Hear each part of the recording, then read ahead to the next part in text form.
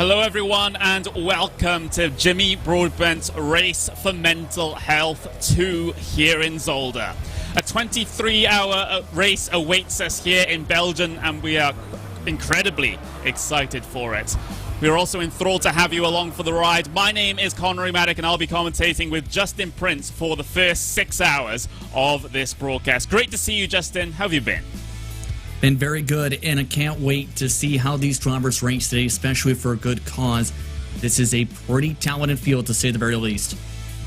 Yeah, and on that point, it is worth reminding everyone at home what we are racing for here today. This race has been organized by Jimmy Broadbent, who I'm sure you all know, to support a charity called Mind. For 60 years, Mind has worked to improve the lives of all people with experience with mental health problems through public campaigns, government lobbying, and more than 1,000 services. Mind has delivered in communities across England and Wales and has touched hundreds of lives. Last year, Jimmy put on the original Race for Health. The goal? To raise £1,000 for this very same cause. Thanks to the generosity of his fan base and the rest of the wider sim racing community, that target was broken before the race had even started. In total, £35,000 was raised. In 2020, well, it's been an absolutely horrible year for many people, myself included. We're all cooped up in our homes, trying to keep everyone, especially the most vulnerable, safe from a pandemic that has cruelly taken away the lives of so many. Humans aren't built for what we're all having to do right now, but it's critical that we do it to get through this. It takes its toll, however, and seeking help for mental health has always been difficult, and this major world event has made it near impossible for those trying to battle their demons to get the help they really need. This is why we are supporting Mind again. We have a goal set up for £10,000 this weekend, but with the rate the donations are coming in, it looks like that'll be broken already over the next couple of moments. You can just see them coming in right now, which is absolutely incredible, guys. Thank you so much to everyone who has donated so far. Who knows, by the end of the race, we might have even broken the £35,000 record raised last year, and I would absolutely love to see that, Justin. Absolutely, and keep in mind as well, the donations have been piling on in £2,000 in the past hour alone. So, with the current situation across the world, being able to take care of your mental health is so important. It's something I also struggle with a ton, for those who know me a lot in my racing career as well as in broadcasting. And of course, it's been tough to balance, as you said. Donating to charities such as this is so vital to be able to help people get the proper care they need. Yep, it really is. Of course, I've had a sort of interesting situation with mental health as well. This whole situation certainly hasn't helped me either. And the more people that talk about the sorts of problems that they go through and support charities like mine, the better, as far as I'm concerned, because there's the wider issue of male mental health as well. You know, most sim racers are male. Yes, there is a small amount of women that also do sim racing, and they have to be acknowledged and validated as well. But for a very male-dominated sport that is motorsport, a very male-dominated situation that is sim racing, we have to do our bit as well to really talk about these topics and get the word out there that you don't have to suffer alone, and there are people out there, there are charities out there like mine that are just a phone call away, just a message away, and you can start your path to recovery. Absolutely, and keep in mind when it comes to racing, especially on service such as this, as well as in real life, it takes hours upon hours of preparation to prepare for events across the service, to prepare for the pro level. It can all take a toll, as well as everything that happens to your personal life, from stress to anything that can factor in that can cause absolute chaos in your life. For these drivers, it's all once again for a great cause to be able to bring awareness to that, and as well as raise funds, as said. As we mentioned though, Connery, a very stacked field today. Yeah, absolutely. You'll see participants from across sim racing, all of your favorite streamers, all of your favorite drivers from different sims, not just iRacing. They're all going to be taking part here today, also with a lot of the fan base of Jimmy Broadbent as well, deciding to join up to this race. It's going to be an absolutely fantastic event. We've got qualifying underway at the moment. Each of the three classes we have today will have their own separate qualifying mini sessions, even though this is one big wider qualifying qualifying session. It's just dictated by the rules from race control. We have the GT4 class currently out there. So these are the Porsche 718 Cayman GT4s and the BMW M4 GT4s out there qualifying at the moment. The provisional fastest lap time being set by RLR Abruzzi, Esports for Charity, currently going fastest here in qualifying by just over 0.7 of a second. But the rest of the field, especially inside that top 5, very, very close indeed. And I can already say there are some names that a lot of people will recognize there, especially WTF1 there in 4th place at the moment here in qualifying, with Matt Gallagher himself behind the wheel of that Porsche as it heads its way out of pit lane. Yeah, very well known across the sim race community this year, as well as for WTF1 rather, working with Brady Carr as well as with Ralph today. Was looking pretty good in practice as well. 140 was the best practice time, however, should note, which was one of the mid-tier overall field runners. So curious to see how drivers such as him advance on, already nearly 4 seconds quicker than what they ran in practice. Look at some of the other teams, though, in the mix in that top 15 already. You have organizations like Wrath Energy, we've seen a few years back compete very well at tracks like the Nürburgring. You have teams like Aquavire Motorsports, which is one of the up-and-coming teams. Plus, you have some teams having some very interesting groupings like the Food Critics or the Rough and Ready Racing team. Yeah, absolutely. And there's the Rough and Ready Racing team with Louis Bouvier behind the wheel of that Porsche as he heads his way through. Currently 7th place here in provisional qualifying. You just see how fast that RLR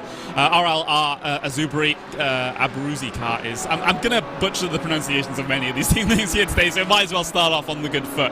But yeah, really setting the pace of the front of the field is that number 38 Porsche at the moment. Almost a second faster than everyone else so far. So they've set a pretty high baseline for the rest of these drivers and teams to go chasing. They still have a healthy amount of time left in this session to be able to get that done. So they have 20 minutes exactly to be able to get that done. So it's still plenty of laps to go here in this session for them to be challenged. Jake Browning behind the wheel of the Porsche right now as he heads his way across the line to complete yet another lap here. And continuing to go very, very quickly indeed. And, well, he just extended his time at the very front of the field. So it's going to be very, very hard to surpass that number 38.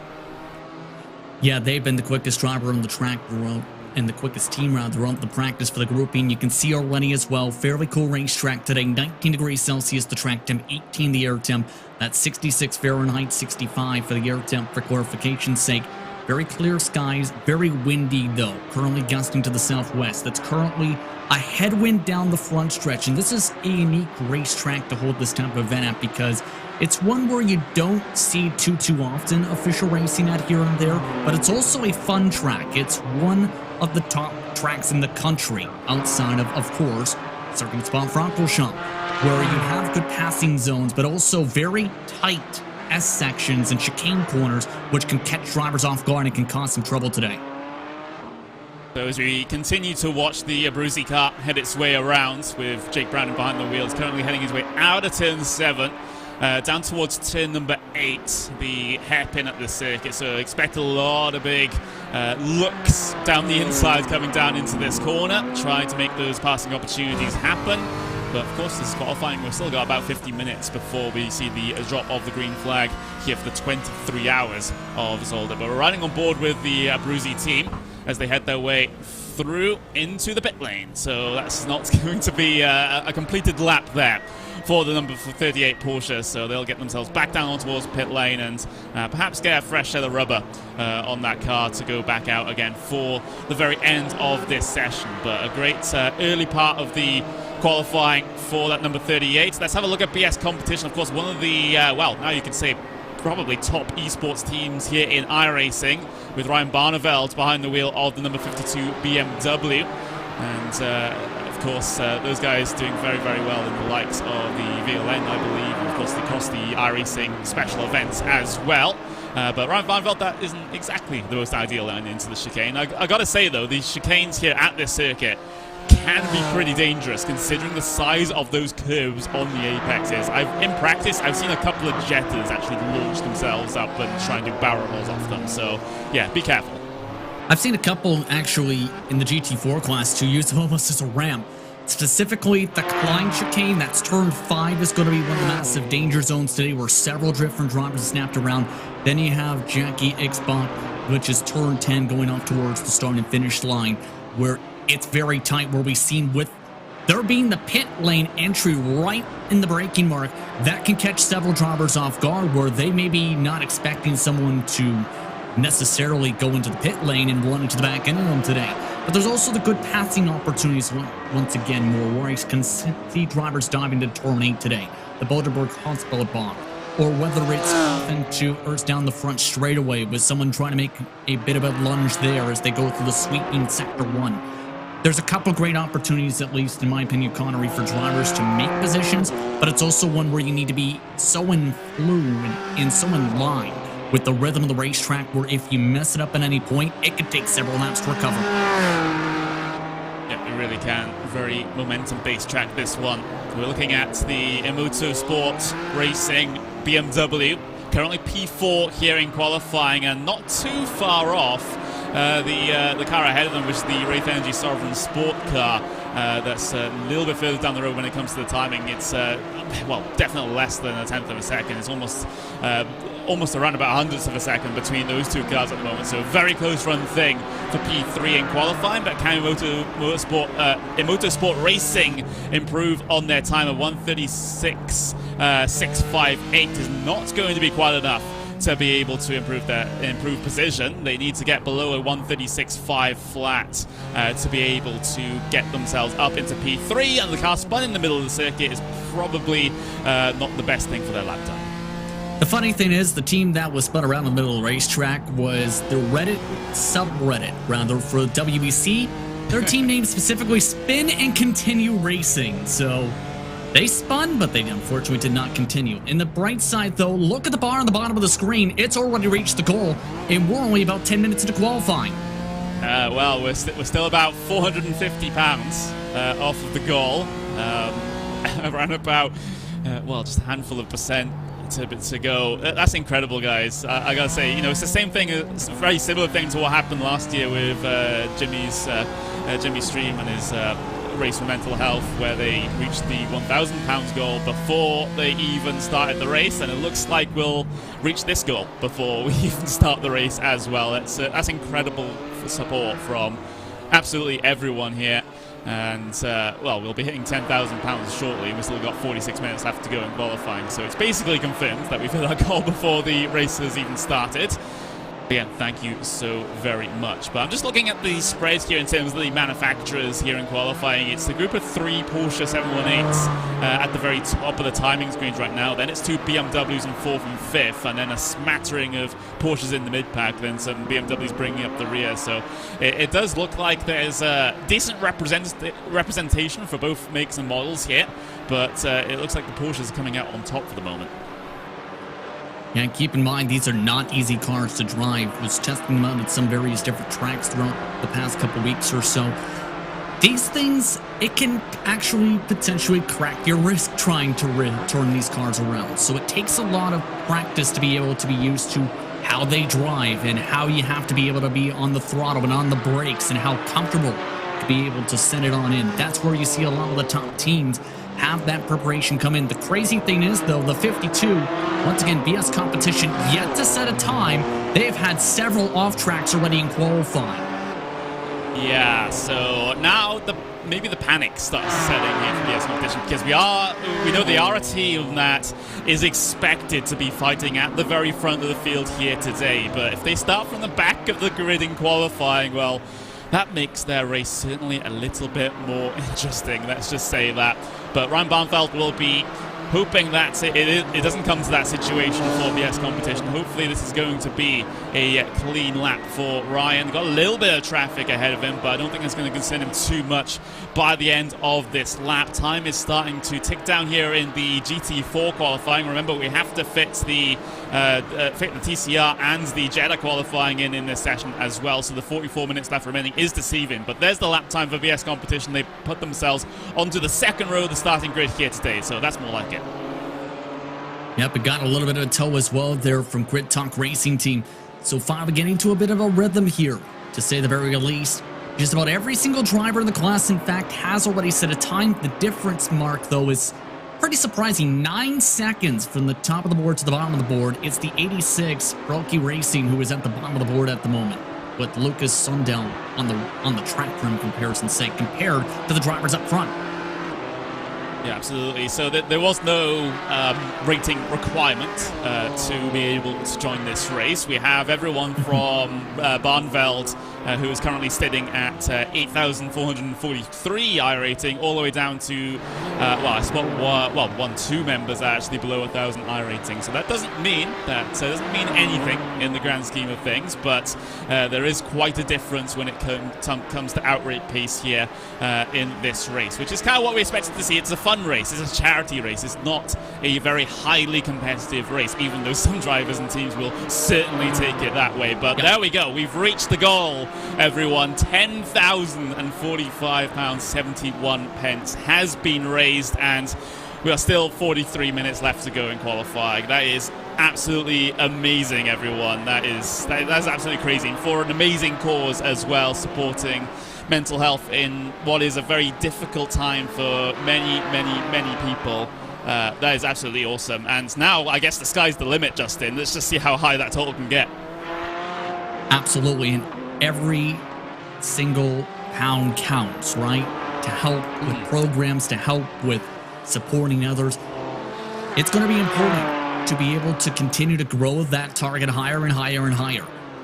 So I think that is absolutely great. We see that goal already reached.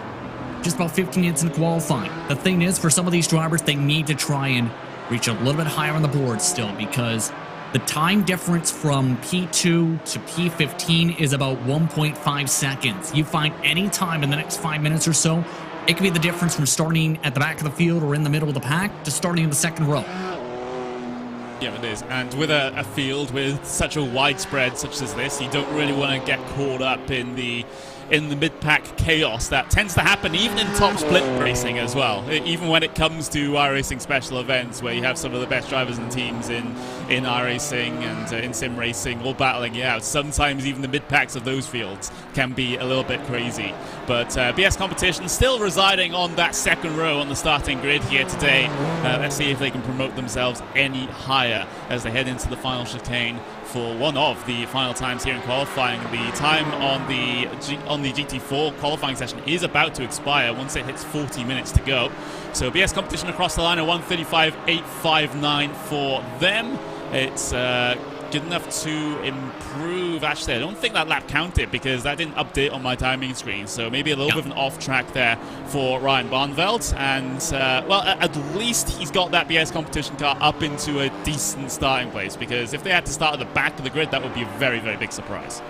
Keep in mind that Race Control reminded all drivers that if they're currently trying to complete a lap during that respective time where the clock runs to the end of their grouping session, they are allowed to complete the lap. The tough part is knowing that and being able to actually get to the mark. For BS Competition, we've seen they would have gotten to that mark by a significant margin. They had an off track just moments ago. Compare that to some of the others, say, such as drivers that bumped them to the outside of row 2.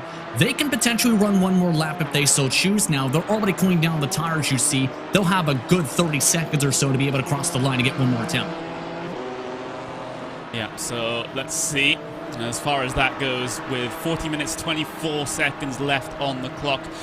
While we are coming towards the end of the GT4 qualifying session here, it's worth giving a bit of a shout out to VCO for their support throughout this event. It's absolutely fantastic that they've given us the platform and given us the opportunity to be able to bring this race to you. So thank you very much to all of the crew and all the hardworking individuals over at VCO Esports for putting on, encouraging this event, shall we say. Organised, of course, primarily by Jimmy Broadbent and Well, we're coming towards the end of the GT4 qualifying now. Just a handful of seconds to go. And there we go. Last couple of cars heading their way across the line now. The race control has given the go-ahead for the TCR qualifying. So the next thing you'll see is the TCR cars out on circuit, and there they are. So it's a very quick turnaround here. There's another league that I broadcast that has a 5-minute break between qualifying sessions, but no, they come thick and fast here in this one. Yes, indeed, and they have a decent amount of separation, too, from the drivers still trying to complete some times. There are 3, should note, from the GT4 still trying to complete them. Rough and Ready, who just set the 9th place best time. WRC, once again, the Reddit subreddit, as well as one other team. Every other TCR, though, is already off of the racetrack as we take a look at those results. As you can see, dominant pole time. Yep, so the RLR, Abruzzi Esports for Charity team. Pole position in GT4s by just over 0.6 of a second, but it was very close to P2, P3, and P4 at the very end there with the boys, Wraith Energy, Sovereign Sport, BS Competition, all within the same 1/10 of a second there. Aquiver Motorsports, WTF1 down there. As you see those numbers change, because we are starting to see it sometimes come through in TCR qualifying, so it sometimes gets a little bit weird. As you could have just seen the rest of the top 10 there, but TCR qualifying underway now, and they are coming towards the end of some of their reconnaissance laps here.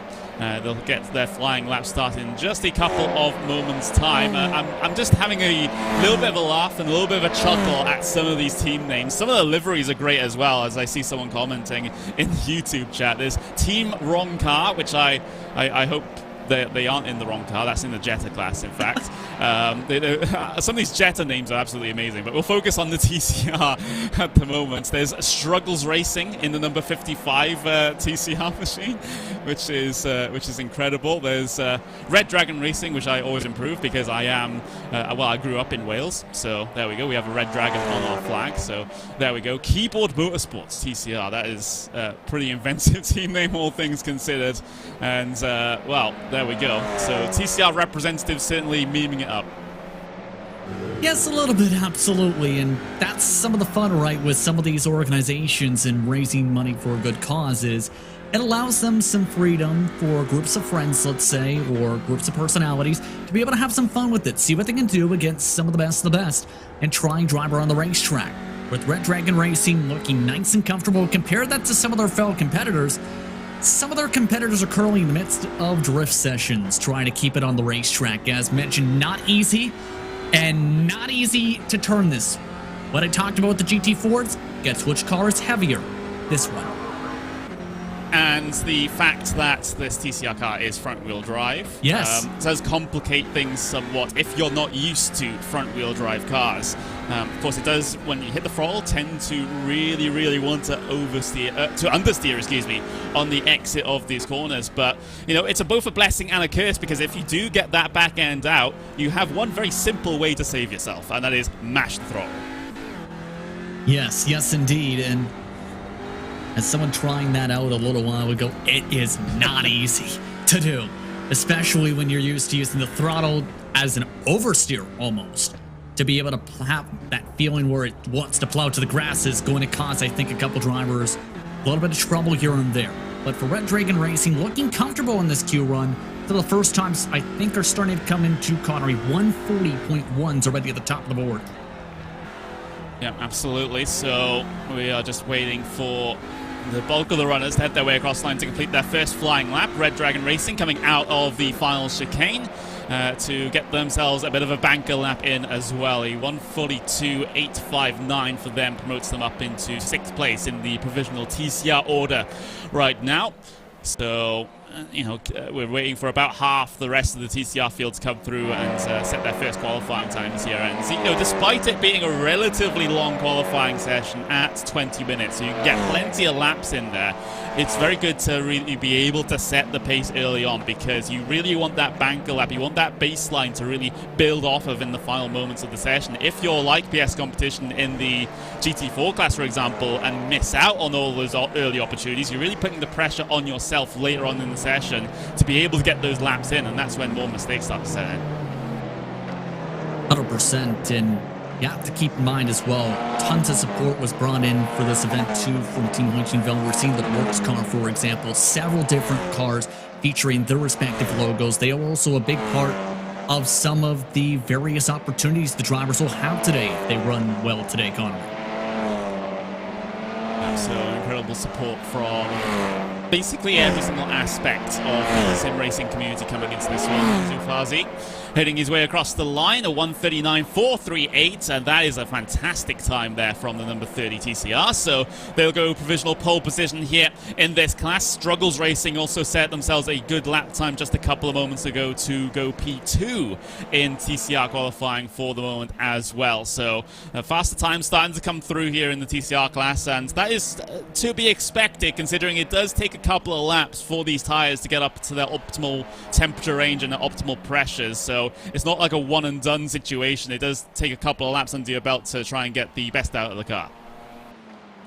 Yeah, usually the third lap is the best of them, and then it starts to have a bit of a fall off from there, where you start to lose some time and you start to feel a little bit more of the tire wear kick in, especially say if you are earlier on the throttle, starts to really plow and want to shove to the grass. You start to have the back tires light up as well when you try, you maybe change up the gearing, and you have spins like this as well that pop up. And that car looking to say what it has on the back bumper, please no Punterino. Yeah, and well, that's the number 62. So that is the Zornhauer Racing TCR as they recover from their little spin. By the way, I'm seeing some questions of the live timing here, and I'll just have to wait to see if I can get myself a link to the live timing. It should be up in just a couple of moments' time, but just hold steady for that one at the moment. Oh well, VCO Esports. VCO Esports have already linked the live timing, so thank you very much, VCO. So not only are you supporting this event, you're supporting me with trying to describe where the live timing is as well. So there we go. So live timing link is in the YouTube chat right now, and as we continue on with TCR qualifying, there's the Alpine Stars Geodesic Racing Black, and that is a recognizable name behind the wheel. Tyson Mayer, of course, one of the very, very popular Twitch streamers that you have here on iRacing, representing that Geodesic Racing Black car. Still yet to set a lap time here, so the early part of the session hasn't gone well for Tyson, but there's still plenty of time left to be able to get laps under the belt. I think if from his teammates, I'm hoping the car stays clean today based on some of the clips I've seen in the past. But when he keeps the car clean, he can be very quick. So he and his teammates might have a strong shot early on in the race to get some early track position. It's just a matter of, can they keep Tyson nice and calm at the start of this race and have that car stay clean for the first couple hours of this race, which again is going to be so crucial to make sure you don't get yourself flustered or into significant damage or slide the tires like that. Keep in mind, this already is fourth lap of the racetrack. Yeah, so heading his way across the line now with that Geodesic Racing Black car and a 1:38.951, and that is a great time there from Tyson Mayer. Puts it on pole position for the moment for Alpine Stars Geodesic Racing Black, but are there any other competitors further down the field that can really challenge that lap time? I'm just trying to see if there are any fast laps in progress. Doesn't quite look like. There are a couple of changes further down in the mid-pack and further back. There's a number 30 car that's also going relatively quickly as well, and that's the Hoisingfeld Works car. So that was the early pole position sitter for the first part of the session. They've been shuffled down into P6 right now, but is there a response to Tyson Mayer's great time? I think they have a good driver here that has the opportunity to do so, because as some of the fans will mention, Enzo Fozzi, lots of experience with this organization, was a big-time winner earlier this year back in June in some of the various sim racing events and 24-hour endurance racing events. He's someone that might be lightning quick here. I'm keeping an eye on him for qualifying time. He has been working in the R&D department team as well for Hoichinveld. So, very quick driver, looking to try and bump his way up. I think he's better than when he is in the board. So through the long left-hander of turn 6, down into the turn 7 complex of Terrenbocht, as I'm going to not commit to these corner names like you did earlier on in the session, Justin, as yeah, my pronunciation is probably even going to be even worse than yours. But Huizenveld Works heading their way down in towards turn number 8 now. Turn numbers, yes, that's what we'll stick with, as Enzo Fazi just feeds the car in through, just absolutely no problems. It's been a very clean and tidy lap here for the number 30 TCR machine. Just a chicane to go before he comes to the end of this flying lap, gets that car slowed down and up over the curb, up over the second curb, and looking to try and push that car all the way to the line. P6 right now for Huizenveld Works. There's a 138.598 to beat, is a 139.332 there for Huizenveld Works. So it's an improvement on their previous time, and it's an improvement on their position as well, up into P4. But it's not a front row starting time. Yeah, I think they're going to need to maybe have one stronger shot left to be able to for sure get a run. Keep in mind the provisional standings: Alpine Star Student Racing, then you have HCon Racing, then you have BMW's M Plower car, who is not looking like it's plowing P3. Team Huizenveld's Works car. Surprisingly though, Keyboard Motorsports, P5, they've started off at the top of the board. Tyler Clark is behind the wheel of that one car. Very quick from the onset, 7/10 off the pole still though. Yeah, TCR qualifying isn't done yet, but this is the current order. Alpine Stars GT Racing Black, currently provisional pole position in TCR. Then you have HCon Racing Team, BMW M Power as well. We haven't mentioned them just yet. It's great to see BMW involved in this. Huizenveld Works in P4, Keyboard Racing Motorsports P5, and you can see the order down into the minor positions inside the top 10. So still a decent amount of time to go here in the TCR qualifying, but it is looking a little bit closer, especially for those front couple of positions, rather the front position, shall we say, than what the GT4 class was, because that was completely dominated by the RLR Bruzy team. Yes, indeed, and this is a team here that we see in second who we don't quite see too often, Connery, who's been looking impressive. They've impressed me so far with the speed and consistency out of Max Burr behind the wheel. Right now, nice and clean, very minimal mistakes. You can see, though, I think they're setting up for maybe one more realistic shot to go for a run here, because they're starting to really, as you can tell, have the tires start to light up. They've been running one lap off track, one lap off track, one lap off track, back and forth like a checker paddle. Yeah, that's not the ideal way to go about things here in qualifying. And just having a look to see how exactly far off of the fastest time they are.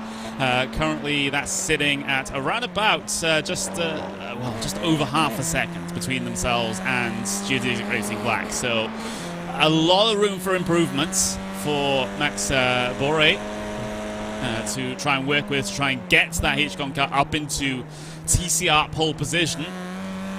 Decent amount of clear track right now. There is that car further down the road, but that's not going to be affecting things too much as far as the 201 TCR machine is concerned. So I don't think that'll play a factor by the end of this lap. Down into turn 8, hard on the brakes into here, feed that car in, look to try and get a good exit, and it's especially difficult in these TCR cars because, like I said a little bit earlier on, because they're front wheel drive, they tend to push on the exit of the corner. So you need to be very sure that you'll be able to make the exit of the corner and not push wide when you're hitting the throttle just after the apex. But now through the final chicane, HCon Racing Team going to be heading their way across the line in just a couple of moments' time. It's going to be a 138.453 to beat, and it's a 139.288. So not just yet for Max.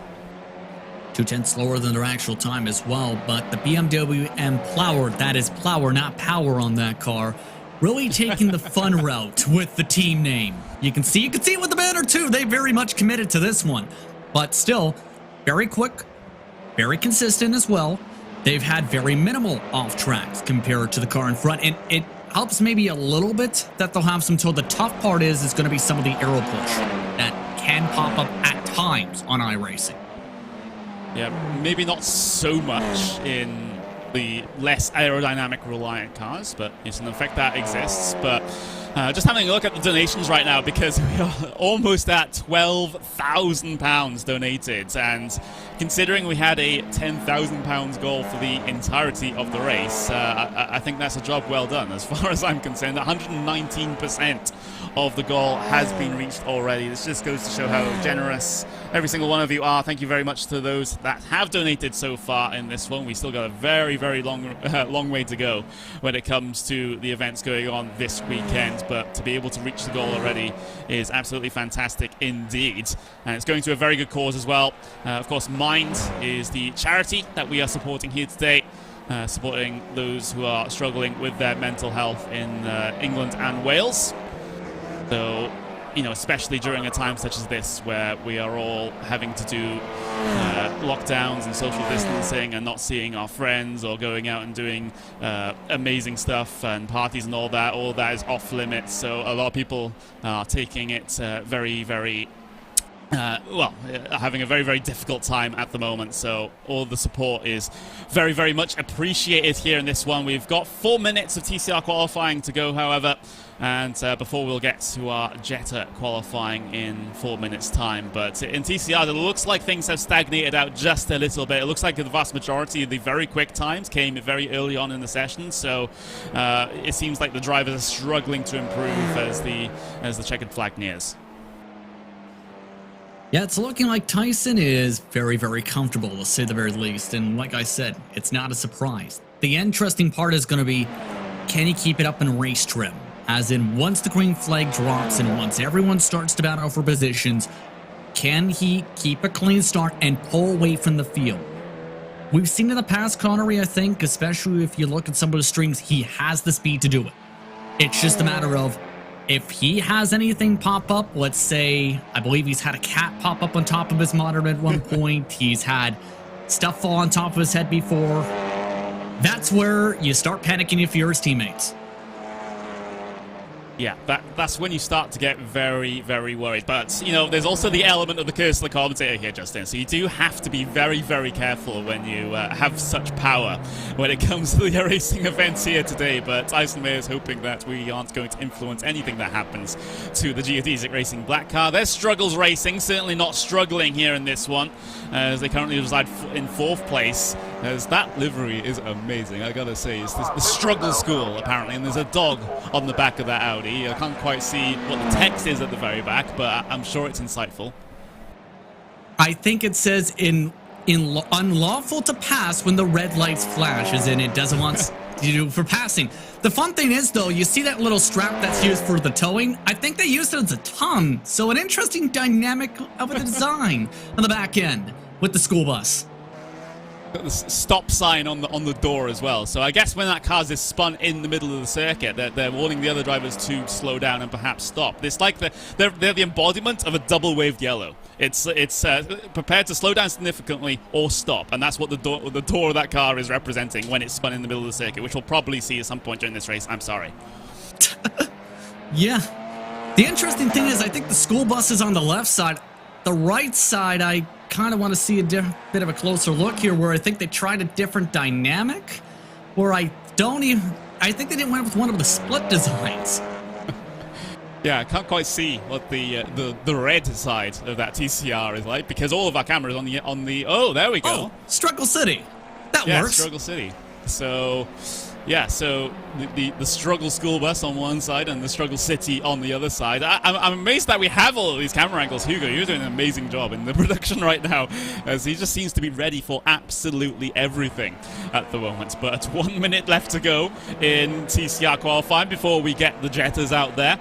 HCon Racing Team actually did improve on their time in 2nd place, but still not quite enough to be able to deal with the Alpine Stars Geodesic Black Car. So it looks like right now Geodesic might have this one in the bag as far as the pole position is concerned. I've seen minimal movement throughout the rest of the field otherwise, though, so it does seem like the fast lap times have already come and gone. I gotta say, though, that livery, they've really leaned on the spec maps for that one, haven't they? Yeah, I used the mix of chrome as well as some of the matte.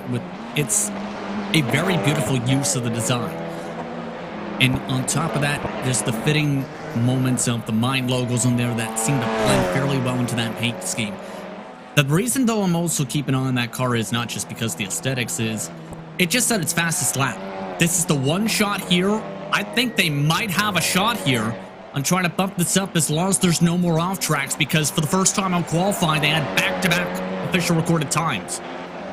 Yeah, so time has now expired in TCR qualifying, so they'll be able to complete this lap.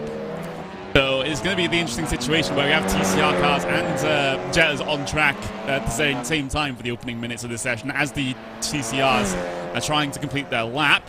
But HCon Racing Team coming towards the end of the lap, and they have to abort it. They have to bring that car back down on towards pit lane, so they won't be able to challenge Alpine Stars GT Black for TCR pole position. You see the movement on pit lane now as the Jettas get themselves ready and get themselves set for their 20 minutes of qualifying that is coming up. And I gotta say, this is probably going to be one of the more exciting classes here today. And are you saying that because of the cars, or saying that because of the names? Because both could be exciting. Yes, both? Yeah. You have everything from Team Wrong Car to Team Rick to Just Bennett to Mocha Steer. This is basically, how do I phrase this? The meme class? The fun but meme class? I think any of those terms are probably fair to say. Some of the liveries are absolutely amazing as well. I gotta say that.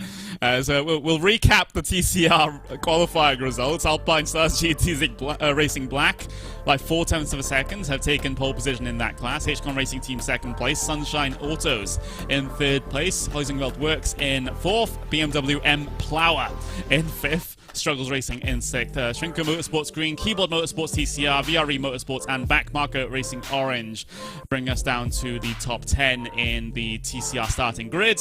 And then those at the very back, SFD Racing, Doug Henson Racing, Red Dragon Racing, and Zonhao Racing bring things down to the last couple of positions in your 14-car TCR pack. But now, here come the memes, everyone, as the Jettas are rolling and they're getting themselves onto their first flying lap here. Yeah, and I believe this is Garage 69 that's leading things along. Lucas White, I believe it is, looking to put in a nice lap time. Plus, though, you have to keep in mind, these are not as easy cars to drive either. It's not as difficult, in my opinion, say, to the TCR or the GT4, but first things first, you can't really change anything at all, setup-wise, on these race cars. Two, they're also ones where, because of the way they drive, and they're essentially similar to what you would see on the street even, they'll drift around a lot. They'll be tough to drive as well in terms of steering, but also are in the mind of being able to, in some cases, even be ran on dirt for some of these competitors. As well, though, these cars, they get a decent amount of pull. Their fastest speeds at some points on some of the racetracks, a blistering 130 miles an hour. This is going to be a class where I think it's going to be one with a lot of entertaining battles, because they can also go side by side several laps and go back and forth and bang each other if they so want to. As long as you don't destroy the fenders, it's going to make things entertaining for these drivers. And I'm hoping that we don't see any barrel rolls across curves from the Jettas here in this one. It can and does happen, happened in practice. But Team Oblivion Racing there, you have Team MSB by Entering Info. They're piloted by Nico Kramer in the 285 Jetta, but they're coming towards the end of their first flying laps now. At least the very front of the train is. It's that number 18 car, the Garage 69 car. That, they went for the number 18 car, but then the team name is the Garage 69 car. Maybe the 69 was already taken. I think it was by Team Wrong Car. So there we go. They got the number stolen away. How tragic. Yes, and they ended up not getting the top time so far, but Team Lonely and several others bumping up their times. This is to be expected, though, with some of the drivers in this field. Team Rick, it's one with drivers like Kian Kujan, who is known for being a top sim racing drifter. Ian Plash, known for his streaming skills, expect to be very quick. That announcement was very meme-worthy, should say, from that grouping. They were the top car in practice, by the way. Plus, you have some organizations known for leading the charge to some of the major events and charity events. In Valhalla Simsport in the field today, you have a good mixture of drivers and cars in the field today. Yeah, here's Team Rick, Ian Plash, heading his way through for the moment. Current lap time, well, I don't think it was valid, so Team Rick will have to be lap time less. They have... I just noticed the back of that car. That is pretty genius. It has the, the highway maintenance truck sort of thing. Some emergency vehicles also have that, and it has do not push at the very back of the car as well. I don't think that'll convince some of the drivers and teams out here today, but I mean, it's worth the effort. I'm curious to see how drivers say, like, Cisco Scaramuza from iRacing, Podium Esports is going to do in that car as well. You have a very interesting character mix of drivers. Don't forget, this is the class where I believe Jimmy himself is going to be running in. Yes, he's in the Doug Henson Racing red car today. There's the man himself, Jimmy Broadbent, racing live from the sheds. And, well, just ignore the picture they have right now, that he's not in a shed right there, but he's in a shed as we're right on the top of it. Coming down in towards the Turn 7 complex now, just trying to feed that car all the way through, and you can just see it's very much a road car, as you can see from the inside. It's still got all the road car trimmings on it, shall we say. It's just that digital dash that is mainly different, and of course the electrics in the middle of the center console as well. But otherwise, very much a road car as Jimmy tries to wheel that car around, and coming out of turn 9 now and looking to try, and eventually, it takes a very long time on the straights for these cars, but eventually he'll hit the brakes into the final chicane. There we go. As the car tends to get a little light over there, launch it up over the curb. You can just see the car bouncing as it tries to deal with that big launch over the curb, but Jimmy will bring that car to the start-finish line in just a couple of moments' time. What's the initial time going to be for Doug Henson Racing Red? It is a 1:49.1, and that is not a great time, shall we say. It's the second slowest of the of the times being set so far, but as I said, 13 minutes to go, still room for improvement. Lots of room for improvement, to say the very least. The interesting thing, though, is you talked about the suspension with the way it bounces and the way it hits the curbing. It's just partly where you have so much give and bounce on these cars where they can take those turtles to a point. If you slam that suspension too hard, it will end up smashing the motor and causing engine damage. I mentioned a bit of the series that use these cars for dirt. In several cases, you'll see that several times over because of hits like these. You hit the bumps too hard with the tire through your motor, you're going to be in trouble. Yeah, absolutely fantastic slow-mo shots here. As we'll return back to live racing, well, live qualifying, shall we say. 12 minutes and a half to go here in this one. The current provisional order is Team Rick, provisional pole position in the Jettas, then it's Team Lonely, then it's Team Oblivion. So that's the top three. Jared 69 in 4th place. Monka Steer Motorsports in P5 at the moment, as the rest of the positions further back are actively changing. The reason why we can't show the current positions up on screen on the graphics right now is because the fastest class went first, and that doesn't play well with our graphics. So if you want to see the current order here in qualifying, it's best to go to the live timing link that's currently pinned at the top of the YouTube chat, and that will give you the current qualifying order here in this one. So it's just an issue that we have to deal with. We just have to get past it. Once we get to racing, it'll be all solved. But Team Rick out there, P1 for the moment. There's Team Oblivion with Thomas Cape behind the wheel, P3. I'm just trying to look to see the separation as far as the lap times are concerned. Team Rick only just a slither ahead of Team Lonely at the moment. They are less than half a tenth of a second to the good as far as pole position is concerned, and Team Oblivion aren't too far off that either, just a couple of tenths of a second behind. So things can very much still change here in Jetta qualifying. Yeah, I'm expecting a lot to change, to say the very least, with some of the drivers. Team Roncar actually switched drivers from Rat Vanderlyn, who we know for being very quick, Connery, to Colin Sarasani, who is not yet set a time. Only one driver is not even on the racetrack yet. So you have an interesting character of competitors. 3 seconds to split from the top of the board to the bottom of the board at the moment, but I'm expecting that to tighten on up as these drivers find a way to not live up to some of their names and others prove their names wrong. Donation updates, £12,902. It seems like it's going up by £1,000 every single time I look at it. It's incredible to watch. Thank you everyone for supporting our charity Mind here today. as they work to support people going through various mental health issues in England and Wales. But there's the provisional Jetta qualifying positions at the moment. Team Rick and Team Lonely trying to duke it out for provisional pole position. Then Team Oblivion, Garage 69 and Moncastia Motorsports are bringing things down to P5. Very close inside the top 10 there. A lot of teams just separated by single tenths of a second. Things do drop off a little bit once you get outside the top 10 though, with some teams further towards the back of the field. The likes of Radio Baco, GSR, you have Fuga Simsport down in P12, Doug Henson Racing Red, which is Jimmy B's team, is down in P13 at the moment, and Triple S Racing P14. There's 2 cars yet to be listed there. That's Team Wrong Car and the Reaper Racers, who have both yet to set a lap time just yet with 10 minutes to go. And I believe both of them have now started rolling on the racetrack as well. As we take a look at Team Lonely. Well, they're looking very lonely on the racetrack, I have to say the very least. Compare that to Ian Plash, who's a very happy car we see in the backdrop going back and forth. Taylor Adams keeping it very clean, very inside the lines. I wouldn't be surprised to see a decent time here. This is a warm-up lap he's coming off of. This is going to be the first flyer since coming back to the pit lane. Yep, it is. So, Taylor Adams getting his way through the chicane in the middle of the lap, shall we say. Taylor Adams, and now heading his way in that number 9 car down the hill towards the turn 8. That's the Boulderberg corner. I won't say its full name because I will embarrass myself.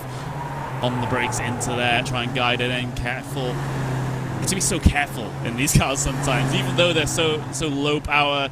It's the handle a bit like a tank.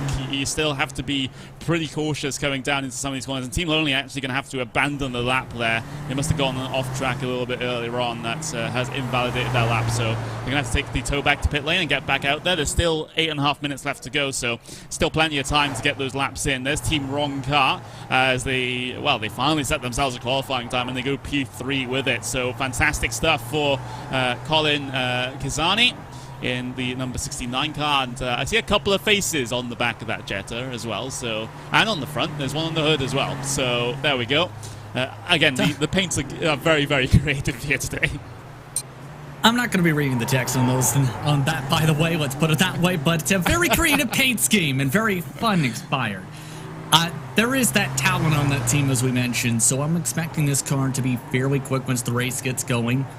And I find it interesting they decided to switch who they wanted to lead this race off, right? Because remember, essentially, whoever qualifies to car Connery ends up having to start it. So, surprised they went with Raf Vanderlyn, took out Raf Vanderlyn and put in Colin.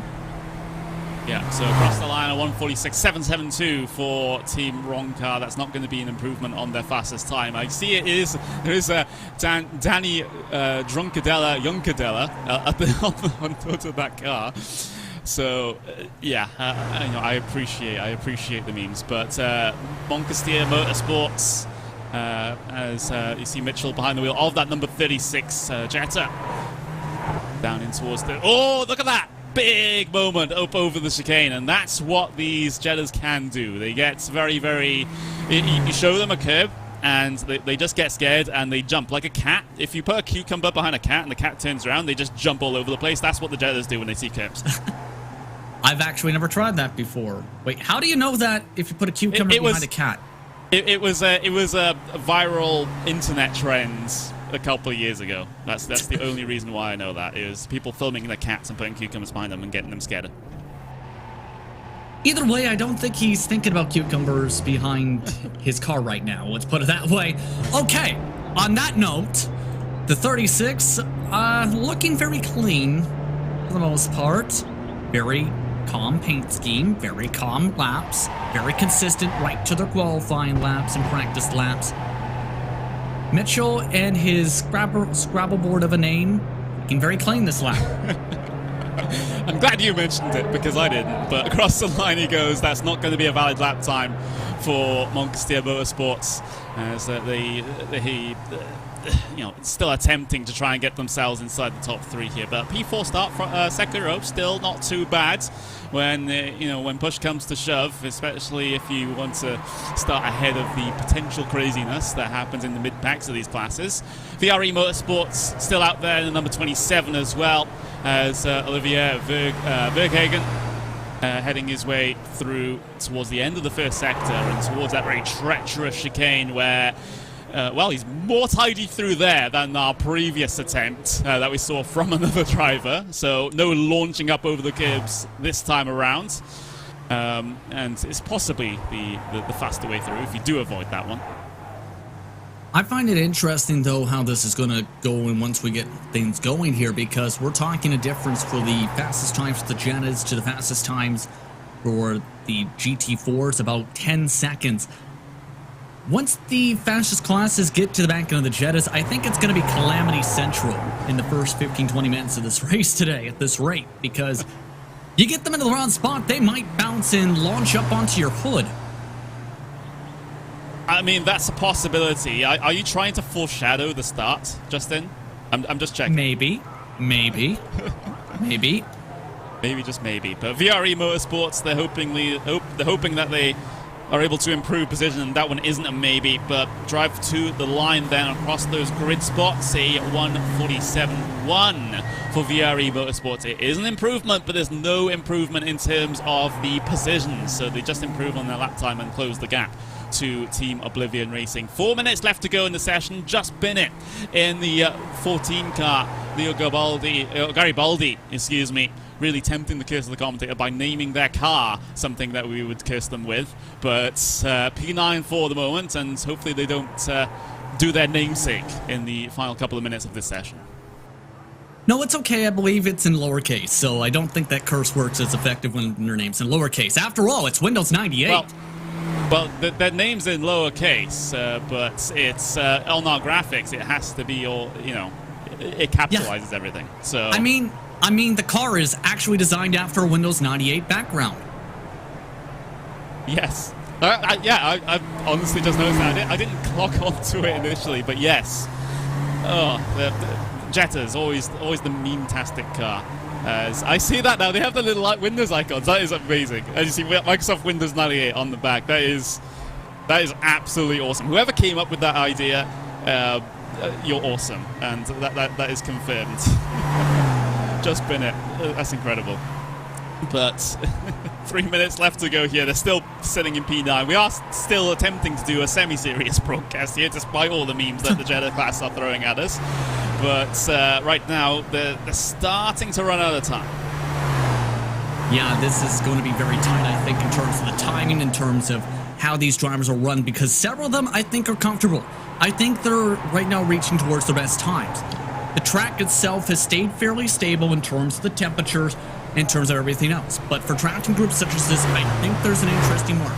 The main thing is, though, the drivers leading this group. I know we're feeding a lot into the memes, but as long as Focus SimSport almost LMP1 doesn't somehow turn into an LMP1, there'll be some good tow for these two cars. There will be. Team Lonely still last-ditch attempt to try and get themselves up into pole position. I'm seeing a comment from Alex in our YouTube chat saying, at least it wasn't Windows 2000, otherwise I'm sure it would crash. So, I mean, that is also true. It can be true for Windows ME as well, which is kind of just Windows 2000s. But yeah, definitely correct in that one. But Team Lonely, you're absolutely right, Justin. They are getting a bit of the slipstream from the car ahead of them, and that is the Fuga SimSport almost LMP1. And I was going to say, if that's almost LMP1, I think they're very, very optimistic. You got to believe, you got to channel the LMP1 energy, and it looks like Team Lonely have actually abandoned this lap, so they just slowed it up for the chicane to give them a little bit more space before they give it another attempt. And I believe they'll be one of the final drivers, in fact, Connery, with the way it's looking, who will attempt to time, because Team Oblivion, who was behind them, pulled off the racetrack. Garage 69, who was around this grouping, pulled off. They'll have a very clean racetrack, to say the very least. So if they feel like this is going to be the best time, as long as they don't shove off towards the edge of the grass or take too much curbing, I think they'll be able to at least put in a time It's the matter, though, of if you pass more than half the turtles or any of the curbing at any point in those chicanes, your time is essentially done. It counts as an off-track. They can't afford that, and we've seen how much these cars will bounce once you reach those sections where it might launch you past those. The bigger problem here for Team Lonely is that Team Wrong Car, currently provisional pole position, set themselves a faster time in pole position, and now they have to abandon the lap. So that's basically, well, that will be the session completely and utterly done for Team Lonely. They will start, no higher than second place. There's Moncastia Motorsports, currently reside in P4 here today in Jetta qualifying. And they are just a handful of tenths of a second off of getting themselves inside the top 3 cars. So it's inside the realms of possibility that we'll see Moncastia start a little bit higher than P4 here. Time will expire right about now, so checkered flag out on the session. Drivers will have to complete their laps. And well done from Race Control inside of the chat as well. Not sure if that's entirely necessary, but there we go. Moncastia Motorsports out of the final corner. You can see Barney, the iRacing flagman, waving that checkered flag to denote the session end. Moncastia Motorsports across the line at 146.944 for them, so not going to be an improvement. Garage 69, I think they just about started a lap just as the checkered flag came out. So I think they might be good to try and get themselves back round and set this qualifying time. But when they do that, that's probably not the optimal line. Yeah, that might be it there, especially since I think they just damaged part of the bodywork. But I believe there's one other car. Team MSB might have a shot to put in a time. They're on their own at the moment. Everybody else, I think, cannot complete their current lap. Yep, so there's Team MSB by N-Ring Info. Out there, I think they will be able to get themselves their lap completed here, as long as they haven't gone on any off tracks over the course of this lap. So Nico Kramer into the final chicane, launches it up over the first curb, avoids the second, and now tries to get on the throttle and wait for that lumbering Jetta to get any sort of traction out the corner, and across the line he goes. So Team MSB will remain P8. They don't improve on that lap time. They were about just under a tenth of a second slower than their fastest time. Here's Doug Henson Racing Red, P number 14 at the moment, and it looks like they'll be the last car on track to complete their lap here. So Adam Hodgkinson behind the wheel, and he's going to dive it on towards pit lane. So that signals the end of the qualifying for Jimmy Broadbent's Race for Mental Health 2. And here is your Jetta qualifying results. Team Wrong Car will take pole position here today with Danny Juncadella behind the wheel of that number 69 machine. We've got Team Lonely in the number 9 in second place, just 0.3 of a second behind the pole sitter. Team Rick in P3, Moncastia Motorsports P4, Garage 69 P5, Team Oblivion Racing P6, VRE Motorsports in P7, Team MSB by N-Ring Info in P8, Just Bennett in P9, and Fuga Simsports Almost LMP1 in P10. And then you see the teams that are going to start at the very back of the grid here today. Prolapse Motorsports, as that is a pun that I will just ignore, as Valhalla Simsport PLM Royal in P12, Radio Baco P13, P14 Doug Henson Racing Red, Triple S Racing in P15, and the Reaper Races in P16 here today in the Jetta class. So drivers getting themselves to the starting grids, and we'll go over the qualifying results from the other two classes that had the qualifying sessions in the early parts of the broadcast. There's RLR Abruzzi Esports Racing for Charity in P1 here today overall, with Leonard Ratz behind the wheel of the number 38 machine. The boys in second place, Wraith Energy Sovereign Sport P3, BS Competition P4 in the GT4 class. Aquiva Motorsports P5, Rough and Ready Racing P6, WTF1 starts in 7th here today with a Motorsport Racing in P8 in their BMW. Further down the order, you have the Food Critic starting in 9th, and Reaper Online Racing ROR in P10. The WEC subreddit Spin and Continue Racing are in P11, with Coyote Racing in P12. MRI Motorsports Limited in P13, TD Boys Racing P14. You guys, come on. Track Limit Racing P15, Underground Raceworks in P16, Mountain Trout Racing Concerns in P17, Turn 10 Racing P18, Grid Talk Racing Team P19, and Brook Racing in P20 in GT4s here today. And let's have a little bit of a recap of how TCR qualifying ended. Alpine Stars Geodesic Racing Black with Tyson Mayer behind the wheel starts in pole position here today. HCon Racing Team P2, Sunshine Autos in P3, Heusenfeld Works in P4, BMW M Plower in P5, Struggles Racing P6, Shrinker Motorsports Green P7, Keyboard Motorsports TCR in P8, VRE Motorsports in P9, P10 goes to Backmarker Racing Orange, SFD Racing, and Doug Henson Racing White round out the top 12 in TCRs. And you got Red Dragon Racing and Zornhauer Racing P13, 14, and then you have Bengal Racing at the very back, breaking our graphics because of their no time set in qualifying. There's the recap of the Jettas as well. You went through it a little bit earlier on, so we can speed through this one. Team Roncar in pole position with Team Lonely sharing the front row with them. Team Rick and Monkeys Motorsports down to P4.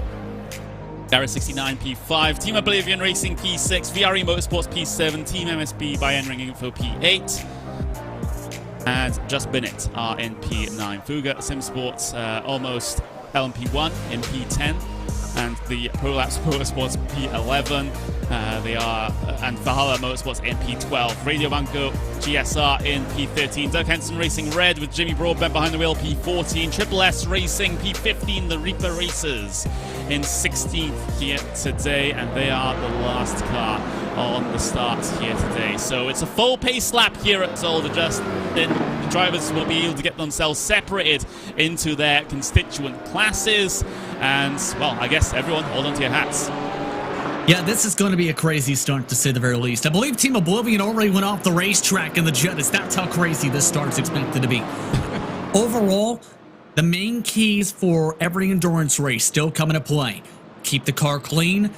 Don't be over-aggressive on the launch, because as we've seen, the first 30 minutes are crucial because they can set the tone for your entire race. If you're too aggressive and demolish the race car, it's going to be difficult to try and claw your way back up the running order, and your teammates are not going to be happy with you.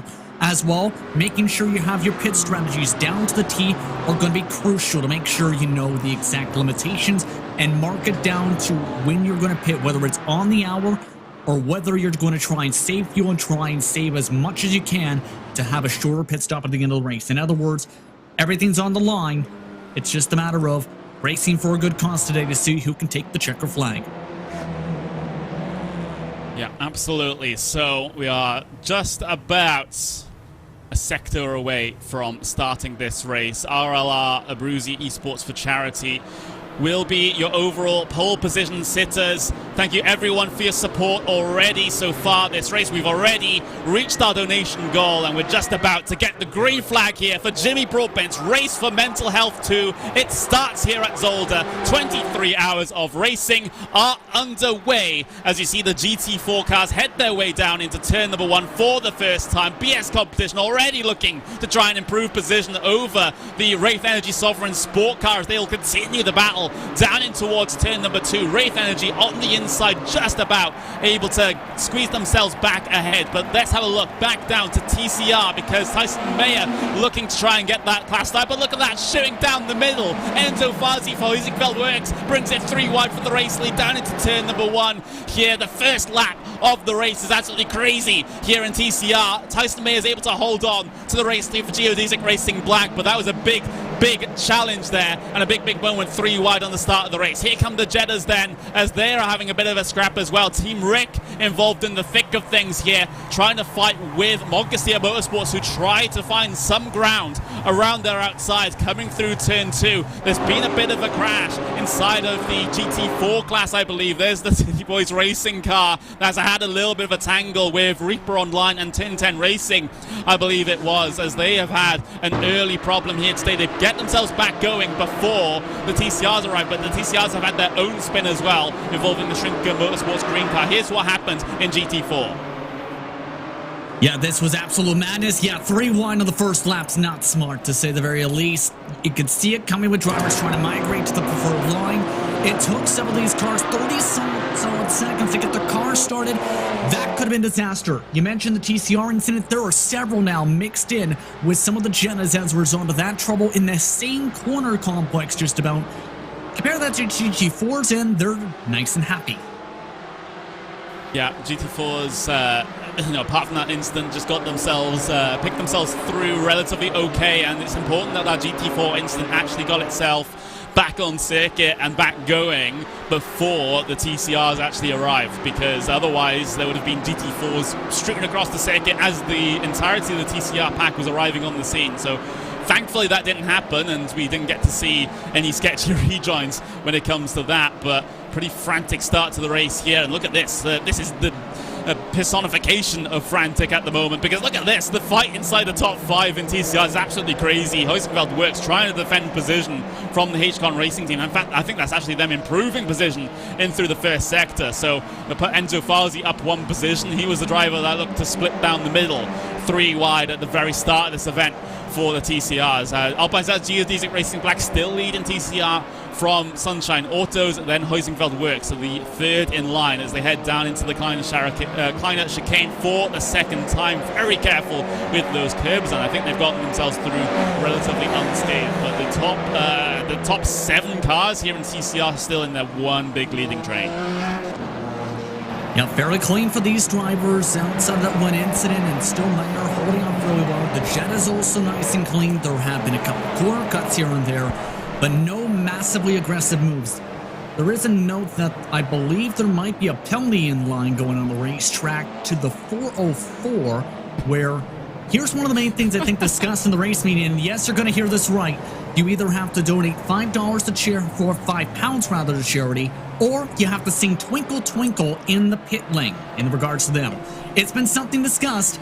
You either donate to charity or you get to sing in the pits.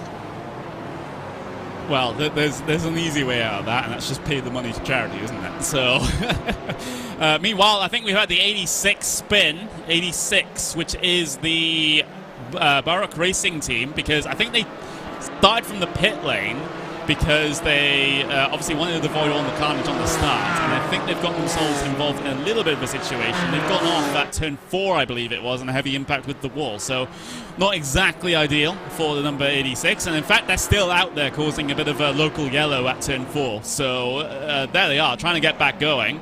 And are they going to take the tow back to pit lane? They might, although I think they're just waiting for the rest of this bit of a train to come through on them, which is a admirable decision, but they're already going to end up being a lap down at this point. Yeah, there's not really a hole for the next little bit. They might get going here, but the problem is there are going to be some cars coming into the Jettas. Yeah, he's going to have to wait an extra 20 seconds.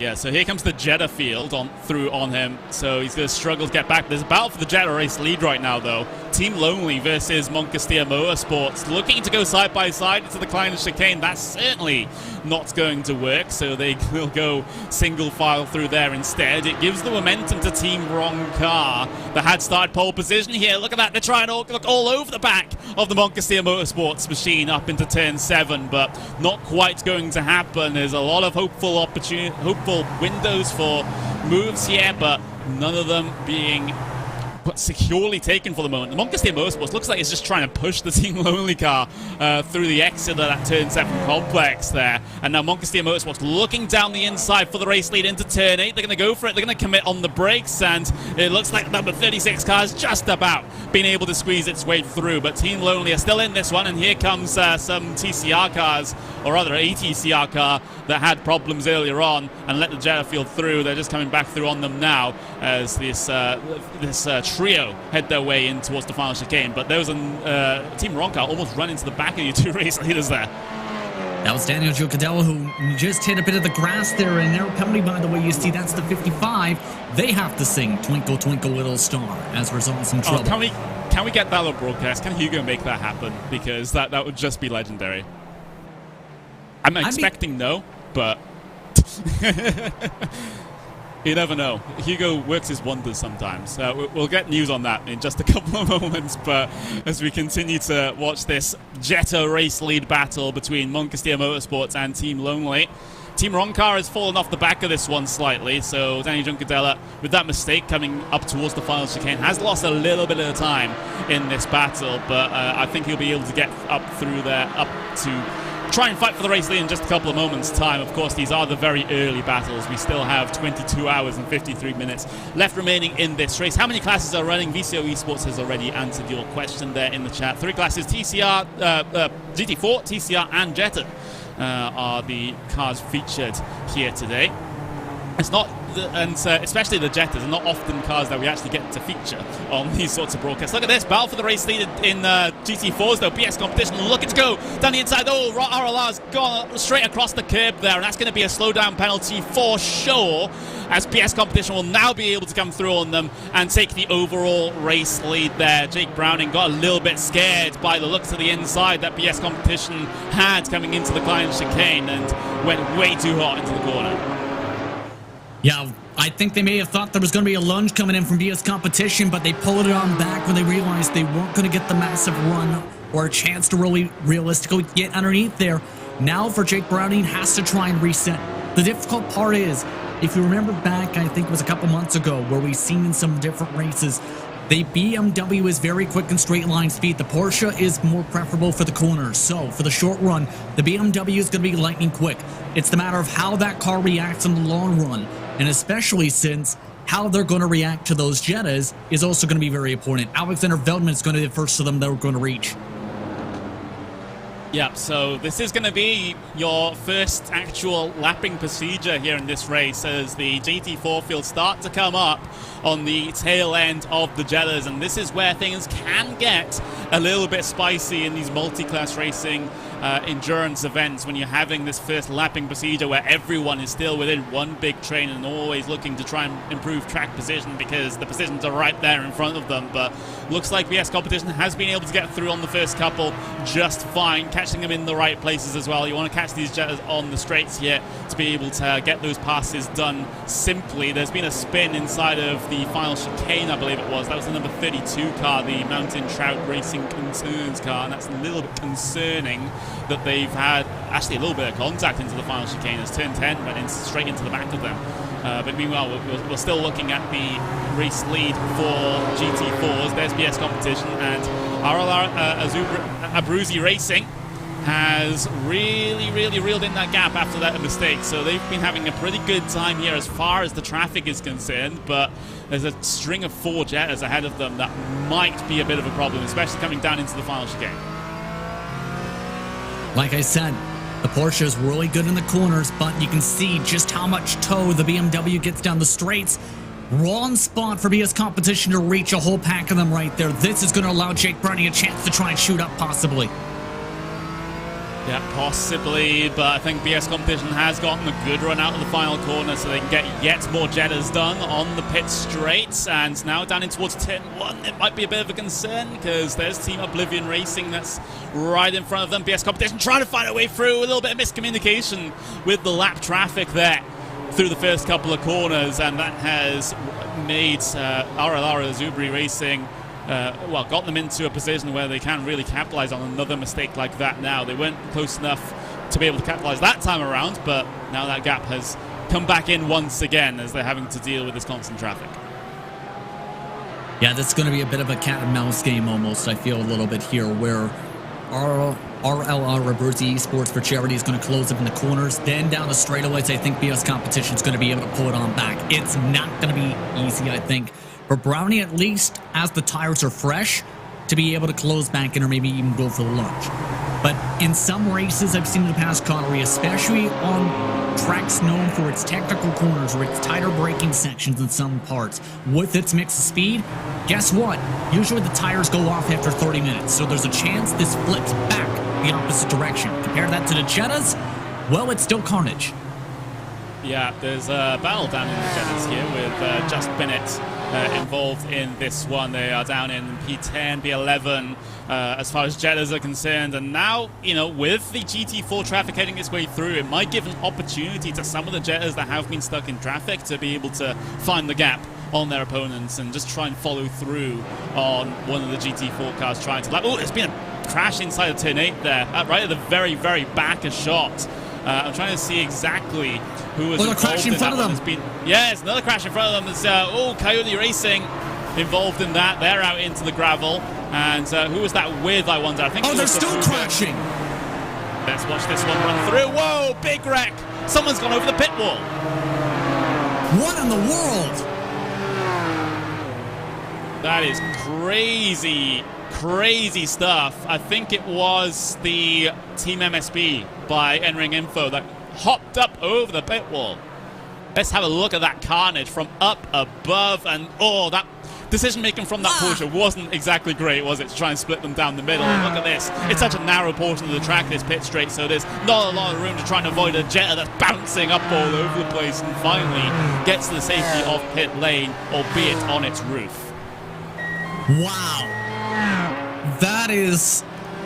Wow. I can't really say too much. Yeah, that wasn't a smart decision. The door wasn't smart. The move to cut it up the middle was even less smart than that. That is also why you don't make these types of moves 30 minutes into a race, everybody. Yeah.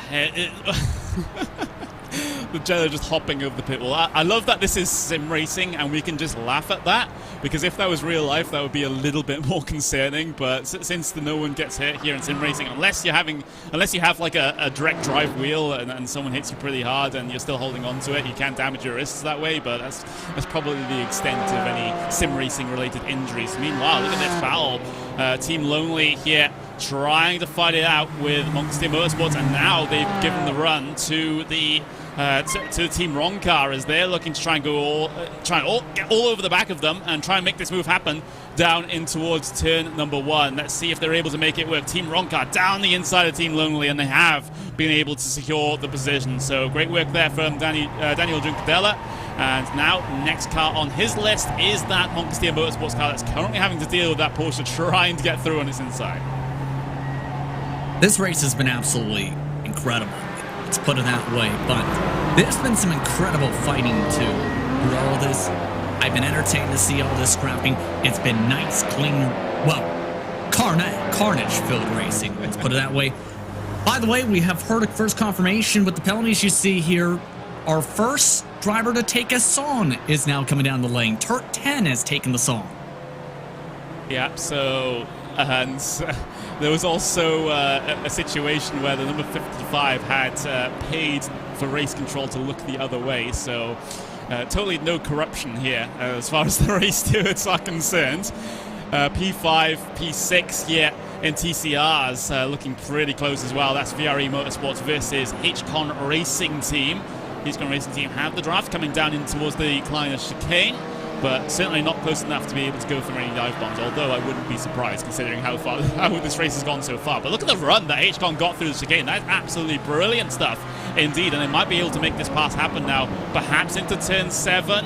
No, not quite, just going to stay in line. There is a spinner inside of turn 7 right now, though. That is Baroque Racing that is continuing to have problems here in this race, so they're struggling to get around the circuit for one lap, let alone for the remaining 22 hours and 44 minutes that we have left in this race. But this TCR P5 battle will continue on.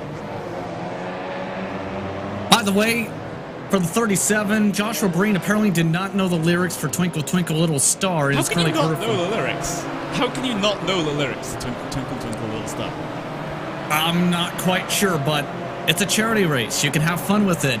You can tell just about everyone's having fun with everything today.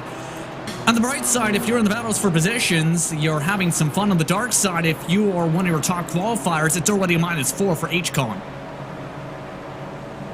Yeah, so it's not going too great as, again, more Jetta traffic in the way as far as TCRs are concerned right now, as thankfully the field has separated out just a little bit. Maybe not so much in the Jettas right now, as they're still continuing on in their big trains here today.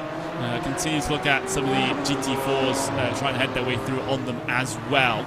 as it starts to get more and more confusing as far as our view of the circuit is concerned, as all the different classes are now basically all mixed in with one another. So from this point forwards, it's going to be constant traffic. You might get a little bit of respite, you know, just because of how the natural flow of the traffic goes at some points during this race. But BMW M Plower has had a bit of a moment there for P3, and now they're having to try and fight with the Sunshine Autos car.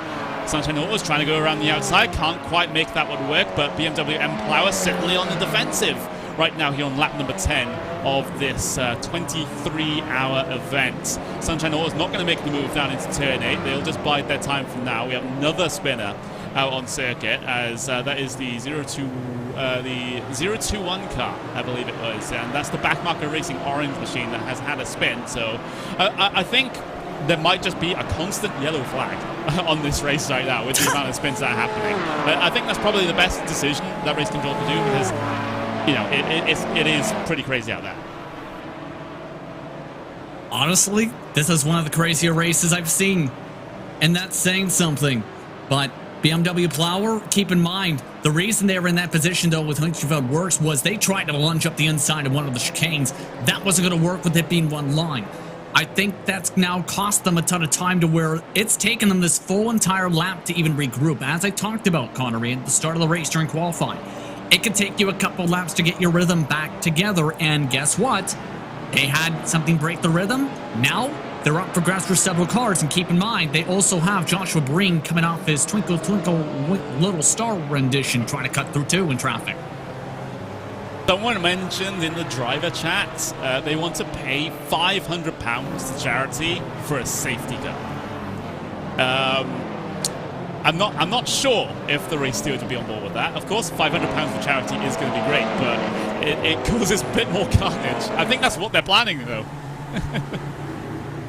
Yeah, that would be interesting. That would be interesting, and we've seen in several series, Connery, this year, especially where it can make some interesting strategies. It takes a couple laps to regroup. It can really shuffle the field. And keep in mind, every driver who elects to pit has to start behind even the slower classes. It can be a high-risk, high-reward call if it was to happen. Look at the traffic coming through the final chicane at the moment. As you see, Quiver Motorsports really leaning on the back of Underground Raceworks there, as these some of the slower GT4 machines, or rather GT4 machines that have had problems at the start of the race and have cycled themselves towards the back, having to deal with Jettas and TCRs at the same time here. So it really requires that multi-class endurance racing mindset to be able to try and negotiate all these obstacles on track, and that's probably the best thing someone has ever said about a Jetta, an obstacle. Zordhau Mace, oh, look at this big moment. BMW M Plower almost got collected there trying to go through on the lap traffic. Yeah, they've already left the TCR, I believe that was Zornhall Racing, I believe they had to cut around. That's caused things to get interesting and very tight. I think the driver himself on the radio is absolutely surprised he was able to keep that car clean. It's still a lot of craziness too, because they've also reached the back end of Grid Talk Racing Team and his GT4, who's been having it up and down. Yeah, he has, and these TCRs just trying to deal with... oh, there's been a bit of a tangle behind them. Turn 10 Racing came into that corner like a bat out of hell and basically ran into the back of the BMW M Plower car. They took a big shunt to the rear bumper, and hopefully they don't have too much damage as a result of that one, as they're continuing to have to try and fight here. Sunshine Autos trying to go around the outside of Huizenveld Works at turn 8, but can't get it done. And well, this is a narrow track at the best of times, but when you have, let's see, 50 cars still out there on circuit at varying skill levels, it does get a bit hairy. Did we also mention we're 20 minutes into the race, everybody? Are you not entertained? Yeah.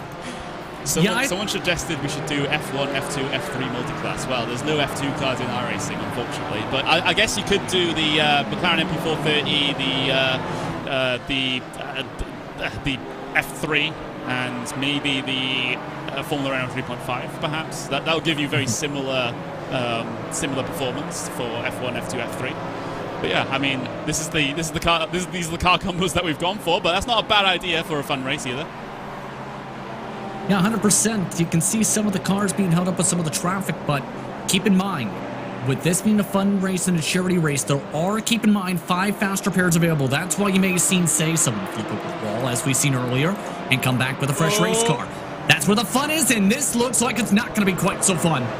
Yeah, Sunshine Autos basically got punted a little bit by BMW M Plower into the chicane. So BMW M Plower really taking their name to heart and acting like a bit of a plow at the moment, trying to move cars out of the way. I'm sure Sunshine Autos are not too happy about that, as their rear bumper has been a bit of a magnet so far in this event. Having still yet more Jettas in the middle part of the lap here. BMW M Plower having to take avoiding action once again as well. Underground Raceworks, they've had a problem. James Tracy, behind the wheel of the BMW, has had a bit of a problem out of turn 8. Let's see exactly what the problem was here. It might be the Porsche behind them that had a bit of an optimistic move and then just plowed them on the exit of the corner. Yeah, there are certain situations where you have to back out of an opportunity, and that was one of them. Yeah, second time we've seen them trying to lap other traffic and hitting the back into somebody and causing trouble. Yeah, that blue and black car looks pretty, but at the same time, the reason we've seen that big checkup is talked about how if you hit the gas too hard, you understeer. I think they may have left off the gas. That caused the checkup. Just took them about 10 seconds to get back going. Not going to be quite so happy. That lost them a couple positions overall on the pylon and 1 position on the track. I've just seen a message come through from Race Control. The number 84, a Quiver Motorsports car piloted by Hugh Haycox, has to verbally apologize for their bad driving. Like, really grovel or pay £5 to charity. And you do that from the pit lane. Yeah. Well, oh my god, I wish we could see some of these. Meanwhile, battle for P5 out on circuit in TCR, and the car's been spat out towards the exit of the chicane there. Couldn't quite see who that one was. That was the that was the HCon Racing team down in P6 now, and yeah, they've just been bullied out the corner there, haven't they? Yeah, a little bit. Very physical to say the very least. And for HCon, great qualifying run, but they've been almost treated like a pummel horse a little bit, where every time someone sees an opportunity, bam, they're hitting the door. No damage though. That's the bright side. If you're in that grouping, that car hasn't really taken too many hits. In the other news, Just Bennett hasn't binned it yet. Don't curse them, Justin. Come on. This is this is the one rule that I set. Meanwhile, Quiver Motorsports have headed their way on towards pit lane, so we'll get to see their, well, the drivers will get to hear their grave apology on the driver chat. Unfortunately, we can't broadcast the driver chat because otherwise VCO Esports will probably get themselves a community guidelines strike. Let's just say that. Gosh. So yeah, that's you know, I wish we could do it, but we can't. So that's just the situation there. We have to keep things PG-13 here. Although some of the team names are causing me to say some less than PG-13 words. This is amazing. This is just absolutely amazing. There's some good fighting, mind you, too, in all of this. You still have Underground Raceworks, as we just mentioned, involved in that trouble, who's trying to get some overall positions, not class positions, overall positions right here. You've got mixes of TCRs all mixed in for position on top of this in this terrain. And don't forget, you have the Jettas.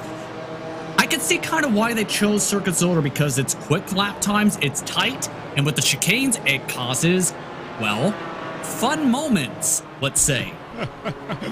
I like how you're getting into the mood. Meanwhile, GT4 battles continue. Food Critics trying to hold on to P7 over the WEC subreddit. Looks like Dave Beckman trying to wrestle the inside line away. They'll get themselves, well, trapped behind a Jetta coming through turn 4. That's going to be the theme throughout the rest of this race for GT4s, I'm afraid. But Dave Beckman continuing to try and look for a move here into the Kleiner chicane. Food Critics sort of keeping towards the middle of the track, at least initially, before they return to the racing line for turn 5. So no opportunities just yet for WEC to spin and continue racing, but they are doing their namesake. They are continuing to race, and P7 definitely a possibility for them, just given the right opportunity. Yeah, Food Critics actually been fairly consistent on the lap times, 1:38s at the moment. Currently, that pace, yes, is, well, 1 second off the main lead. It's been back and forth between them and the Reddit community for the WEC rather, right behind. I think this is going to be one of the interesting scraps. The downside is, though, that Jaroslav Honchik has some right front damage, so it's going to affect them a bit aerodynamically, at least, for some of the speed. And you can tell as well, the Spin and Continue racing car has had a couple spins here and there and an off-track and a course cut penalty. They've been able to recover well, and the bright side, that blue, green, and white Porsche, nice and clean and nice and beautiful. And looking like they're being over-anticipation, like on the brakes there. Yeah, that was very deep into the turn 1 braking zone. Almost pushed wide out into the grass and the gravel, but they keep themselves on the grey stuff, which is what we absolutely love to see. Through turn 3 now, coming up towards turn 4, yet more Jettas further down the road to have to deal with. Food critics will be more tentative coming through turn 4 as a result, because they don't want to catch them in the middle of the corner. They want to catch them on the exit, like so. But that has given the run to WEC Spin and Continue Racing. They'll look down to the inside 3 wide through the chicane. It's not going to work, which is why they're backing out of it. They actually bully the Jetta out of the way. That's just been it. That somehow stays on circuit, surprisingly enough, but they end up falling into this fight with VRE Motorsports now, which is a battle for position, and VRE Motorsports have been able to capitalize on that one.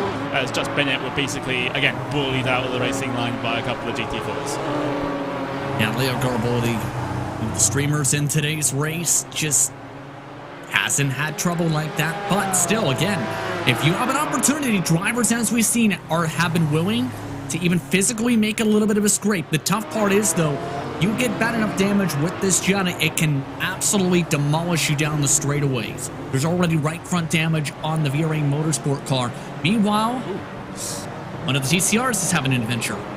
Careful with the rejoin. Looks like he'll just about... Oh, the Jetta had to slam on the brakes there. Yeah, again, careful with the rejoins. I know it's not an entirely serious race, but you got to be careful when rejoining the circuit here. Otherwise, you'll have to do possibly something embarrassing down on pit lane because the race stewards have told you to do so as a penalty, or you have to donate the £5 to charity to be able to clear that penalty. But the situation right now stands like this. We've got GT4s. The front part of the GT4s have really spread themselves out at the moment. BS Competition currently leads overall by 4.3 seconds over the RLR Abruzzi Esports for Charity team. So GT4s aren't giving us too much action. It seems like the Jettas and the TCRs are the classes to really keep an eye on here early on in this race. Yeah, everyone's head is on a swivel, to say the very least. Keep in mind, just a couple of corners ago, Jimmy Broadbent nearly got turned by one of the BMW plower cars. Still, he's in a bit of a fight here with, remember, one of the cars who had a bit of a flip, a quick recovery from the fast repairer from the 40. Yeah, great stuff. Here's the battle for 12th and 13th. Jimmy Broadbent trying to hold on to 12th from Fuga Simsport, almost LMP1, and Marius Danhausen behind the wheel of the number 40, as Jimmy will have to try and pull out all the stops here to try and keep that Fuga Simsport almost LMP1 car behind him. You can just see how close they're getting through turn 4, and now it looks like Marius will try to go to the outside. There's TCRs they're trying to come through as we speak. They almost make contact between the two Jettas. Looks like Jimmy will have a tough time trying to hold on to his line coming through the chicane here. He's slow off the corner, and now Marius Danhausen has to run off the corner, but he's also just slowing up because he knows there's so much traffic yet to come through. Grid Talk Racing Team also squeezing their way through down the middle, so Jimmy's done well to hold on to position there, considering that he had a big compromise line through the Kleiner chicane. BMW M Plower has found the grass and is looking to do a bit of ploughing here because it looks like they've been sent off by a TCR here. Possibly. Let's just see the replay. Oh, they overcommit to the corner. Oh, wait, there we go. They spin off, so there we go. That's the situation. Yep, just a basic mistake, just had a right? big wreck. The 32 car is currently parked at the side of the circuit, and it's the Emoto Motorsports car that had spun them, and Tuli Boys Racing, the number 8 car, got caught up in that, and they ended up on their roof in the gravel.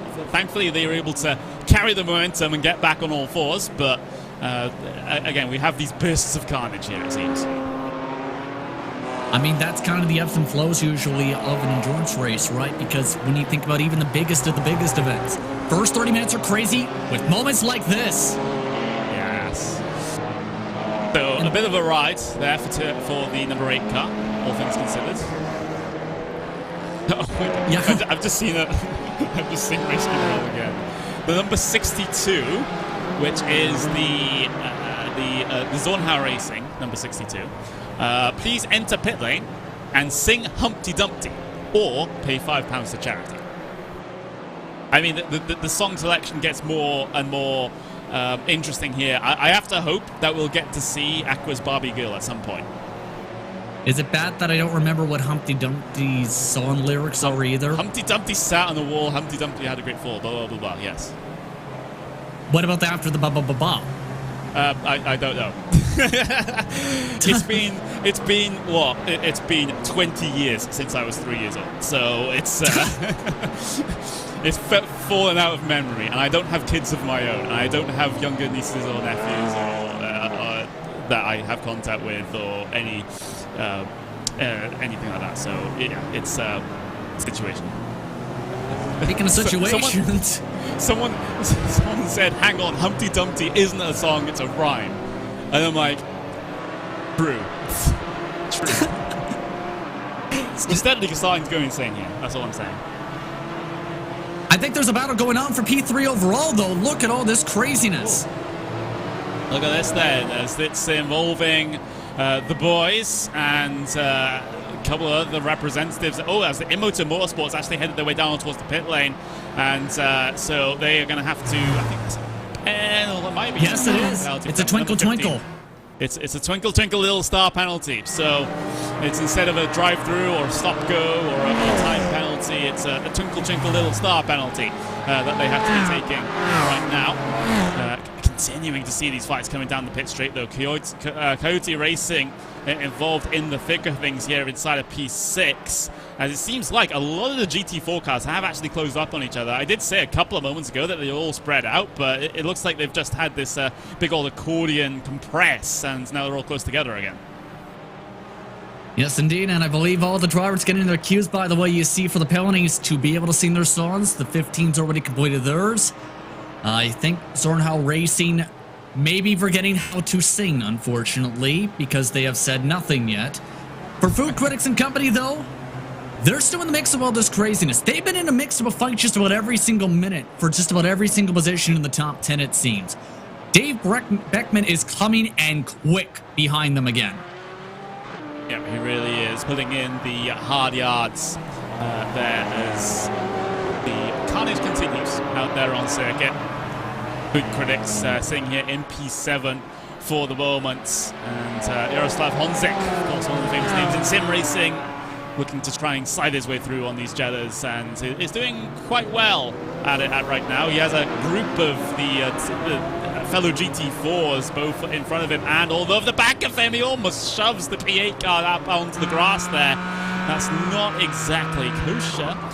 So trying to hold position from the WEC Spin and Continue Racing. That's the car that's we've had a safety car, and there's a big wreck inside of the final chicane. Safety car is out, full course yellow, and I'll be honest, I didn't think they were enabled for this one, but looks like the safety car has been called, and I think that's because someone paid the £500 to make that happen. No. So, he paid, it was £2,000. What? Tony Kanaan £2,000? paid £2,000 for the safety car. Wow. I mean, yes, £2,000. That takes our total up to 16,000, and that's rounded at £450. That is absolutely crazy. The reaction in the driver chat is particularly enthusiastic as well. So we've had a safety car or full course yellow situation. You can see the safety car yet to actually pull out of the safety of pit lane. So we will just have to wait for that to happen. Maybe it's just waiting for the leader to come back around. But yeah, it's interesting to see how this one will work then.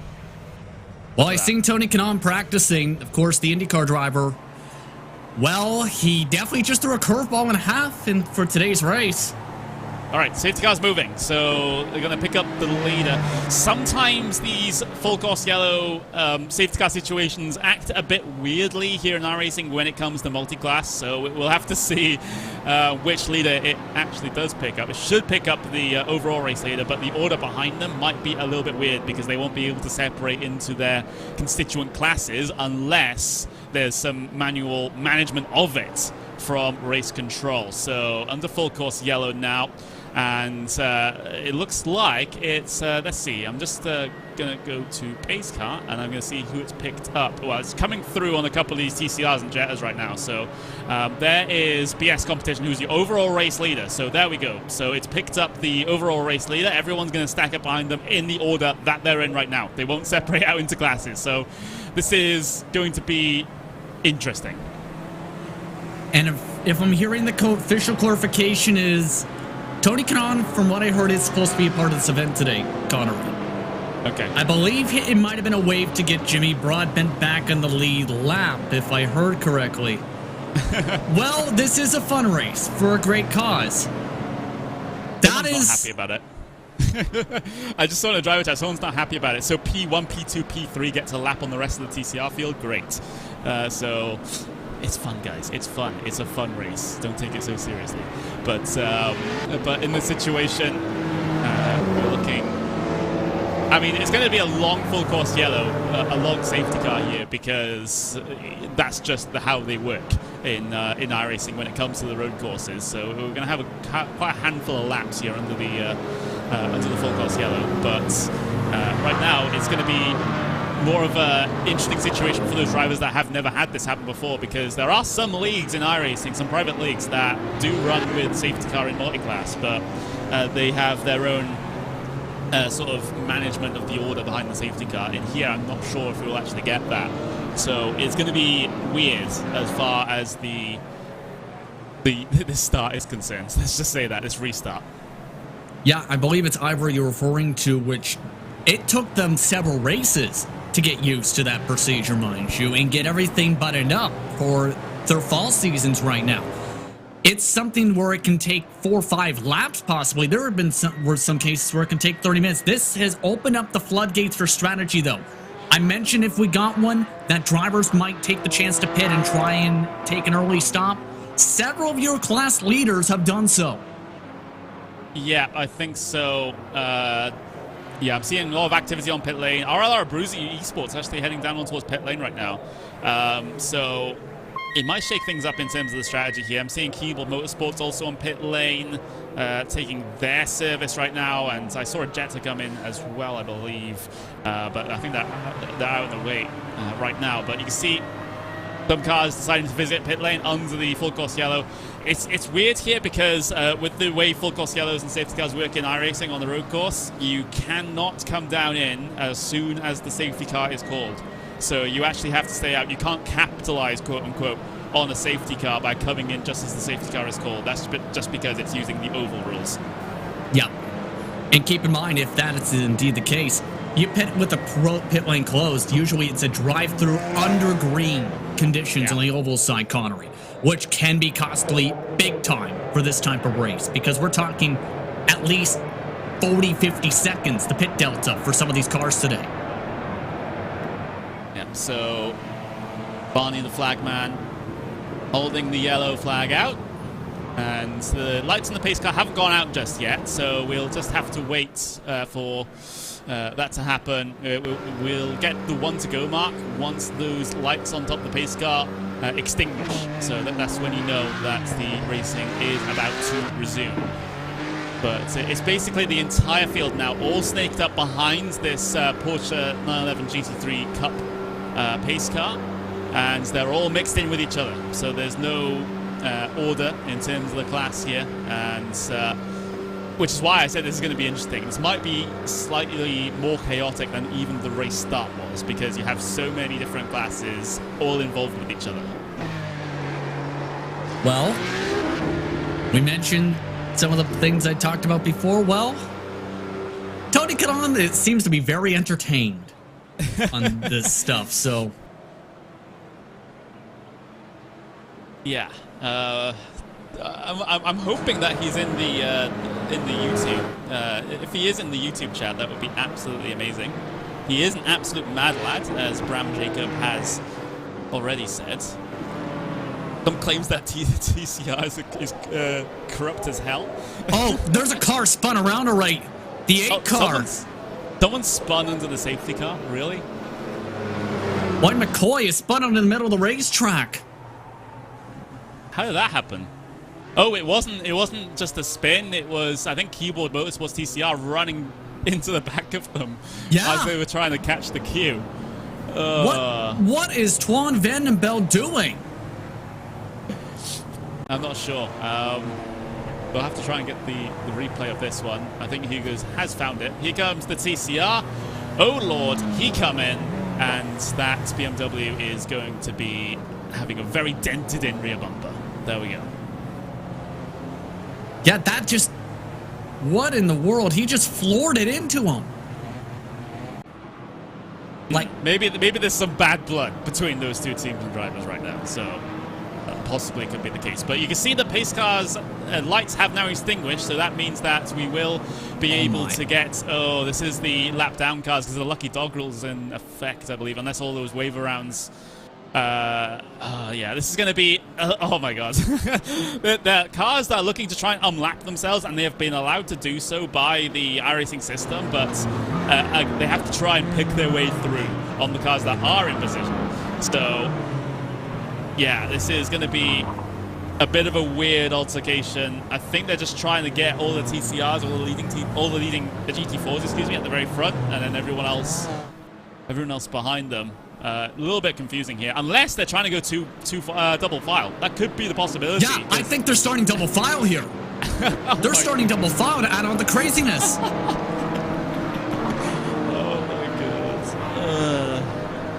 I mean, the default setting in iRacing hosted sessions is double file, lap to the back.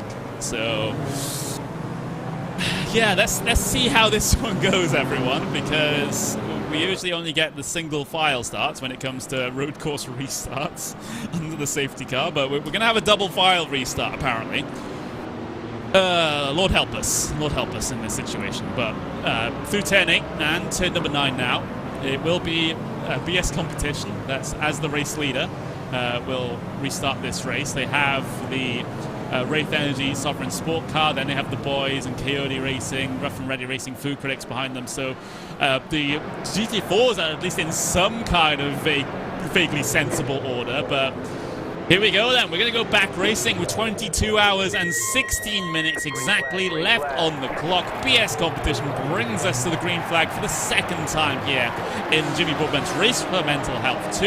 They're off for the way, and look at this huge gaggle inside the TCR region, shall we say, as there's a couple of Jettas involved in this as well as they head their way across the start-finish line to restart this race. No chaos across the start-finish line and no chaos into turn 1. I think we've done rather well.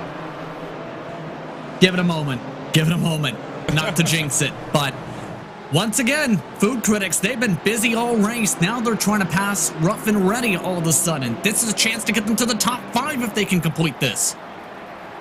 Yeah, that's the possibility there as they'll head side by side down into the Klein chicane. Rough and Ready Racing down the inside. Can they complete this one? Yes, they can. Have they overcooked it into the chicane, though? That's the problem sometimes. You can get a slowdown penalty through there if you overcommit to the curves. Meanwhile, frantic action further back, splitting down the middle.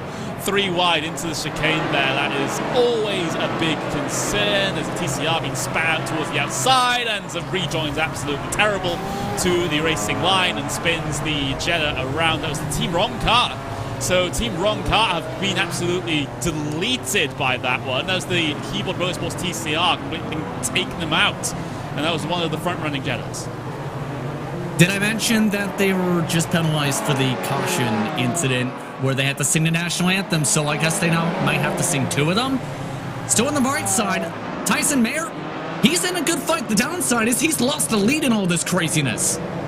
Yeah, absolutely. So Huizenveld Works now leads TCR, and Tyson Mayer in Geodesic Racing Black trying to hold on to second place.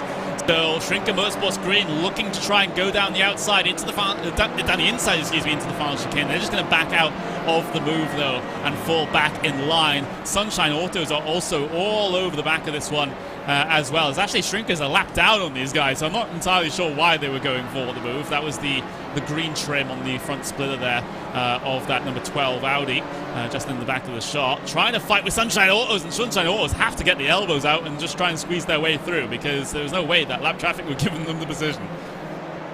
Wonder if that was a bit of a message saying you're a lap down while you're fighting with the race leaders, because when the blue flags pop out, drivers are not going to like you racing like that when your lap's down. So the tempers have flared up. Meanwhile, the issues are continuing, by the way, if you're a fan of the one team, because Twan Vandenbeld chose the Dutch national anthem. He does not know the lyrics to the Dutch national anthem, so bad news for the drivers in the penalization moments. Yeah, the penalties keep on getting creative, and if you can't keep up as a driver, well, that's just a disadvantage to your team, at least as far as I'm concerned. We had a suggestion from one of the spectators, actually, that is £100 enough to make a team do a lap in first gear. I'm not sure. I'm not race control, so I mean, it doesn't look like anything's off the cards right now. I mean, if you want someone to blow up, they can try it. Team Rick, by the way, P3, but what can move up? They've been having a nice quiet day after being quick in practice. Yeah, Montcastir Motorsports losing the race lead on this lap, but now they're having to hold on to P2. So it's the exact same situation as what is happening in TCRs right now, with GT Racing losing the race lead and having to hold on to P2. Same thing here in Jetta's. And Ian Plash behind the wheel of the 905, that's currently trying to get that one step higher on the podium. Food Critic's gone off though, so they've given us a fair amount of action so far in this race, but unfortunately they found the kitty litter on the exit of turn 2. Let's see what exactly has caused them to do that. I think it might be this will actually be a TCR coming off the pit lane here, so we'll just have to wait and see. There's the pit lane exit, there's the TCR, and bang! Wow! Congratulations on singing the national anthem. Here's your damage, I guess. I guess he didn't see him. Just straight up didn't see him, because the pit lane exit is right in the middle of the racing line for turn 2. Causes some carnage, and now not going to be quite so happy now, either of those drivers, to say the very least, after that shot.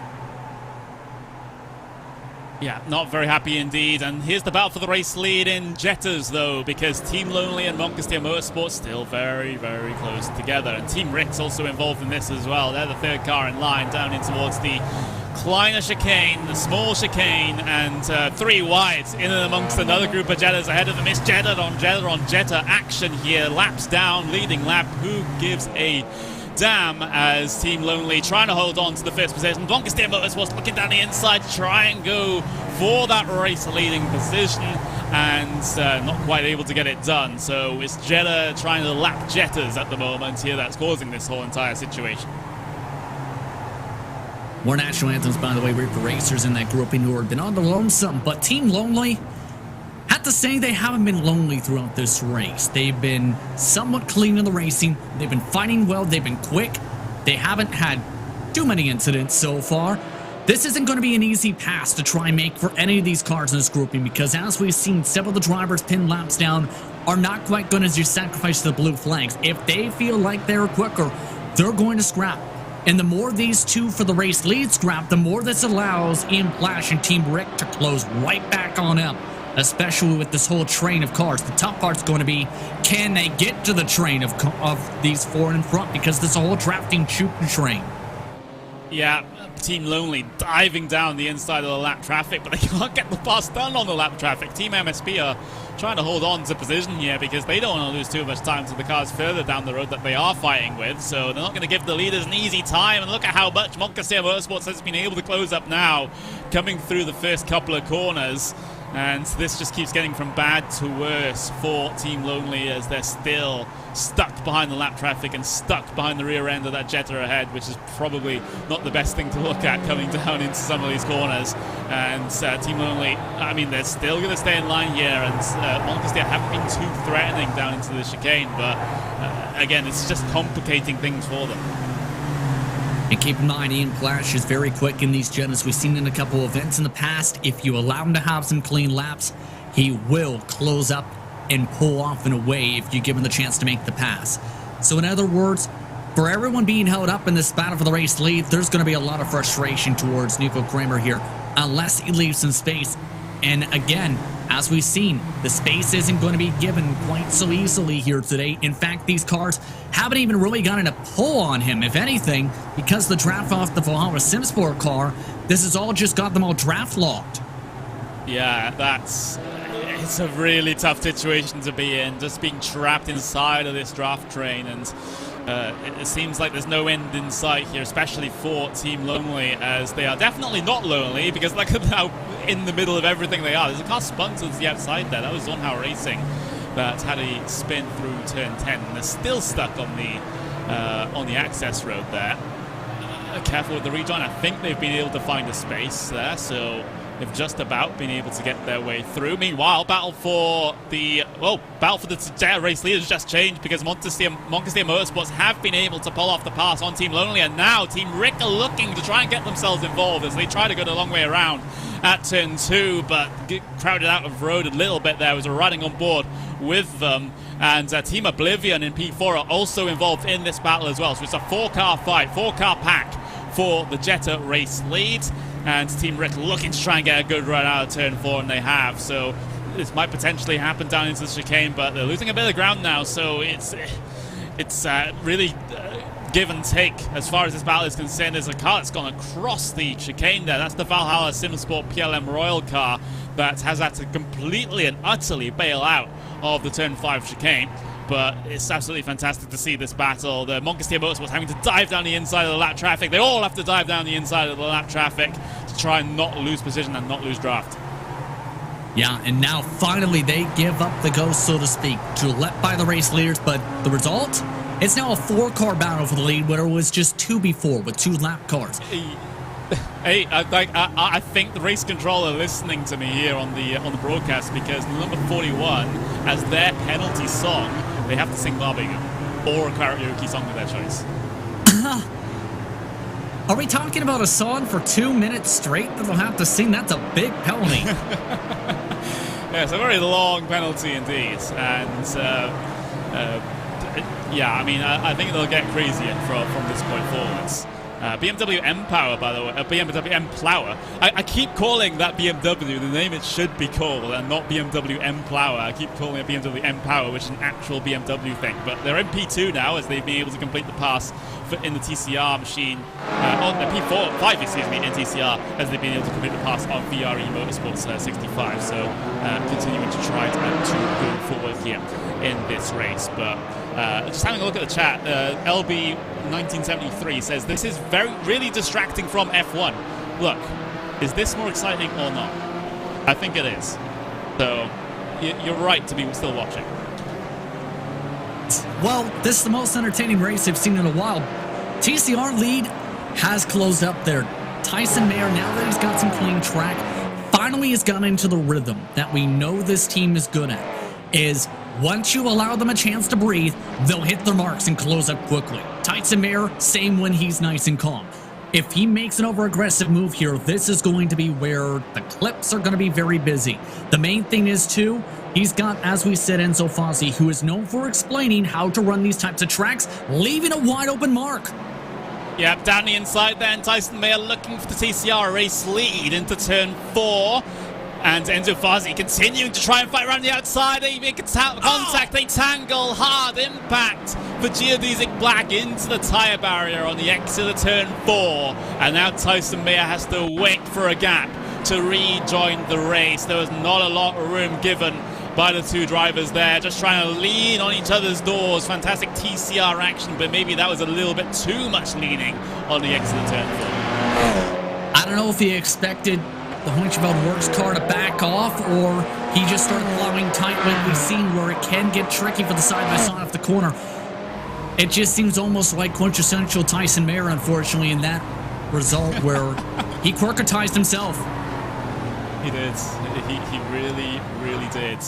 And how much to make. There was a question from a driver. How much to make Jimmy sing Barbie Girl? And the race administrator said, the race steward says, £100 and I'll make it happen. So, it was a big crash on the circuit. Garage 69 have had a big incident in the number 18 car. I think that was due to SFD Racing just completely plowing into the back of them. There's no other words for it. Yeah, this is absolutely carnage once more. And you can see how much damage that car has on the right side, especially the front fender. Take a look at the replay, and you can see it's already fairly tight with the TCR behind. They're already trying to make sure they don't hit the turtles here, mind you, with several cars, well, trying to make sure they don't hit 250 incident points where you have to serve a penalty under green each time you mark it. The problem is, just a little bit impatient there, and then he flipped it on top of it, and I think maybe blown their engine almost. Almost. I think it's still going, though. Yeah, they can engage reverse gear and get back into the race, but they've had to take a trip down towards pit lane. Remember, there are fast repairs in this race. I think there are 4 of them. So you have 4 chances to get a complete and utterly new car.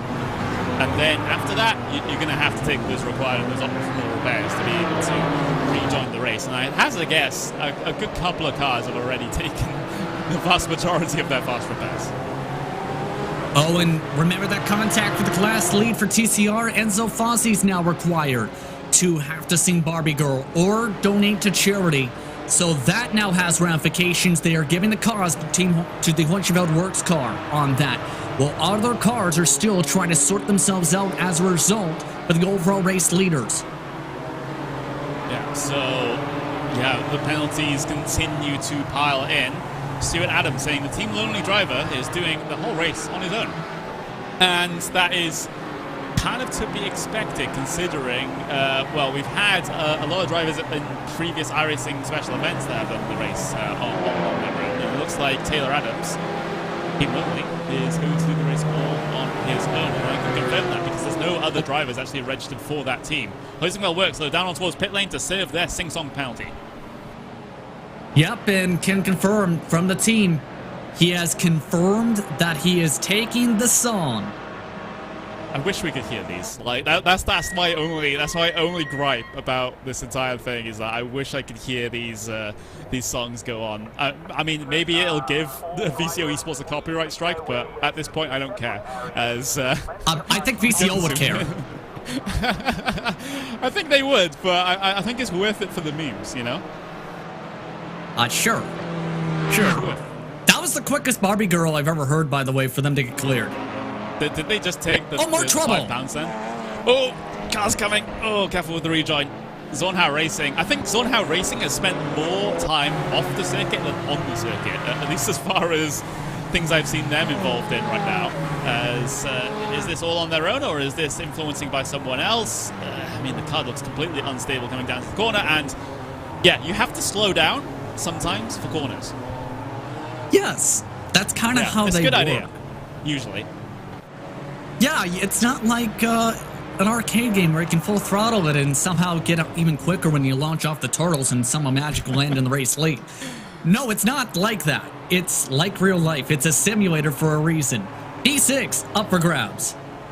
Yeah, P6 in GT4's track limit racing versus RLR Abruzzi Esports for Charity. Remember, this was your pole position sitter, trying to work its way back through the field now after early problems and able to get the pass done on track limit racing. That was probably the most cordial and most calm pass that I've ever seen in this race so far. So there we go. I think track limit racing just kind of let that happen. They knew they didn't have the pace to be able to hold on to that position, so you might as well end it quickly. But well, we've got in terms of the charity, £17,000, £17,235 raised so far. We're over 1.5 times what our goal was, and we're still in the very early portions of the race here today. So again, thank you very much everyone for donating what they have to charity, especially considering the situation that the world finds itself in right now, with a lot of people having to stay home, a lot of people losing their jobs and everything. So to be able to still give to an incredible cause is absolutely impressive. So thank you very much everyone for being able to do that. And I hope that we do end up breaking our £35,000 record that was set by Jimmy B in the previous Race for Mental Health. So that's, that would be absolutely incredible, and it would do so much work. And I hope well, in a way, I do both hope and not hope the charity is watching, because this race has been kind of full of memes, but it's all for a good cause, and they've gotten over £17,000 in the pocket right now, so that's absolutely fantastic. It's been especially fantastic, to say the very least, because when you look into them, do a lot of work. They've been busy throughout the entire 2020 calendar year. They have various different local foundations across both England and Wales. And you're not going to believe this. Craig Williams, if you recognize that name from the race community, fairly quick driver, may have donated a penalty for BS competition. Yes, they have Craig Williams, from another team, I forget which team it is, mind you, just donated £30 for the leader for the TCRs to be penalized. Or one of the classes, rather, the overall leader, rather. BS competition, I'm not going to be too happy about that. I love how in this race the steerage is just up for bribery. You can just throw the charity even a couple of £100 and just make anything happen in the race. I think that's adding a very interesting dynamic as far as this race is concerned. There's BS competition, your overall race leader right now. They have a 9.5 second advantage over the closest car in class right now. That's the Wraith Energy Soft Sport car. That's just about 10 seconds behind them. But I don't know if that penalty is going to come through. Oh, actually, it has. It has. Oscar Hardwick has been black flagged. So they're going to have to take I think that's a drive-through if it's just a standard black flag, right? No, they're trying to make sure it's a one lap on the radio from what I'm hearing. By the way, just double check this. The Craig Williams we're talking about, do you recognize the name Craig Setup Shop, Connery? Yes. Yes, it's that exact same Craig. Yep. So, congrats to him. He just completely shook up the race. So there we go. BS competition, they're going to have to take a penalty. And from what we're hearing it's going to be a one lap penalty. So they'll be going down one lap. I mean, it's a 22-hour race. We've gone past the first hour. Somehow we've gotten past the first hour in this race. But, I mean, there's still plenty of time to make that back up, especially if there will be many more incidents and possibly more safety cars as well. So there'll be a possibility. Oh, Red Dragon Racing. Oh, big pile up inside the Glen chicane.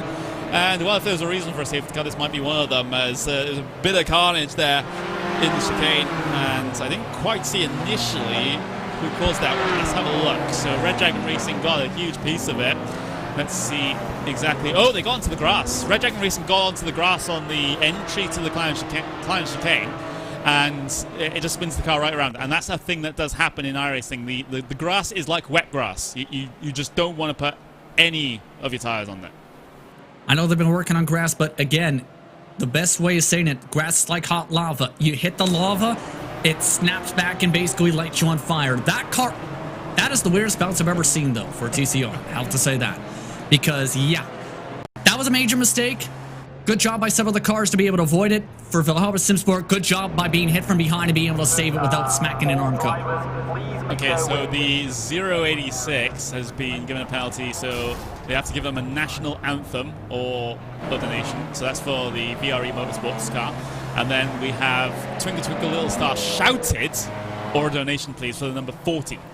So that's the number 40 Fuga Sim Sports almost LMP1. So these penalties continue to come through, and in their many shapes and forms, shall we say. But overall, somehow we still have some good racing, and I think that's probably all that we can ask for. Yep. Oh, by the way, I believe pardon me if I misheard this with the Fuga SimSport penalty. They have to shout that Twinkle Twinkle. They don't have to sing it. They have to shout it. Yeah, they have to shout it. I don't know how you would shout Twinkle Twinkle without, getting screamed at. The downside is it's not going to be easy to try and sort out if they want to do that with the donation because they're stuck side by side with several of the leaders. Yeah, they are pretty stuck here as they're having to negotiate all of this traffic, and Team Lonely, Team Rick, all involved in this one. There's Fuga Simsport, who has to take that penalty currently at the front of the train. Team Lonely will dive down the inside. That's Taylor Adams, by the way, that's doing the entire race, entire 23 hours of this race, all on his lonesome. That's why he's Team Lonely, because he is the only one. Oh, look at this. Oh, bit of confusion in the lapping procedure. Grid talk out into the barrier. Somehow they've been able to keep control of that car, but Team Lonely looking to try and I'm not sure what that was about coming down the back straight, I'll be completely honest, because Fuga were trying to get back past Team Lonely despite being a lap down, and Grid Talk were coming through being the fast traffic that they are. Just kind of got forced into the wall. That was confusing. Yeah, that was a little chaotic. Keep in mind, Grid Talk has had a very chaotic race, to say the least. They've been stuck behind several different classes. They've been somehow quick, but they've just at the same time just not been able to find any seemingly openings around this racetrack. Denver Veen, he's been having an adventure, as now, by the way, for those wondering, if you can find a way to sing a song without lyrics for a national anthem, you receive a gold star from the booth. Well, isn't the I can't remember if it was the Spanish or Portuguese national anthem that has the lyrics. I believe it was just saying on the radio, one of those. Yeah, just sing that and just be done with it. Unless they require that you have to hum it, because then that would get around that loophole. But meanwhile, BS Competition coming down in for their bribery penalty, shall we say, from Craig A. Williams from Craig's Setup Shop, donating, I think it was £100 to give a penalty to BS Competition, 30. your overall race leader. £30, excuse me. Yeah, they're not going to be quite so happy, but at the same time, it's a fun race. They've got a decent car, and they haven't had as big of a fall off as I thought they may have once the tires started lining up. So it's going to take them the whole race, but they might be able to get back up there. So very quick. Yeah, I mean, it's inside the realms of possibility. Let's just say that. But they're having to do it from 50 seconds off of the race leader right now. I think that gap stands at. So 50 seconds to make up, and they're having to do it in and amongst all of this carnage. So, I mean, under normal circumstances, I would still say it's tough, but they might be able to do it unscathed. But in the current situation, probably not. So we'll just have to keep track of their progress throughout this race. And of course, Ben Wilkinson saying in the chat, Ryan is a dock maker, so a setup maker, if you're not aware of the terminology, for Craig Setup Shop 2. So it does have a working relationship with Craig, and I think that friendship is going to be strained after this one. Well, they did. Well, just paraphrasing, but still, karaoke songs are in the mix, still racing's in the mix. That's been the most unique race I think I've ever seen in my broadcasting career, to say the very least, though, because this has been when we're normally you're seeing nice and calm moments by now. Instead, we're still seeing 3 wide with the traffic, and we're already past an hour in. This is abnormal for this type of race. We haven't even seen scheduled pit stops yet, and we've seen so many lead changes that's been like a blender. We haven't seen any green flag pit stops, because we have seen pit stops where they came down in on the yellow to try and get them done, but we're still yet to get to the scheduled stops point of the race. The vast majority of these cars, you know, we usually say they can go well over the hour, and they have. So it's a case that they'll be coming down in soon, which will just add another bit of complexion to this entire race. There are cars that have stayed out all 40 laps that we've run so far. In fact, that is the vast majority of them. Of course, many cars have had to come down in towards the pit lane to serve penalties, or to serve or to get a pit stop service under the full course yellow that we had a little bit earlier on. But apart from those teams, everyone's has stayed out there since the race started the race. Yeah, the interesting part is with the time of the caution flag is when everyone tries to rumble on into the pit lane, because I think we're approaching that window nearly towards these classes. So And someone just spun to the backdrop of the battle for third. Number 38 is around. That's the RLR, the Abruzzi Motorsports, Abruzzi Esports for Charity, excuse me. In fact, I've been getting their name wrong all day, but Jake Browning has had a problem here, and it's all on his own, just a little bit too wide through turn 1, and the car swap ends. Yeah, you've seen a lot of wheel hop in the back part of the suspension as it kicked off to the sand.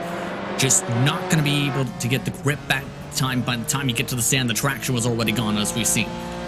But that battle we were just talking about, now it's a little bit more calmer. It was a 3-car battle, now done just 2, and hello. Coyote Racing trying to fight it out with Rough and Ready Racing, I believe that was, and I think they have been able to get the pass complete. So Coyote Racing up into 3rd place in GT4s, and there's a whole bunch of traffic ahead of them. They send it down the inside of 2 cars into turn 8, and good job Zornhauer Racing had their wits about them, otherwise that would have been an instant between the 2 of them. Just look how many Jettas they have to try and get past on the way down into the final chicane here. Be able to get clear of most of them, causes a little bit of an interesting situation through the chicane, but looks like they've been able to get through relatively unscathed, and they'll get the next group coming down pit straight here. Meanwhile, 25, oh, big problems on the pit straight, and that is Rough and Ready Racing that was involved in that battle with Coyote Racing, having an issue out of the chicane. I think they have a little bit of contact with Team MSP, and then they find themselves in the barrier in the left side. So that's an interesting one. Oh, they just tag it, and yeah, ouch. I don't even think they touched the Jetta. I don't think they touched him. Huge hit to the wall, though, for the 15 on top of that. Yeah, no contact from the right side, you'll see. Just tried to drive to the outside and just drove it straight into the grass, into the barrier. Just a little too optimistic to try and pass the traffic. Yeah, good avoidance from everyone behind as well. The Motorsport car had to grind along the pit wall to be able to avoid that one. And you get to see it as the Rough and Ready Racing car came back across the circuit right there. Oh! Yeah, that could have been even more massive once again. We could have had a repeat of what happened 30 minutes ago. Massively lucky here, to say the least. And take a look at this. This was for position 2. Oh! I mean, they get a little bit of damage on the right side, but that's better than completely T-boning that spun car in the middle of the circuit. So they have been able to get away with them there, have Motorsport Racing in their number 15 BMW. But just getting word from our wonderful producer, Hugo Luis, this race will have 847 laps. And Jimmy just got sent to the fence. Jimmy Broadbent just got slammed to the fence in the final sector just now. Let's have a look at it. Where's that Doug Henson Racing red car? There it is. Let's see the replay. What has happened to Jimmy? I think they've got punted by Turn 10 Racing. Oh! Let's have a look. Oh, yeah. I mean, look, you know the famous catchphrase that Jimmy always says? It's no, please no punterino. I think he got absolutely punterino. I think we need a new word for that. I think we need absolutely smasherino or something. I think that's the good way to phrase it, and that's going to be an interesting donation, Mark. That wasn't even close. That was 5 car lanes back. The funny thing is, there's the please no punterino banners on some of these cars. It was one of them that had it prominently displayed, and they still punterinoed somebody instead. What was Joshua Green thinking? Let's have a look. I mean, you can see Jimmy was going to the inside there, you know, just before the corner, and you can see the decision making in Turn 10 Racing. It's like, oh, there's going to be a gap on the outside. But no, there was no gap on the outside, and big front to rear contact, shall we say. So, yeah, I'm waiting with bated breath to be able to see what the penalty is actually going to be for that one. There's BS competition out there trying to defend. Oh, there's Porsche down the inside. WTF1 with a WTF move into the chicane. And it looks like they've got a decent amount of damage on that Porsche now. As it was a big lunge down the inside of BS competition. And it just ended in tears. Yes, and the WTF team is definitely been having some good speed, but you can tell with Ralph, he's currently not been quite as comfortable compared to Gallagher in the race car, it seems, from what we've seen qualifying.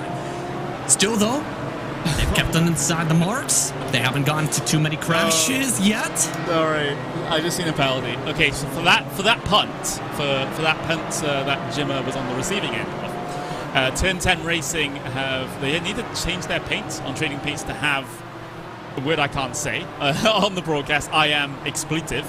In Comic Sans on the back, or they have to donate to charity. Enter the pit lane and change the livery if that is your choice. And I think Hugo would need to refresh the paint to be able to have that show as well. So, well, it'll be changed on changing paint, so we won't be able to actually see that on the broadcast. I think that's probably for the best, Justin. Oh my goodness! Yeah. I mean, to give the benefit of the doubt, as you talked about, there was the moving and the braking again, though. You kind of can't argue from the deep set, so I can see the frustrations here. Meanwhile, still, this traffic still, it's been a talking point all race. Normally, it's nice and calm. Now we're talking about some maybe team philosophies.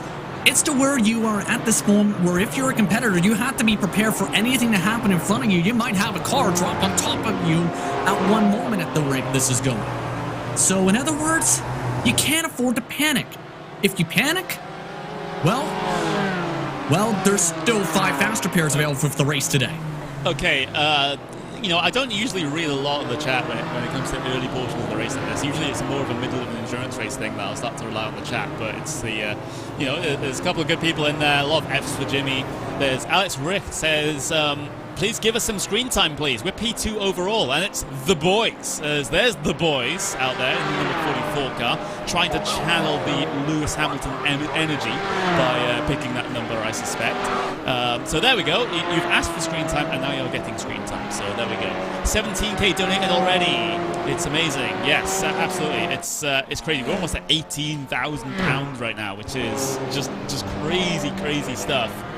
And at this point, you know, we're starting to get to, well, I think we're just about halfway towards the total that we had last year.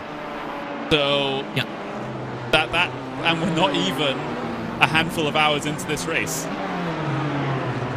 A beautiful view of Michael Jenny, who is one of the rising stars in all of iRacing.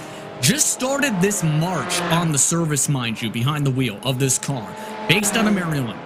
He competed in the Spot 24 Hours in a BMW, finished 13th, VLN, 4-hour competition in this car, finished top 5. So he is a lightning quick driver who is skyrocketed to one of the most up-and-coming drivers in all the service. There's a chance we see him towards some of the pro levels in a couple of years with the trajectory he's been able to take in just the span of a couple months. And by the way, does have a bit of that experience with some of the railroad racing as more penalties are flying. Yep, they are. We have more karaoke challenges as far as penalties are concerned. The number 62 is going to need some pit lane karaoke or a donation. So that is the Zornhauer Racing car. I think they've served like 15 penalties already. I think they're, you know, going to audition for the X Factor or something after this one, or The Voice, because the amount of sailing practice they've done, I think it's you know, a possibility for them. Absolutely. By the way, that driver too, just to keep in the credits, races with Apex Racing Team, one of the biggest organizations this year. And one of the drivers who, remember, is part of an organization who started their driver academy back up this year. Compare that to Zornhau and Mark Wilkie. It's been Adventure City for the 62. At this point, the 62, I'm surprised they have a car left. I think they've used a couple faster pairs already. Absolutely. So, oh, he hit the pit lane. He hit the pit wall coming onto pit lane. Oh, that's a special. There needs to be a special kind of penalty for that, because that is a lapse in concentration. Maybe he was preparing to sing and he just kind of forgot that he's driving down pit lane. Oh my goodness. Sorry, I just kind of have to laugh. You have to laugh. You know, that's the way to deal with grief, isn't it? You just have to laugh it off. But trying to get that song done at the end of pit lane. Right now, I'm having a look at the comments. Are you really watching sim racing by yourself? Nah, I'm with the boys. From David Haynes, who's also one of our commentators here at RaceSpot TV. I think I'm not sure if David will be on this broadcast. I think he might be on in the early hours in the morning for Europeans, which is prime time for Australians. I think I heard Hugo could create world peace, but chooses not to. Hugo, I can't confirm, just wants to watch the world burn.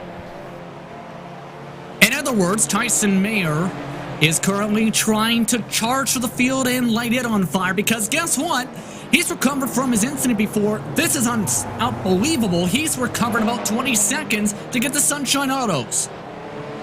Yeah, so brilliant stuff then from Tyson Mayer after having the instant in the race lead with the Huizenveld Works car. Has clawed his way back up through the field and now is looking to try to wrestle the race lead away once again. Sunshine Autos have been in that position for the last, it feels like half an hour or so, but now Tyson Mayer is in the prime position to be able to go chasing for that carrot on a stick in front of him, and maybe in the next couple of laps he'll be able to get himself into a position where he can go for a dive, go for a move somewhere. But right now, he's been given all the time because there are a couple of mistakes starting to set in from Steph Wienhoff, who's the driver of the Sunshine Autos car.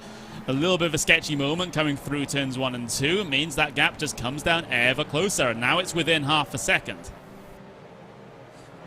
Yes, and it's been incredible to see the speed they've had. They've kept up decently in terms of the pace. The pressure is going to be on, though, with Tyson Mayer, who's going to be seen almost a little bit of red after what happened in the battle for the race lead before with Huizenveld and their works car. So I think if you're remembering what happened to him, you're keeping that in your head and knowing he's going to likely take the first opportunity to get you to your side-by-side in one of the hard braking zones coming up. Yeah, so if there's going to be an opportunity present itself, Mayer is going to absolutely go for it. No matter if he's this far back or if he's a little bit closer. You can see he's just so deep on the brakes into turn 8. Really closing up that gap, and now in prime position. Just a handful of tenths of a second behind right now is that Alpine Size Duties Racing black car. Having to deal with some Jetta traffic, though, that's going to be a cause for concern. A little bit of a look down the inside at the chicane as we have simultaneous battles going on right now. There's one of the Jetta battles, I believe it is, that's further back between VRE Motorsports Team Rick and Just Bennett. So you have the TCR race lead battle on the left, you have a P458 Jetta battle on the right. Fantastic work from our producer Hugo Luis. And I believe Enzo Fozzie's now been given a drive-through. I believe someone may have paid for a drive-through for the Huizenveld Works car. Right on cue as the TCR lead still up for grabs here. Look at this, though. The traffic may be able to play an opportunity for the same set as before. Yeah, absolutely. Tyson Mayer back to the race lead as Sunshine Autos get out into the gravel on the exit of turn 4. So new race leader in TCR. Well, GT Racing Black, they did lead at the very, very start of this race, and now they lead again with the 21 hour and 36 minutes to go mark. Pretty simple move, all things considered, from Tyson Mayer. Steph Wienhoff simply wasn't able to hold on. Compromised line coming through the second turn 4, and just dipped 2 tires into the gravel on the exit of the corner, and it was just a simple pass otherwise for Giudizic. Yeah, made it look very quick, and now the main thing is, can Sunshine Autos keep up? Looking up at some of the Jettas, Team Rick, they've been shuffled off and on a little bit this run. Surprising for Ian Plash as this run has continued. He's just not been able to keep up in the same positions as before the drafting train. The traffic has really burned that car. Keep in mind, it does have some back bumper damage, but at the same time, you have to think that this group of drivers normally would be a bit quicker than what we've seen a little bit before, especially with the lineup. It's just, I think the traffic is factored in, especially with drivers such as that who, well, go off in the grass to get out of the way. Thankfully, helping this time. That was the Fuga Simsport car, just getting well out of the way. Meanwhile, the rest of the GT4s trying to head their way through, and VRE Motorsports still having to try and look at both ahead and behind at the moment. Especially considering how slow some of those GT4s were coming through the chicane, but they're able to open up the throttle and head their way down the pit straight, so it leaves these guys all on their own. Meanwhile, Team Rick may be able to make its way down the inside here with that TCR car that has just made the gap, but can't quite follow through just yet. It depends on how forceful the TCR wants to be with the VRE car. They head down the inside, at turn 2. Is Team Rick in a position to capitalize? Yes, they are. They're carrying a lot of momentum through turn 3 and now through turn 3, and you've got turn 4 coming up. Inside line for turn 4 for Team Rick. Ian Blash has been able to make his way through, so well done there with the help of the TCR, causing the VRE Motorsports car to go offline through the first sector, and that is just all the advantage that you need to try and get yourself by. And it's pretty obvious now that if you're a driver, you're taking the notes, if you haven't had too many experiences here, that seems to be the best passing opportunity left on the racetrack with how crazy it is outside of dodging everything around you and taking advantage of people getting door. The Lucian Bocce block, when you haven't messed it up, has led to, if you get the inside, a good run to where you can squeeze the car on the outside a little bit, force them to check up. Well, they have the preferred line for the next chicane. You, in turn, though, have a better run off the corner to be able to potentially get clear with the risk it is that you leave of going side by side. You could already see on some of the differences in the cornering now, Team Rick having to go a little bit more bouncy on some of the straights under their steering, a little bit more straight and stiff for the car behind. Yeah, Team Rick left side, Team VRE Motorsports 99 on the right side. There as they head their way down into the final chicane for the 46th time, and I think that's 46 too many as far as I'm concerned. Abruzzi and Track Limit Racing. I think Track Limit Racing have had an off. They are off the track limits, and Tom Minot trying to get that car spun back around. It won't affect this battle that you see on screen right now, though. But that incident was caused by the RLR Abruzzi Esports 4 charity team, so it looks like they'll be getting a penalty in just a couple of moments' time, and have to take that trip down to pit lane to probably sing a song. Curious question coming from one of our fellow broadcasters, Randy Chinnett. Curious what your thought is, Connery. What's the donation requirement to get the commentators to sing a duet? You can't donate enough money for me to do that. All of the money. You cannot donate enough money for me to do that. Unless it's something like £2 million or something like that. Does he have that? Well, he's been very secretive about it, if he does. Oh, the 62 again has meanwhile not been secretive on the troubles today. Yeah, again, this is the same car that I said had spent more time off the circuit than on the circuit, and it looks like that they are continuing to live up to that little summary that I gave. They've been good on the rejoins, though. I will say that. They've been very patient when they do decide to go onto the actual racing surface as opposed to the grass or the gravel. So at least they've got that going for them. I mean, I guess he's having fun. That's the bright side. It's not on the track itself. Jimmy Broadbent was black flagged. So I'm not sure what that's about. And I think he might be trying to match whatever penalty may be coming into play, so believe... Oh, he had it cleared. Oh, okay. Yes, because he matched it. He matched it. Oh, right. Okay, right. So that's the situation there. So if you donate to get someone a penalty, if that team also gives the same amount of money, then that penalty is cancelled out. I think that's what they're doing. I think so. I think so, too. Good recovery, though, for Jake Browning from after all the spins. And keep in mind, too, a lot of different endurance races do have adjustments, say, Connery to BOP or adjustments to fuel limits. Not so much the case today, so we're basically going full fuel tanks. That's why we're seeing so long of stints already. Some of these drivers already about 90 minutes on the tanks. For drivers like Browning, though, remember, they pit under that caution. They can make it an extra 30, 40 minutes or so. 53 laps already turned by your class leaders and overall leaders. Yeah, it's a very long race, isn't it? Oh, Pete, I just thought our race leader in GT4 has just had a problem.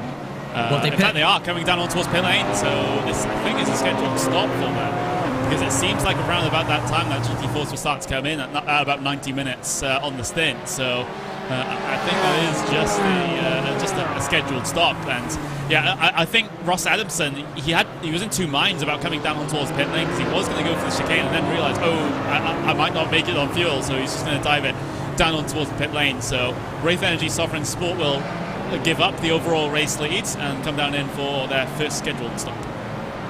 That's been how crazy the race has been, right? Where you haven't even thought about how the strategy plays out with how many crazy twists and turns have been. Looking like at the very least about, for these cars, the GT4s, maybe an hour and 20 minutes with green flag racing, if I'm calculating correctly. TCRs probably can go a little bit further by at least 10 minutes or so. The Jettas are going to be the wild card because they can last forever. Because for those who watch along with some of the broadcasts, say Valhalla Simsport, who is in that paint scheme that doesn't have its proper livery, for example, the white car. That's been something Veltman's been dealing with. On the serious note on that, though, those cars have been talked about, they can last hours upon hours. They may have single-digit pit stops, the Jettas, compared to your faster classes today. Yeah, that's going to be an interesting predicament down there in Jettas. That is for sure. Continuing to see this action out there, and I'm just having a look to see once again. They're still trying to continue on with the duet idea. Maybe we'll just have to wait and see as far as that one's concerned. Meanwhile, Doug Henson racing white, Backmarker racing orange, within half a second between the two of them. As we see, I'm starting to see yet more GT4s actually come down towards the pit lane for their stops, because we've had Food Critics come down in, we've had Underground Raceworks also decide to come down in for a scheduled stop as well, so it seems like it's around about that time. Oh, big moment, and that's the second place TCR. And Hosenfeld Works have had a massive off there, and still actively trying to rejoin the circuit. I think they got cleared out by the WTF1 machine. Yeah, that was a little bit chaotic. And this is, mind you, with the scheduled pit stop window open, the drivers who are going for the double stints, 31 seconds in the stalls, drivers who are taking the fuel, already upwards of a minute for some. But you can see, once you've had works, they've already had some penalties here and there. Leave the bottom open, expect the driver to try and go on by maybe a little bit. But as we've seen, you try and dive it up the inside of the chicane, it causes a crash effect. Yeah, and there was also P3 involved in that as well. Sunshine Autos also got collected in that incident. Hoisingville Works down on towards the pit lane, so this is TCR stops as well happening right now. So scheduled stops for TCRs and GT4s happening at pretty much the same time here. Enzo Fazi bringing that car down on towards pit lane, doesn't hit any of the pit walls as we've seen drivers do so far in this race.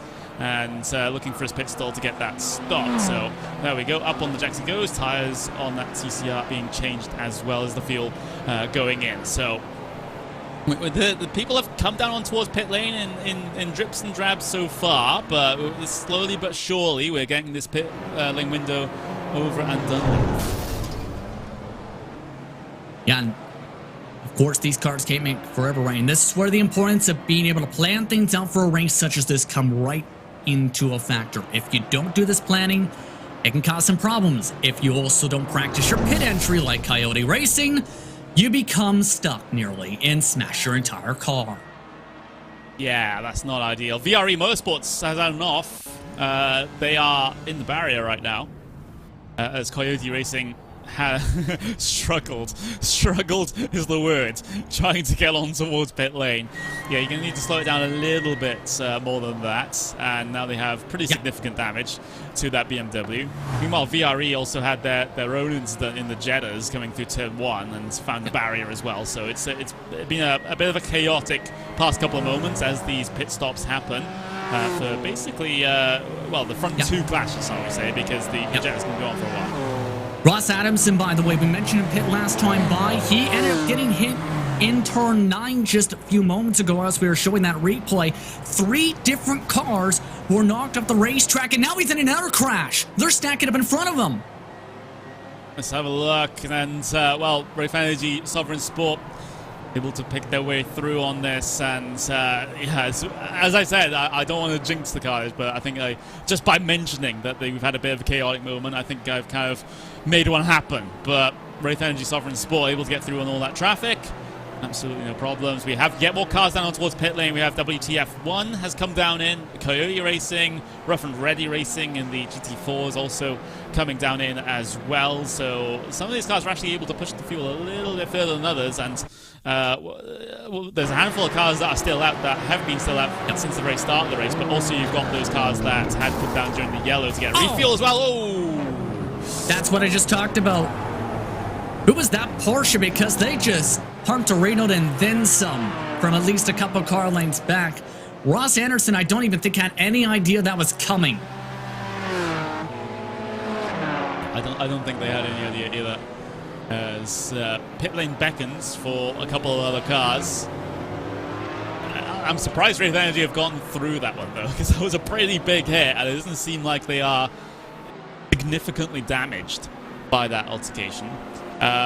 Gabriel Nibbets inside the YouTube chat says, where to hear the karaoke? And, well, unfortunately, you won't be able to hear it here because of the, we're not allowed to have the driver chat on because otherwise we'll probably get community guideline strike. But, I don't know. Like, you can probably go to Jimmy's stream. I'm not sure if Jimmy's stream has the driver chat on. Meanwhile, there are more instants and more spins happening on track right now, by the way. Number 86 having problems, number 84. So 86 is the Brook Racing car that's currently spun on the outside of just on the inside of the exit of turn 2, waiting for those cars to go by. And well, I think we've gone over our Spinala allowance here today, Justin. Yeah, this has been absolutely incredible, and that's with a capital incredible. But for Lucas Sendo, it's just been a interesting comedy of errors. That time just lost the back end, simple as that. Missed a bit of the braking mark, just a slow spin, then gets stuck in a bad spot to rejoin where he just gets a chance to spectate all the cars battling off the corner. Yeah, and just having to hold the brakes and wait for everyone to come through. And yeah, this is probably the most frustrating view in all of motorsports, when you're facing the wrong way and having to wait for entire trains of cars to come through on you. That's absolutely horrible, and it's constant traffic as well due to everyone being spread out. So you just kind of have to bite the bullet sometimes and try and swing it back out in a space that you think is big enough, and that's exactly what Brook Racing have done. They found the gap to be able to get spun back around, and they are back in the race. Looking back to TCR race lead though, because Geodesy Racing Black. Well, that's the BMW M Power car, so this is not for position, by the way. This is the race leader going side by side with a piece of lap traffic here. Is BMW M Power trying to unlap themselves compared to the TCR race leader, and they're looking to try and make some good progress in doing so. They're going to have to hang it around the outside here to be able to make that happen. I don't think Geodesic are going to be too happy about this situation, but it's the situation they find themselves in, and Tyson Mayer is just going to have to be, well, remain pinched on that inside line because the BMW M Power car has unlapped itself. Oh, this is interesting. There is a potential possibility on the race control, if I'm hearing this right, that this car may or may not have a penalty of a drive-through or singing, I think I heard ABBA. So this continues to be intriguing for Tyson Mayer. By the way, it's an 11-second gap. He's ran off and away, and HCon, who was able to stretch an extra lap, ended up pitting this time. So they've completed their service. As long as Mayer keeps it calm, his teammate's going to be happy because this car is lightning quick, as we said. It's just a matter of, if he makes another mistake, it's going to be a meme central for his streamers, or his buddies. He is currently getting the decision, by the way, to decide if he wants to do one or the other, by the way, for that penalty if he does it. Yeah, it's a big conundrum, isn't it? Meanwhile, I'm just seeing the chat. Of course, we have the rest of the RaceSpot crew also commenting with Lorenzo Bonda, David Haynes, also had Randy Cheneth involved in that as well. Just trying to... Go on. By the way, I think he just matched it because he doesn't know the lyrics for the song. What song did he choose? Because there are lots of ABBA songs. I don't know a song from ABBA. Do you? What, Mamma Mia? Wait, that's an ABBA song? Yeah. I thought that was a musical song. It's a whole musical based on ABBA songs. Wait, that musical is based on ABBA songs? Yes. Yes. Yes, it is. I live under a rock, okay? you know, things like Waterloo, because they sung that during Eurovision. It's all that. But Team Wrong Car out there. Daniel Juncatella continuing on his way around. Got past the Windows 98 Jetta there. I can't quite tell what the yeah, there was the well, it's lap traffic, and I can't quite find it on my time screen. But yes, the I'm just going to refer to it as the Windows 98 Jetta. It's the number 14 car, so that is the Just Bennett car that Team Roncar had just passed fourth position, by the way. So that was a pretty neat pass there for Team Roncar. And they're continuing on their way. Of course, they were at the very front of things at the start of this race, so unfortunately they have fallen down the order somewhat. But who hasn't, as far as as far as this race is concerned? Let's just say that. And you got the number 22 Jetta also on the back of this. You have number 40 further down the road as well. So things starting to get a little bit congested in Jetta land once again. Well, it's been busy in Jetta land all race, right? Team Roncar's looking like they've been in the right car. There is a note that if Daniel Gianacandella, a part of me there, if he has an error incident point for this run, apparently he will donate 60 pounds himself. So, and that's with an unforced error, so nearly got it right there. So there is a bit of pressure on the line here. Well, he can always choose to do it and donate the money for a good cause either way. I mean, yeah, that's a good option to go for. I'm just trying to look to see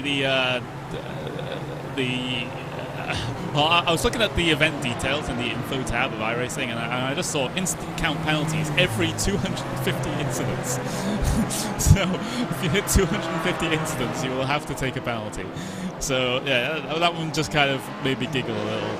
As there's a couple of other scraps going on, you know, with TCRs trying to get by on Jettas and doing rather well at it at the moment. Go on, just some news about another potential donation.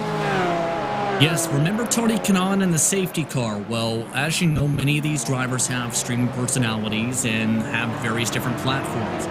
There is on the table, if Tony Kanaan can get to 5,000 followers on his YouTube side of things, Connery, he will donate an additional 1,000 pounds. So Tony Kanaan is really dishing out for a great cause, to say the very least. Have to say he's, like I said, he put into preparation on this racetrack earlier today. Seen him right before qualifying in some various different sessions. He's been a big part of sim racing in 2020. Has really increased his presence, where he's raced in everything from open wheel events to some of the various Monday night racing events. If you follow on Monday nights with Fort Martin series, he's been busy in sim racing all year. Look at this PS competition, 3 wides through the first couple of corners here. But yeah, great opportunity for, to get another £1,000 in the bank as far as the charity is concerned, and get Tony Kanaan the subscribers he so desires, as PS competition looking all over the back of the Motorsport racing car. And we've had overall race leader spin. That's number 38 car.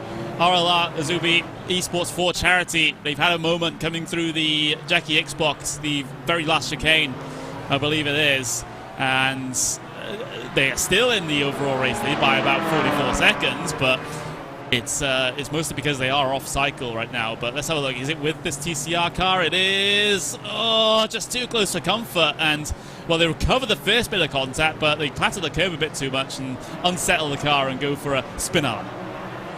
Just a little bit of a graze, ends up bumping around. That's SFD Racing, by the way. Alex Stake behind the wheel.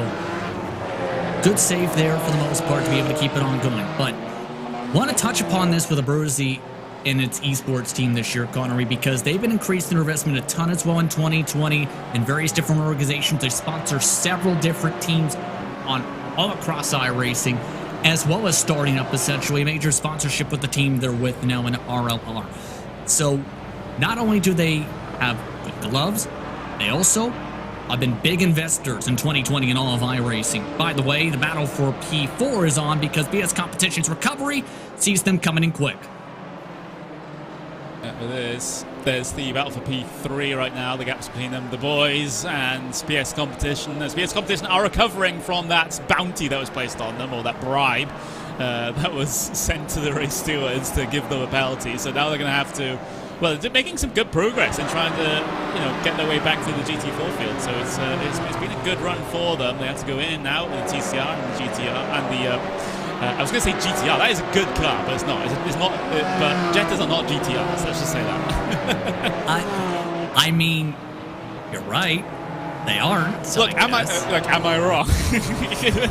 You said what you said. Let's take a look at this, though. This is carnage still. 2-3 wide nearly with the Jettas a lot of times has not worked because of the tightness of some of these corners and or some of the curbing that pops up. You can see where Shrinker Motorsport Green once other cars try to pounce. Well, it didn't end well. Oh, hold it. He held it.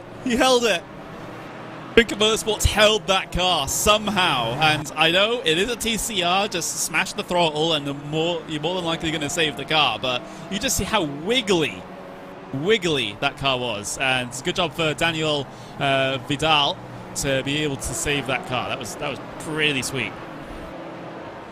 Yeah, that was an incredible save here, but for the boys, well, the boys are having fun. It's Benjamin Better behind the wheel, I believe, here. Now in the 44 machine. Currently, remember with the off cycle, they're currently net P3 now as a result of the pit stops right behind PS Competition. They are running away and quick. Ryan Arneveld is big pickup for PS Competition, to say the very least. Of course, the topic in the chat is that Ryan is a new driver for BS Competition, having moved from Maniti Racing. Yeah. So it's an addition to their already pretty crazy roster as far as BS Competition are concerned. The boys looking to try and work their way through on a TCR car, but getting no luck coming down into the Tyne chicane. But yeah, I mean, on a serious note, serious driver moves happening between teams, and I think this is probably one of the more interesting debuts that drivers has ever had for any team. And keep in mind, if you remember Maniti Racing from the summertime with some of the series, Maniti Racing was one of the quickest truck cars in the BMWs for the GT4s, in part because of Brian. So this is huge for them to be able to pick them up. This is going to be big for the whole endurance schedule for 2021. Jimmy Broadbent, meanwhile, trying to get ready to make some big moves with the traffic.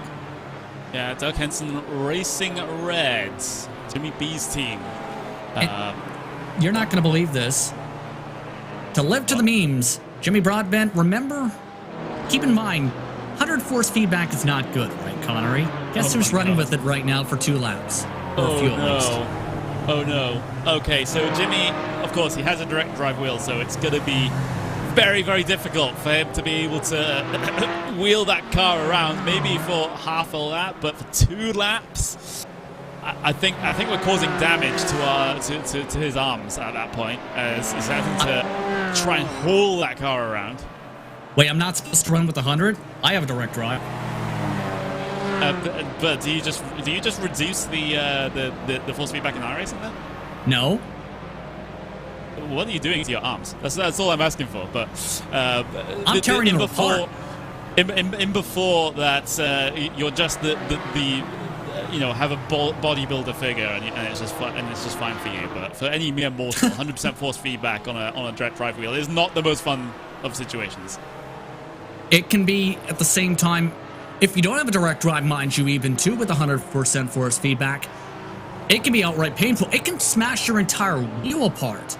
There have been some wheels I've had in the past, Connery, where it strips the the wheels inside, the screws inside the wheel. If you aren't careful, you can completely break hundreds of dollars in equipment as a result, and now he's getting smashed in them. Yeah, he is trying to continue side by side with VRE, but I think there's some damage to that Jetta now. So it goes from bad to worse for Jimmy Broadbent here, having to deal with 100% of the direct drive force feedback goodness, and that hit would have certainly hurt. Let me just say that. Having a crash while also trying to hold on to 100% direct drive wheel, yeah, this is. I'm surprised he hasn't pulled a muscle or something here, because it's not the biggest of hits, but it's a hit nonetheless, and that just gets amplified through the wheel. Yeah, some of the hits can. And look at the outside of the track as this is going on. Oh, works hit the grass. Huizenveld works. Apparently, Huizenveld, they don't work. So that's probably not the best branding that they'd want to have. But the chicane being a problem. Of course, I'm not talking bad about their products. Their products are good. I'm trying to make a joke. Okay, this is trying to save my butt right now. I mean, that's the way to do it, right? I guess. I'm not sure where you're going with it, but either way, HMO car, they're currently class in the 6th spot. By the way, it is for position. Struggles Racing, they haven't really even struggled. If I'm looking at this right, they barely even had an off track, let alone a struggle. Wow. Okay, so they're doing the opposite of what their team name is right now. So Struggles Racing, continuing not to struggle in this event. They did come down towards the pit lane, of course, like about 7 or 8 laps ago. That's for scheduled stop. So everything seems to be going rather swimmingly here for Struggles Racing. And I'm honestly trying not to curse them. I might end up cursing them, but I'm trying not to. Hoisingville works within a second behind them, though, after that spin. Yeah, they've just been keeping the car clean. There isn't even really a spot on it outside of a couple marbles.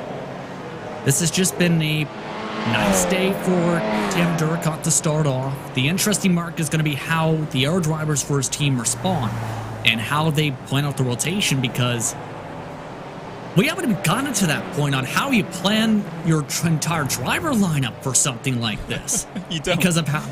Yeah. You just don't.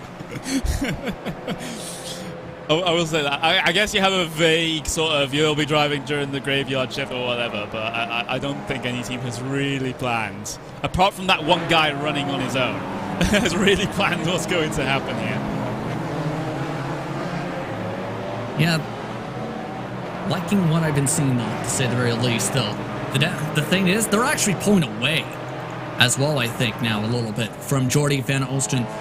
So, in our words, that car, because of the amount of non-contacts they've had and the fact they've kept it clean, doing exactly what they need to do for this type of race with everything else going insane around them. Yeah, like you said in the chat, Justin, we've had a big donation come through. £1,000 plus the £250 in gift aid to the government initiative for charities that we have here in the UK. £1,000 plus £250. So £1,250 given by Will Ennie. And, well, it's just go on, Big Jimmer. And, yeah, thank you very much. We're over £20,000. We're almost at £21,000 right now. That is just crazy. Yeah, that is absolutely huge.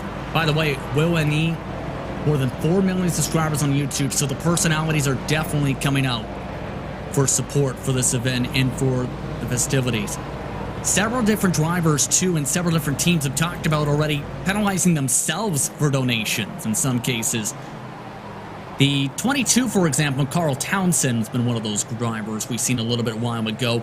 They're currently, mind you, still somehow scored in 12th behind that 40. Yeah, they are. So let's see what happens here. But yeah, like I said, thank you very much for that donation. The big YouTube boys are coming out to play, it seems, with Will Ennie. Like you said, with multiple millions of subscribers. I would like to have at least 0.1% of that. Hopefully one day. But yeah, it's great to see all these eyes on this entire race. Of course, the vast majority of people are over on Jimmy B stream, and that's not surprising. But we have a healthy amount over here on the VCO, on the general stream, with the entirety of the race, not just Jimmy's point of view going on. And we're having our own memes and our own enjoyment here, so that's not. It's not a big problem. So, sorry, I just saw two separate things. I saw the YouTube chat and I saw the in-game chat. So I see Alex saying, to whom my concern, Jimmer is about to sing "Never Gonna Give You Up." Yeah, I'm hearing that in my ears for the past 5 minutes or so, but schedule pit stops for the Jettas, finally. Some fast repairs. This is one of the leaders. Mocha Steer Motorsports, and it looks like they're making a driver change. Andrew Meadow now jumping into the car. And the bright side is, you may notice that logo, the M-Plower machine hasn't put their car into their grill yet. No, they haven't, so there we go, up and down on the jacks. He's getting those fresh tires on. Yeah, so it's around about 2 hours, just about 2 hours for some of the Jettas to start to think about coming in at this point. Did they just drive into the... What? They just drove into the wall! How? I don't know. How? What? Why is his steering wheel not even straight? Oh my goodness, he had it accidentally upside down. He had it upside down by accident. Yeah, I know what's happened here, because you can do like a full rotation, and it's, you know, happens in real life as well if you don't keep track of things. Obviously, it looks like the wheel's straight, but it's pointing towards the right, so he thought the wheel was straight, hit the throttle, just went into the wall. Yeah, that's going to be remembered for a little while, Andrew, as that lost amount of time. Again, those were your class leaders who just did that. I gotta say, the name Moncastia. that was a bit. Yeah. I think the jokes write themselves. Yeah. Yeah, Andrew's gonna have that live around him for about a month. Oh my words. Fantastic scenic shots here brought to us by our producer Hugo Luis. Fantastic stuff. I'm not sure whether Esteban Ballo actually had any influence on the cameras for this one, but it's worth shouting him out, otherwise we'll have a message. But right now you can see the sun starting to set now here in Belgium. The track glowing a lovely shade of orange as we continue to take down the laps. We're coming up to about 21 hours to go at this point. 21 hours and a lot of racing and a lot of memes to go, I think, here. We are just about 2 hours into the event, and there's going to be another 4 hours of me and Justin, so if you can stand that, then I congratulate you. Meanwhile, WTF1 and Track Limit Racing deciding to have a bit of action there. And Track Limit Racing, they're very, very slow there coming down in towards turn 1. They do a bit of damage, a ton of damage actually. Craig Monar has jumped behind the wheel, and he's someone I remember being fairly quick, so obviously that car may be seeing some more struggles compared to what Brady Carr is currently dealing with. Opposite side to the race car, they have damage. Right front for WTF1. Left side from Ronar for Track Limit Racing. You almost feel like with how they maybe adjusted their cars and their driver preferences, that's really hurting them for the wrong sections for Track Limit Racing to be helped, because WTF1, they only have a couple right-handers here and there in some of these sections. Right now, it seems Track Limit Racing is really struggling on some of the left-handers. Yeah, it doesn't want to go left, so it wouldn't be a good NASCAR, Justin. That's all I'm saying. Yes. Wait. Huh? Oh, I just got the puck. Thank you. There we go. Meanwhile, took a while. Yes. Go on. Was going to say, have to say the traffic has been thick all race to where you have groupings such as this. You still have a grouping of other cars, mind you, who are the mix of lap cars and leaders for your overall GT4 lead. Wraith Energy has been stuck in a whole gaggle with BS competition for a good couple laps. Yeah, it looks like big dives on the inside for the TCR machines as well.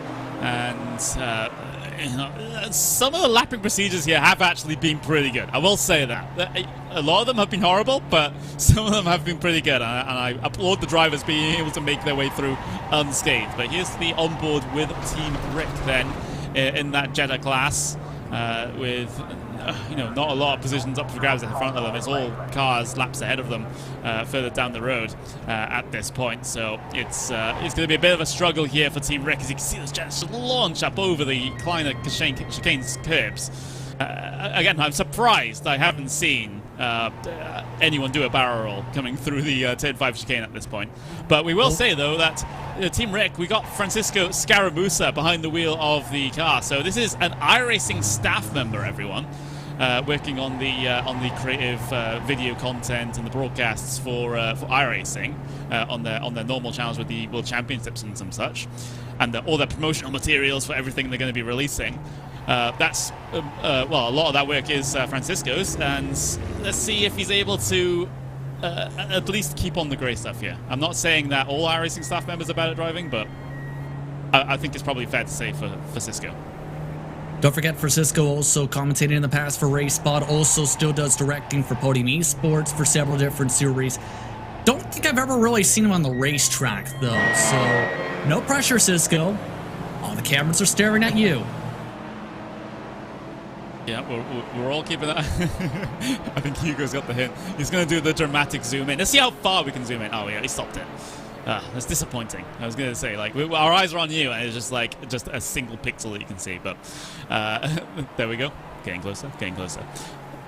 There we go. We can even see the Japanese characters on the side of that car. I don't know Japanese. I don't know what it says, but I'm sure it's safe for broadcast.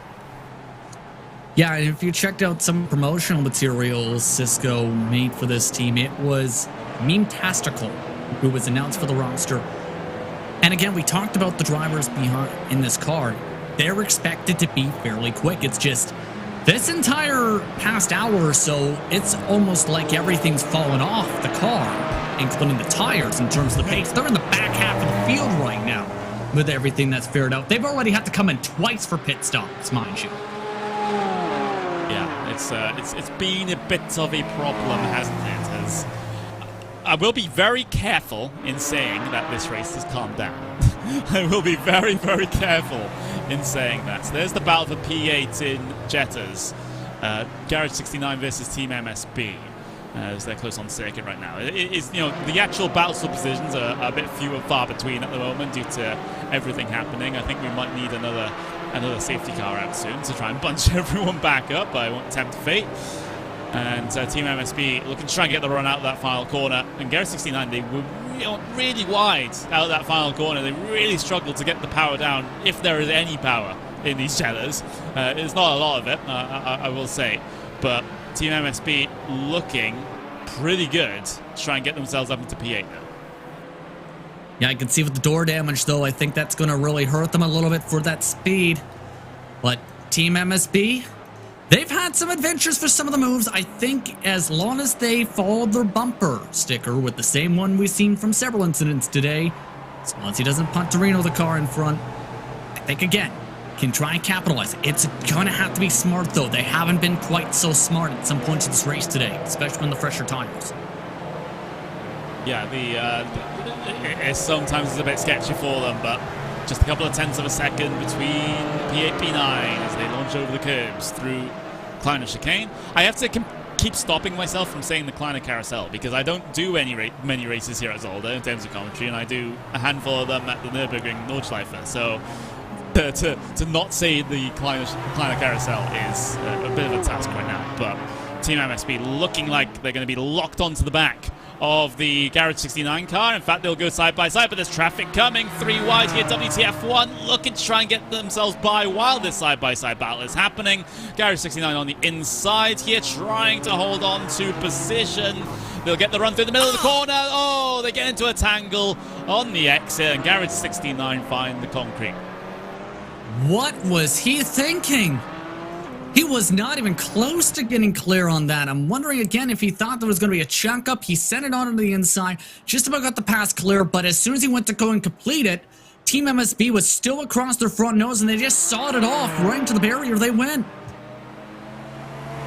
Yeah, absolutely, and very heavily damaged number 18 car right now as we'll get to see the replay, trying to track out to the normal point, but there's car outside, and that was a car in the barrier. So Garage 69 are going to have to bring that car down towards the pit lane because, again, front engine, so if you have a big front end impact like that, then it's going to ruin everything as far as your engine is concerned. You can see it's spitting out smoke everywhere on the way down the back straight, and on the live pictures, they have brought it down onto the safety of pit lane. So they'll be able to get the fast repair if they have any left. Otherwise, they'll have to take a rather lengthy required and optional repairs. A lot of people saying go and subscribe to Tony Kanaan. The link is in chat, posted by one of our viewers, to try and get that extra donation in. Yep, indeed, and you can see off and away went the car involved in the trouble with the fast repairs. Some of these teams are going to be very tight on them, let's put it that way, though, because I've heard on the radio a couple have already been used in this race. Some have had 0 fast repairs used for comparison's sake, but there is the potential of having longer repairs coming into play because some drivers have reported a couple minutes worth of repairs here and there that they've had to take. Others It's taken them a little bit to actually get the fast repair to trigger some. If you don't immediately turn off your fuel and your windshield wipes is in your shields and for the different layers of dirt on the car, for the fuel, it does lengthen the pit stop time astronomically. Repair to where you are on the track. Right, we've gone about 3 hours and 5 minutes in terms of total broadcast time without a break. So I think we've done rather well, and I think we'll take a big spin. That is Titty Boys Racing again. They've had a lot of spins so far this race, and it looks like they've had another one coming into the Kleiner chicane, looking to go down the inside of one of the TCR cars. I think they've just overcommitted to this one, and taken out by the TCR car. Yeah, that was a big slam. All while the Doug Henson Racing white car just watches the lawn and lets some people go. Here's a good view of it, in fact, where massive contact right there across as he hit the glass, loops him around. Yeah, so around they go, and back onto the circuit they come. But I was rudely interrupted by that because we were just about to go to our first RaceSpot TV fan immersion of this entire broadcast, because I really desperately need a drink and some food right now. Why not? Let's just try and find, let's see, is there any good... well, Jimmy's not racing right now, so we'll have to skip him as far as RaceSpot TV fan immersion is concerned. Have you got any recommendations, Justin? Well, I'm trying to think who is adventurous, but there's the entire field, so I guess pick a number out of a hat. All right, I'm going to randomly scroll on my list of drivers. 1, 2, 3, 4, 5. Coyote Racing, number 81 car, with Joel Schmidt behind the wheel. We'll be going with the onboards for this number 81 car. Just for a couple of moments, so we'll let you listen to all the engines and all the inevitable crashes before we come back here in the commentary. We'll be back in just a couple of moments' time, but for now, just enjoy a couple of laps on board with the BMW.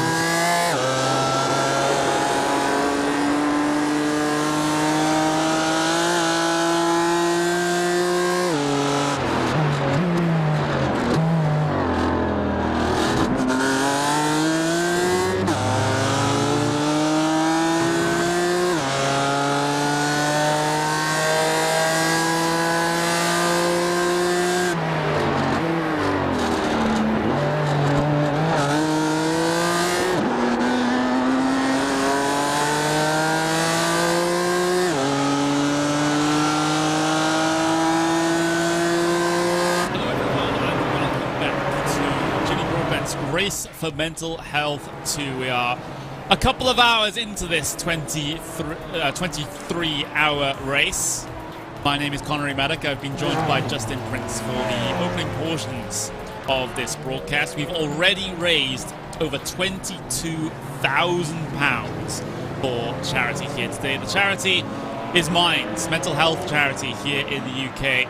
And for 60 years, they've worked to improve the lives of all people with experience with mental health problems through public campaigns, government lobbying, and more than 1,000 services they've delivered in communities across England and Wales and have touched hundreds of lives. It's an absolutely worthy cause, and we've come a long, long way since that, last year, and the initial £1,000 goal that Jimmy was planning to reach but got to it before the race even started. And now we had a £10,000 goal, and we've already just completely and utterly blown through that. It's just like Turn 10 Racing have blown their engine, and we're over double our goal at the moment, and quickly marching towards the total that was raised last year, as Turn 10 have to blow roll it down pit lane. I think they're going to need more than $22,000 to repair the damage.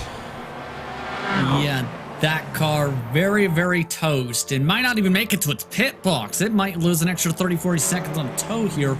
This is why the Canadian, it's been a rough race, and you can see there was a ton of pressure from behind. The pressure eventually led to a mistake off the curb into the grass and a huge hit. And that was just past the pit entry, too, in the final corner, so it had to go all the way around before the engine went full pop.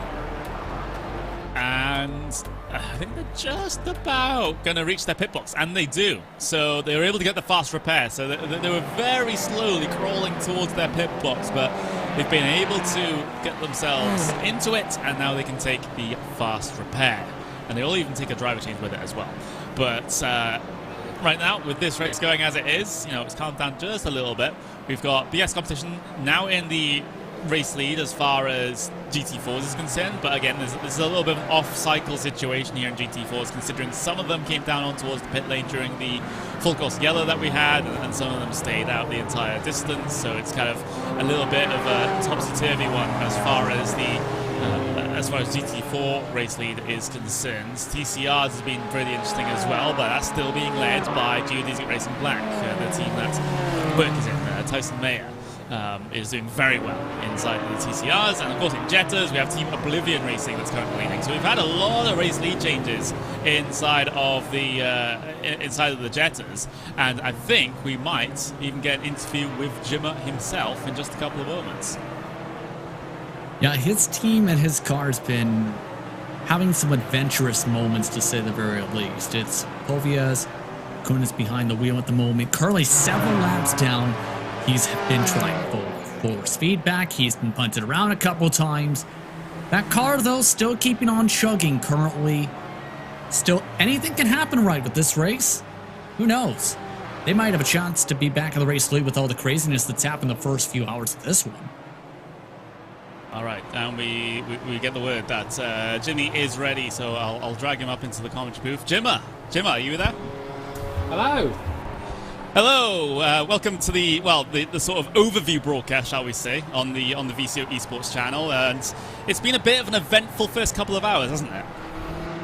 Yeah, it's been bullied a little bit, I think it's fair to say, but it's been a ton of fun though. The whole point of this race is to raise money, so we aren't too bothered about things not going the right way, but yeah, just trying to stay out of trouble now in our little Jetta. Yeah, I think staying out of trouble is probably the main thing a lot of these teams are focusing on right now, just trying to make sure they're not a problem. But just an update on the donation goal. Of course, we've crossed over £22,000 being raised for charity at this point, and we're yet to even get to the 20 hours to go mark. And we also broke the £10,000 goal, before the green flag had even dropped on the race. So kind of deja vu compared to last year there, Jimmer. But how much does that really mean to you to see so much support coming out and to see all the money be, funneled in like this? We're already over 2 times our goal at the moment, and it doesn't seem any sign of slowing down. No, not at all. I mean, last year we raised 34 grand, I think it was, before the end of the race, and we're sort of, already halfway to that with 3 and a bit hours into the race, which is mad. But I think it's It's nice to see everyone come together in this community. You know, the sim community, I think, is, once you sort of get into it, it's one of the nicest communities out there. And see everyone come together over a cause that I think a lot of people can understand or at least have experienced. That's the most important thing, getting everyone behind a common goal and showing like what we can do when we all push in the same direction. You know? So I'm just super proud of everybody so far. It's been amazing. Even the race ended now, we've done so much good with the money we've raised. Yeah, I think so as well. It's like you said, it's absolutely brilliant to see the, not just you or your subscribers or your fans, but it's also the entirety of the sim racing community come forward and support. Even for those outside of sim racing, even the wider car YouTube community as well. We had massive donations earlier from Will NE, for example, come in and put £1,000 down. So that's absolutely incredible. Do you expect to see this much support even outside the sim racing community? Well, I was shilling pretty hard before the race, man. I was just tagging people and saying, "Yo, do this." No problem with doing that if it's for charity. But it's always great to see these people come in. With Will, I've met him a couple of times. Super sound guy, really into his racing as well. So always great to see him come by as well and support. We had Tony Canan as well. He put forward about $2,000, I think it was, something like that. Just super kind to do that. And you might know that our race is sort of being run not quite to the book. We have a lot of forfeits going on. I think I just sang "Never Gonna Give You Up" to the entirety of the server, and they love that. It's just fantastic. It's so much fun to do this race, and it's all, as I said, for a great cause. So I can't think of a better way to spend the weekend. Absolutely, it's a cause that I guess a lot of people can really understand, especially with the world being in the exact situation that it is right now. It's all the more important that we focus on our mental health and try and keep healthy, not just physically but mentally as well. In these sometimes very troubling times, when people have unfortunately succumbed to COVID and situations like that, that has affected many families, and also a lot of people are also really struggling with their own mental health, not being able to have that support structure in real life, to go out with friends, to go out and do amazing things. We're all kind of stuck at home at this point, and it really does take its toll on people. And it's really great to be able to be a part of this, and for you for putting this on as well, because it's like I said at the very start of the broadcast, male mental health especially is still not talked about enough. There's been initiatives recently where that's really come to a forefront, and I'm very, very thankful for that, but there still seems to be a little bit of a stigma. And with sim racing being male dominated, with motorsports being male dominated, anything that we can do I think is very much a positive. 100%, man. So they're better than I could. Where we are right now, it's current world situation is that the NHS is overloaded. I've got a couple of good friends suffering at the moment, and they're being given wait times of 6 to 8 months to be seen, which is just not good enough. And this is where charities like mine sort of pick up the slack somewhat, but of course they can't do that for free. So any money we can put towards it and help people who maybe don't have the money to go private, which is the vast majority of people, is an amazing thing to do. I don't see any reason to be against it, frankly. So yeah, I mean, it's only a drop in the ocean, but it's one more drop, so can't complain. Yeah, every little piece of help is very much appreciated. With the donation rate coming in at the rate that it is right now, with that number just ticking up and up and up, do you have a figure in mind that we'll be able to get to by the end of this? Because obviously I've been having to focus on this side of the broadcast rather than tune into your stream, so I don't know if you've already covered this, but how far do you think that total can rise to? I think that I would love to beat last year's total, which is 34, and to be honest, I sort of went into this thinking I don't really think we're going to do it, given the situation that people are struggling financially right now. And to be fair, take care of yourself first before you take care of others, I think. But if we can get to that, that'll be a massive win. Anything above that is just a huge bonus. Well, there we go. I think we're definitely on target for breaking last year's goal, that's for sure. Is there anything else you want to say on the general stream here before we get back to the memes? I guess I might just say a big thanks to VCO for helping out with this broadcast. It was very last minute. They sort of said, "Oh, don't worry, we'll sort it out." And then, because I'm not very organised, you see, so they sorted it out. So that was amazing for them to pick up the slack there. And again, if you're watching on the broadcast or on my stream that If you can't donate, then that's not a bad thing. Don't feel bad. Always just go and share it. Go share the stream somewhere. Let someone else know that, you know, what we're doing here. Get the message spread as wide as possible, because you know, this is a thing that affects a lot of people. So I just want to make sure that as many people as possible are getting the message. Yeah, and thank you very much for everything that you do as well. You know, it's absolutely incredible to have this event and raise so much money so far already. And best of luck in the rest of your race, because it has been quite up and down, mostly downs, I think, and mostly cars just punting you in the rear. But hopefully over the next 20 and a half hours, things will start to look up for your team. Thanks, man. We're having fun. That's the important thing. I'll catch you later, Connery. Yeah, absolutely. Thank you very much, Jimmy. That's Jimmy Broadbent. Of course, you know exactly who he is, coming to talk to us for just a couple of moments about this event. And you know, I think he's always the most humble of people. You know, even when I've, you know, years ago when I used to commentate with him on the New Endurance series, you know, he was always very genuine, very humble, and you know, it just goes to show, you know, you just can be a very, very nice person and still be very popular and still do amazing things like this, and to raise £22,000 for charity so far. In the span of a few hours of the race itself, on top of things, for a goal that was £10,000, which is absolutely astounding and incredible. Right now, if it keeps up the rate it's looking towards, it might go even higher than £35,000, not to jinx it. It's just been incredible with the work he's done, and keep in mind as well, he's been one of the big parts in VCO's side of things for a lot of the broadcasts too in 2020. He's had a lot of impressive moments, to say the very least, and it's been something where it built upon his brand, where it's gone a long way from "Where's Jimmy" to now being one of the biggest personalities in all online racing and in sim racing in general. Yeah, absolutely. You know, it's I haven't had an in-depth discussion with him in real life about anything. You know, we kind of just always miss each other at events, it kind of seems like, but you know, every time I've had an interaction with him, it's just been absolutely lovely. And I'm just having a look at the YouTube chat, and there's people still trying to promote Tony Kanan's YouTube because of the extra donation that's on offer.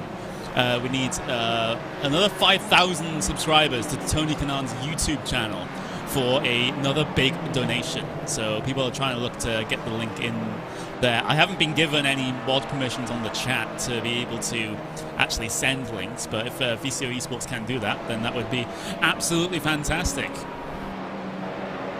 Yeah, and that would be absolutely huge as well for the goal, and I think fans will really like to see more donations being raised towards that total. But as this is all going on still, there's still some common runs. Some of the drivers who started well, what's the exact antithesis of driving way too hard?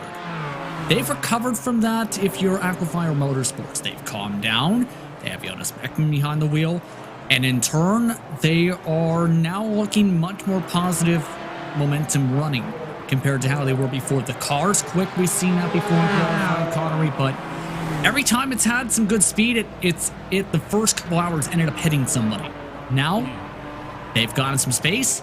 The lights are starting to potentially turn on the cars, as you see, as well as potentially some of the light posts above the circuit in a little while or so. It seems to have mellowed them out. Yeah, it does seem to be the case. You know, I mean, it's the normal thing when it comes to these sorts of endurance races. You know, if you've ever seen an iRacing special event, for example, even the top split guys can get a little crazy. Excuse me, inside of the first couple of hours. But you know, it gets to the point in the race where things start to just calm down a little bit, and I think that's exactly what's happened here. You see, Quiver Motorsports actually getting a very good run through the Kleiner chicane, going up the hill towards turn 6. Can't quite get the move done just yet on track limit racing, but just going to stay in line as the you know, the light is starting to dim a little bit here at Zolder. It's you know, the headlights are becoming a lot more obvious. So soon we will be in darkness here. And of course, the actual in-sim date is set to the 28th of November, so today's date. A bit of an interesting situation into turn 8 with the TCR, but Somehow they've been able to get through. But like I was already saying, the in-sim time and the in-sim date is set to the current exact time and date. So it is going to get dark very, very early here in sim time, because it's coming up to 4:45 p.m. in sim time, and it's already starting to get dark. So it's typical winter situation here in Europe, and soon we'll be in complete darkness, and we will be for the majority of the race due to it being winter time. Yeah, and you have to be able to adjust your driving style in the car to that, as they'll have to dodge Juan Vanderbilt, who continues to have an adventure. But you can see with the beauty of this racetrack, it's going to get to where it's full darkness. You can tell, though, at the same time, there's not a ton of light posts. It's mostly in the infield, where you have the festivities in the trucks, as well as the infield grandstands in the pit paddock. So it's not going to be like some other circuits where it's going to be where you might be able to see your marks. If anything, it's going to be treacherous to hit some of your marks, because for some, they might not have experience running in full darkness at Circuit Zolder with the rarity it has in the official schedules. Yeah, it's not really a track where you go to for big endurance races. At least I've not commentated on an endurance race at Zolder on iRacing before, and I've been doing this for 4 years at this point. So it's a very tricky predicament. I haven't even commentated on a race in the night at Zolder before, so that's a new one for me as well. So it's definitely going to be a new one for the drivers in addition. I'm just going to... there's a lot of "oh dears" in the chat, and I'm wondering what that was about. But yeah, interesting. Oh, he was removed from the server. Someone was removed from the server. I believe that might have been by accident too, and that was Turn 10 Racing, one of its drivers. Yeah, the race control might have to do a song for that, but Beckman might be able to sing a song for taking away P7 here. Good move up the inside. Yeah, here comes Aquila Motorsports then, trying to get the move done around the outside. Turn 2. Be able to carry a lot of momentum off the corner here, but the corners just keep on coming. Turn 3, and now coming up towards turn 4. Jonas Beckman still trying to hang out, trying the outside to make contact through the middle of the corner. Track Limit Racing also struggling to hold on to their car. Both of them stay on the grey stuff, and I think Track Limit Racing will give the position away there because they felt at fault for that contact. Yeah, a bit of a slam there, and there's the lights right there saying, sorry for the slam, I'll let you on go. So that's not going to make them quite too happy, but at least some respect they're given to say, okay, I made a mistake with the door. I'm not going to hold you up, but it is going to significantly hurt the 84 speed, and now significant right side damage from the head. Yeah, absolutely. So, have a look. Lorenzo is saying, can we make a late addition to the Simi Award Hall of Fame? And so we might consider a special award. So, yeah, maybe we'll have to consider that. I'm just totally not going to mention that I'm nominated as well. Anyway. Very subtle. Yeah, very, very subtle here. Very subtle here. Best commentary category. I mean, this race is probably not my best one, but there we go. Meanwhile, more action now on track, and well, it was more between overall positions with the MRA Motorsports Limited and the Sunshine Autos car, passing each other for position despite being in 2 separate classes. So that one's kind of not really relevant in the grand scheme of things. I think everyone, like all the battles on track, are now extended to a second or more. So the field has well and truly spread out, and that's probably for the best. Should note, by the way, that Team Rick had to use a faster pair because we mentioned Cisco and the chance of some trouble.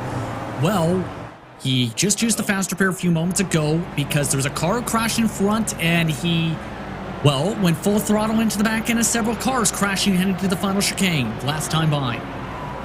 That one is unfortunate. There's Team Rick. There's just Scarra moves behind the wheel, like you said, having to deal with all that happening in front of him. Like I said, take the fast repair as well, so it's not exactly ideal. And, I mean, join the club as far as the rest of the drivers and the rest of the teams out there. There's a lot of drivers and teams that have had major problems in this race so far, but thankfully we do have those 4 fast repairs, so it's you can recover. Oh my god, this car stopped on the side of the track. That is a weird incident. Yeah, there was a car who lost control coming out of turn the second last corner, I think, before that, clipped some grass. Then you seen the orange machine just have nowhere to go, and then Cisco just kind of chose a lane and then just almost mirror fixated or fixated around towards the viewpoint. Where if you look towards some newer drivers, even when you're on normal streets, Connery, when you have an accident in front of you, one of the biggest mistakes early on is staring at the car in front of you and just driving into said car. Almost looked like Cisco did exactly that. He stared at what happened and ended up going right into the incident. Yeah, again, big moment for the BMW. Coming back across circuit, nowhere for the Audi to go. Absolutely nowhere at all. And again, the Jetta having to slow down, and there's more faster traffic coming. So it's just a bit of a cluster there, wasn't it? It was a horrible situation to be in, especially when your options are limited, when the track is so narrow. You just kind of have to commit one way and hope and pray. Yeah. With this type of race, though, once again, you have the chance to recover. On the bright side, they're only the third last car running in the class. For Backmarker Racing Orange, we haven't talked about them in a little while. Time to talk about them again with some more mistakes. Ooh. Same corner as before from a few hours ago. Yeah, I can't get tail happy. Apparently my English is failing at this stage, and we're only a couple of hours into the race. But tail happy TCR does happen. Car gets very light at the back when you enter a corner, and you do have to be very tentative when it comes to trying to nose that car in. And of course, when you lift off the throttle for any reason, even in the middle of the corner, again the back end just gets light, and you're not going to have a great time. But Backmarker Racing learning that one the hard way, it seems, with that little slide. And nice little rainbow stripe on the back of the car as well, or at least a luminous stripe as they work their way around the outsides of one of the Jettas, and getting that position done. And now 20 hours and 25 minutes left in this race, everyone, and things are starting to bubble along quite nicely, I would say. The current class leaders, you can see at the very top of your screen, BS Competition lead in GT4, and they lead by quite a margin as well. It's 27 seconds back to Wraith Energy Sovereign Sport. Then Alpine Stars Geodesic Racing Black leads in TCR. And of course, you've got Team Lonely leading now in Jetta. So that single driver effort currently at the top of the Jetta class. So, and it's the situation right now, Justin, where the minimum drivers needed is set to 1. So therefore, Team Lonely will not get disqualified if they finish this race with just 1 driver. So that is a change compared to what we see in our racing special events. You know, where they require at least fair share or potentially at least 2 drivers. Some drivers have in the past for 24-hour events ran the race on their own, and then once everything's come into play, kind of just had a laugh off because it was for fun in those cases for them where they wanted the challenge and they completed said challenge. With today, now the big thing is it's still going to be a massive challenge to be able to run the full 23 hours on your own. Because, yeah, while there is the factor, of course, with the driver swaps and the amount of time that can factor in their economy, at the same time, you're still running for 23 hours. You have to make sure you don't show any massive fatigue or make any major mistakes, because you won't have anybody to help you if anything goes wrong in your car. Another penalty come through as Brock Racing in the number 86 has to come down in and sing Twinkle Twinkle Little Star on the pit lane. Meanwhile, the number 38 has had a spin, and that is the RLR the RLR Azubri Esports for Charity car. The car that was so quick in GT4s has had a big off, and they're just about rejoining the circuit now.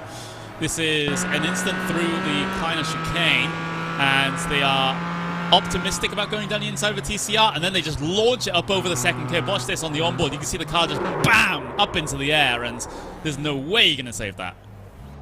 Yeah, that is going to be absolutely hurtful for them. Remember, fellow sitters for the class just not going the way they wanted. Take a look at that.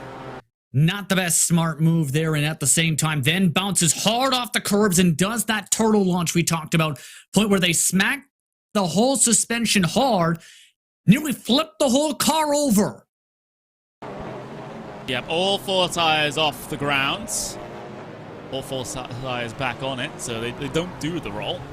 But yeah, it's a tough one there for Abruzzi Esports for charity, because they were one of the fastest GT4s here today. They still are one of the fastest GT4s. It's just that they've been involved in a good couple of incidents so far this race that has put them down the order somewhat. They started on pole position, now they reside in 5th place in class, but again, there's all this strategy intrigue when it comes to GT4, considering the off-cycle pit stops that we had.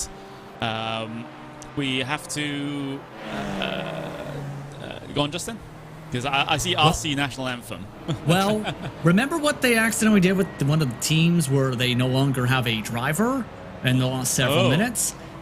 Guess what the penalty is? Them singing the national anthem.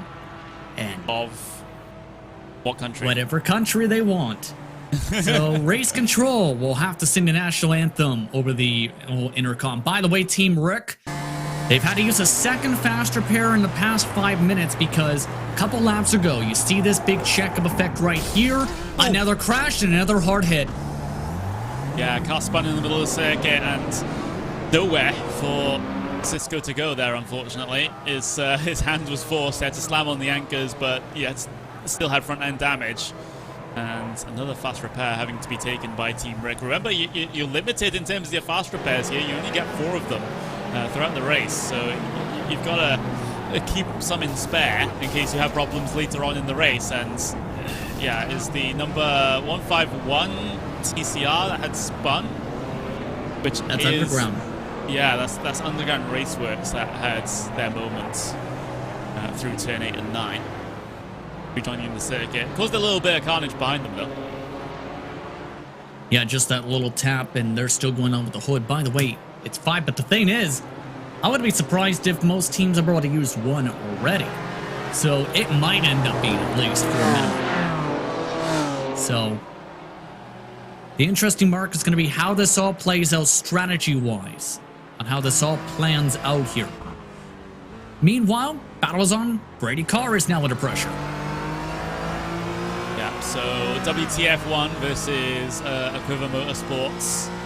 P6 and P7 here, as Aquiva looking to go forward once again. But I mean, they started in 5th place. They currently reside in 7th, so they haven't had a great first couple of hours of this race. But every time we look at this GT4 class, we're always seeing Aquiva Motorsports on the back of someone or actively trying to pass someone, and it looks like it's the case here today in this one as well, as they lock onto the back of the WTF1 machine of Brady Carr.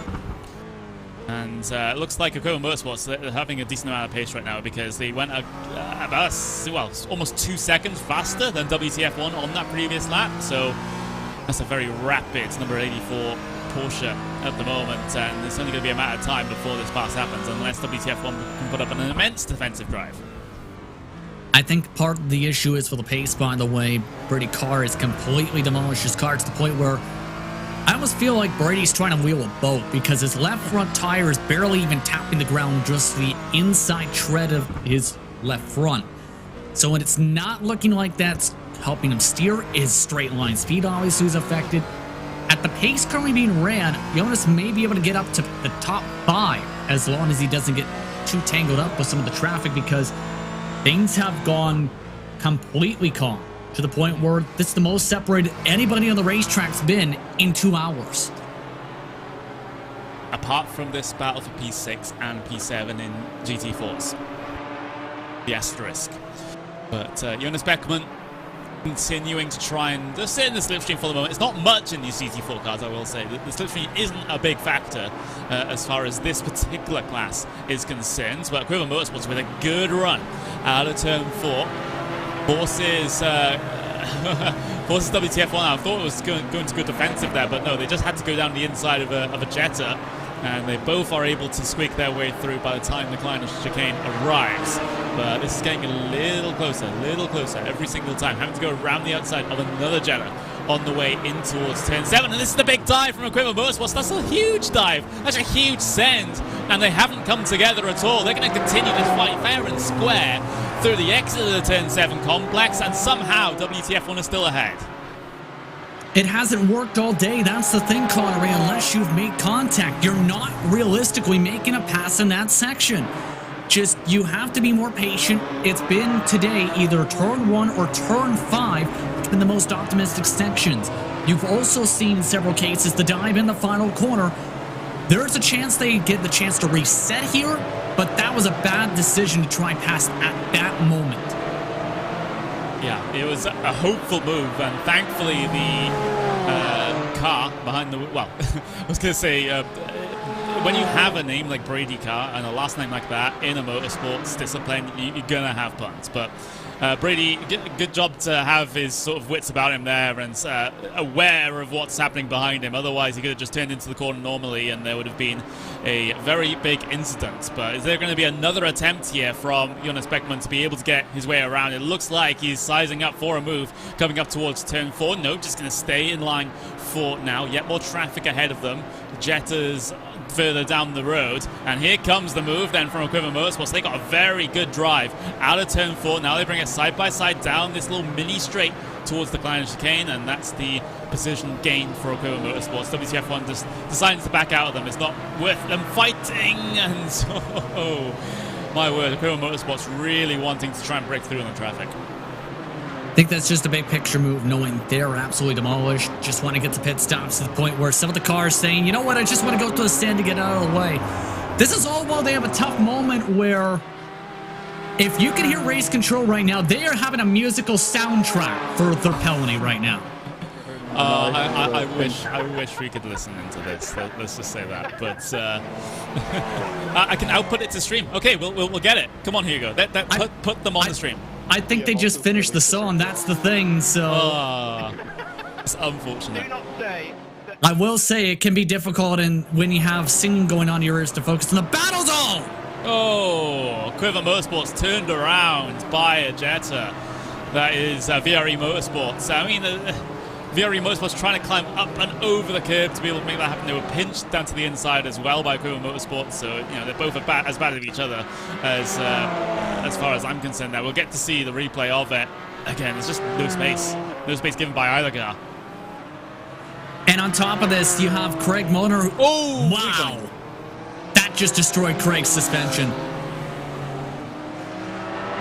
Big crash through the final chicane. There's one of the comments saying, I'm genuinely surprised anyone is still on track having to listen to Race Control singing La Marseillaise, which is the French national anthem. I gotta say, it is a good anthem. It's a good anthem. Whether or not it's a good anthem when sung by people who can't sing is a different issue, but there we go. I wonder how much variation we've had in national anthems, because we haven't been able to listen to any of them. I've heard a lot of variation because I do have the ability to listen to a lot of things there. There have been some trying to sing songs with no lyrics, which is interestingly enough. So trying to sing the ba-bum, ba-bum, ba-ba, ba-ba-ba-bum, or whatever. By the way, BMW M Plower is looking to sing I'm in the P4 spot now. And I love how it's Oscar Hardwick trying to sing the French national anthem, and he's not French, and I think he doesn't know French. So that one must be pretty enjoyable. Hey, Justin, you're Canadian, so you must know a little bit of French, right? I know a little bit, but I haven't learned it or spoken it since grade 4. All right, there we go. So you don't live in Quebec, is what I'm saying. Well, it is actually mandatory in Canada where you take at least 1 year in a high school or secondary school, wherever you are, in terms of French language education. But for some places, you can get an exemption. So it can be where you have to learn it, but in others, it can be difficult to learn it. Keep in mind that back in the day, for some people, there used to be times where for various different school boards, you could learn French all the way up to grade 8, where you learned it at kindergarten, because it's easier to learn a language right when you were like 5, 6, 7 years old, compared to starting immediately in grade 4, where the mandatory requirement is for some boards now. Yeah, I mean, I grew up in Wales, which has its own language. It has Welsh, but I know very little Welsh. So, I mean, I could possibly find my way around the Welsh national anthem, but it wouldn't be amazing. Let's just say that. But I will leave that idea for now. As you see, the more scrapping out there in and amongst the BMWs and the GT4 BMWs, and that is the number 8 machine there. The Tilly Boys racing car involved in everything right now, and a lot of cars trying to work its way through. There's the Coyote racing car that they was trying to get the way through, and in fact they have down in towards turn 1. So you can see the racetrack's actually getting much darker much more quickly now as that sun is dipping below the horizon. There's still some sunlight in the sky, but soon we'll get to see the pitch blackness of Zolder. And just when you think everything's going crazy, it might get even more crazier if some of these drivers can't see exactly where they're going. I'm surprised some of them even have their headlights not punched on in by some of these contacts, but at this point, really, in terms of the estimates, there may be only a couple drivers who have been able to actually keep it clean. Maybe Sunshine Autumns, Alpine Stars Geodesic with Tyson Mayer, shockingly enough. Just Bennett, who hasn't been it at all. Struggles Racing, and a couple others. That's about it. Everybody else has had to, at least, from what I've seen, slam doors with somebody at least 2, 3, 4 times in what has been an absolutely bonkers race, and another car stopped to the side of the racetrack, we just see. Turn 10 Racing is crashing again.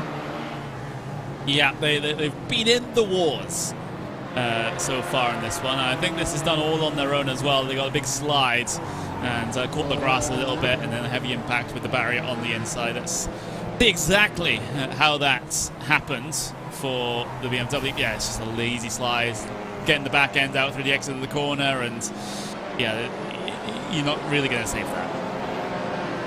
Yeah, the Breen family has not had a good day at all. That's the reason why you see the double Bs, both of them, supposed to be running today.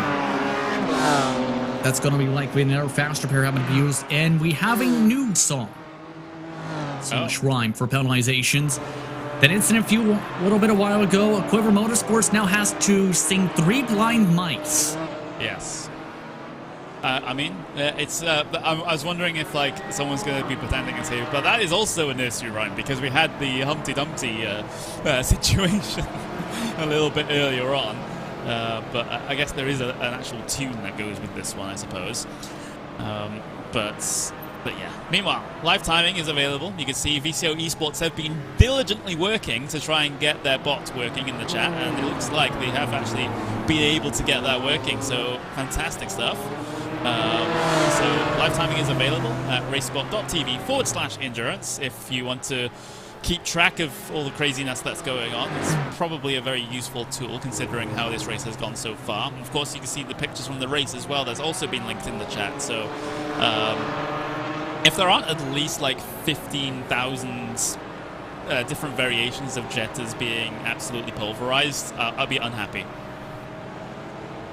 Yeah, this has been intriguing. See some of these Jettas where, shockingly enough, they've had some of the cleaner racing of the day. Well, in and amongst each other. Yes.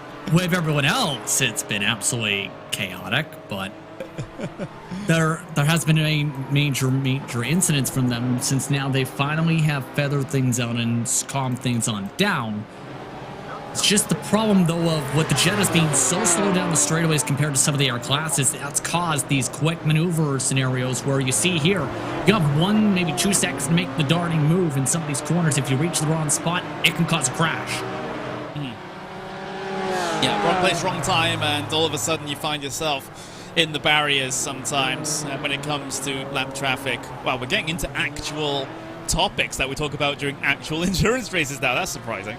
But yeah, I mean, it is true. It's a lot of endurance racing is about just planning your way around the traffic, and I think the team that does it the best here today especially is going to gain a whole bunch of time and a whole bunch of positions because it's traffic's the main enemy here. You would have thought that the other drivers in your class, fighting for positions, they're your main enemy, but no, it's all the traffic here, even if you're a Jetta as well, because you have your own race to be concerned about, and you're having GT4s and TCRs dive their way down the inside every single lap. So it's kind of hard to keep track of things in that situation as well. So, but then again, you can also use that to your advantage if you're a Jetta to try and get past. We might see that especially coming towards the final hours of the broadcast where those battle swap decisions just become a little bit more spicy. There's another penalty come through for the number 50 car, and that is WTF1. You have a penalty. We want Matt, so Matt Gallagher from WTF1, to do it if he's about. So probably Matt Gallagher is going to give a bit of a sing-song, perhaps. I think that's what they mean. If he's around, that's the key thing, and that is going to be intriguing. I think I've only heard him sing once, and that may have been in a YouTube video 4 years ago. That's about it. By the way, Alexander made the pass here quickly, and we talked about the differences as the runs go on with the tires for the Porsches compared to the BMWs.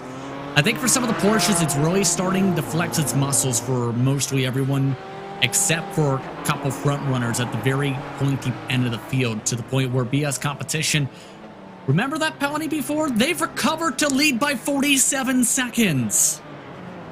Yeah, that's a pretty crazy one. They are by far the fastest car out there on circuit right now. They even dipped into the 137s, I believe. They made that sort of lap time happen. I'm just trying that. Yeah, they did even like 136 is a little bit earlier on in the stint as well. So they are going multiple seconds a lap faster than everyone else out there in GT4s right now. So fantastic job for BS competition to be able to extend that gap and get the gap back up to about, well, it's over where it was when they got the penalty now, isn't it? It's the bribe penalty, shall we say.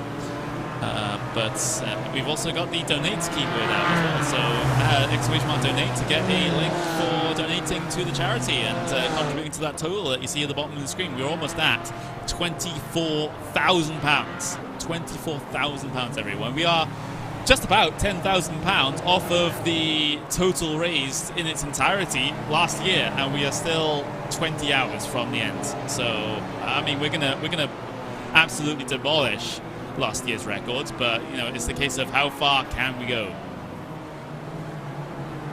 Yeah, it's had a really strong clip. And hearing that Gallagher may be on soon for that potential penalty. Yeah, so we'll have to wait and see for that one. We will keep our, well, Justin, you'll keep your ears on the on the driver chat. I usually have it muted because I usually do some broadcasting here for RaceSpot TV as well on the director side. So I just kind of disable all my audio and the voice chat. But right now, we are eagerly awaiting Matt Gallagher's appearance to do a little bit of a sing-song here on the stream. And as you can see out there, we are very much in the night now because the sun's dipped all the way below the horizon. There's remnants of sunlight left in the sky. And now everyone is having to rely on those headlights to try and find their way around because there's no track lights here at Zolder. They're not being modeled, even if they were. So it doesn't have those night shadow maps to be able to show off and transition to. So this is going to be very interesting. Yeah, even then, it's only a tiny little light, like maybe a little tiny fluorescent light bulb. Some of these sections I've noticed little flickers of. So this is going to be chaotic. Absolutely chaotic. So like the rest of the race. Well, I thought it was going to be a bit more calmer, and then every single ward was flipped upside down and turned into chaos. Meanwhile, this 87 car is just chugging along, it seems. Here, this is the Reaper Racers, who is the last car running on the racetrack. Interesting. Or one of the last, rather. He's the last in the Jettas. Yeah, the Reaper Racers are the last car still out there that's in class Jettas. The last car in its entirety, because we've only had one outright retirement from this race so far. Everyone has just kind of kept with it. So 50 cars still remain out there. We had Bengal Racing that actually did not set any racing lap. Oh, we've had an incident through the final chicane there. Pinker Motorsports Green involved in this one. As we'll head ourselves to the replay. Didn't quite see because I was more focusing on my timing screen than I was on the live pictures. So let's see exactly what's happened here with the TCR. And it's been so easy to make a mistake here. Just happened, for example, in the 086. Problem is, that's the reason why we've seen the 87. He kind of hit somebody. He really, really did. And it's another situation where getting out into the grass just completely and utterly unsettles the car. And there's only one way you're going to go once you do that, especially when you're in a Jetta. The car gets sketchy, car gets loose, you can't save it, and whoever you collect at the end is just going to have to deal with that fact. Yep. I'm still seeing this battle between WTF1 and Quiver Motorsports, but we're still waiting for X-Mary G to be able to actually do his full. If he's awake, that's the main thing. By the way, the reason we had seen the 87 go in after that, he elected to take, as a result of that incident, a stop-and-go penalty. He was given the choice of singing, donating, or the stop-and-go. He chose the stop-and-go. So I guess he didn't want to have everyone hear a singing voice, because some of the drivers, for comparison's sake, have been like hearing cats drawing their nails across a chalkboard. No offense to the drivers. I would say full offense to the drivers, but maybe I'm just a little bit more jaded than you are. Maybe, but there are some who were begging the drivers to take the donation a few penalties ago. So, okay. I mean, it's easy for me to say because I actually haven't heard any of it yet. So I think that's the issue with me there. But this battle's still close. P67 in GT4s, Equivalent Motorsports, and WTF1. I was going to say, like, WTF1, they were pretty slow when they were ahead of Equivalent Motorsports, but they haven't really let them ride off into the actual sunset just yet, because they're still remaining that about half a second behind. I think part of it's the traffic. I think part of it is Brady car is just calmed down a little bit. At the same time as well, there's the extra bit of damage now on Quiver Motorsports' car on both sides of the front fenders, which is also going to affect them a little bit. But I think if WTF1 has the peak let go to the inside from Jonas, I think they let him go somewhere. I don't think you necessarily contest it with just about 20 hours on the clock. That's how crazy fast this race has gone. It's been nearly 3 hours in the race, and it's felt like it's been, well, an eternity.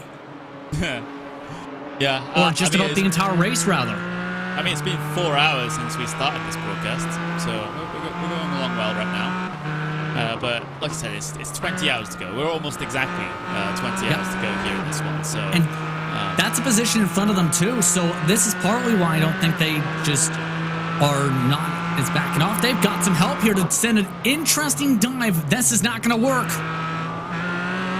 Not quite, and they get the run off the corner though, so Bruzi is going to be quaking in their boots right now, and this is about full position, like I said, so about full position in P5, 6, and 7, all within the same piece of real estate here, so as fast as the battles go away, they start back up again, and now WTF1 trying to get the comeback move coming off of turn 7 there, but not going to happen, and it's WTF1 again continuing to try and get onto the back and down the inside of Abruzzi, and it looks like they've got the position done, and Abruzzi will lose 2 positions here, in fact, because there goes Equivalent Motorsports down the inside as well. Equivalent Motorsports looking to make it 2 passes in 1 lap here with the look towards the outside up into the final chicane, but they're going to back out of the move, but still all 3 cars nose to tail.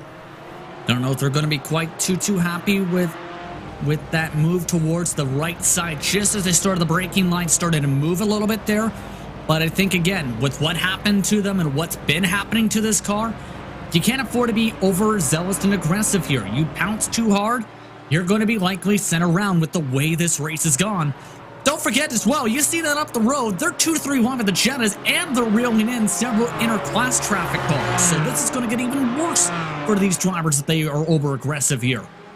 Oh, they're having to split the difference around the Jettas, and the WTF1 have been able to get through on these guys.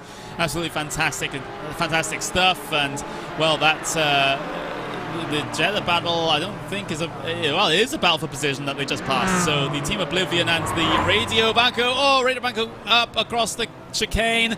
They're able to rejoin, not spin that car right around, baby, right round, to reference some of the songs that have been going on, but we're going to have to take a slow down penalty.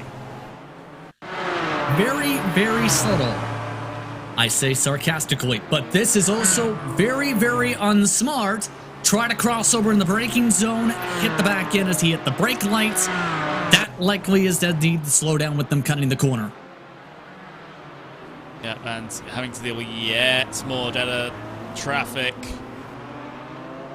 Trying to go down the inside of the turn 8 and turn 9. And this battle still is kind of just remaining the way it has been. Of course, we've had these little flashes of brilliance, but now more things change, more things stay the same, because TF1 is still in this awkward situation, just being in amongst the thick of things in this little pack.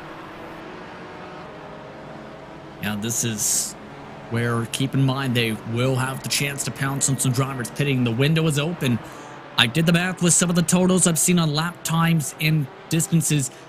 Most of the classes today, Connery, have had one constant. 56 laps or so has been the max most drivers have been able to go, regardless of the mean in a Jetta, regardless in a TCR, it seems, or regardless in one of the GT4s. These respective cars, if the math is correct, can go about an hour 5 laps. Keep in mind, Quiver Motorsports pit 1 lap earlier than WTF1, the last pit stop window. So they can try and go for a bit of an overcut if they so choose. WTF1 can, to try and gain some separation, while Quiver, they might be able to go and pounce on the undercut. Both these teams had 40-second pit stop bracket marks last time. 49.2 for WTF1, 41 for a Quiver. And with that pit stop, WTF1 can get the faster pair used as well as a Quiver to make it fresh cards for this fight. Don't just fight out there on circuit, fight in the pit stops as well. That is classic endurance racing in a nutshell. But there's still a lot of time left to go in this race, and a lot of changes can be made to the strategies, and maybe even interesting situations being thrown the way of the drivers as well, through the likes of the full course yellows, safety cars, any other random memes that Race Control want to throw at them. Oh, bit of contact though. Quiver Motorsports actually sending WTF1 into a spin. One of the Jettas had to slam on the brakes there to try and avoid that. Well done by Valhalla Simsport PLM Royal for narrowly avoiding that one. But I think we'll get to see a penalty in just a couple of moments from when it comes to that Quiver Motorsports car. They're going to be very busy on that mark. Yes, just hit the back end with a bit of runaway remark, and what a stop for David Pena.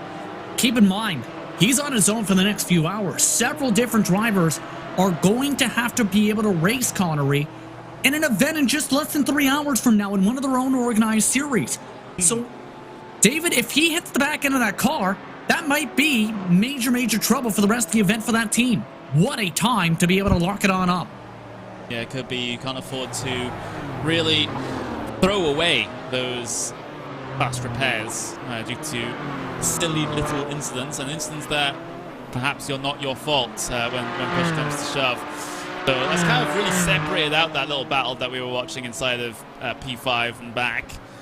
So we kind of have to look elsewhere to see if there's any other action going on, but you can see it's getting very, very, very, very, very dark out there now, and it's just the headlights that are giving us any sort of idea of what's going on, because like I said, there's no track lights here at Zolder. It's all in the pitch blackness, so it sometimes gets a little bit concerning, but with the amount of cars on track, shouldn't be a problem, considering you know, if everyone's at least some point on the circuit all spread out, it's going to be all illuminated. But yeah, I mean, just under 20 hours to go. We've been live for about just over 4 hours at this point. 3 hours of those have been racing. A little bit of an incident through Jackie Xbox again. I think it was the boys. No, the boys are heading their way down on towards pit lane. So that's one of the front runners in GT4s deciding to take a scheduled pit stop here. They went 52 laps on that particular stint. So really trying to stretch these stints out.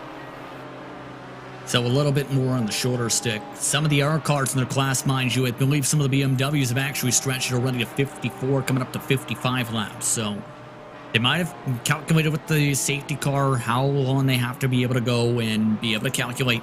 Keep in mind as well, talked about it yourself, there could be several different twists and turns that completely shuffles that strategy up. As well, Tyson Mayer we haven't mentioned his name in the past hour or so.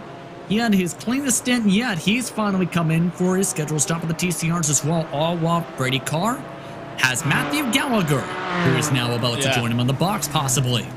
Yeah, I was gonna say, because I saw him connect. I thought, oh, are we gonna see? Are we gonna see him behind the wheel? Are we gonna see him do his sing-song? That's the expectations that we have for Matt Gallagher. The boys have just completed their pit stop. They're off and away after 53 laps on their stint, so they get onto a fresh set of tires and get back out there with full fuel. How is Grid Talk doing? That's Jesse De Vries. How is Grid Talk doing? I'm trying to find them right now. I don't think they were doing too well, all things considered. Yeah. They were involved in a lot, shall we say. So they're down in P16 in class right now, 7 laps down on their class leader in GT4s. So, when it comes to how they're doing, they're not doing it, is what I'm saying. Yeah, it's been an adventure. Every time they start passing overall positions, mind you, again, not in class, they've found ways to have trouble. So, it's not been a great one. By the way, we've also heard Red Dragon Racing is also amongst that grouping of cars on the road. Nat Edwards, he's been continuing to have clean runs. There's also been the penalty just given out to a Quiver. They've elected to take the donation immediately once more for that team. Yeah, it seems like none of them want to have some fun. That's all I'm saying. I mean, the money for charity is good, but yeah. I mean, there's some people that do not have good singing voices. That I myself am one of them, so I would probably just give the money as well.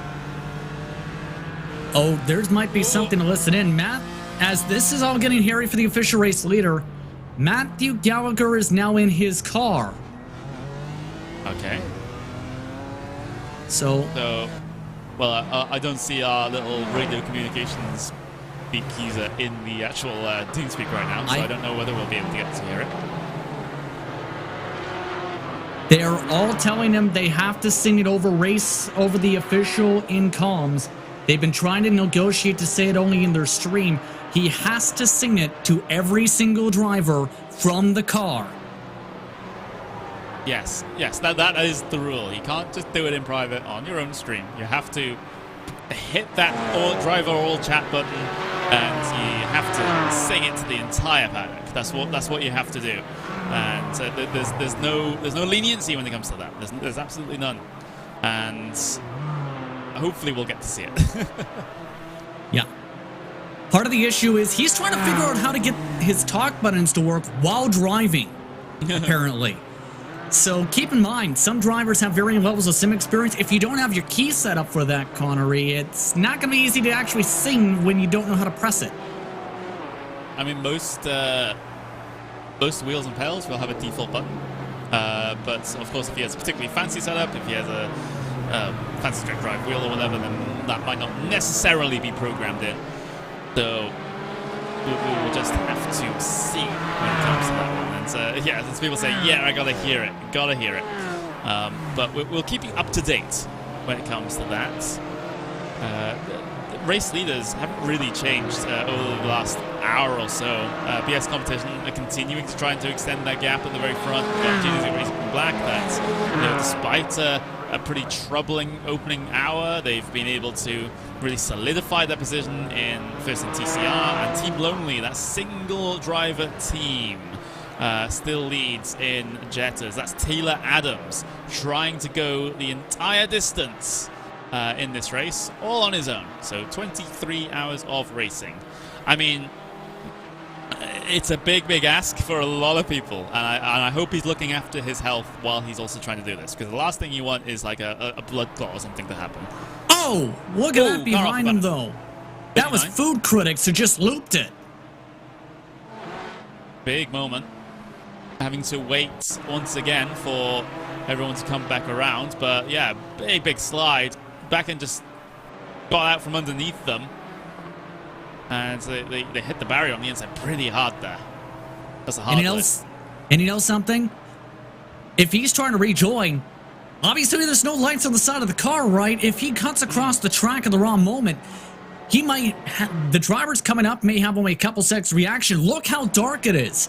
That could be a major factor. This is almost shades of the first night races in iRacing here at Circuit Zolder, where this could be extremely, extremely nerve-wracking. Remember, I think it was back only a couple years ago, Connery, several drivers were terrified in those first races. Yeah, there was also a situation before where I think some of the headlights in iRacing were relatively dim, or at least dimmer than they should have been, so it didn't give you great vision either. So that really just did not help in that situation. But you see the food critics out there still P11 at the moment, and it's kind of the last cars, I would say. Well, they're on lap 112, and race leaders on lap 115, so they're a couple of laps now. Go on. And you're not going to believe this. Matthew is singing. Okay, I wonder if we can listen now. Let's see if Hugo's found the setting to be able to hear.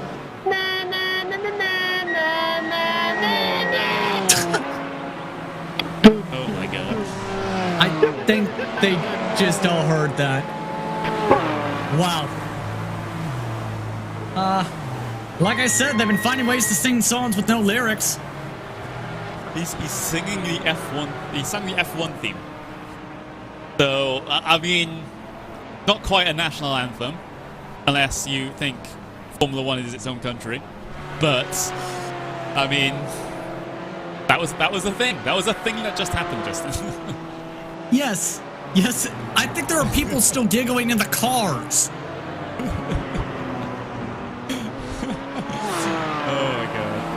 I mean, because I have my actual stream output on a different set of headphones, so I was frantically trying to listen to my other set of headphones while I was trying to keep my commentary headset on, and I just caught the very end of it. So hopefully we get more of those a little bit later on in the race, let's just say that. But yeah, the glorious Formula One theme. I gotta say though, like, no jokes, the F1 theme is actually amazing.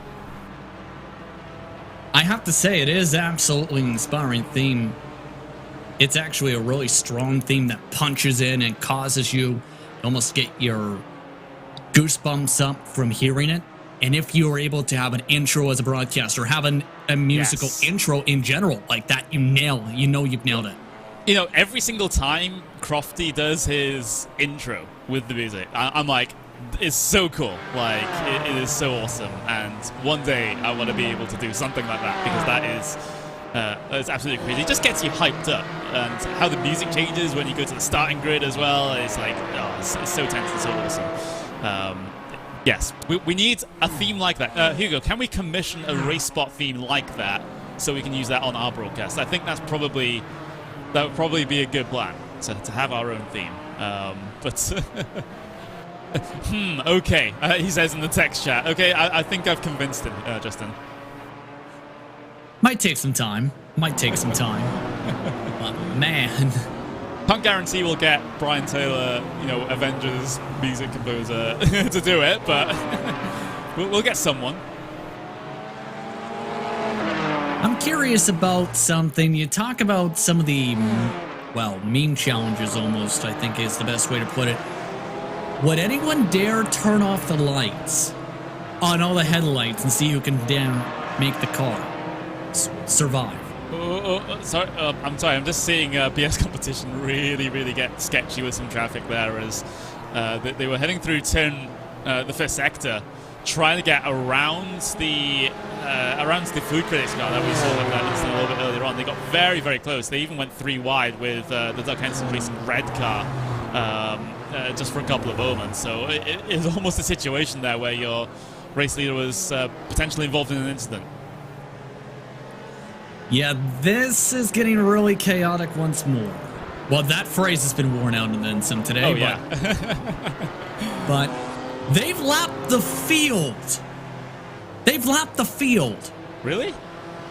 Yeah, they have. They have lapped the field. This is, mind you, while Wraith Energy went 3 laps earlier than them. They've passed by him and all that. So that was one of the cars they just passed a few moments ago. This is absolutely astounding for BS competition. I think we need another bribe. Oh, to make this race a little bit more competitive. All I'm saying, that it might need to happen. Imagine if we could do this in actual iRacing special events. It would make them so much more interesting. Don't give him ideas. Don't give him ideas.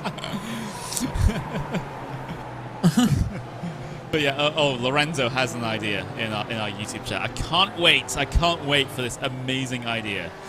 But he's too poor to donate. I mean, yeah, the Brazilian economy isn't the greatest, shall we say? So you are forgiven. Excuse me. I can't even English at this point. Meanwhile, there's been another incident in the final chicane.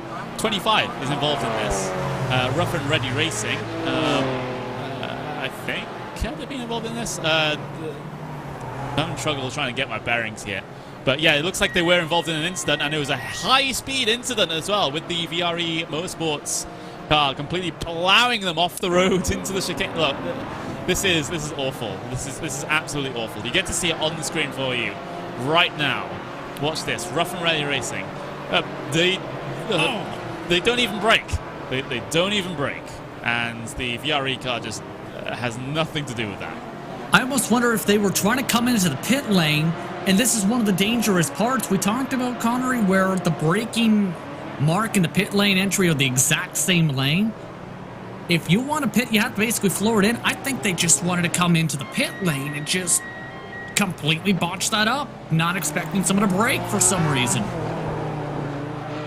Yeah, I mean, it's a similar sort of situation to what you see at Montreal with the circuit there, the F1 circuit, because the pit in, when you're pitting in, you're going at a higher speed into the final chicane than those actually taking the chicane, and it's a very similar sort of situation here, where the pit entry is coming off the first, straight on from the chicane. So you get that situation happening, but I've never really seen it quite that blatant. Yeah, I haven't quite too much lately either. By the way, for Weber Motorsports, they are continuing the charge of finding ways to go upwards. The Reddit community for WEC is currently, meanwhile, I think just getting held up with a bit of the traffic. So this is, again, one of those opportunities where if you are the car behind, keep an eye on the bumpers in front. Keep your wits about you, and WEC spin and continue racing. The ampersand that's between spin and continue does break our graphics, so there we go. They're finding always inventive ways to try and mess us up here at RaceSpot. But go on, Justin. I was about to say, and all of this too, keep in mind we've seen the field already being lapped by BS Competition. Here's an idea just fetched in right now to Race Control. They are currently reviewing the possibilities with all these passes going on right now is there might be a chance they can jump BS Competition. They are fine with the drive-through, according to Ryan Barnfeld, if Florian sings a song, one of the other competitors / officials for this event. Now, at the same time, the Reddit community for WEC has to be jumping up and cheering because they've been able to dodge not only the cars in the sand, but get a position gain. They're one of the quicker cars now inside the top 5. Yeah, great little pass there for Dave Beckman, as he's been able to make that one complete. And like you said, avoid all the carnage that was happening up into the turn 7 chicane there. So, fantastic job indeed. Just waiting to hear the representative from VCO. I think he's actually the big boss when it comes to VCO. Correct me if I'm wrong, but he is the big man. And try and get him to sing, that would be perfect. Chef's kiss. If he's watching alone, I think he's probably either scrambling to his computer or scrambling away from it. Either way, but still, for Andre Martin's looking pretty dicey here once more. Just doesn't have the same pace as the cars before. This is a different driver, mind you, after all the carnage, after swapping out Jonas Beckman, it appears, last time by, after some pit stops. Or at least a few laps ago, at least. So you've just received a tweet from our charity, Justin. Just take us through it. Yes, from Mind Charity, they have just actually reached out on social media a few moments ago where, and I quote, this is from Michelle at Mind, where they would like to say thank you to, specifically towards my way in terms of the tweets for this event. So thank you for supporting everything you're doing this at the moment. That's an amazing total you have raised. Best luck with it all. So the charity is taking notice of that count on the bottom, already past £25,000. Yes. £25,000. I mean, you might as well round it up to £26,000. It's absolutely brilliant stuff, everyone. It's, you know, crazy, you know. Especially coming into this, you know, when Jimmy even said that he was expecting a lower total coming into this due to people being out of work because of the pandemic and, you know, not having all that much disposable income to be able to give. But to be able to see the support once again coming through, despite everything that's happening, or in spite of everything that's happening, it's absolutely crazy. So thank you very much. You know, of course, we've been running our stream here on the VCO Esports channel. Of course, the quote-unquote mainstream is over on Jimmy's channel with his point of view stream. I bet the memes are absolutely fantastic on that side as well. But, you know, it's fantastic that people have given so much money, and to be able to have almost £26,000 already, and we are yet a quarter of distance through. It's absolutely crazy. So thank you very much, everyone. And let's try first to break last year's goal of around 34,000. Oh, the P3 of TCRs have had an off. Hitchcon Racing having massive issues, but yeah. If we can break last year's goal in terms of the fundraising, then that will be absolutely amazing. I think right now it's on the clip to do so, and then some, as I talked about. It might do it in a couple hours at the rate it's going. The donations have been funneling on in, as well as the massive support on various different platforms. This has been, for many reasons too, been one of the craziest and most entertaining races, I'll be fair to say, Connery, of the entire year. This is right up there, even with some of the big major endurance races in terms of entertainment value and some of the performances. And when you add in a lot of the craziness, there's a reason that this event is drawing a lot of people in, and it's big that it's for all to support once more in charity, especially for mental health, with everything that's gone on in 2020. For BMW and Power, meanwhile, they're currently on the charge. Enzo Fozzi continuing to drive throughout this entire race. He's been in the car for more than 3 hours. Yeah, and that's a very long stint, shall we say. I mean, we've gone on commentary stints, but, you know, driving is certainly a different beast. And there we go. Oh, Two Boys Racing again having a spin. I think they spun at least 10 times in this race so far, and I think we've caught them every single time. Let's see if it is just the self-spin or it's helped. Oh, well, it's not their fault. And isn't that the PS competition car that came flying in? Well, that's the race leader. Well, they did throw the opportunity of a potential drive-through to give them. Well, now they'll definitely be getting one. yeah, that's a way to make your own problems, I guess, if you're Mario Zug, because this was very optimistic. You already have the TCR. He's blinking the lights too. I don't think he knew that there was a second car. So easy to get blindsided. All of a sudden, oh my god, there's a Jetta there. Oh, there's one. Oh my god, that is... Yes. There was only one outcome there. And that was the Jetta getting absolutely destroyed, I think. So, yeah, BS Competition is going to have a little bit of damage now. They can get that fast repair done. That's absolutely fine. They'll definitely have to take a penalty, that's for sure. And actually, that penalty's already come through. Can we get a verse of Barbie Girl or a donation from BS Competition? So we might have more sing-songs. Kind of very intrigued to hear what the lyric they go with. That's actually a very quick penalty for that, by the way. What's that, 5 seconds? So we'll have to see what they decide. Yeah, I mean, I wish the stewards in our regular leagues were that fast. Let's just say that. You know, like 2 seconds after the incident's happened, already we've made a P4 overall. P4 is overall went around the 38. Yeah, Brucey continuing to have more problems. It seems like they have a ton of pace, but things don't seem to be going their way. And once again, it's happened with them pointing in the wrong direction at some points. Wondering if it's just that self-spin that we've been seeing from a lot of GT4s. Oh, it's out into the grass on the exit curb. heavy impact with the wall as well. That's definitely a fast repair. They didn't take it, surprisingly, this past time by on the racetrack in live action, but this is a bit of a newer team. We've seen them run in some various events, Connery, in various series with competitive speed in the short run. The main thing I've noticed, again, is what we've seen today. Just putting a full 24, 12 hours, even 3-4 hours together. It's not in that night. Meanwhile, for the fans of Broadbent, guess what? Their car's moving forward and jumping up into the sky. Perhaps literally coming through the Kleiner chicane. Having to deal with all these TCRs coming through. Riding on board with the number 22 Prolux Motorsports car. Cal Townsend behind the wheel of that machine, trying to lock onto the back of the Doug Henson Racing red car. That is, of course, Jimmy Broadbent's team.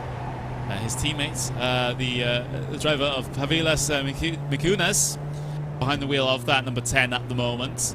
A little safe here right now, but the number 22 is certainly in a position where if there's any sort of slight error, any sort of slight mistake from the number 10, then they're going to be there and ready and waiting.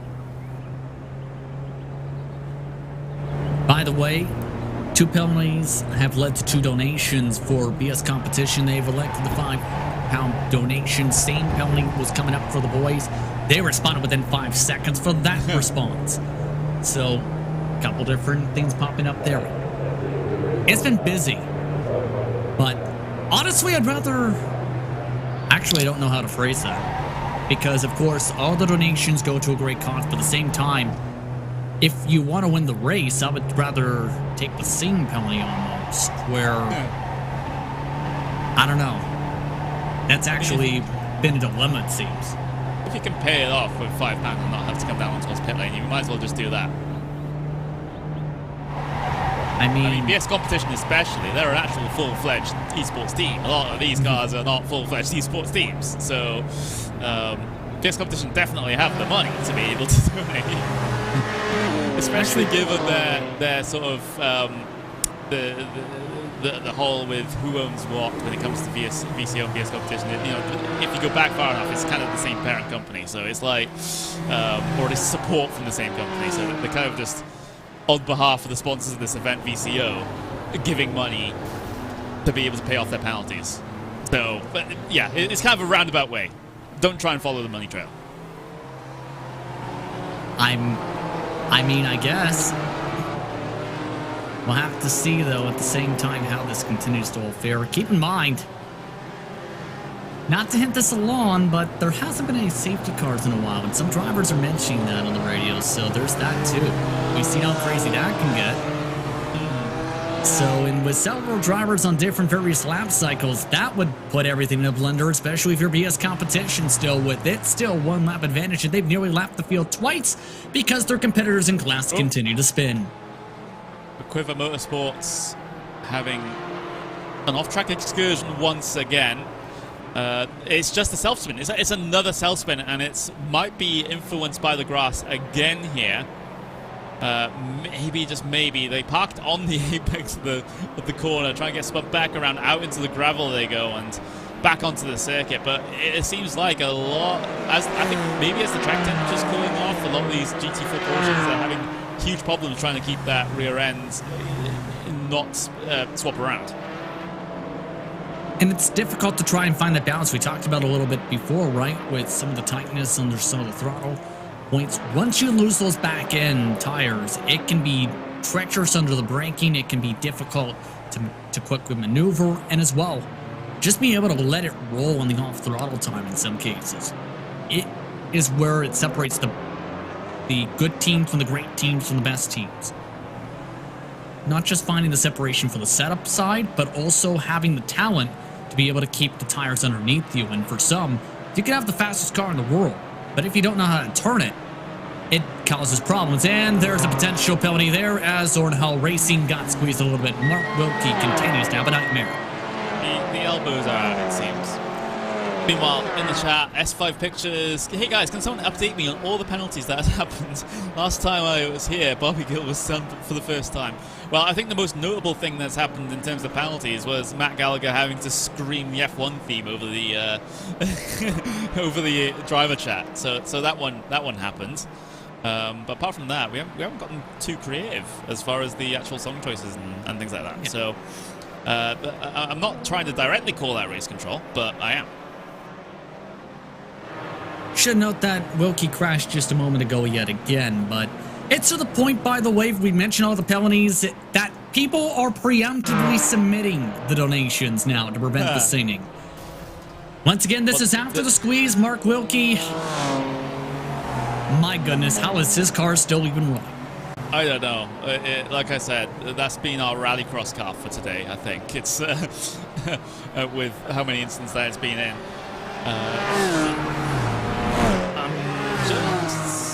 I just thought I saw someone have a bit of a problem out there, but it wasn't the case. But like you said, a lot of the teams trying to avoid penalties just by submitting the money in advance, and it's quite interesting to see. I wonder if they're just like crediting their incident account. That's basically that's what they're doing here, so they don't have to pay it every single time. They just take the money out of the pre-allotted pool of cash. Yeah, intriguing, but you mentioned yourself, right? You'd rather take the donation for the great cause than have something happen where you have to take a singing lesson in the car before you have to sing to everyone else. Double wide, though, in the midst of the S's here with several layers of traffic. Oh, and there's been an incident with WTF1. They were battling for position with the WEC Spin and Continue racing car, and they've had contact between the two of them. It was another hopeful dive there from WEC and Spin and Continue, and I think the WEC subreddit are going to have to take themselves a penalty here, because that's pretty obviously on them. So we might even get a song if they don't decide to pay the donation. Yeah, that's going to be a little bit frustrating for them. But for Matthew Gallagher, we talked about him, and he's caught several sim racing broadcasts this year. I believe he's actually worked with you, if I remember correctly, as well, several times this year. He's actually somewhat quick when you put him on the racetrack, from what I've seen as well. He can wheel this car around significantly well. The times he's put it in are right up there in clean space to some of your race leaders still. Yeah, I did work with them on the VCO Cup of Nations. Hey, that's another VCO thing, so I can plug that. Absolutely fantastic commentary. I know he's also been able to do like F2 and F3 commentary and things like that for the Pit Lane channel, and that is absolutely incredible to be able to get to do that. It's certainly a very big goal of mine, eventually, to be able to go and do things like that. But he's absolutely fantastic at what he does, and maybe driving not as good, but then again, I kind of gave up on my pro aspirations when it comes to racing, and I've decided to go for the talk about the cars instead of drive them, and that has gotten me further along than my driving ever could. And keep in mind as well, I mean, this is something where you ask around on how you get to the level of some broadcasters is, one of the main talking points is you have to get your name out there. And one of the ways, again, WTF1, big YouTube page, which is really rose to prominence, where you had it for various different pages a few years ago. They've changed how they've gone from listicles to, well, that's Radion actually, to where they are now. That growth really, in turn, is big dividends. Trouble right now for Tyson Mayer and his team. They just flat out crashed the wall. Problems for Alpine GT Racing Black. Yeah. Spencer McCarthy behind the wheel, so Quirk not responsible for this one, but it's a hard hit coming out of the Kleiner chicane. Turn 5. Spooked by a car going wide. That was the Coyote racing car ahead of them, and they just send themselves into the tyre barriers. Not as hard of a hit as I originally thought it was. It was pretty square on to the front end as well. So don't think it's going to be a massive problem for Spencer McCarthy, but it's it's a big situation with your TCR race leader. Yeah, you can see just botch corner right there. You see the car in front. Try to lock it up, and then when they lock the brakes and just hook it straight to the left. Quick response, though, from McCarthy. Only lost a couple seconds, shockingly enough, and from what I can tell, barely even got a scratch on the car from how quick that hit was. Yeah, so sometimes in iRacing, if you hit the right parts of the car, it doesn't seem to cause too much damage, and I think that's the situation there. The TCRs are built like tanks anyway, especially when they're using the old damage model like they are using right now, because the Jettas, I don't believe, have the new damage models, so they've defaulted everyone to use the old damage model. And the TCRs with the old damage model, you can basically just smash them about for 20 minutes and they're still setting reasonable lap times. So you can. So I don't think a hit like that is going to be a massive concern for them. They still have the advantage, though, by about 15 seconds in the class, so they can't really make one or two more of those types of mistakes, even with the pace they have, right? Because if anything else is botched up in terms of brakes, I think, again, Sunshine Autos might be able to try and take advantage and hold on possibly for a good while until they get the rhythm back together. Once more, the traffic, though, still is going to be a major problem in this type of race today because they have the overall race leader behind them. They have pressure coming from behind. It's been like that all day. And keep in mind, they have the chance with the way some of these drivers around them have been having to potentially even score a top 10 overall in the race. That's rare, mind you, for a TCR to do. Yep, very rare indeed, and it might just end up happening, considering how far off the bottom end of the GT4 field is, how far off the pace, because they're so close in terms of pace anyway between the two classes that some of the slower GT4s can be slower than the fast TCRs. So that sort of situation can happen. It's the exact same situation as the old Daytona prototypes, for example, that the slow Daytona prototypes were slower than the fast GTEs. So it kind of has that sort of dynamic going on, as you saw them having to deal with getting more traffic here. But the BS competition car, actually, the sun's come through on them. BS competition, again, they took the donation to not have that penalty, and they still lead by over a lap compared to absolutely everyone else. They lead by 2 minutes and 13 seconds over the Wraith Energy sport car. So it's quite a healthy margin. I think, like, what BS competition can do is they can bring it down towards pit lane. They can have a sandwich, just like the old days of F1 when they had to do pit stops and it took like 15 years to try and change the tires. They can just have lunch and come back out and they'll still be in the race league. I don't think they're going to have lunch during the race, honestly. Well, you can't eat while you're driving, but I don't mean they're going to walk away for 3 minutes. There was actually a team who did that. I looked in the pit boxes and they dropped at least 10-15 spots. So, and that note, though, keep in mind, the pace they're running, they can lap the field twice, if I'm looking right, by the time they get to the next pit stop schedule, in about 40 minutes or so. That's how quick that car is. They are running, because of how clean space they are and just about on their own much of the time, up to 3 seconds quicker than their competitors who have been stuck in drafting trains and traffic backlog for several laps. Yeah, so they're continuing to build this absolutely gargantuan gap here, and it doesn't seem like much of anything can stop them apart from race control just beckoning them down onto pit lane for a penalty that they just want to have.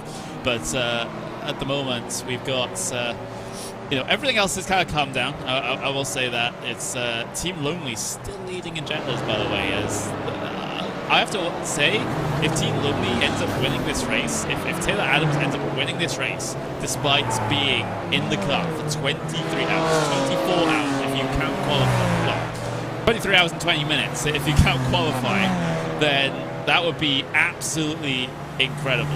That would be crazy. Yes, he is saving a bit of time thanks to not having to do driver changes and some such, but still, it's an incredible performance. And he has 30 seconds over Team Romcar at the moment. So, continuing to go along well. There's a couple of spins out there. 37 is around. That was Turn 10 Racing that has had a problem once again. and had to wait to rejoin the track. That was a self-spin. I'm seeing the 151 spun around. I'm seeing the 15 spun around. It looks like my entire track map is currently yellow flag. I think that rejoin you just talked about, by the way, with the car they were passing, I think just caused an accident. Here's, first of all, one of the top runners earlier on today in motorsport racing who had a crash off the side of the corner, had to wait a few seconds. But that rejoin you just mentioned with Turn 10 Racing, as we were talking about those points, caused Jimmy Myers to get punted off the track in a massive checkup since he crossed the whole racetrack as this incident was going on. So, in other words, there's not going to be some happy drivers here. MRI Motorsports losing several seconds in that situation.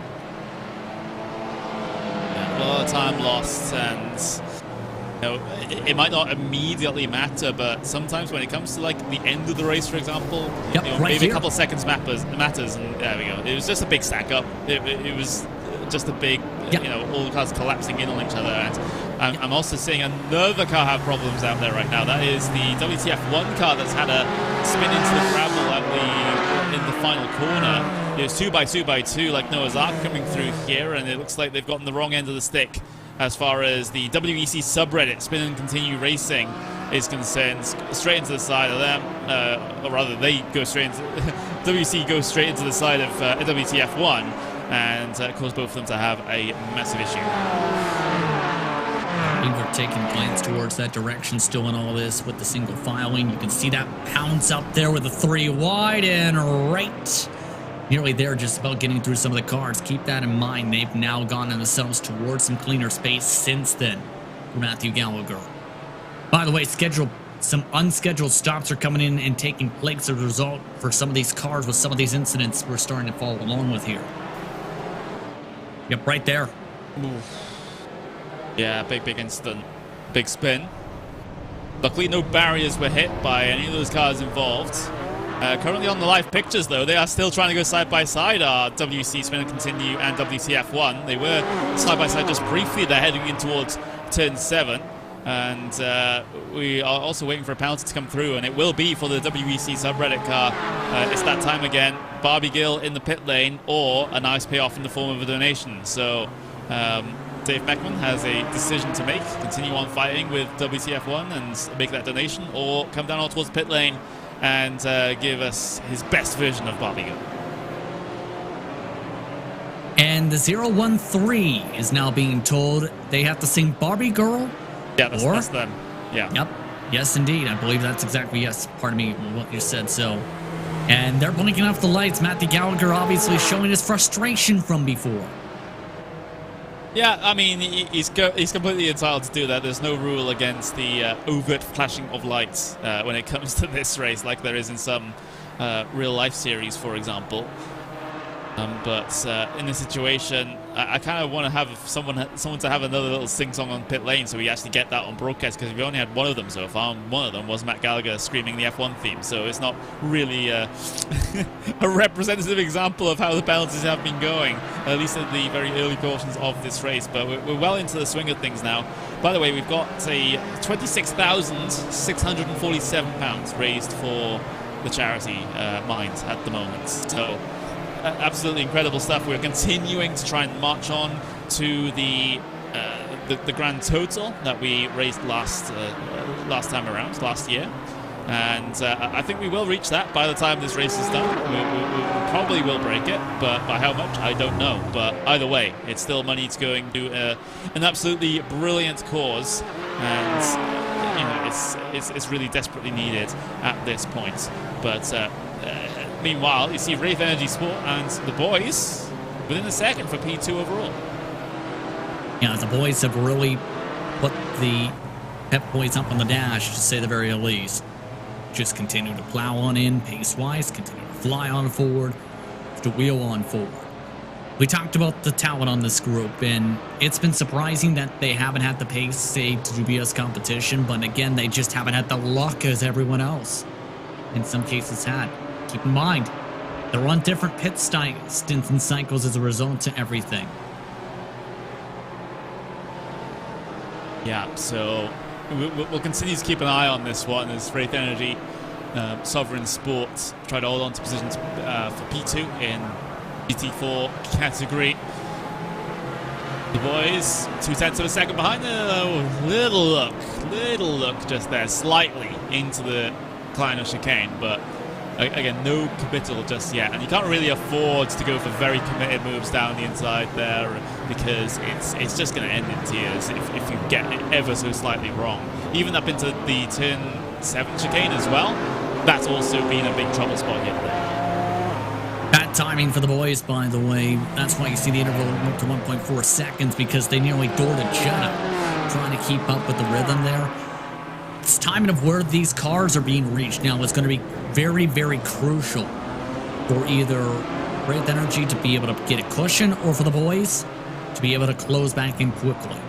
The problem is the timing of where they're reaching the traffic is just horrendous right now compared to what Andreas Hausner is being able to do to cut on through. Compare that to the boys. They're being checked up by drivers who are running slow right now because they're reaching up the wrong spots by a good second. Yeah, there's a pretty healthy amount of Jettas to be able to try and pick their way through, so it's always such a sketchy situation when you get to this point in the race where a lot of the slow traffic is starting to clump up once again, so it causes the faster class to have a big issue. But while ahead of these guys, what is going on? Moncastia Motorsports just almost completely plowed Struggles Racing off the road there. Thankfully, they're able to keep things going, but I'm not sure what that was about. Not quite sure either, honestly, as you see now some of the drivers blinking their lights in frustration here. You have WTF1 as well among these cars trying to cut all through this. Several cars are off the racetrack now as a result. 10. That's turn 10 racing again, collecting more. Oh, there's, yeah, more than one car involved in this one. So turn 10 out into the barrier again. Yet more problems, it seems, for that team, as do they just get into a bit of a tangle coming off the corner? No, they're absolutely fine. Absolutely got good separation. Let's have a look to see exactly what has happened. And oh, they just, what? Did they forget they were there? We're going to need our look at that or something, because yeah, they just came down like they didn't even know there was a car there. Again, we've seen this a couple times where they just think the car below is going to check up and let them take the preferred line to reset. But some of the errors, again, no. Areas like that have been the most beneficial to make a pass if you want to make a move, and they are, in some cases, going to have that give and take compared to some other competitors. It's a team-by-team, even driver-by-driver basis. Don't ignore your iRacing spotter. If he says car inside or car to the left, don't turn into the corner normally, because they have an overlap. And you're just going to risk chopping off their nose and spinning yourself right in front of them. But meanwhile, WTF1 and WEC Spin continue racing, continuing to be very close here inside of the GT4 class. Battle for P5 is on, and yet more traffic to deal with. WTF1 just about gets by on the inside, but WEC and Spin and continue racing is continuing to get roadblocked here. It seems like they're just having a horrible time with the traffic, and WTF1's getting all the luck. Well, that's just how things roll, right? Sometimes you have horrific luck where you get involved in 17 crashes in the span of 3 laps or something along those lines. Other times you were able to dodge 17 crashes in the span of 3 laps. For WTF1 and Matthew Gallagher, it seems everything has gone all sunshines and rainbows. Even when they get spun around, they end up gaining positions, because one of the cars, remember who got into them before? Well, their driver had a technical issue we made said contact with a little while ago. They just got back rolling. That's Quiver Motorsports. Hugh Haycox had to jump back in the car. Talked about getting lunch before. Guess who was eating it, and that's why it took him 2 minutes to get back on the racetrack. The driver driving the 84. Look, I wasn't being serious about having lunch, but it seems like drivers have taken that literally. I didn't mean it, but there we go. Battle for P5 still remains on screen for you now. We have to remind everyone that this is in support of Minds, Jimmy Broadbent's Race for Mental Health 2, and we are just about to hit the £26,000 race, which is £27,000 race, excuse me.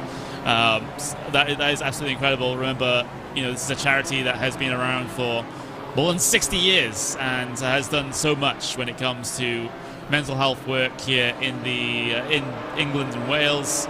Fantastic stuff, fantastic services that they provide to people who are really, really struggling, especially, coming to with the current pandemic that we have right now. It just keeps getting tougher and tougher, and it's even tougher to access the help that some of these people absolutely desperately need. So it's good that we'll be able to support a charity and a cause such as that in such a way. And with almost £27,000 raised, I don't think we could have really asked for anything better when it comes to the response that people have had to this.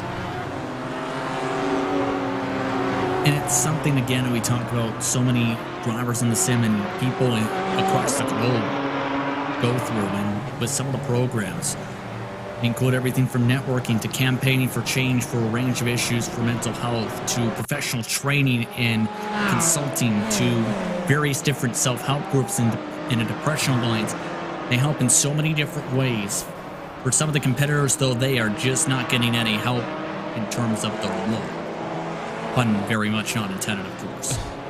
Yeah, and in motorsports racing, having problem again. I'm not sure what that car that hit them was really thinking going through there. You just got to be a little bit more sensible. Of course, this race has been pretty meme-filled since the very start, but we can't just go punting other cars off the road. Meme-tastical is the better way to put it. Another penalty going on for the 18 Garage 69 from a penalty from lap 66. That is 100 laps to go nearly. So they've may have taken some time to review. They will now have to sing Barbie Girl. They are currently 13th in their class. Meanwhile, look at all the traffic. It's queued right back into the boys' way. It has. Wraith Energy, Sovereign Sport having the tougher time with the slower traffic right now, and it's really eating into the gap that they had been able to establish back to the boys. But the boys are indeed back in town as they'll continue to... Sorry, I'm just laughing at my own jokes. That's and good, but, just bin it. Just binned it. Did they just bin it, or did they just spin?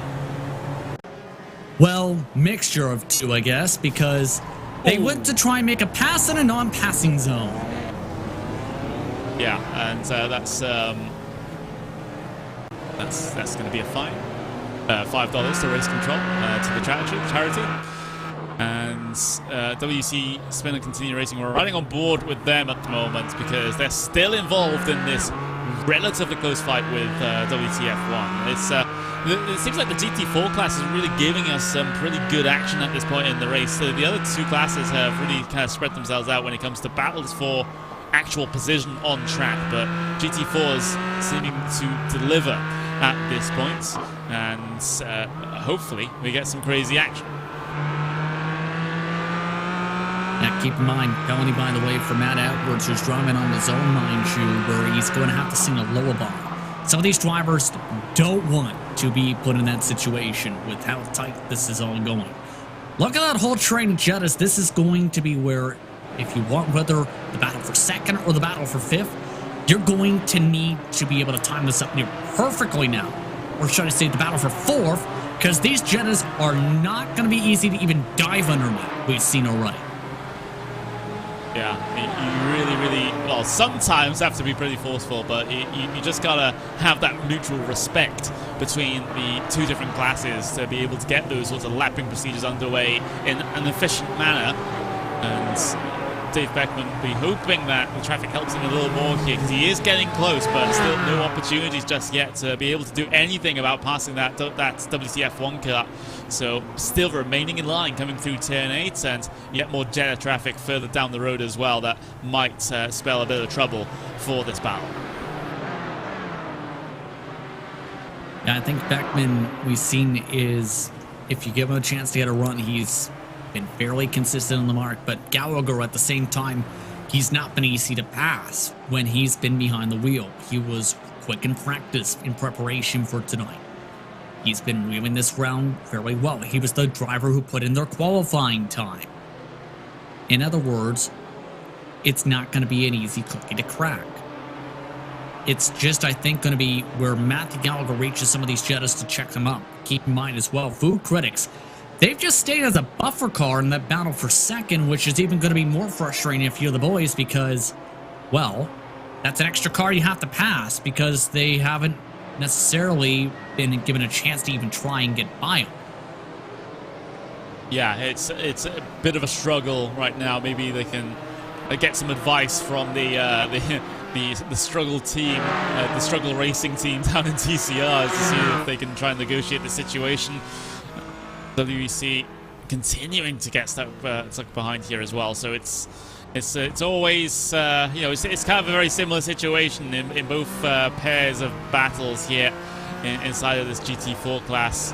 WEC trying to get that run through the exit of turn 7, but it's it just still isn't seemingly going their way. I think Matt Gallagher is just faster in all of the right places right now. You can see that Dave Beckman's trying to make some ground on the entries to these corners, but it's just being answered right back. And the tough thing on top of that, Connery, too, is if you feel like you're faster, you don't just want to send it up and in because, as we've seen, it can cause incidents. Same time, you also need to almost be not too timid because you obviously don't want the trouble, but you obviously want to actually be able to make a pass to where if you feel like you're faster, you don't want to lose 3 seconds. So it's getting to that mark, and keep that in mind. They're slowly getting up towards that battle for second, and they're going to have to dodge cars in the grass here on the inside. Yeah, they are, and there's a bit of confusing situation ahead of them. Looking around the outside, though, Dave Beckman, that's a brilliant move on WTF1, but it's from hero to zero as he finds the back of the traffic and gets spat out into the gravel. From smart move to very bad move, because that was very optimistic. I think that Matthew Gallagher seen what was happening with the cars fighting in front of him. Then, as a result, Dave Beckman was over-anticipated, tried to keep to the outside. He used the car as a pick and instead hits the left rear back end. So, that couldn't have worked out any worse for Beckman. Yeah, and so, well, it was always going to be a pretty sketchy situation in that, and we were proved correct.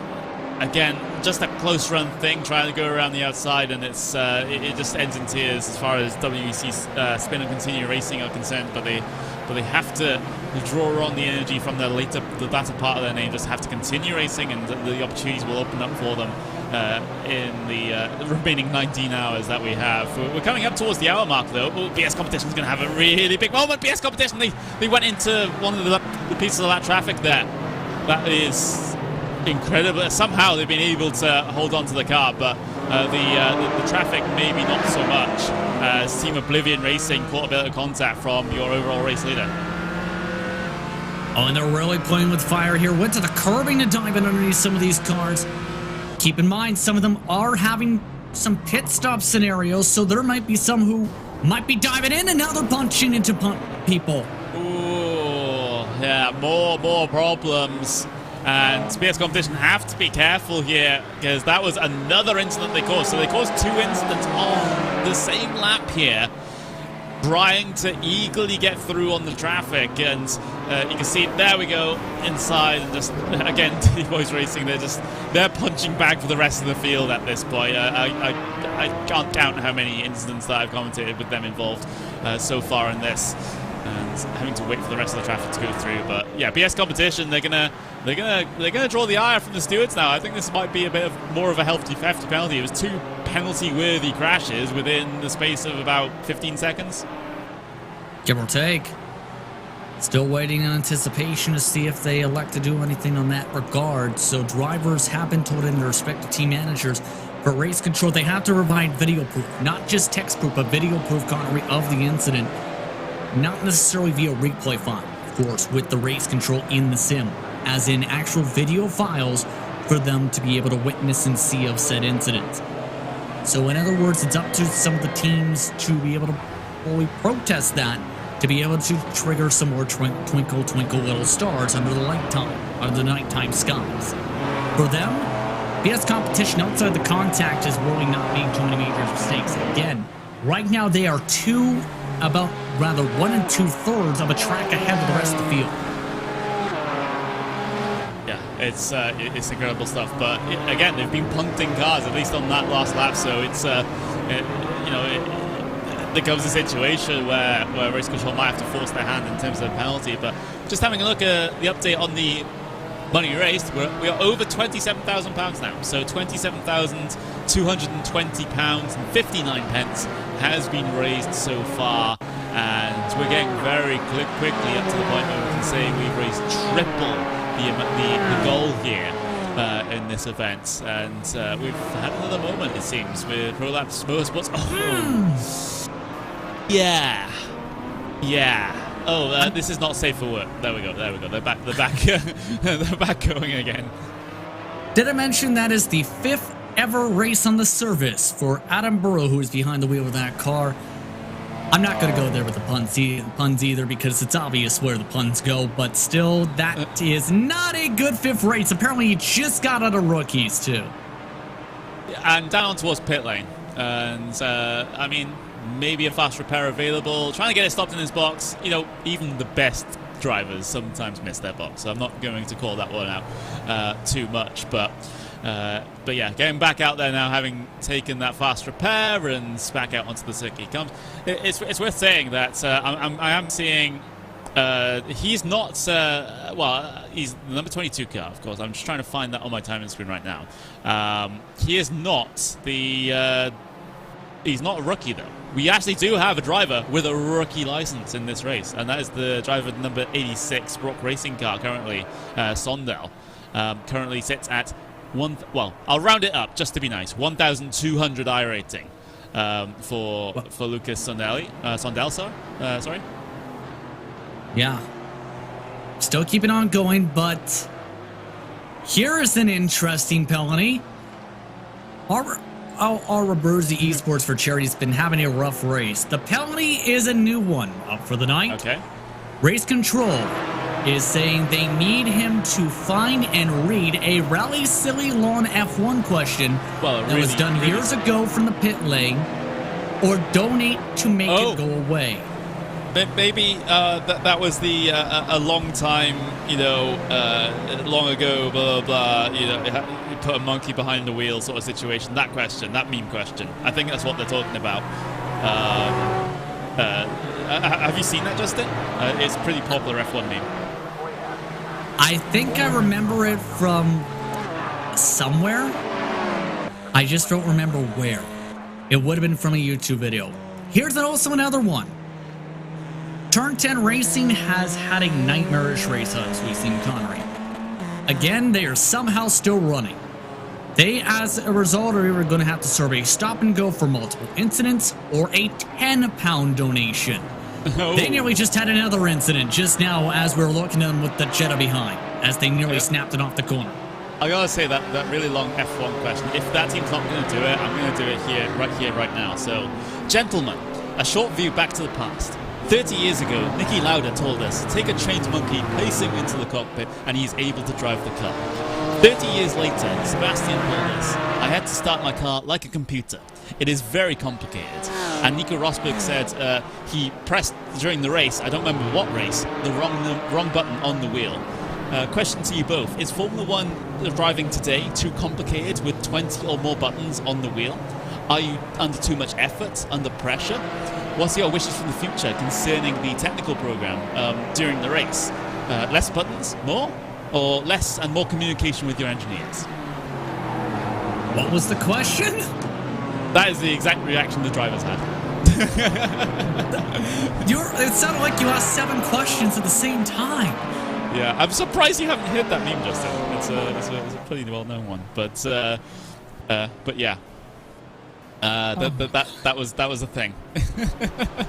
Oh my goodness. I don't think there's been a response yet. Meanwhile, BS Competition has triggered a Barbie Girl penalty.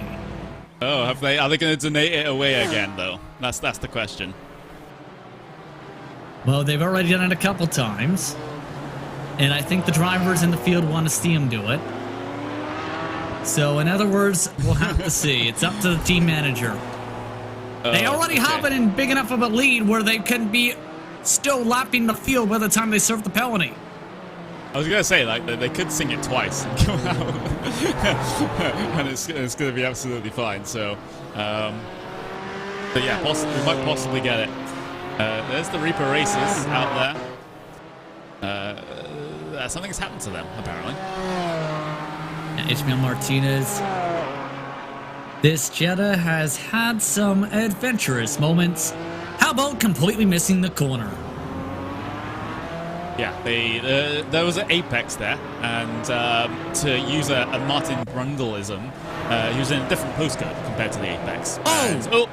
BMW M Plower out into the gravel.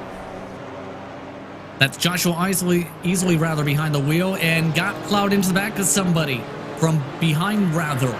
Believe it may have been Food Critics who got a huge shove where they got back single file. When Darren King tried to go line it up, that caused them to cook the grass, bounced off of King and sent them hard into the sand. Yeah, and it's going to struggle to find their way back. Don't do a Kimi Räikkönen at Interlagos trying to find his way back onto the circuit and ended up in one of the access roads or something like that. But, you know, he's back up there now. But, yeah, that's...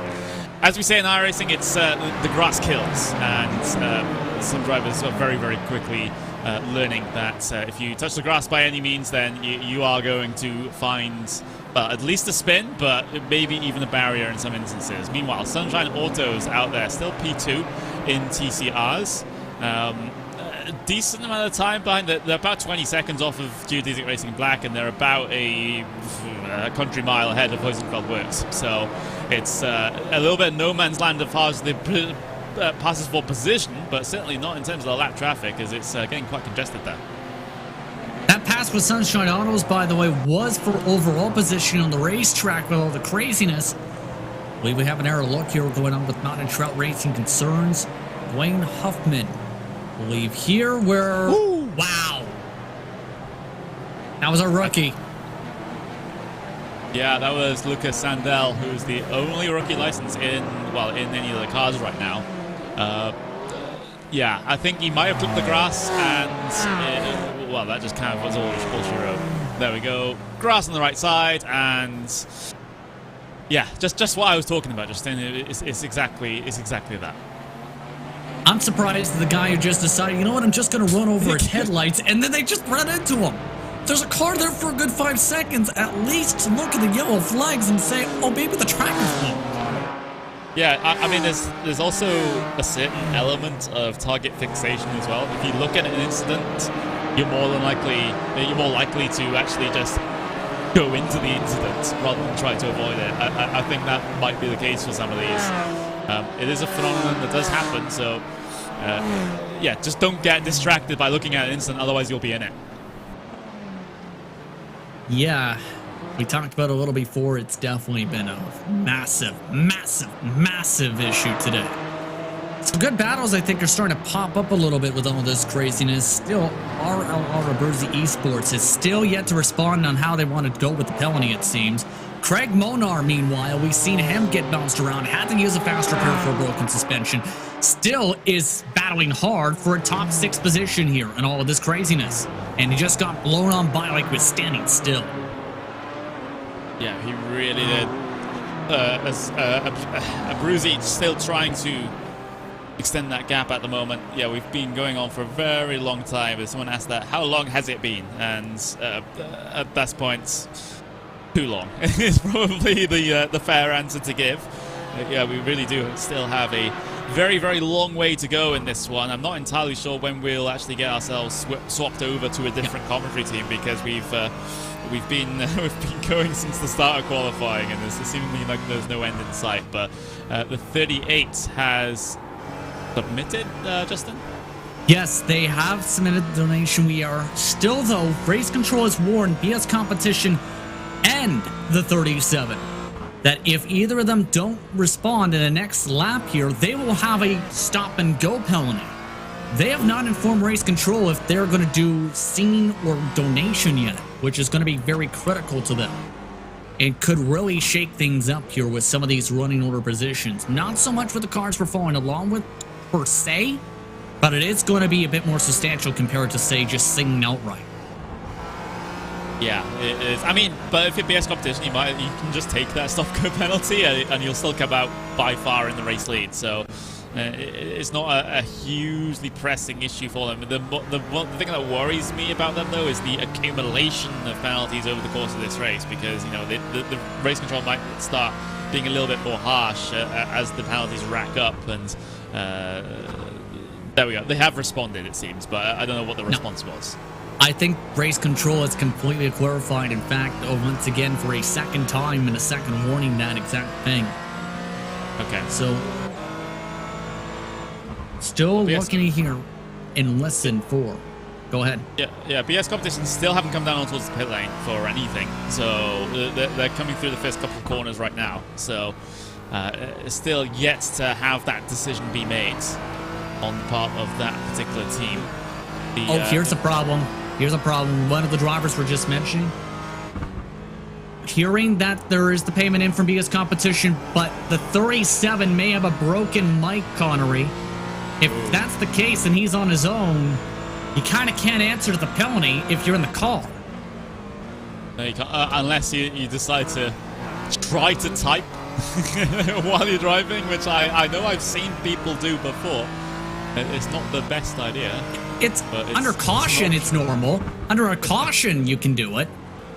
Under green, you kind of are asking yourself to drive into a fence.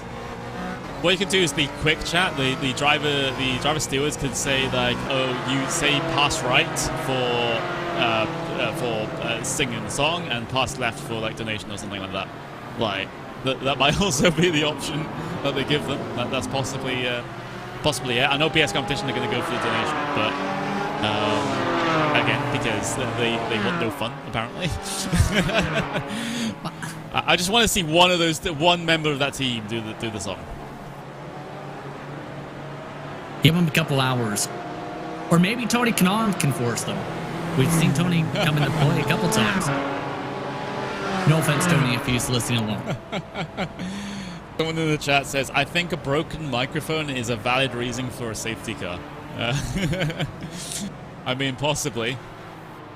Possibly it might be. We haven't had a safety car since the very start of the race, basically. So, and that was, even then, that was due to Tony Kanaan just saying, like, just give me a safety car. I just donated a ton of money. So, it probably won't happen without another major donation from someone. Big struggle for Struggles Racing. They just made their first major mistake of the race from 8th in the TCRs, believe. They are stopped and there are cars wrecking around them. Oh, it seems like it's the case. They're parked on the apex and a lot of cars trying to come through. There was, Struggles Racing just about got back going and caused a bit of a concern for a lot of drivers that were trying to come through hot onto that incident scene. I didn't see any major problems. Oh, there's the problem for Struggles Racing. And now let's see anyone coming through actually got collected in this or anything. Let's have a look. I think at least one driver did hit hard on some of the bumps and the rumble strips trying to dodge that. So at the very least, someone did have a compromised line where they did slam down part of the suspension, I heard. Or at least could hear from around that incident. Still though, if you're Wraith Energy, they've ran away 7 seconds since the last time we've seen them with the boys. The boys, they've fallen off the table. Yeah, they're losing a lot of pace at this stage. But, it's still, we're still, believe it or not, in the early portions of this race. There's still 18 hours and 45 minutes left to go. So it's, the state of the racing as it is right now will most likely be nowhere near what it's like in the final couple of hours of the race. So, these things take time. It's endurance racing at its best because, even if you might have problems early on in the race, you can make so much time back. Your competitors might have problems. You might find a good run of speed on a good strategy as well, and you start to see those gaps come down.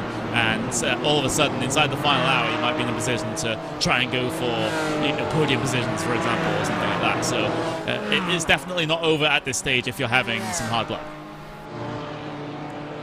And all it takes, once again, is an error mean to break out, right? So, but keep in mind, too, there are still several good battles. MRI Motorsports, believe, has just finally been reeled in by food critics. They're starting to get very tight. You have several cars trying to reel in others. Plus, you still have the mixed strategy from that first safety car, mind you, where at least a quarter of the field is having to pit halfway through the stints of some of the other cars.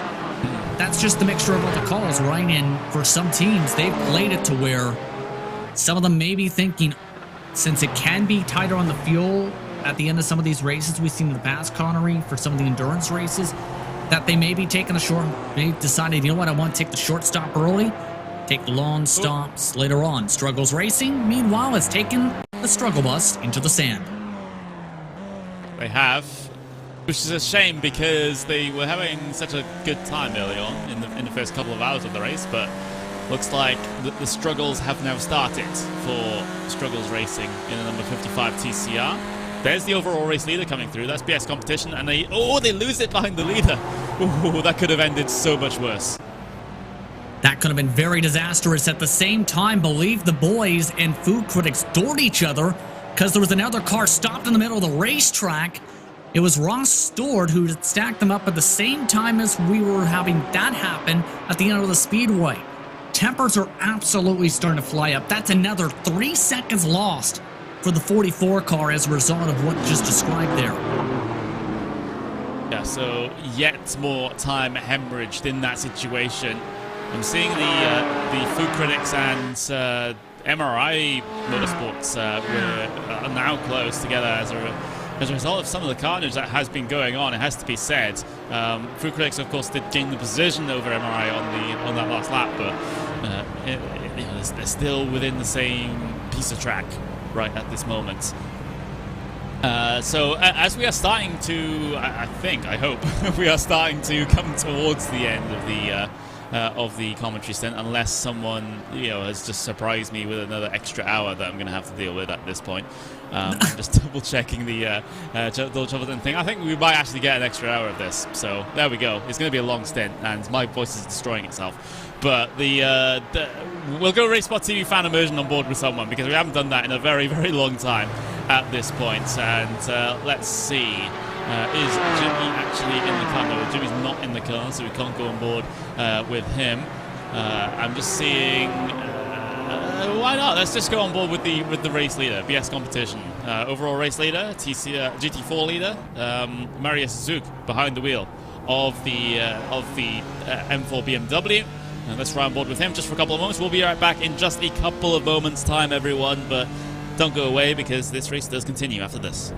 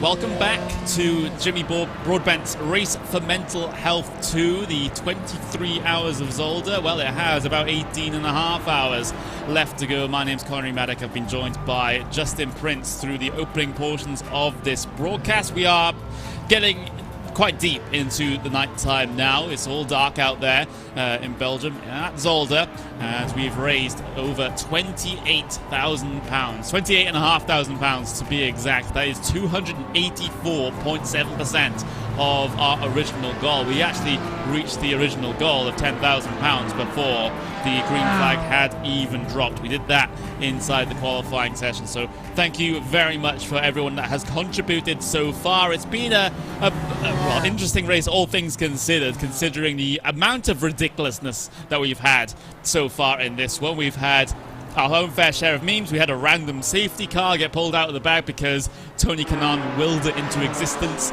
thanks to a donation. We've had sing-songs on towards pit lane. We had Matt Gallagher screaming the F1 theme over the mic as part of his punishment as well. So, the creative penalties just keep on coming. But I think a lot of people have just settled to just pay off the race control in the form of donation to try and get those penalties off their back instead of coming down towards pit lane and deciding to have a little bit of a sing-song, Justin. And again, it's all for a great cause, Ryan, and that's why I think all the drivers are coming forward and saying we want to do the donations, because they know it's going to a great organization. The organization, as we said, already very happy with the numbers seen. Already, as you see, nearly 300% past the goal, and we're not even about a full broadcast portion through the event today. It's been absolutely tremendous, the support that's been going this direction, whether it's been from BCO, whether it's been from the viewers, or whether it's been the teams and the drivers themselves, Connor. Yeah, we're getting to the point where we're getting rather close to the total that Jimmy had raised in the previous race for mental health. That was around about the mid £30,000 mark. I'll have to get the exact figure in just a couple of moments, but that's kind of the target that we've been looking at to try and break, and it looks like it may, if trends continue, get broken inside the first half of this event, which would be absolutely crazy indeed. And it just means that, how high does the total raise? That's the question that you have to be asking at the end of the day. I hope it gets as high as possible, because it is for a fantastic cause as well. We do have some other voices inside the commentary booth now. We have Mr. Paul Smith, who's just come off doing another broadcast straight into this one. So, Paul, how's it been going? Have you had a great Saturday so far? Yeah, absolutely. We had a 4-hour race around the Nürburgring Nordschleife, and it was a sensational race, actually. Really, really good, enjoyable afternoon of 4-hour racing. And I just have to say that the amount of money that has been raised so far in this event just goes to show the level of support that the sim racing community give to organisations and to support like this. And let's not forget that a lot of people are not exactly flush with money at the moment, so to be able to raise such an amount by this stage of the race is highly commendable, and just goes to show the level of reach that not only Jimmy has here in terms of sim racing, but also everybody involved in this race. It's not just one person that's involved in this. Everybody who's organised this, who's running race control. Are we sure, by the way, that race control are being completely kosher with penalties, by the way, and not just giving a penalty for everything to get more donations? I think that's a question you might have to ask them. I don't know whether they'll be truthful with me with that one, but yeah, we've had some interesting penalties. You heard some of them as I was doing my little intro back into the broadcast there, Paul. We've had a lot of situations, especially early on in the race, where you could take a penalty by singing a song over driver all chat in the pit lane. When you got your penalty. So we had various national anthems for certain countries. We've had Barbie Girl. We've had Twinkle Twinkle Little Star. We've had the F1 theme from Matt Gallagher, of course, and so it's been pretty crazy. This has probably been the most fun in that way sort of race that I've ever commentated, and things have calmed down just a little bit right now, but there's certainly a possibility, Paul, that we'll be able to see some more crazy stuff happen, because, you know, we might end up getting another random safety car again. Who knows? Absolutely, you could end up getting that. I mean, I can't exactly see the paints at the moment, but who's got the best paint? There should have been a best paint sort of thing as well for an award for the event to really get the creative juices. I did see somebody's face on the side of one car, so that was rather unique. We've got cars like the Volkswagen. I mean, what a mix of cars as well. GT4s, you've got the Jetta, you've got the Audi TCR. I mean, if ever there was a meme combination of cars from an event, then this is almost it. I mean, I can think of others. Oh, car off. Car off on the live feed. That's the 151 car. Sorry to interrupt there. That's all right. Underground Raceworks have had a moment through the climb and chicane, and again, this has been the main trouble spot throughout this race because of those massive curbs on the inside of the apexes. And Joshua Watson seems to have taken a little bit too much out of the second one and sent that car into the grass and into the barriers as well. So again, another victim claimed by the chicane here in this one, but he isn't the first and certainly won't be the last. Can I just say as well, this is quite possibly, I mean, it's a nightmare as this track for me in the daytime. Going around here in the nighttime is questionable, that's for sure. But I think I'm one of the few people who have rolled a car on 6 separate occasions at that first chicane. I managed to do it every time I race here, so yeah, I give it a good go and try my best. But yeah, it's one of those tracks that you have a love and hate relationship with it, and unfortunately I dislike this track. Yeah, I mean, it's an interesting choice when it comes to an endurance race, a multi-class endurance race around here. It doesn't, well, on first thought, it doesn't look like it'll work out, and I would say it's still debatable whether it works out here in this one. But, you know, because of those situations where you have those slow chicanes, you have a very narrow track as well, so there's not a lot of real estate out there to try and get these passes done. And as a result, you're seeing a lot of confusion with the traffic. We're riding on board with the boys right now. Alex J. Richardson, one of the boys, as he flashes the lights of the TCRs to try and get them out of the way.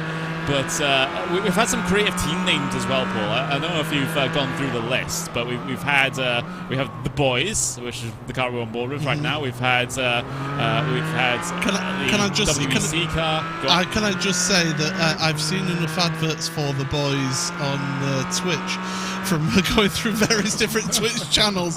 I've seen that advert enough times to last me a lifetime, that's for sure. But yeah, of course, you've got to have Doug Henson racing. They're just mandatory to be involved in a race like this. But yeah, I mean, team wrong car. You're quite right. The Jetta is the wrong car to be racing in this event. That's for sure. It's a unique vehicle to use in a I mean, if one thing, the fuel economy will be sensational. Yeah, it will be. We've seen them do monster stints in the Jettas. We've seen late 60s of laps, so it was 68 laps, 69 laps for the Jettas. So it's a very long time they're going on the fuel stints there. I gotta say, you mentioned the deliveries a little bit earlier on. Which car was it? I think it was the team. Just Bennett. I think it was Just Bennett that has that Windows 98 livery.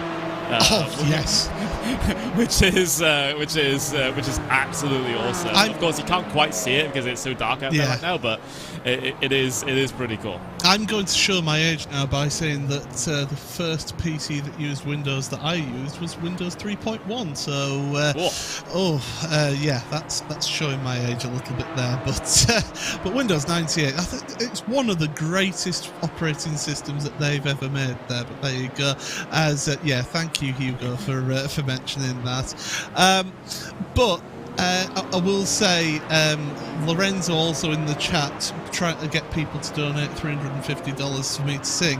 You do not want to hear me sing, that is for sure, especially after 4.5 hours of broadcasting as well. It's a little bit rough is my voice. Yeah, just seeing in the chat, one Jetta did actually a full fuel stint because we are seeing the Jettas primarily tire limited actually coming towards the end of the stint. So not really pitting at the 60, 70 laps mark just for fuel. They're just doing it so the tires they can't physically go any further. But there was one team that actually did go 125 laps in their stint, which is crazy. That's a full Jetta fuel tank right there, and they pushed the tires the distance. That's pretty good going. That's not bad really, is it? If you think about it, good fuel economy. Shame about the particulates that will be putting out into the atmosphere, but still. No, sorry. Remember they're clean at this age of car. But yes, I have had recent experience of doing some sprint racing in the Jetta, and it's an acquired taste. I mean, if you're doing it just for for this event, what an amazing event to do it in. To do that, it's great. But yeah, this is certainly about the only time you would voluntarily choose to drive the Jetta for that one. Unless your name is one of my teammates, Dennis Melcher. He loves this the Jetta. He's the king of the Jetta in our team. And he loves it, but yeah, I'm a front-wheel drive guy. I'd be driving the Audi if I was taking part in this, but unfortunately, I've been busy.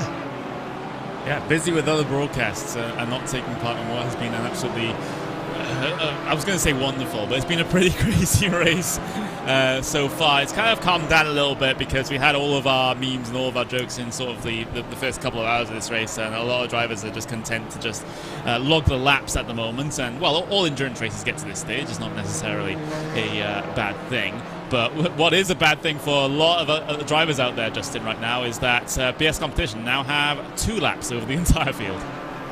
It's just been that type of pace set today by the whole entire collective, whether it's been by Marius who's behind the wheel, whether it was how they started with one of the newer drivers making a debut, mind you, in this type of event, which is crazy enough, and Ryan. It's been where no one's been able to touch them, where they've been, whenever they've been clean space, 2 seconds quicker than anybody else in the field today. It's just to where if you are a competitor, you know that anything can happen though, because as we've seen, there's already been caution flags, as just mentioned, with donations. There's already been drive-thrus with donations. They've said that they've been okay with some drive-thrus depending on the scenarios. At the same time, though, here's the one problem that they've been nervous and heading towards the threat upon is they've been donating for several incidents in that span where they've had at least 5-6 times I've had on my count here, Paul and Connery, they've had to do so. And while it is for a good cause, eventually, as we've seen with several cars, you have X amount of incidents, and eventually it will lead to where you have to increase your amount of donations per incident. And eventually may turn into, okay, you've had 350 crashes, time for you to do a penalty, no matter what. And then sing, and also donate. Yeah, it's a lot to do. We're seeing in the chat, have you heard Jimmy that has agreed that when the donations hit £30,000, he's going to wear his race suit, no helmet, for his entire stint. I think he should wear the race suit. Yeah, I think wear the race suit and also put the helmet on if we raise enough, say £5,000. Oh yeah, the helmet is worth the extra £5,000. And they're now arguing as to whether Jimmy should put it on the moment it hits 30k or keep it on non-stop until the end of this stint. I was going to say, if he's actually driving and he has to put on his race suit at the same time, that's going to be a big task.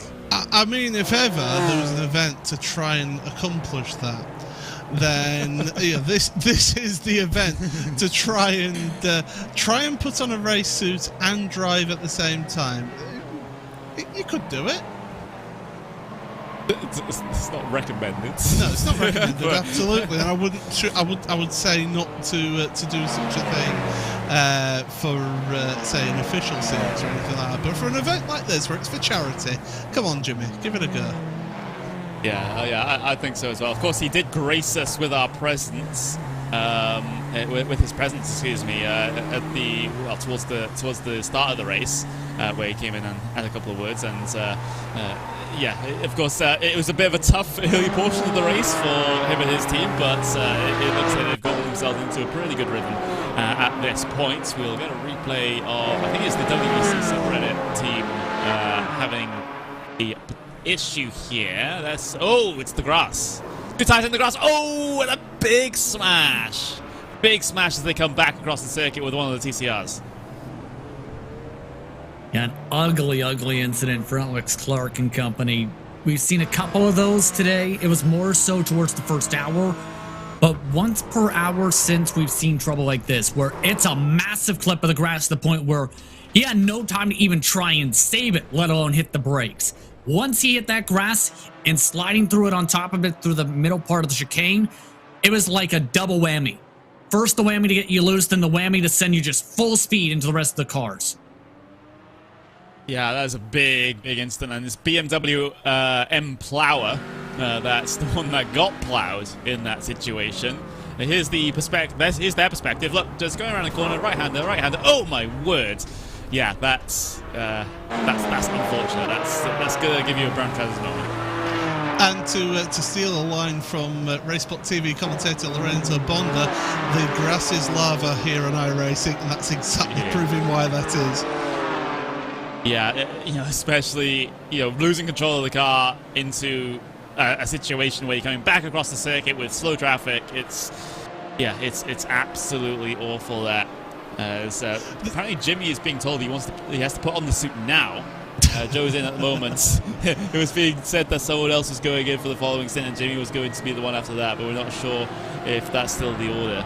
There's no worse feeling, I can tell you now, there's no worse feeling than what you saw right there in that accident where you've lost control and you can see that that car is coming and there is nothing that you can do about it and you just slam into the side of them. There is no worse feeling as a driver. It's that feeling of inevitability and helplessness.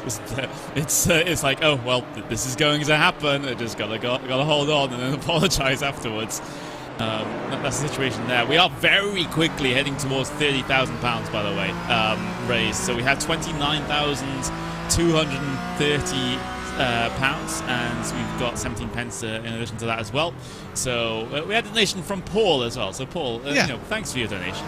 Well, I mean, it's an important cause, and not a lot of people know this, but earlier on in lockdown, I had a pretty bad time. I really did. I had a pretty bad time with my mental health, and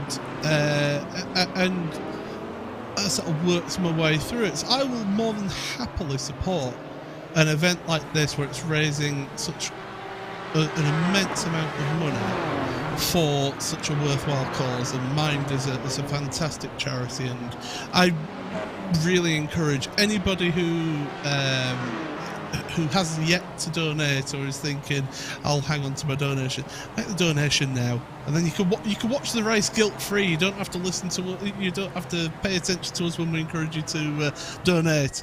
Just donate now, get it out of the way, then you're guilt-free, you can watch it fine. Yeah, that's the plan there, and obviously the teams have been doing their bit with the bribes to pay off race control to get the penalties, to not have to do the penalties. But yeah, it is absolutely fantastic, and you're absolutely right. We covered this earlier on in the show with with the lockdown situations, with having to be away from friends, being away from loved ones, and even in some of the worst cases, unfortunately, having loved ones taken away from you, which is the case for some people. It's it's an awful time, and it's an awful time for those that already struggle with mental health problems as well, and it just gets worse for them because they're not able to go and see people in person, to go and seek help in person as well, not just trying to get contact with their friends. And there's a lot of new people that are also having to deal with these problems as well, and a lot of the mental health facilities around the world are really kind of struggling, which is why we need to support charities just like this, because they do a ton of work with hotlines, with other services as well, to try and help people through whatever they've been going through, because it is a very tough time right now. You gotta say, that is basically a fact. And I don't think anyone has been untouched by issues such as these. No, absolutely not. And it's unfortunate that we've had such an event, such as having various countries having different styles of lockdown or of isolation from people. I mean, myself, I've been working from home for my day job because, believe it or not, I don't do sim racing commentary for a job. So it's basically a case of I've been working from home. So every day I would normally be going to the office and I'd be saying hello to everyone, and you get that interaction there.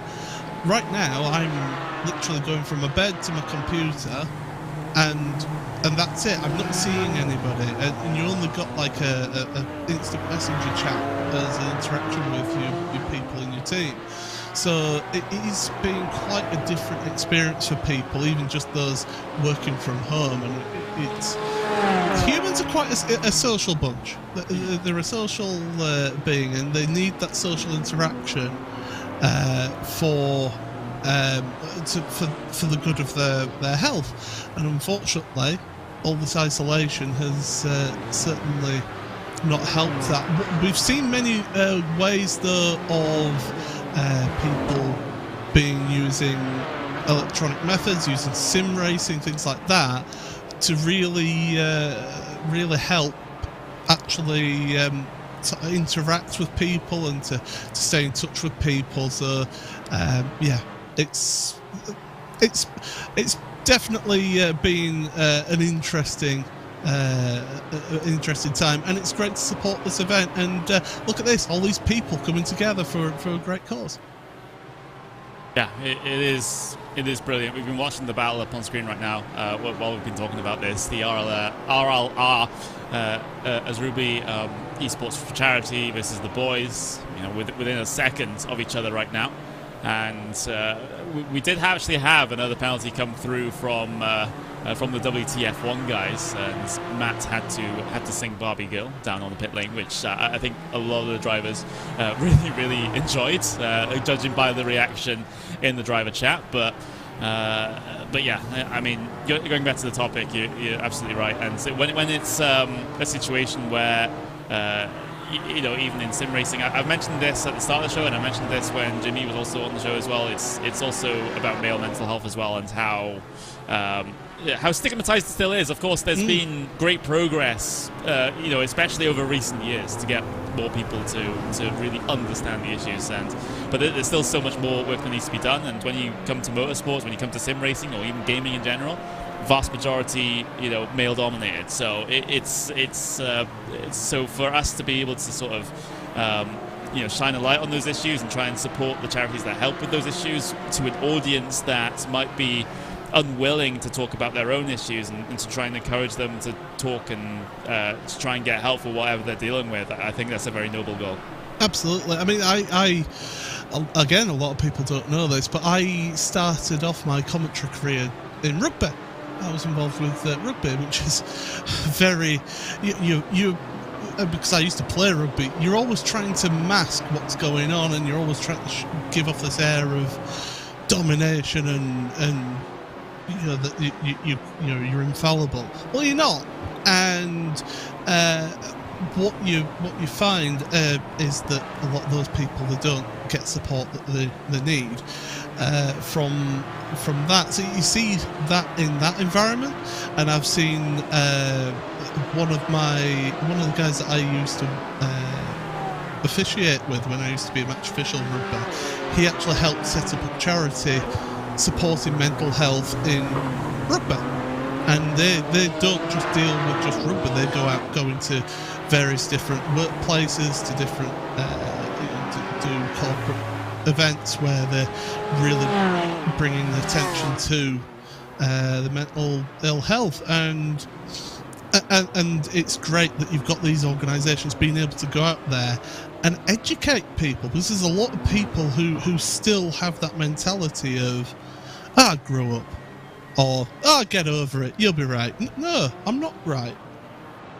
And it takes a lot. It takes a lot of character for somebody to actually admit that they're not okay.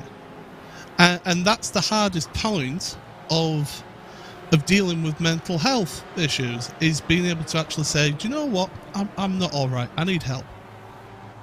Yeah, and I think, it's something that a lot of people can relate to, especially me as well. I was kind of, quote unquote, lucky due to the fact that I kind of got diagnosed with some anxiety issues from actually a very early age, that have continued on into my teens and obviously into my adult life as well, that I'm still having to deal with. And of course you got other issues on top of that as well, which really certainly do not help, and sometimes it is hard to find the strength to plow on, but that's what I'm doing. That's what a lot of people are trying to do, and we've just got to keep at it. Well, one day we'll be able to see each other again in person, and we'll be able to have all the parties we want. But for now, for the safety of everyone, even for especially the most vulnerable when it comes to this disease, we have to keep home, and we have to sort of take that sacrifice in a way. But that doesn't mean you need to ignore your mental health, because it's just more important. In fact, it becomes more important than ever. Well, and this is why I say there's other means of being able to interact with people that maybe some weren't looking at using, weren't familiar with. Okay, a lot of us that are involved in sim racing are really, we're lucky that we already use these forms of communication, things like Discord or TeamSpeak or Skype or Zoom or whatever. We're used to that, but there's a lot of people out there that are not used to those types of ways of communicating. They're used to going out and actually meeting people. It's like my parents every week they're ringing through to my aunt. Just whereas before they were actually going out and meeting up with her. So it's little changes like that people have had to make to try and keep people involved and interacting. It's like I haven't seen my two youngest nephews in months. Granted, they don't always seem very comfortable around me. Something about being a big guy with a beard, but there you go. Apparently small children don't like me when I've got a beard, by the way, I've discovered. But yeah, so I've not seen them in months. We're coming up to Christmas. It's going to be very difficult over Christmas. You'll find a lot of people will struggle over Christmas right now. So do take into account what is going on with your friends, relatives, even if it's a neighbour, and you see that they're not really sort of interacting. Just say hello, say hi, say morning, whatever. Just be that friendly face, because that might be something that just helps that person that day have that little bit of social interaction that they're maybe not getting normally. Yeah, it's very tough. I'm in the same situation as you. Thankfully, I am in a household with other people. There are some people that are living on their own, and yes. It's especially tough for those people. Thankfully I have my partner, I have my other housemate as well, and the three of us kind of just keep each other sane in a way. I think that's probably a good way to phrase it.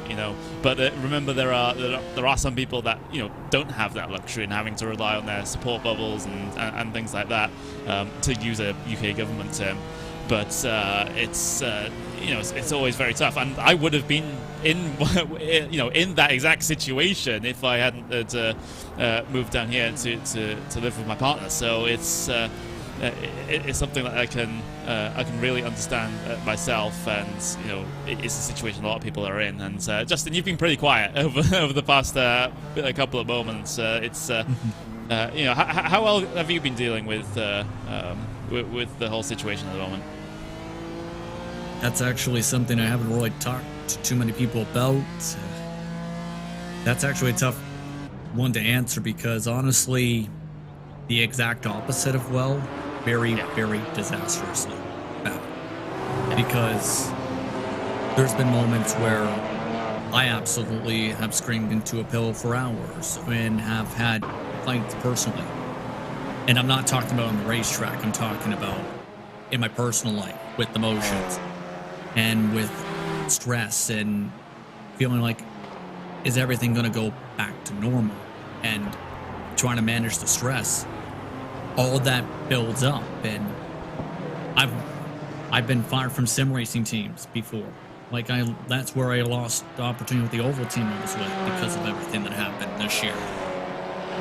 There's been times where it feels like, is anything ever going to happen again? Well, there's been a lot of positives. This is stuff I haven't even told anybody until now. It's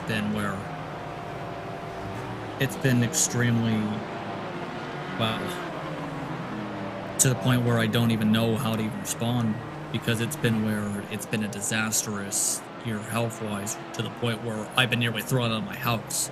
It's been so bad. Several cases this year. Yeah, and well, first of all, thank you for sharing that. It takes great strength to be able to, admit that, in front of, 250 people watching the broadcast, and of course here in the commentary booth as well. Thank you very much, Justin, for that, for being so truthful and for being honest to yourself. Yeah, actually last night it got to where I wasn't even sure what was going to happen. That's why it's so important to know that even when things look like they may be okay, that someone may be struggling. And that's a lot of the importance of mental health. Is for some, they think if someone visually looks calm or cool and collected, they're fine. When on the inside, they're trying to glue everything together and just holding on by a very, very thin thread. It's like the old adage of a swan. You see a swan, it looks all serene and calm. But look under the water and the legs and the feet are going away like crazy. And it's that, isn't it, Justin, that people see that exterior of where you feel like you have to put on this facade of, oh yeah, everything's fine, I'm doing good, thanks. But deep down inside, you're working away like crazy just to keep going.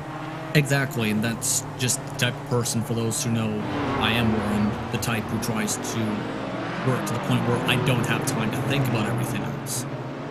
Well, you guys seen it yourselves, where I'm working 99% of the time throughout the day. That's a good part of it. It's just the personality-wise. It's to the point where, too, and I know my roommate/landlord's listening to downstairs right now with me saying this, when he said, "Oh, you look okay, you seem calm," that kind of caused something to snap again, where it's like, I'm not that at all.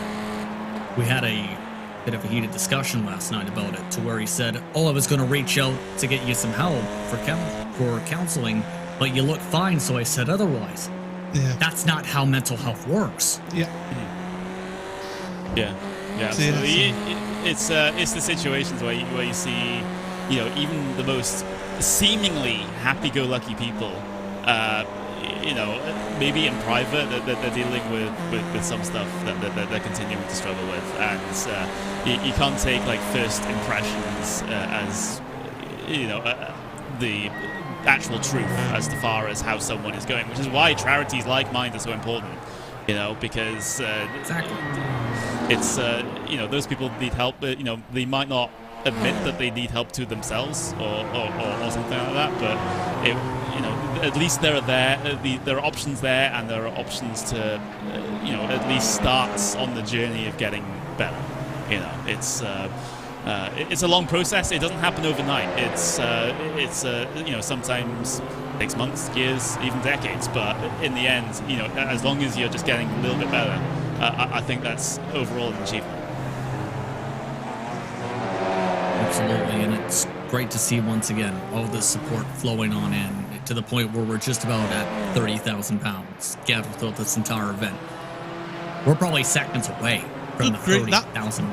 That has shot up in this last however long I've been on.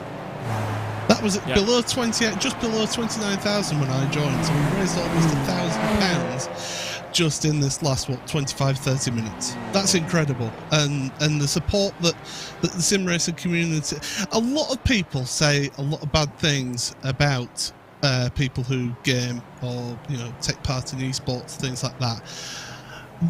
We need to bottle this up. We need to show this everywhere we can to say, look, we're not just people who are sitting in a darkened room playing pretend race cars. We're a community, and we look out for each other and we support each other. Yeah, we may have arguments every now and again as to who was racing the hardest or the fairest, or using that Ayrton Senna quote far too often. But at the end of the day, when we have a cause like this, and we have a focus, we all come together and we absolutely show the rest of the world what sim racing is about. It's about community. Yeah, it is, and nothing ever sort of struck me more when it comes to that than events like this, for example, where everyone just comes together just because it's a good cause, and you're just having a bunch of fun. What these drivers are doing out there is having fun out there on track. They're having fun in the pit lane, trying to sing songs to get their penalties done. That's the sort of thing that we'd love to promote, because like you said, Paul, it's very, sometimes esports and sim racing is no different to this. It can be very, very cutthroat. Everyone's trying to find an advantage over everyone else, and there's a lot of bad blood between people and bad blood between teams and organizations and things like that. But it's it just goes to show that we can turn that perhaps into something good and something that really helps out a fantastic cause such as this one. And and also it kind of reminds me of the sorts of community events that we, of course, used to have before we had this whole pandemic, with Sim Racing Expo, for example, where everyone was just everyone's there less for the competition and more for the community. And it's those sorts of events that really kind of say to me that sim racing is quite a close-knit group. Even though we are fans of different simulators, we're fans of different games, we're fans of different types of broadcasts in the subsets, for like F1 esports and Nations Cup and things like that. Overall, it is all still sim racing, and we're all still do the exact same things as each other. By the way, Jimmy has just stepped away from his rig because he's now having to suit up because we've reached over £30,000 raised for mine. Wow. That is triple our goal, everyone. That is triple the £10,000 goal that was set at the very start of this. We reached the £10,000 goal before the drop of the green flag, to start the race. We did that in qualifying, and now we're at £30,000. We are just a couple of £1,000 off of the records, and soon we'll be beating that. I wouldn't be surprised if we beat that inside this next hour. Let's just say that. You saw the WTF1 car going for a little bit of a loop at the exit of the final chicane there, but yeah, £30,000, everyone. £30,000 for mines. That is absolutely crazy, and like I said before, let's see how high that total can climb, because at the end of this race, if it gets up like 50,000, 55,000 perhaps, that would be absolutely crazy indeed, and I would love to see it.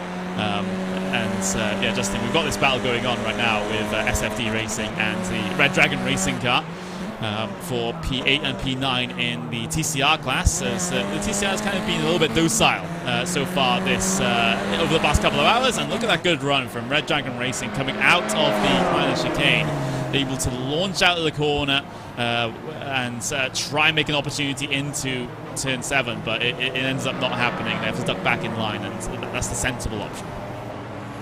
Yeah, smart move again, thinking big picture instead of saying, you know what, let's fight side by side for 17 seconds or 25 seconds or for 17 straight laps.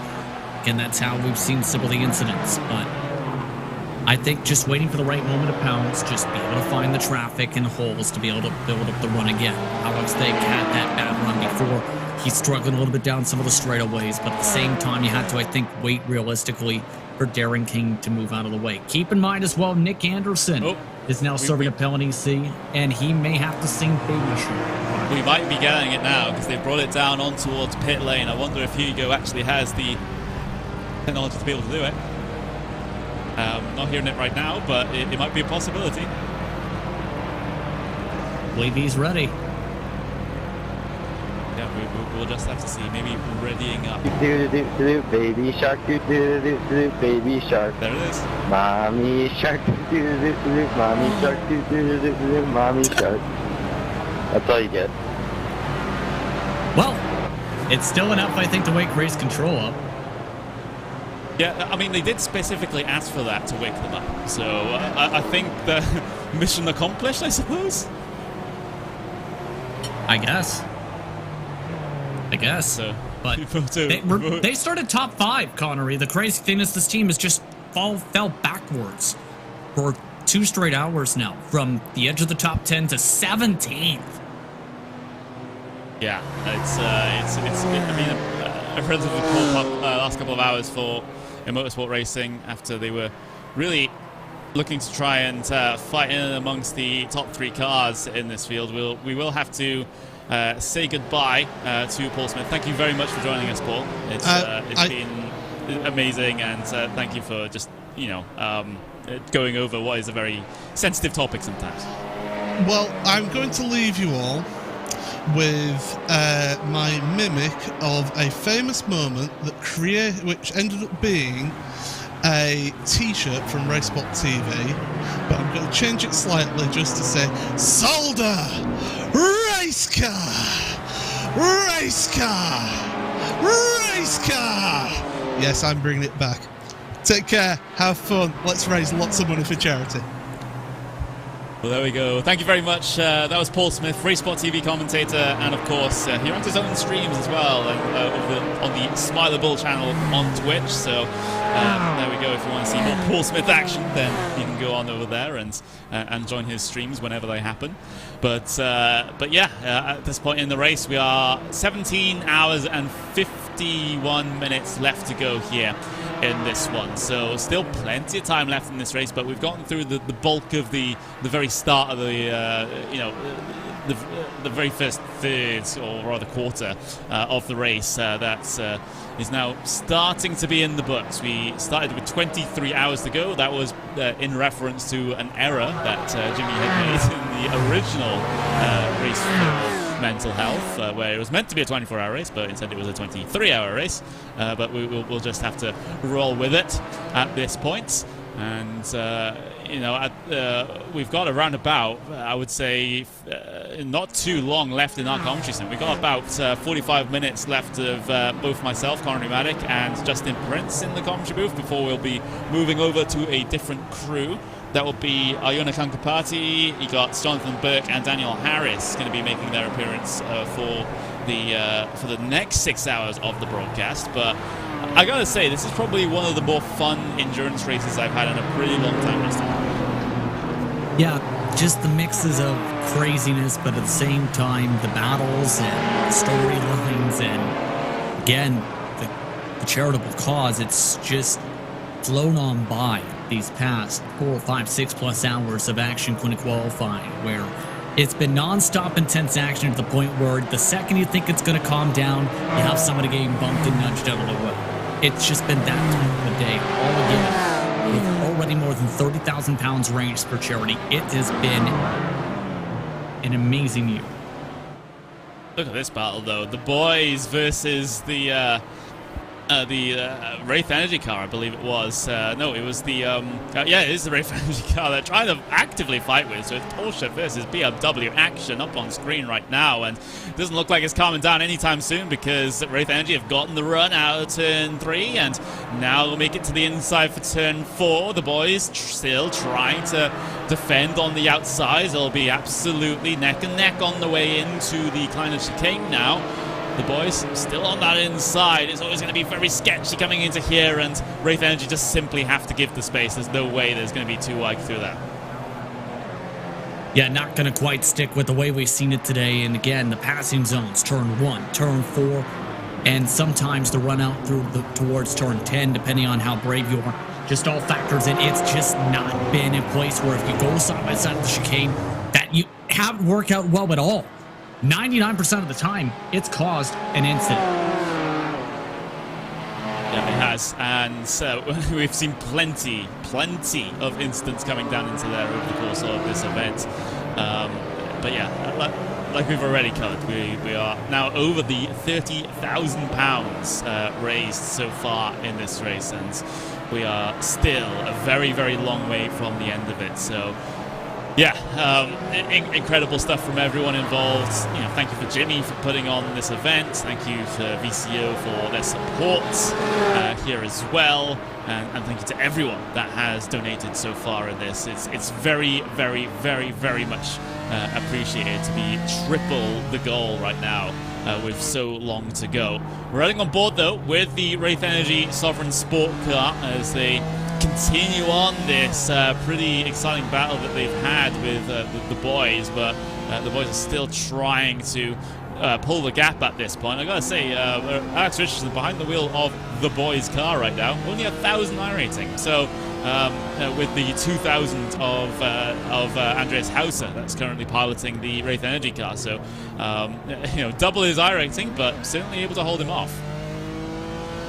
Yeah, he's actually been very, very strong, and keep in mind, some of these connections I've noticed have been very vital. He's mentioned some of the teams people have been involved with, and some of the areas or organizations when they aren't in some of the fun cars in some cases. Keep in mind, this is some experience for, say you're an up-and-comer and join a development program. This is kind of a good environment almost to be able to get that chance to race against some competitive drivers, Connery, compared to, say, running official races and hoping that you have a clean race while you try not to lose 100 I rating, for example. It's kind of stress-free, and it's, again, a fun environment to be able to learn the track, see how you fare out against some various talented drivers in some cases, and see what it can do for Alex Richardson. He's absolutely out driving what he's shown. It's just the matter of needing to also be able to hold on to it for significant amounts of time with the BMW much quicker down the straights to be able to get pulls like this. Look at this, down the inside then, at turn 1, not going to commit to the move. Gets close through the apex, but still not able to complete anything through turn 1. Taking a big wide arc now into turn 2. You saw the boys go very, very defensive into there. I don't think that big wide arc to try and get momentum off the corner has actually worked out in the favor of Wraith Energy right now. They have actually lost a little bit of time as a result of that. They remain about 0.4 of a second behind the boys at the moment, so definitely further apart at this portion of the racetrack than they were just one lap ago. So no opportunities this time coming down into the final chicane, so we're just going to have to wait and bide their time for now. But it's great that we're having some close battles still, you know, as we're getting to you know, the sort of the quote-unquote slog portion of this race, you know, the middle hours where it's just kind of just laps after laps after laps after laps, and afterwards it's you know, well, in those sorts of situations, because on the broadcast we start to go a little bit delirious on the broadcast, but to have these battles still out there, still close after so many hours of racing is absolutely brilliant. Yeah, it's again some of these groupings we normally see in endurance racing, right, where you eventually find friends or 2, 3, 4 different respective drivers in some cars and some different trains. It depends really on class to class or race type to race type. And I'm hearing that Jimmy Broadbent may or may not have just promoted that anyone who donates $100 now or £100 can give any team a drive-through. There goes the crazy window. What did I say? There goes BS Competition's lead. Let's just say that for one, because they are probably going to be the target of very many penalties at this point, thanks to the donations of £100 or more. So it's going to be a like you just linked to, Justin. Drive through for mechanic Heil BMW M Power. Car number 17 for illegal paint. I'm not sure what is illegal about the paint, but illegal paint. Because they don't like the paint? I don't know. The paint's bad, therefore it's illegal. Yes. We'll have to see, but there we go. We're gonna probably get another couple of hundred in just from Jimmy saying that alone. But yeah, the battle between the boys and the Wraith Energy Sovereign Sport car still going on. Of course, we've got this TCR battle as well in the bottom end of the top 10 between Red Dragon Racing and SFD Racing. They are off cycle by about 20 laps apiece, but a battle all the same. Yeah. Still have these clean battles like Alex like we've seen in a couple different major races. Can put in consistent times here and there. That's room for some adventurous moments here today, but it's still been amazing how Matt Edwards has been able to drive on his own here. He says it on his back bumper himself. One driver, 23 hours. He's outdriven some drivers with, well, 3 drivers for some teams. Yeah, incredible. I was just laughing at what one of our commentators put. Someone has decided to take liberties with Tony Kanaan's Wikipedia page. I don't promote Wikipedia vandalism, but someone has put a lesser known fact about Kanaan is that in 2007 he was disqualified from every single motorsport championship after the first round, but was able to win all the titles. Yes. Take it with a grain of salt. Yeah. A very, very big grain of salt, to the point where it's the size of the state of Texas. Yes. So there's confirmation that someone has paid the $100 or £100 to the number 5 car to be able to take a drive-through. So that's exactly what the number 5 is doing right now. So they're actually taking the drive-through due to some donator having donated $100, and now the BMW M Plower has to come down on towards pit lane for a drive-through, so they're getting the drive-through done right now. So there they go, off and away. I have to wonder if we'll get any more from penalties. We might get Red Dragon because just as he turned away to show that driver rolling through, well, they punted the car in front of them. So, perfect timing. This was in one of the battles we were just talking about. This is a car who's had to serve several penalties themselves. They punted right there, moving in the braking zone, locking it up a touch, and bobbles right into the car in front.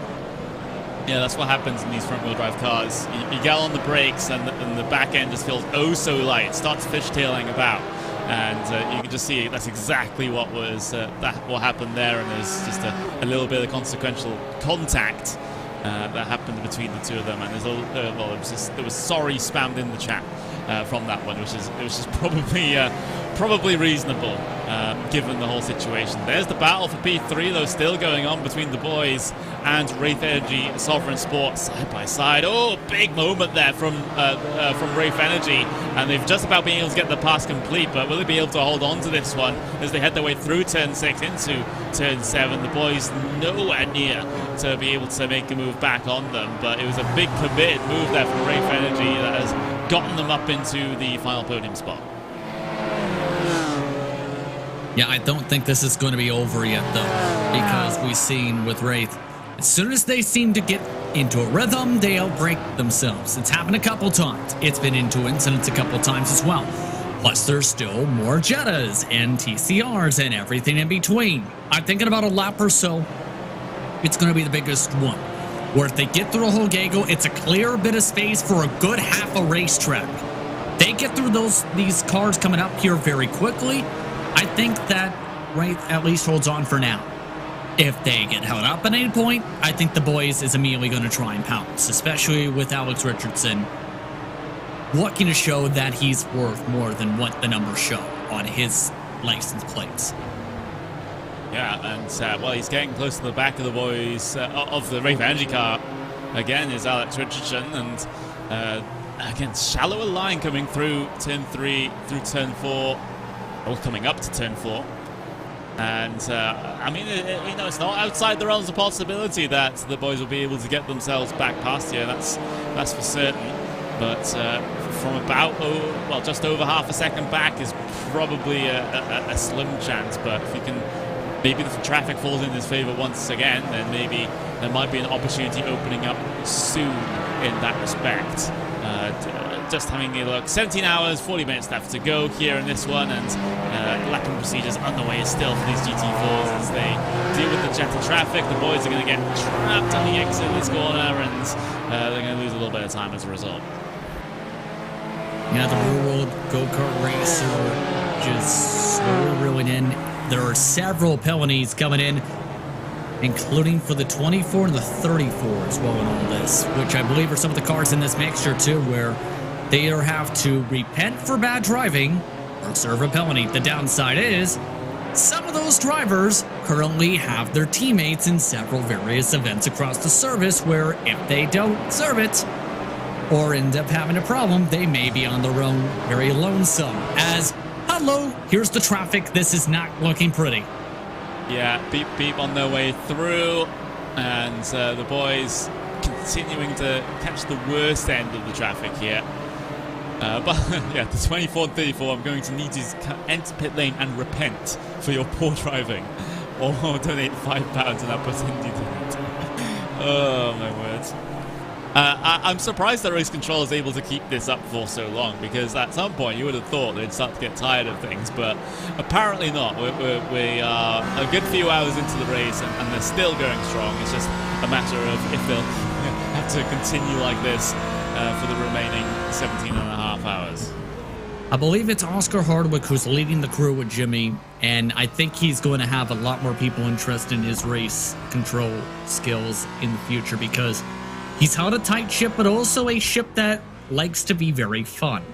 And that where the past experience, from what I can tell, is officiating sim racing events and series for oval racing for British drivers. I'm curious where the connection came into play, because in turn, this is probably the best choice that I think Jimmy may have had, because it fits perfectly with the theme of what I think this event was looking for, to the point where he's been the right mix of being strict, very quick, but also to the point where he has a sense of humor the size of the whole United States. Yeah, he really, really does, and very much appreciated, especially in times like this. But riding on board with the boys, Alex Richardson. We're saying that the 24 needs to be on voice chat, please, from Oscar Hardwick, our head admin. There's been a bit of a crash, though, involving the number 41, Sunshine Autos. This is P2 in TCR, and they've had a bit of a tangle that happened ahead of them. I'm just trying to look to see on my own view exactly what's happened. I think it was the Shrinker Motorsports Green and the Team Oblivion racing car that had a bit of a disagreement between each other, and Sunshine Autos might have just gotten themselves caught up in that. Now you see right there, again, does not work. Major check-in. Just when you think you gas it up, it's a moment of don't gas it. Just nowhere for them to try and react to. Yeah, absolutely. So there we go. Back to the live pictures then. We got about 36 minutes left of this particular commentary stint before we get to see Ayana Kankapati and Jonathan Burke and Daniel Harris get themselves into the commentary booth. It's been a bit of a roller coaster ride here for the first couple of hours of this event. Let's just say that we're right on board with Team Rick at the moment. So with Ian Plash behind the wheel, trying to wheel that car through. You can see there's a lot of wheel work that goes on behind the wheel of those Jettas, despite it not being too responsive when it comes to the steering, which is probably a bit of an understatement there. So yeah, Team Rick just trying to bring that car in. I've noticed that a lot of these Jettas are actually running very rearward bias here, just to get that car turned in, because you can see on some of these shots when you get the broadside of the car, the rear brakes are lit up absolutely red. You can see it right there. So that says to me a lot of rear bias for the Jettas, which is probably reasonable considering how much of a tank they are, and they need all the turning help they can get. Yes, indeed. For Team Rick, by the way, they've since clawed back from what hole Cisco dug them into, because they were 13th about an hour ago. Since then, with Ian Plashback behind the wheel, someone known more so for his skills in the car than being able to make the cars look pretty for videos. Yes, Cisco, I'm trying to have some fun with that hint, but he's been able to get by some of the other cars, take advantage once more of the attrition, but also hasn't gotten himself hit in the front end several times over. So they haven't had to use the fast pairs. They're gold standard car drivers for this team, still yet to be in the car too. So the better Plash can push them up the pylon, the better. Yeah, that seems to be the case and the situation for Team Rick at the moment.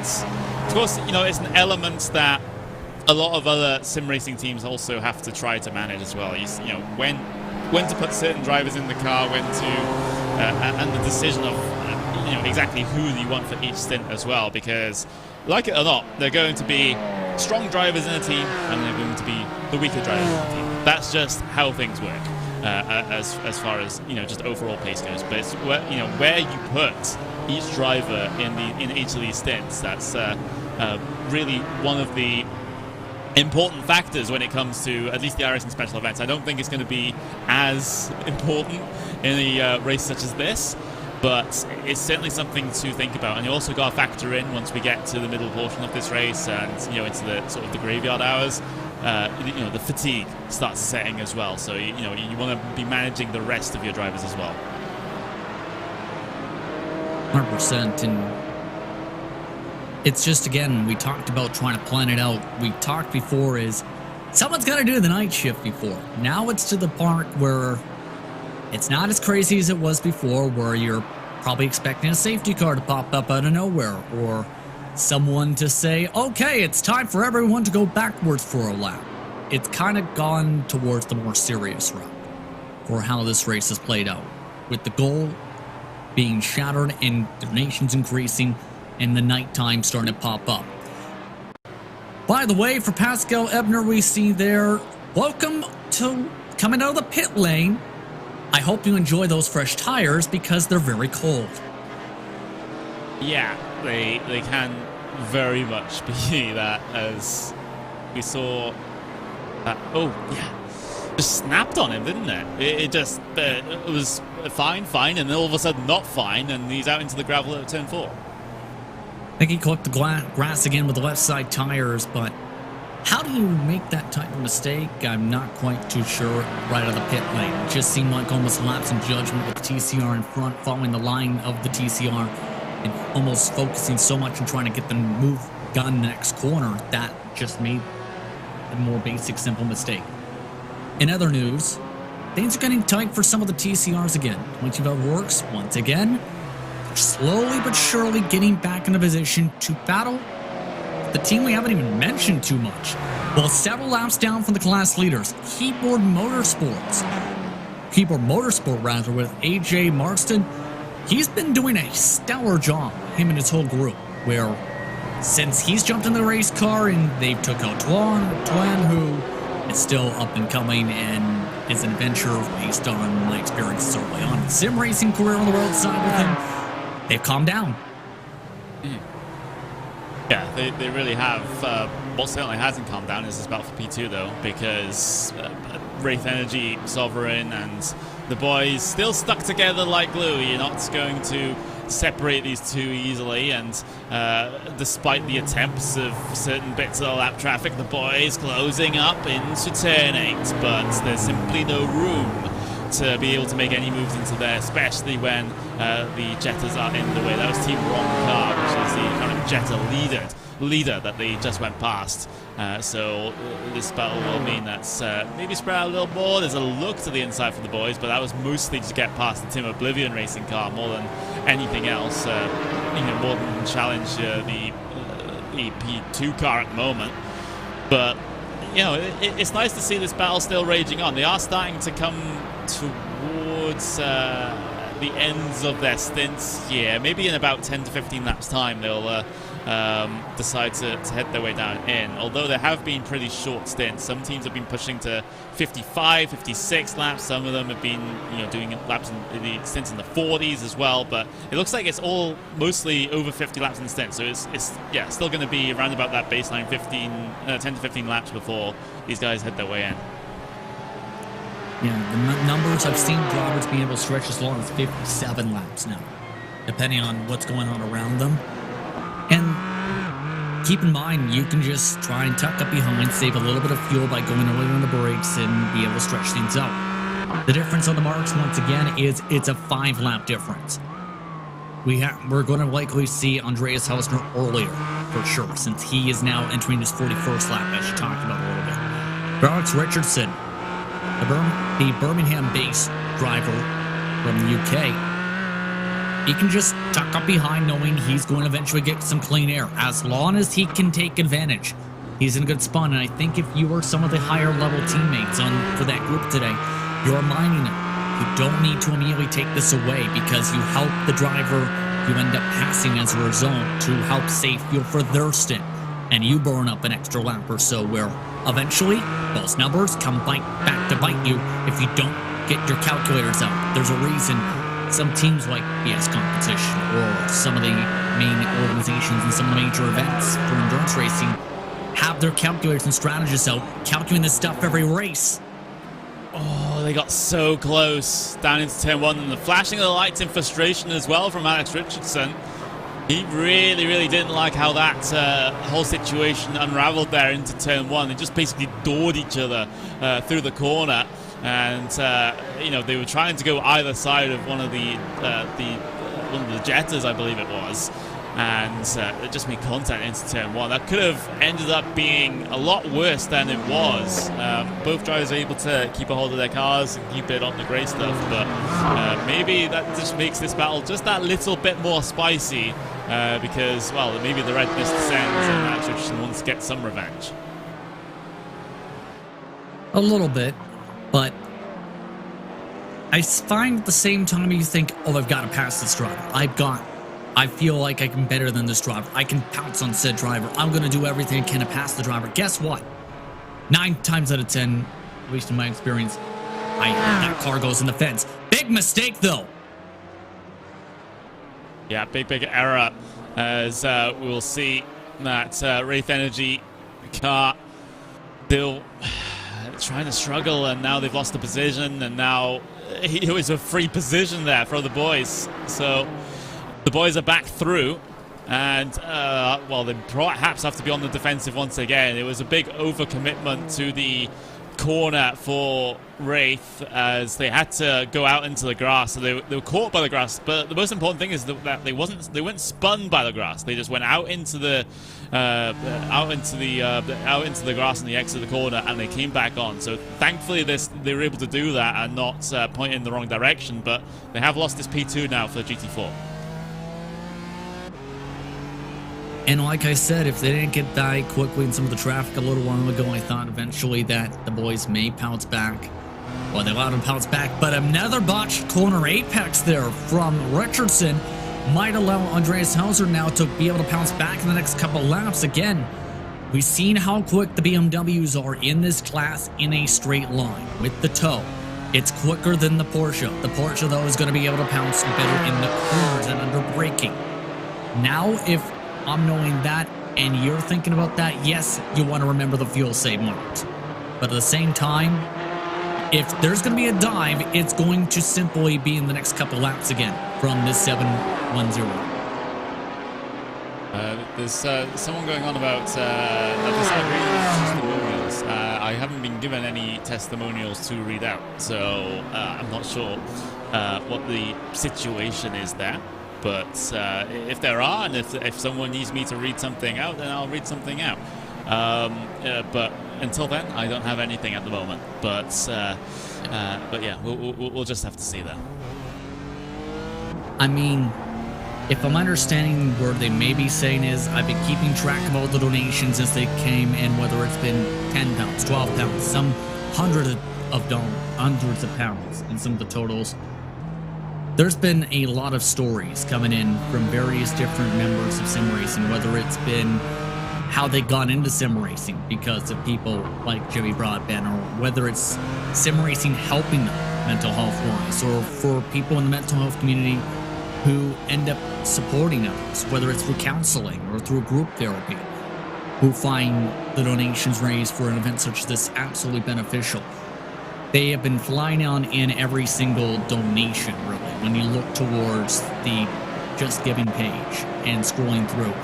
There are several hundreds of drivers I've seen throughout the day here and there, Connery, if I understand that's what they're referring to, where all these this event touches a ton of people, whether it's fans, the casual user, the hardcore sim racers, or mental health professionals in general.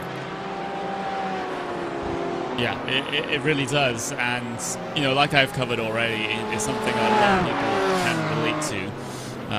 Whether or not they're public about their problems or not is a different issue, but, you know, that's also another thing that we have to be conscious of. You know, a lot of people don't want to talk about it, and we just got to encourage them in their own time to come and talk about these things and to get these, you know, any potential issues, you know, start to solve them at this point. And that's exactly what MAN does. You know, they run those helplines, various other mental health services in the UK where, you know, people can take the first steps into getting better. And the £31,500 that's currently being raised is certainly going to help a huge amount in this, as we see a little bit of a awkward exchange out there on circuit involving the Garage 69 car, I think.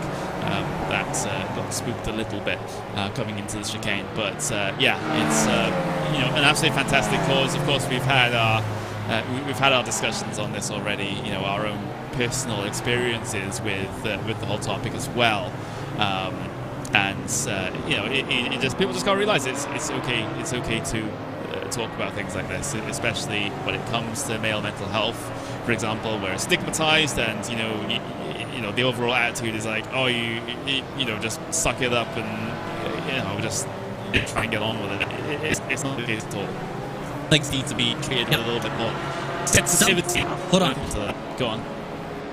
Apologize for again touching upon the touchy subject, of course, but there's a bit of a touchy situation now for the Rat Vanderlyn fans, because this just shook up the Jetta lead in all of this. Some of the drivers were having some discussion because he's now blown his motor from the lead and might have had some help. Interesting. Let's have a look. So, yeah. There was a stack up in front, and it might have involved, I'm not sure if it was this car in particular, Nick Anderson, who just got rolling. Vanderlinden had two separate cars, I believe, stop in front of him, where he had nowhere to go, and now has had to change drivers. Ralph Vanderlyn, we mentioned, was quick in qualifying. They swapped drivers in qualifying even. Now this, yes indeed, does cost the Jetta leader its positioning. Yeah, Team Roncar have...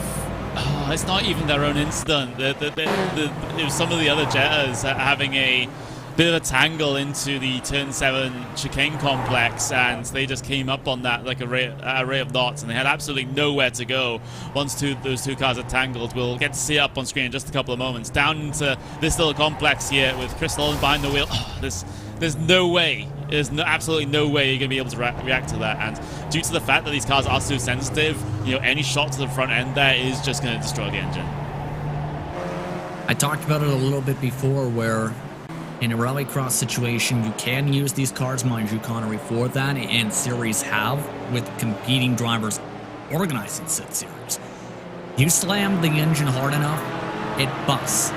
That time, you slam the front nose hard enough, it busts. It's like you talk as close as you can to a street car for the service. It basically is like a real car, but trying to be touchy on this, where you get into an incident, you're likely causing trouble with your own motor like that in real life too, whether it's production car, whether it's race car. It's always a tricky situation. And now Team Roncar, after leading a good portion of this race, they are back out there because they had a fast repair to be able to use to get back out there, but now they are in second place. Team Lonely are now leading this race. I say are leading this race, and you know, it's only one person behind the wheel of that Team Lonely car, and there will only be one person behind the wheel of the Team Lonely car. Taylor Adams has been going since the drop of the green flag. now leads to Jetta class. So continuing on with this absolutely monstrous effort. I struggle to, you know, put in a normal hour, maybe even 2 hour stint behind the wheel of some of these cars, and yet he's going to go and commit to the 23 hours. There's another instant out there on circuit. Wow. He's going, and then the Jetta clips the grass. Same ones I think we just kept an eye moments ago that collected your class leader. Just as he was all driving on by, driving all to his very lonesome to the outside, blinks the lights. Just as they go on the brakes, just clips the grass. Did the lights disorientate him? I don't know, but people are just coming into the YouTube chat and coming into the YouTube stream from Jimmy's stream. Hello, everyone. Welcome to this. We've been going since the drop of the green flag as well. We've been going since qualifying, in fact, giving everyone the overall race coverage of Jimmy Broadbent's Race for Mental Health too, here on the VCO channel. It's very nice to have you here. We are just coming to the end of a commentary stint here, so it's been me and Justin since the start of the qualifying session, and then we'll get another crew in about 20 minutes time to take you through the next 6 hours, because we've been going on for a very long time at this point. We're going on for like 7 hours, but on the mics here, so it's getting a little bit grating on the voice, shall we say. But right now we've had a couple of good battles. We've had this Wraith Energy Sovereign Sport and the Boys battle going on for the last couple of moments here in GT4, and they've swapped a couple of positions back and forth already, so there's no reason why that can't happen again. Especially with slides like that, similar to what happened before with them to lose the position to the Boys. That time, though, Richardson just didn't have enough time, I think, to really be able to get a proper send to the outside, especially knowing, oh, hey, here come the Jettas, or you can take the slow down and just make the pass. I mean, that's the option that they can go for. Wraith Energy, Sovereign Sport now losing the position to the Boys, but the Boys are collected. A Jetta, I believe it is, in through the chicane. It's absolute carnage coming through turn 7 right now. Garage 69 has spun around, and that is an utter mess that needs to be sorted out. Big optimistic move from the Boys. I think they'll be getting a penalty as a result. There was another GT4 that caught up in that. That was the Rough and Ready racing car that got caught up in the carnage, and yeah, that's how not to do the turn 7 complex in a nutshell. Yeah, not smart again. I think we've seen that incident at least 25 times. Here's the kicker.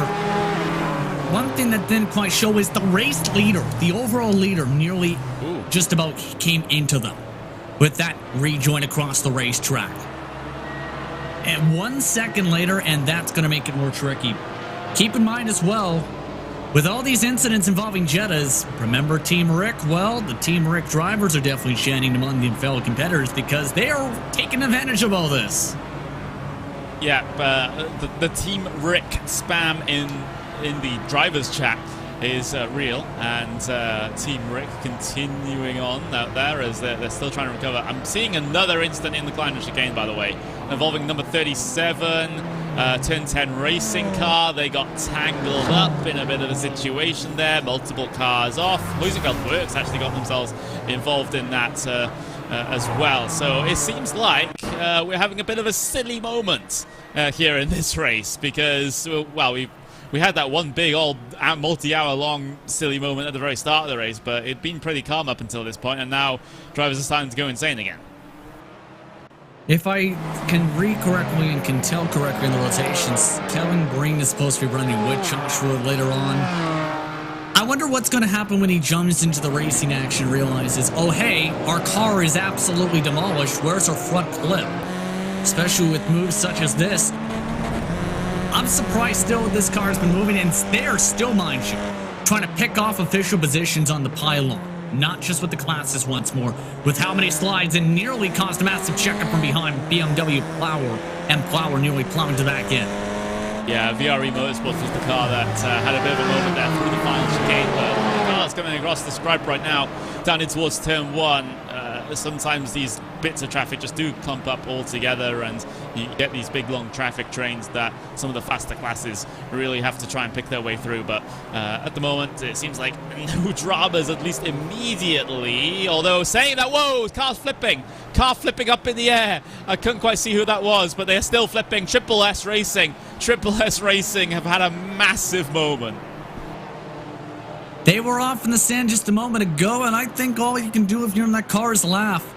Because there's the rejoin, looks nice and calm, held onto the line, then immediately joins with the LMP1 and then rides against it. Yes, I know that's a Jetta. And then right in the middle of the track. Ouch. Yes, the Jetta space program has indeed been started here at Zolder, everyone. Being launched up into the air and back onto the... oh, look at that. that is crazy. And it's a bit of a disco with the headlights, you know, just shining all over the place as it flips around in the air. Yeah, that's probably one of the most spectacular incidents that we've seen. Look at that absolute launch going on there. That's on par with the car going up over the pit wall into the pit lane incident that we saw at the very start of this race.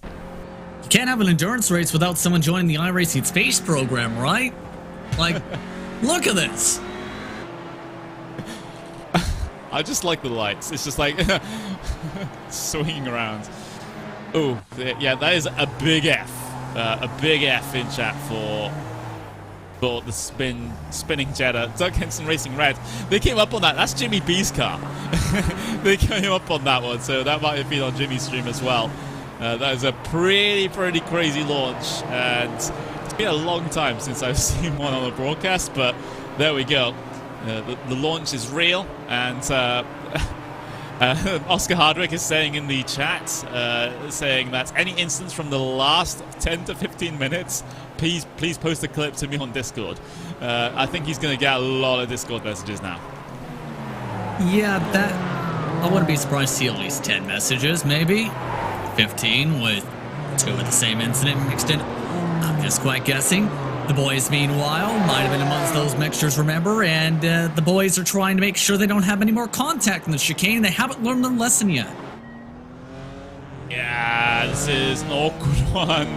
There's a little bit of a stacker behind them as well, just as we speak. So the battle for P2 still rages on here in the GT4s. They are separated by about 5 laps on the strategy, but I'm not going to expect that to factor in just yet here in this one. Looking to try and go down the inside of some of the lapped traffic here, and Wraith Energy going to get caught up behind an Audi as they try to squeak their way through, try to negotiate some sort of deal, and they've been able to get through on the BMW M Plower machine. But yeah, someone in the comments saying, I think we need a highlight reel of Jettas being sent into orbit after this one is done. Yeah, I think that's definitely one of the things that needs to happen. Yeah, just agreed. I'm starting to reach the end of my tether here when it comes to commentary. There's about 11 minutes to go before you get a change of commentators here. So that's just the situation. But again, we've had a little bit of a burst of excitement here, Justin. We sometimes just have these lulls, and then we have these sorts of processional moments in the race, and now we're getting into a place where we're seeing lots of really stupid moves, shall we say? That's a way to phrase it. 100% way to phrase it. But I mean, you're having fun, right? That's the main key. If you're having fun while you're getting launched up into the sky, that's a very big key. Look, as long as you're getting launched into space in a Jetta, which I don't think anyone wants to be in ever, but you have a smile on your face, I think life's going pretty well in that situation. You're having a bit of fun, but and that's exactly what this race is about. It's just a bit of fun. It's not. I mean, for some teams and drivers, it might be a little bit serious, but for everyone else, it's fun racing for a good cause, and it's absolutely fantastic stuff. But at this point, when we're coming towards the end of our stint, obviously we'll get to see Iona Kankapari. We've got the likes of Jonathan Burke and Daniel Harris going to be in the commentary booth in just a couple of moments' time. We also have a little bit of a situation, everyone, where the stream might stop just for a couple of moments before it restarts. So if you see the stream stop and if you see the stream buffer in the next couple of minutes, then do not worry. That's because we are switching over producers, and it sometimes takes YouTube a little bit of time to try and get that done. So the person who's actually streaming the race, we're going to be changing that in the next couple of moments. So definitely be aware of that. It's not that we've had the stream die or anything. It's just that we're having to switch things over here. But overall, impressions on this race, Justin, just to sort of sum everything up as we come to the end of our commentary stint here, because like I've already said, I didn't expect to have this much fun as far as a broadcast is concerned. Usually these sorts of endurance races, these long stints, really sort of just drag on, and it gets quite tough to try and stay awake by the end of your stint. But in this one, I haven't really felt that at all. It's been a mix of fun, tastical moments, excitement, but if you count in BS competition, unbelievable dominance. Because while there's been crazy moments, while with the crazy tastical moments with the donations and the penalties, it has been absolutely thrilling. The one storyline we haven't really touched too much upon, with everything else going absolutely haywire around them, is BS competition's about to lap the field 3 times. In 5 to 6 hours, give or take. We don't normally see this in a major race, let alone this one. This is absolutely incredible. No other class is like this. No other race has been like this since maybe Team Redline over from Spa a couple years ago. This is unbelievable, to say the very least, from what they've been able to do from a driver's standpoint and a group standpoint. Because every time they pit, they've gained time after, and they have to pit earlier than some of the other cars. They've had to stretch it in some other cases. They've just nailed the strategy. They've nailed the race. They've been able to play the strategies right end. Well, while they've made contact, which is going to definitely make a few feathers pop up, they've also just been able to be faster than anyone else in traffic by 2 seconds. Yeah, they are the only car running inside the 138s at the moment, at least as far as I can see. They've just been very quick all day. Their qualifying was a little interesting, considering that they didn't get a lap time set until very late on in the qualifying session, and even then they only started in P4. So for them to be able to gain those positions and to get up into the race lead is absolutely fantastic stuff indeed. They're running very, very quick lap times indeed. But yeah, it's absolutely fantastic to see the racing going on, which has been pretty good on occasion as well, because obviously coming in with low expectations considering the wide field spread in terms of skill. But some of the battling has been crazy. Some of the some of the situations have been really intriguing. Of course, we'll get more on the strategy situation when it comes to more of the middle of the race and towards the final couple of hours as well. But these are pretty long stints for a lot of these drivers, and the driver that has probably the longest stint of all of them is the driver behind the wheel of the Team Lonely car that currently leads in Jettas, because Taylor Adams is going to do this entire race all on his own, and he might even win it as well, which would be crazy. I mean, with the type of racing though we've seen and how some of the calls have gone along, there is still a chance for anyone. Who knows?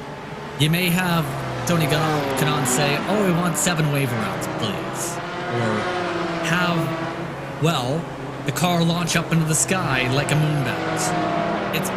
Everything is in play. As long as BS competition doesn't make a massive stretch of botch-up moves, I think it's their race to lose in this class. For every other class, though, I'm not quite sure it's quite so cut and dry. Alpine Star Shield Essex Racing, Spencer McCarthy, yes, he's calmed down ever since he's jumped in for Quirkatize, after what was an astounding recovery for Quirkatize to be able to recover from the incident. Then, though, you have the Jettas where it comes down to who makes the least amount of mistakes and avoids getting ran over. Team Lonely's Taylor Adams, he's been consistent. Team Ron Carr, they've had to change drivers every time they've gotten hit from behind. There are so many different things in play where, while the main GT4 cars look like things may seem fine, as everyone will tell you, same thing with mental health, things are always not what they seem. on the surface. Yeah, absolutely. Speaking of the cause, though, we are just about to hit £32,000. That's crazy stuff. We're getting towards the point where we're going to start to break the record from last year. Now we're yet to even get to the halfway point in this race. Just the incredible support from absolutely everyone involved, from Jimmy Broadbent himself to VCO for helping us out with this broadcast, and of course RaceSpot TV in general. You know, people who are running this broadcast right now, and from where a lot of us as commentators come from when it comes to the day-to-day here in sim racing. And thank you very much, most of all, to everyone who has donated so far up until this point, though, because to be just shy of £32,000 at this point is just crazy. And I'm sure Minds, the charity, really appreciates the support from absolutely everyone here today. Of course, we did have the tweet from them a little bit earlier on, showing that they were appreciative of all of the support that they've been getting here. And I wouldn't be surprised, Justin, if we get at least 40k by the time this race is done, let alone 50k or even 60. And I think it's still going to get higher and higher and higher as time goes on, right? Because still for some it's more towards the evening right now. They may be trying to start to relax a little bit, but for others too, it's about momentum based, right? We've seen it early on where we reached the goal in qualifying. That's how crazy it got. Last year's with £1,000. This year's £10,000, which should show just how much support the community has across sim racing for causes such as this. Yeah, and you have to remember this is also, sorry to cut you off, but remember this is a situation where a lot of people don't have as much disposable income as they previously had, yet we're still breaking records. And I've been following along with some of the messages over the last little while. A couple drivers, a couple of fans have noted, well, that's part of the factor where some, compared to last year, they haven't been able to give as much as last year. There's already been, in grand total, 1,600 plus people who have contributed to that total you see at the bottom of your screen across the entire planet. Whether it's been teams, whether it's been the drivers, but also the fans watching along, as well as mentioned, the community as a whole. There are so many people who mention with these donations how they've been touched on or how they've been affected. Mental health affects everyone because you know at least someone, whether you know it or not, who's been affected by mental health issues in the past. It's a big cause, and it's one that is so vital for several other cars. Incredible, and I'm continuing to be in awe of everyone's efforts here today, and we're still 17 hours from the end, so it simply doesn't end here. There are a lot of incidents actually happening on track as we speak right now, as we're coming towards the end of the commentary stint. But thank you very much for joining us, everyone. Myself and Justin are going to be heading off now, and well, for me, I'm taking a well-deserved break. Gonna eat my food, gonna go to sleep. Justin, you're on another broadcast, so that's the work continues on for you there. But thank you very much, everyone, for listening, for staying with us for the 7 hours that we have been broadcasting for at this point. It feels like an eternity, but it's been an absolute joy. I've been Connery Maddock. That's been Justin Prince, and we'll leave you with our next gaggle of commentators. We'll get the transition going over to Alyona Kankapati, Jonathan Burke, and Daniel Harris here at this portion of the broadcast. They'll be taking you through the next 6 hours here, so don't go away. You might see the stream buffer or stop, but don't go away because we will be back with you in just a couple of moments' time.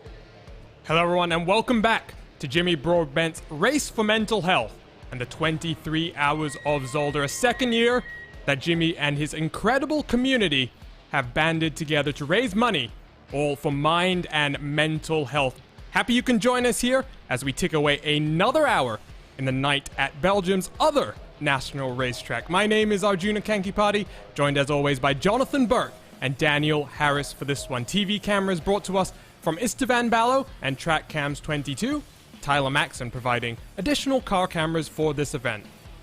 Reminder that live timing is available. Head on over to RaceSpot.tv/endurance. Let's take a look then at the track conditions very quickly because, well, it's the middle of the night and as you can expect, cold temperatures are upon all of the teams. You can see various teams in pit lane right now and, well, the track temperature, 19 degrees Celsius. Fairly strong wind blowing around what is a very interesting 3.95 kilometer circuit. And a lot of cars still making their way around the track. Let's just very briefly talk about what we are doing, which is raising money for mental health. No one should face a mental health problem alone, and already, just 7 hours or 6 hours into this one, we have already surpassed our goal by over 300%. We've raised £32,000 and are quickly coming up on last year's, record haul, and it's already looking like this year is going to be even better. You can use the QR code up on your screen right now to donate at your convenience. Just Giving providing the donation tools for this one. That link is also going to be available on your screen throughout tonight's broadcast. You'll also be able to follow along with the progress of donations as we continue to go. 16 hours and 57 minutes still to go then.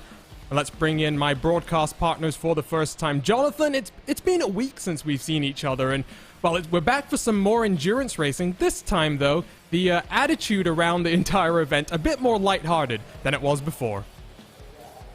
This is all about fun and getting the donations in and just having a good time. You know, you can hear the voice chat. I'm even in the session right now, and it's just everyone having a good time. Everyone really enjoying the event. No one's yelling at each other or getting angry. It's just a good, fun racing event.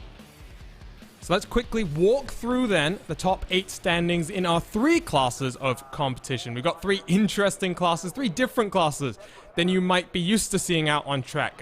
Well, first, it's all about GT4 machines. We've got the Porsche M4 GT4 and the Porsche 718, BMW M4 GT4 even, and the Porsche 718 Cayman. Leading that class is one of the top teams on the iRacing service, BS Competition. And well, how good are they? They are leading this class by 3 laps from the rest of their competition. WTF1 and Matt Gallagher currently scored in second, but RLR Abruzzi Esports for Charity having a good run for a podium position themselves. Akiva Motorsports and the 84 are 4 laps down, and the boys, the number 44, 4 laps down. You can see Wraith Motorsport and MRA Motorsport 6th and 7th in this class. Let's take a look at the TCRs, this one car class as it was. We've got Alpine Stars Geodesic Racing in the 124. They're leading by a full lap from Sunshine's Auto in the 41. HCon Racing in the 201, a further 2 laps back. The Hoysinkveld Works team in the 30, a further lap back. But you do have a number of cars 4 laps down. You see 5th and 6th, Keyboard Motorsport, TCR, BMW M Plower, some great racing names here. The Backmarker Racing Orange team, they're 7th with 5 laps down from the race leader. SFD Racing 8th and 6 laps from the class leader.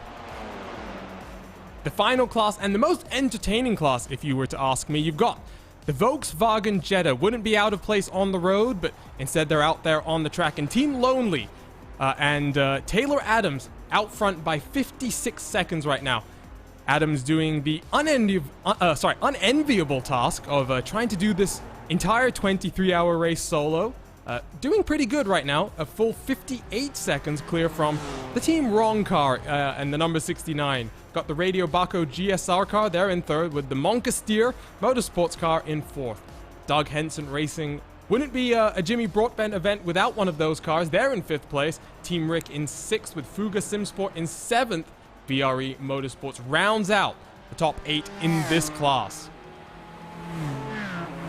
And so for the first time, let's bring in my other broadcast partner, Daniel Harrison. And Daniel, you're coming to us all the way from the land down under, and well, we're here for a great cause. And you know, it's been such a difficult year, since March, basically, when so much of the world has been plunged into lockdown, and this has really been a year when this conversation around mental health has never been as important. And it's great to have this event back, and great to see so much support being put into it, already 322% towards our goal. Yeah, it's really good to see everyone come out. Hello, very, very happy to be here. I'm not too sure what's happened with all of my stuff, but everything seems to have just broken. I was in the game session listening to the game chat. Heard that number 55 has gotten a 30-second stop-go because they didn't let Race Control know if they were going to take the Twinkle Twinkle break or donate. But yeah, it has been a interesting year, I think is the word I'm going to use. It has been action-packed. But yeah, it's very, very good to know that we have this little bit of fun here, this 23 hours of fun that we can just enjoy as a community. And we must thank all of the Jimmy B community that has helped to make this event so big. Jimmy has a rather staunch fan following. They follow him around everywhere he goes, across all the different sims that Jimmy likes to compete with, as the Jetta leader gets turned a little bit from behind. That is Taylor Adams getting turned by... What car was that? That was the 905. Team Rick being driven by Francisco Scaramuza, iRacing employee. And, well, Francisco, you might have a protest filed against you and Nimcross coming down over to your desk in the next few days. But, I mean, Jonathan, talk about this year a little bit. They were just talking about it in the previous segment of the broadcast with a special guest, Paul Smith. But this really has, for so many people, been such a difficult year. You know, I can just speak to my own situation. The entire width of the globe, basically away from my family, the other side of the world, you know, being locked and loaded in my house, just waiting to be let back out into normal society, if you will, for... What's it, going on about 9 months right now. And, well, it is something that it was great to have Justin Prince talking about this very candidly, about how difficult it's been for him. And it's something that I can talk to as well. I was having a bit of difficulty a few weeks ago. I then went and spent a week or two with some family friends to get out of the rut of being in the house for 24/7, you know, and it's just something where it's good to have support. And again, having such a big community coming around an event like this, it's been a lot of fun. And watching some of the chat, especially around Jimmy's stream, has been a very entertaining way to spend part of my morning. No, it's definitely like the pick-me-up I think everyone kind of needs. You know, we've all had rough years. A lot of us are stuck inside. You know, you said you've stuck inside 24/7. The past 3 weeks, I have been stuck inside 24/7. This is the first time I was able to leave my apartment and actually go home. I had an 800-mile trip and a 14-hour drive. But this has been really entertaining. It's really nice to see a huge community come out, and many like names people know from the sim world as well as from the real world. Again, we have WTF1 in here. Tony Kanaan donated a large amount of money. It's just really nice to see everyone come out and support such a nice cause.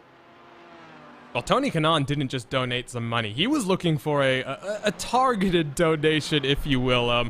What was his stipulation? Oh, throw a safety car out there. And that's indeed what happened with 22 hours and 24 minutes left to go on the clock. Tony Kanaan donating £2,000 to get a safety car out there on the track.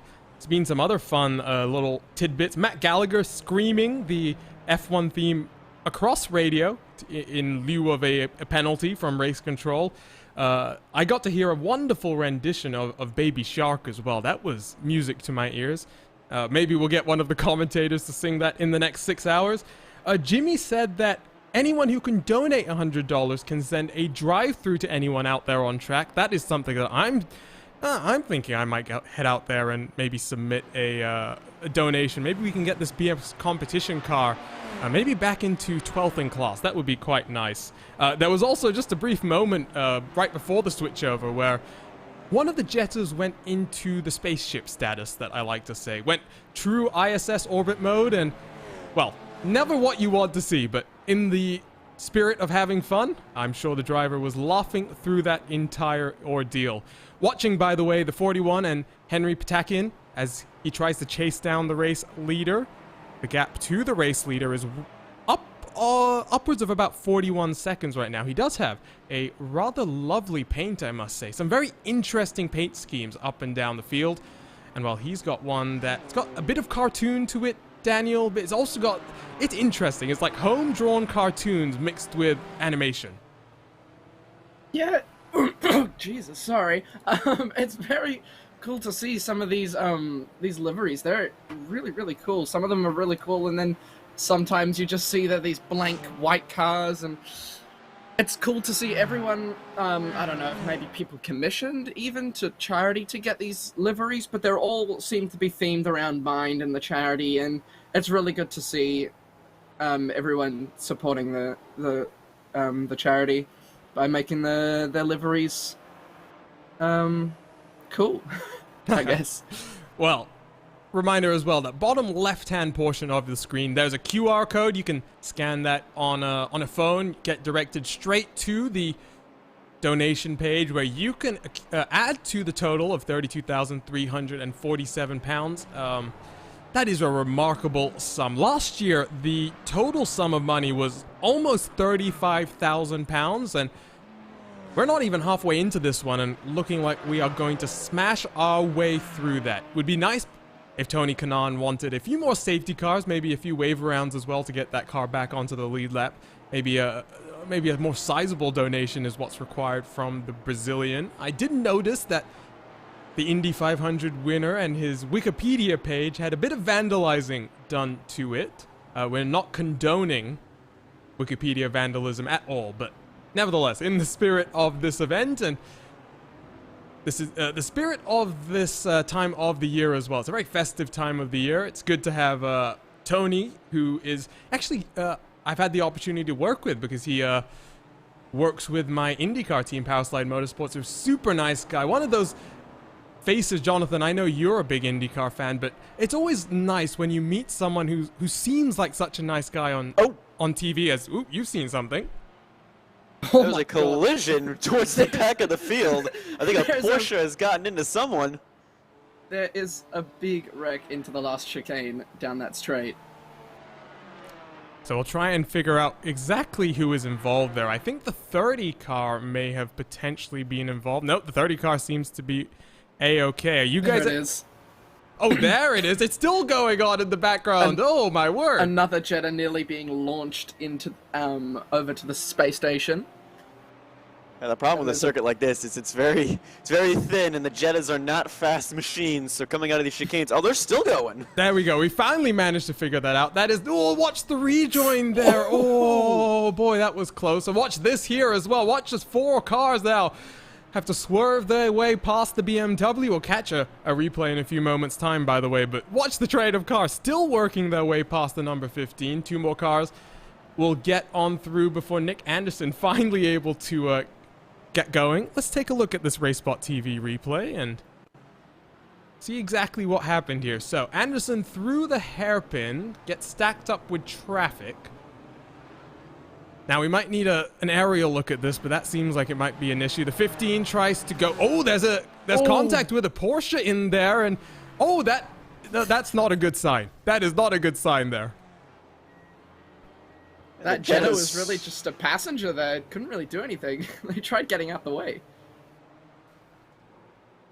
Take a look here. That Jetta actually slows down in time, and I think that's the 81 BMW that comes up from behind and runs into that stricken Jetta who was just checking up. We'll get an onboard then with Coyote Racing and James Housen there involved in the incident. Here we'll get that onboard look. You'll see it's all unfolding in front of him. Doesn't really slow down in time, doesn't take the foot out of it, and maybe that Jetta's going to be a little bit frustrated there, guys. He just had a bunch of guys right behind him, and there's really nowhere for him to go. But there was another Jetta as well to the right side of the racetrack, and again, the Jettas they're not doing fast laps right now. They're doing about 150s compared to the 138s that some of these faster classes are in. So when they're caught in some of these tricky sections, they're going to be a cork in the bottle. So cars onto pit lane then. That's Yaroslav Honzik, who is a well-known streamer, and you can see there He's got his face all over the car, of course, but that front end of that car was not looking in a very good state of situation. He's come down to take one of the 5 fast repairs that all of the drivers have. Let's go take a look at the RaceSpot TV replay of what happened to Honzik then. I would also like to just put some input here. Number 86, race controllers asked for a long-winded apology in pit lane or a donation. So, be interesting to see if what they do here. Interesting. So, I'm looking forward to hearing that. We'll see exactly what happens there. So, Honzik already had that damage apparently. So, interesting. We'll try and go back and scrub through in the production truck what's happened there. Another replay to take a look at that. This is for one of our TCR machines, just going wide through turn number 1, feeling the pressure. And Jonathan, I'm going to steal one of your lines here as he asked for no punterino there. Going for a bit of lawn care service there, trying to make sure that the staff doesn't have too much to do come the start of a new week. That's more like combing the desert right there. He's looking for some treasure out there in the gravel traps. Well, nevertheless, he's now going to force a Jetta slightly wide. Again, this track is not... Zolder is not wide by any means necessary. And these GT4 machines plus the Jettas, it can be a bit hectic in some of these slower sections. Well, it was hectic at the race start. That is for sure. Things have quietened down just a tad. Gaps forming between most of the competitors. There is a scrap going on... down pit lane, that's where that scrap has proceeded to go as the HCon Racing team abandons the track onto the safety of pit lane. We watch the number 62 heading through turn number 1 as one of the Porsche GT4 cars rejoins in front of him. Let's go check in with a TCR race leader because Mark Noske has had a bit of an off in the last few laps, has lost about 8 seconds, but at Alpine Star's geodesic racing machine still leading the class, about 24 seconds in front of Sunshine's Auto and Henry Patakin. Not running their traditional black and gold livery. Instead, like we were saying, a slight update to the livery in support of Mind. See the Mind logos all across the car. Could we Number see... 86 has given that long-winded apology, I think. How long was it? So here's the situation for everyone watching. I can't hear what the apologies and the various songs are going to be, and instead Daniel and Jonathan are going to have to clue me in. So what was that apology like? It didn't sound very genuine, to be honest. What I caught from was I regret my actions, and I think that was all that I got. But I couldn't really hear much. I heard that he was just out here murdering people, which I feel like is frowned upon, which Race Control did say that is frowned upon. Well, good to hear Race Control is laying down the law somewhere. We did get a request, by the way, to show that Jetta crash from a few moments ago. We'll try and get that queued up in the production truck, but that was a big one, that's for sure. There were a few cars just trying to work their way through that incident as well. Yeah, it's just, again, it's not a very wide circuit, and there's few passing opportunities, really, as we get the replay up. And this appears to be a BMW sailing down into the... Oh, that's the earlier incident, yeah. Oh, wow. Oh! Ooh, that is a just totally different incident. I'm glad I spotted that one. Who's that? That's Brauk Racing, whose brakes apparently aren't doing so well, and neither is the steering right there. That is an unfortunate one. Lucas Sondel getting into Zach Mitchell in that situation. We'll try and grab the correct replay. Seems like there's a lot to go through. Here's Pascal Ebner in the RLR Abruzzi Esports for Charity. Oh, he got spun from second place in this class as well. So Pascal Ebner, who was that involved in that incident as well? That was with one of the TCR cars. Can't exactly see who that is, but lots of things have apparently happened right as we've jumped into the commentary booth. Let's take a look at this replay. This might be a slightly different one. This is Zug, Marius Zug. This is not what we wanted to see. This is around the same time frame as that Jetta incident. Just trying to figure out exactly who that was. That rear ending that we saw at the chicane, that was the number 86 involved with that. So that was why they had to give the long-winded apology. All right, so there we go. So that was the long-winded apology, apparently. They're... Ooh, wow. They're down in 19th place, guys. They're 52 laps behind the leader, so they've had a lot of issues, apparently. Well, the problem with the fast repairs as well is we can't really see who's been through the wars or not. Usually in the long endurance races, we can see who's got the war scars, but right now, with all these fast repairs, well, we really don't know what all these guys have been through. I think it's lucky that we have the fast repairs, because if we didn't, I think majority of this race would be in the pits. Well, there are a few cars on the pit lane right now. There you see a good shot of a few cars working their way down that main straightaway. It's a small and tight circuit, like Jonathan has mentioned on a few occasions. Not exactly like the other major track in Belgium. You might know it. It's a certain track called Spa-Francorchamps. They run an F1 race there as well. It's just a slightly important one. So there is BS competition in what is one of the best looking cars across all of the iRacing service. However, taking a bit of a rallycross line there as Marius Zoo gets the braking to the chicane very wrong. He'll take that slowdown and serve it 3 laps in front of the rest of the field. Not really much to worry about. And well, I mean, Daniel, 3 laps in front of everybody. There's not much that you now have to do. I mean, yes, there's 16 hours and 37 minutes to go, but you just got to drive it to the end, take it home, and, well, 3 laps. It's hard to blow that type of an advantage. Yeah, if they blew that type of advantage, I'd say that somebody murdered them. Don't think with a 3-lap lead that something, by their wrongdoing, they would do, because to be 3 laps ahead, you can't be screwing yourself up too much. So I wouldn't be surprised if maybe there's a murder that might be being currently plotted.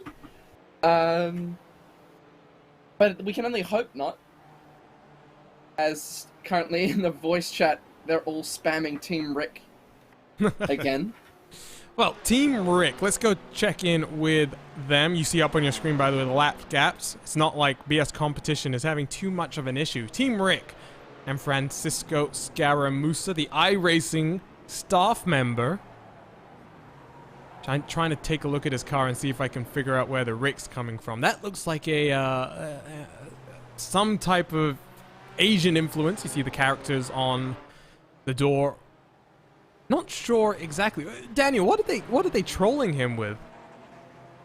I have no idea. I heard Team Rick is no more, and that was it. But it looks like they're okay, so I'm not too sure. All I can see in the game chat too is just Team Rick, Team Rick, Team Rick. Well, they have a fan club. They have a fan club, I think. Yeah, there's definitely a fan club. They're putting it in our YouTube chat as well right now, so clearly Team Rick, Team Rick, Team Rick. That's all we can say there as the mini tractor works its way in towards turn number 2. The 4th place TCR dives its way down onto the inside. I love the rear bumper, by the way. Just making sure like there's going to be no pushing, no bump drafting involved here. Just a nice subtle warning. Well, you always need to get the message out there, as it were. Good to see the Jetta out in competition. A unique combination of cars and track. Not really often that you'd see a production-based road car like the Jetta out on track with a... Ooh, as Team Rick gets bullied through the chicane there. Let's go watch a RaceSpot TV replay there as Scaramuza... I want to sing, but I'm going to butcher then some of the most incredible lines in the world, Freddie Mercury. So let's just not make any puns about that last name. Oh, come on, give it a go. I'm not going to butcher it. Instead, we're going to talk about this little punteroonie.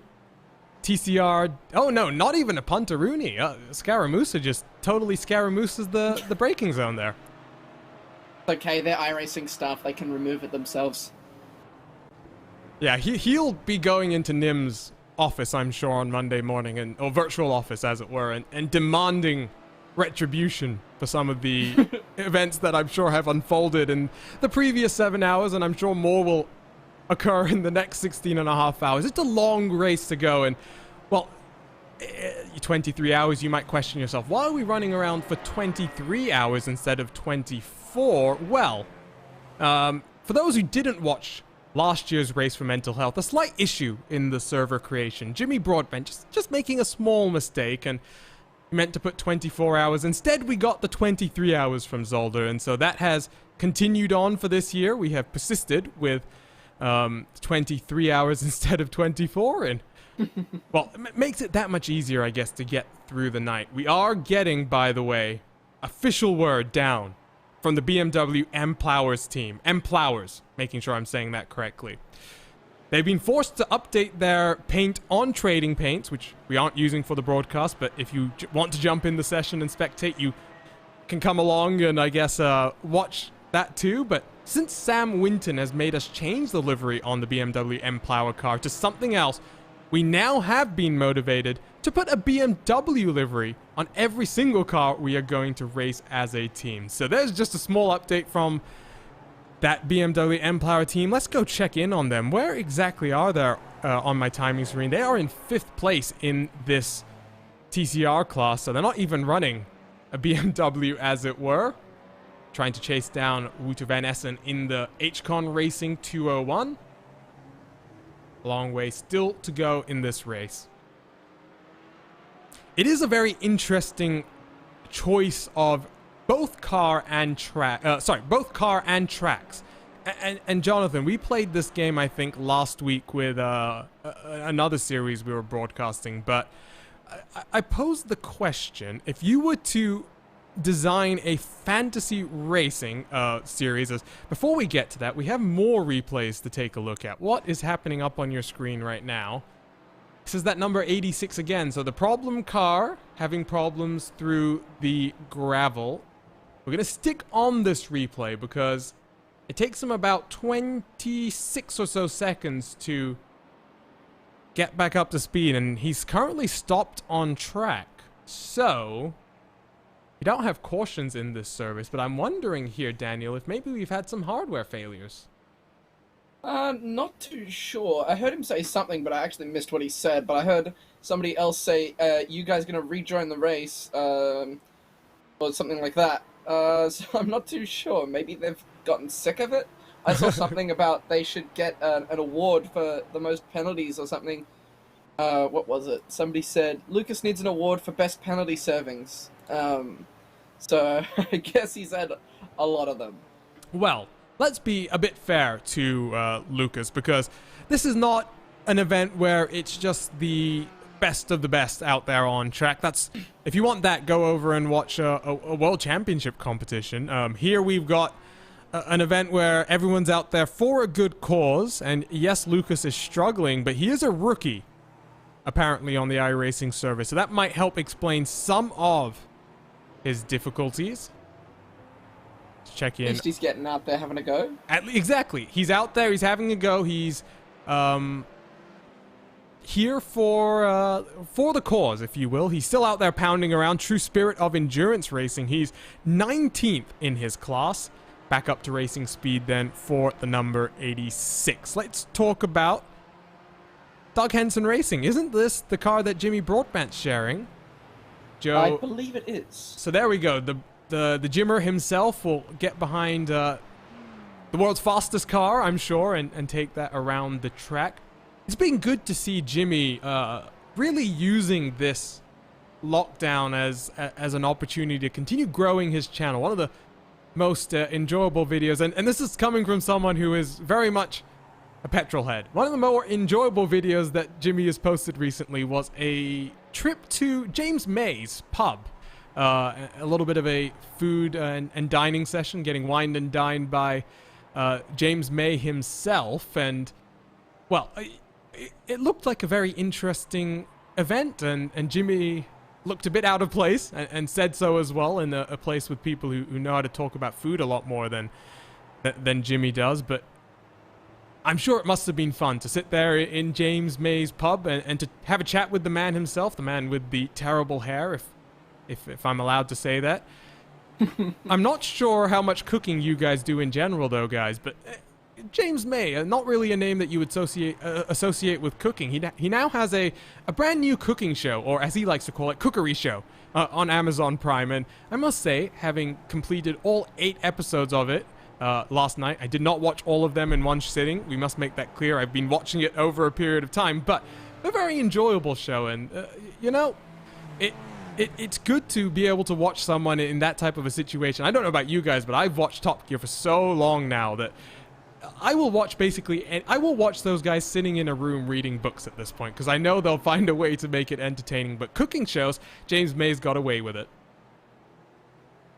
Yeah, it looks like his pub looks really nice. I watched that video too, and it was it was really interesting to see all these like older middle-aged people sitting around talking about food, and then there's this young guy who's just there to talk to James May and just have a laugh.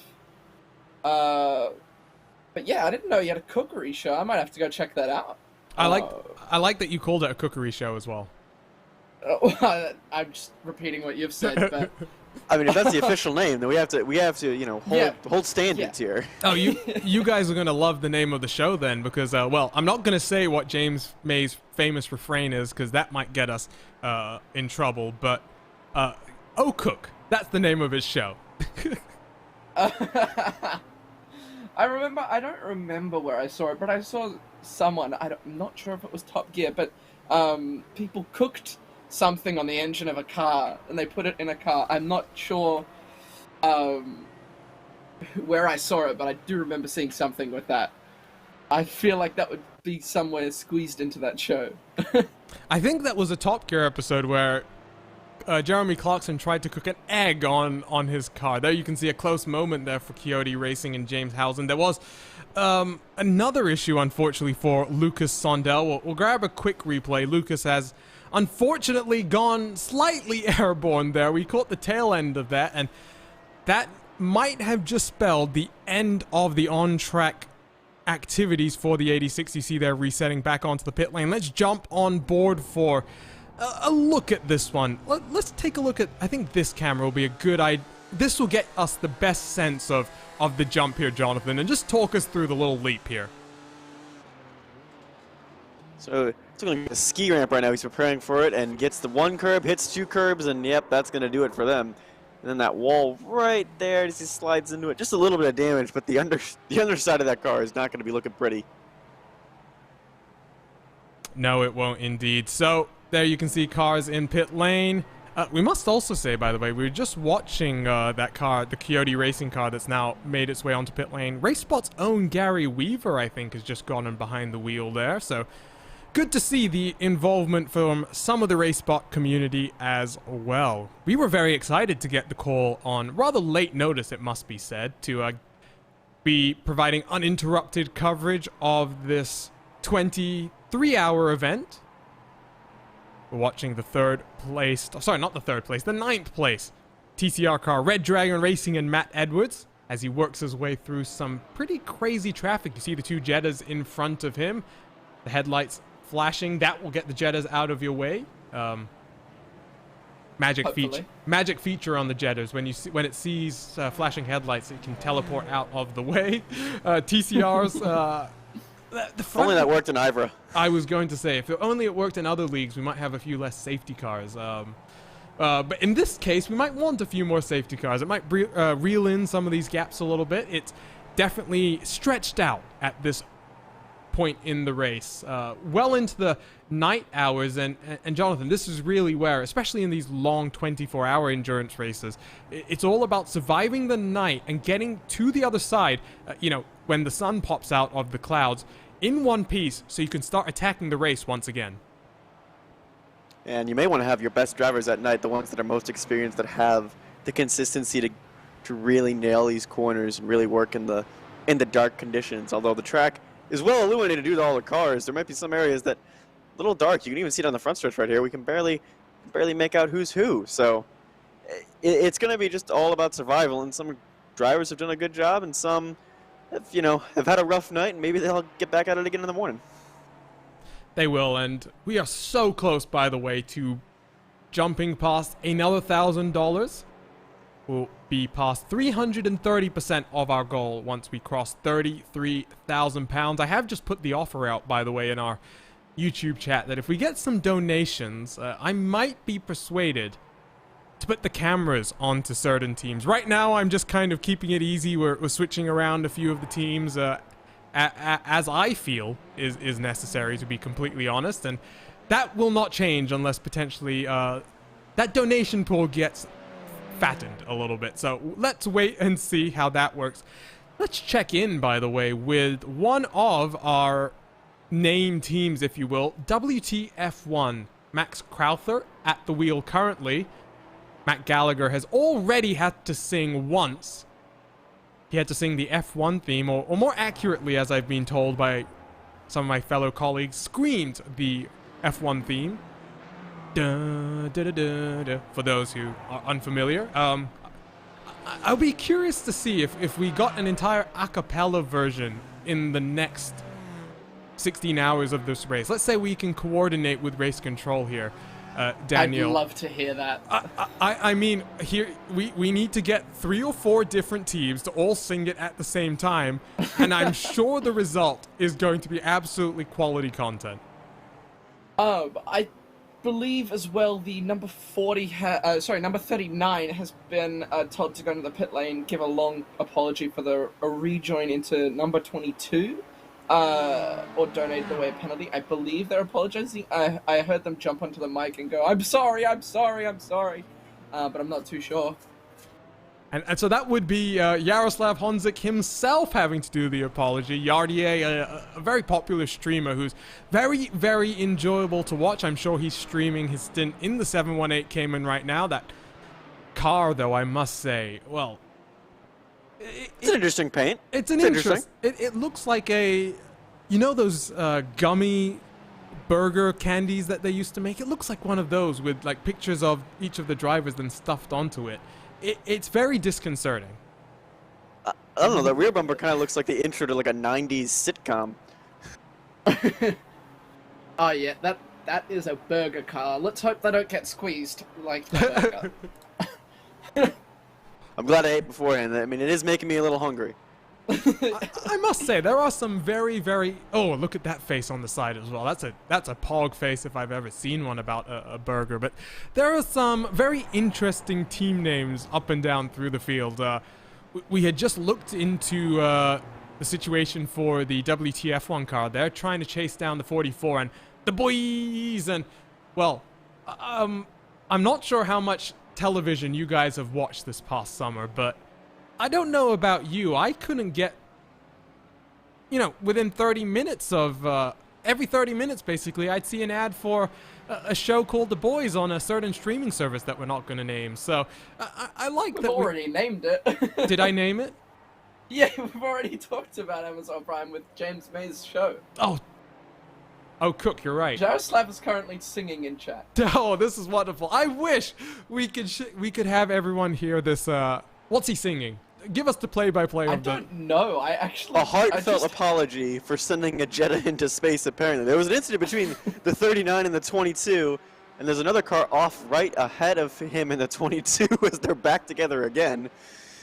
Oh, but wait. he was saying, I'm sorry, Jetta, for sending you into space.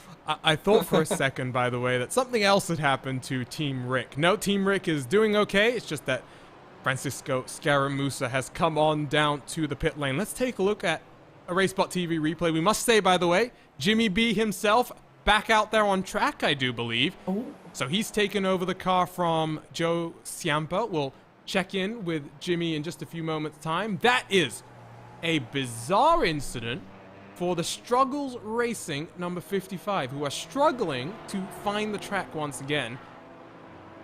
But I don't... A little hard without those lights. A little hard without some lights out there. It is a little bit hard, but the thing that confuses me here, guys, is I don't think I've ever seen a TCR do that and basically pitch itself with the rotation like that through the middle of the corner.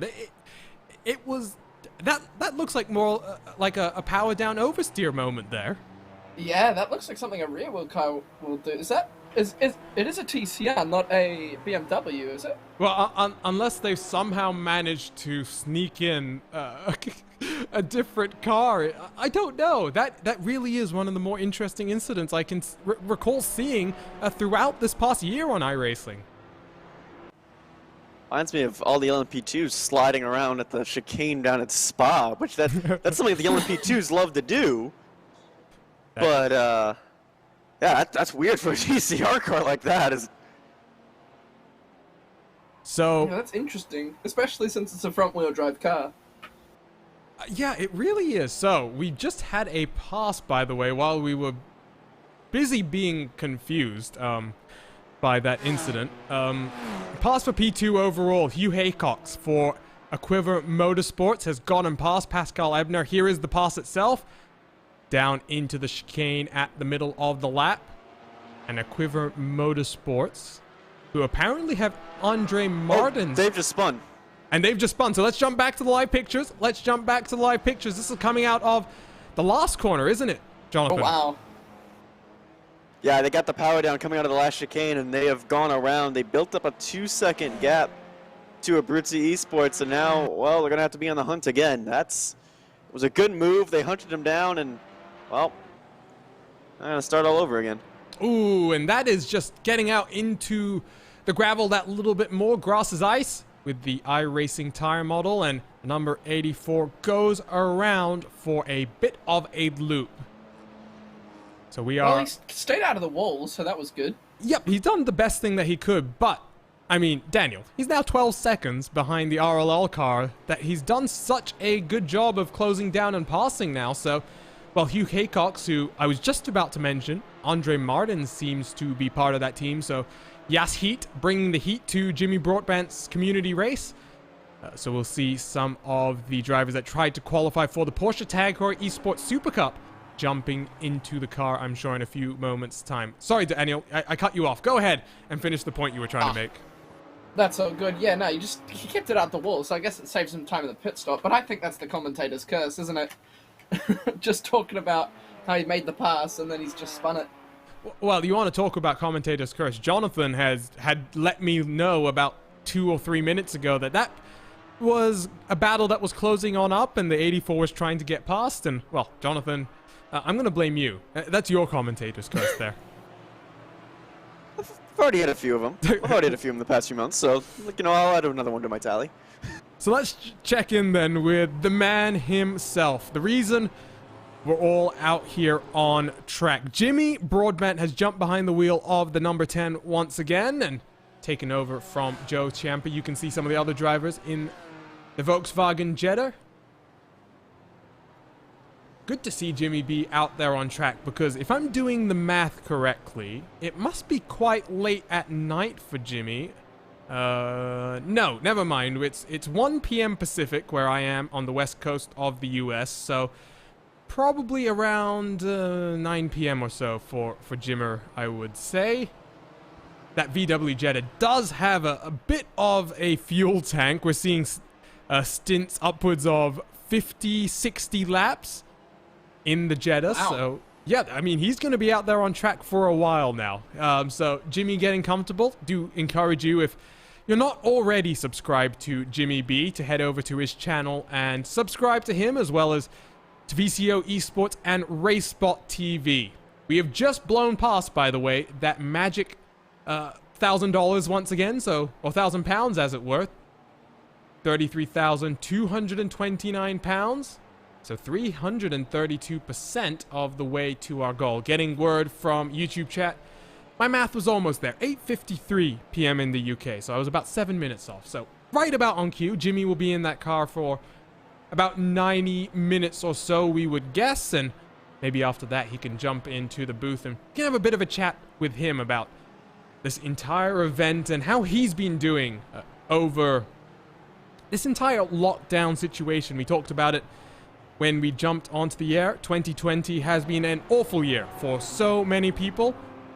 People have lost family members, been separated from friends, and had to adjust to a new normal. Mind has, for over 60 years, been working to improve the life of all people with experience of mental health problems through public campaigns, government lobbying, and more than 1,000 services provided. Local mines organizations have delivered in communities around England and Wales and touched millions of lives.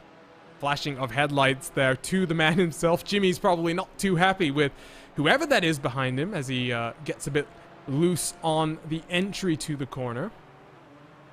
But talking about this tough year, Jonathan, it's been a tough year, but as Jerry in our YouTube chat points out, it's been tough in terms of, you know, your personal life and your emotional life as well. But from a sim racing perspective, it has been such an incredible year. Yes, we've lost out on some of the in-person events. We've lost out on Sim Racing Expo, a number of other things, BMW Munich, but so many big things and so many big opportunities that we still managed to get. We had so many of those iRacing events that were put on TV, a great opportunity there. Continue to get more and more real-life drivers interested and dedicated to sim racing as a separate discipline. 2020 has really been a year where sim racing has had an opportunity to stand up and really show why we enjoy it so much. And it's, you know, time for some teams and stuff to show like their investment and their involvement. We've seen in the NASCAR iRacing series, there's been a lot of teams, real life teams that have come over investment, real life drivers that have come over from investment. And we've seen drivers race, you know, here on the VCO channel in some of the series, Max Verstappen, Lando Norris, and we've seen, again, real drivers here. We have WTF1 here, Tony Kanaan donating money. So I think this year, despite all the craziness that's gone on, it's really helped sim racing grow and really become one of the more popular things out there. I've also made a discovery, by the way. The number 5 BMW M Plower team, despite in an Audi, does have the default BMW skin, and I'm not sure how they've accomplished this. Well, pure magic. We're watching some fun stuff up on your screen right now. Red Dragon Racing and the number 53 chasing down SFD Racing in front of them. They look to the outside in towards turn number 1. Not really able to make that work. We jump on board then with the number 53. Great onboard angle courtesy of Tyler Maxson. Live timing, by the way, is available. RaceSpot.tv/endurance to get our live timing powered by ATVO. Unable to get timing 71 up for this event, but here comes the move potentially then for Red Dragon Racing. Compromise for SFD through the chicane, and well, that's going to be nice and easy then as they work their way into the chicane. They get the fight back though. Some late braking. That was a fight back from the 17. He'll have a slowdown penalty to clear now. That's going to compromise the run down into the next hairpin. He's going to leave the door open for a moment. Oh, that is close racing. Or fiercely shut it. Or fiercely shut it. Yeah.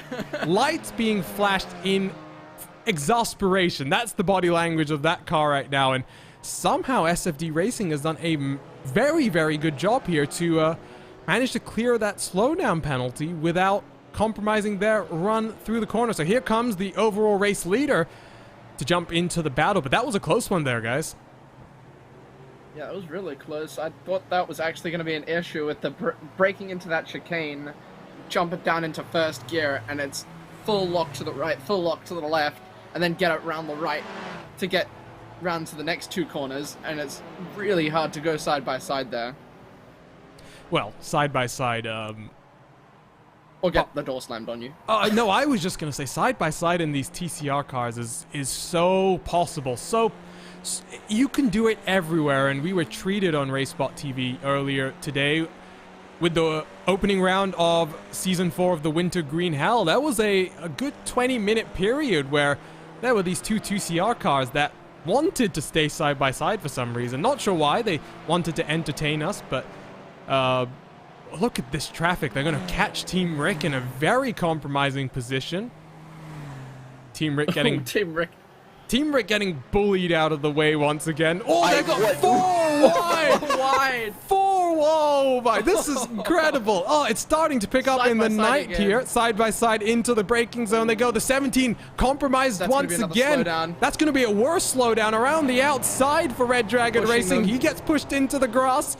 Oh, this is... Team Rick coming back. This is... my word. This is fantastic stuff right now. I don't know how they didn't hit each other going 4 wide. That was no. Oh, he saved it. Was that Team Rick? No, I don't think it was. Okay, so contact was made at the hairpin there. No, that's the 285, I think.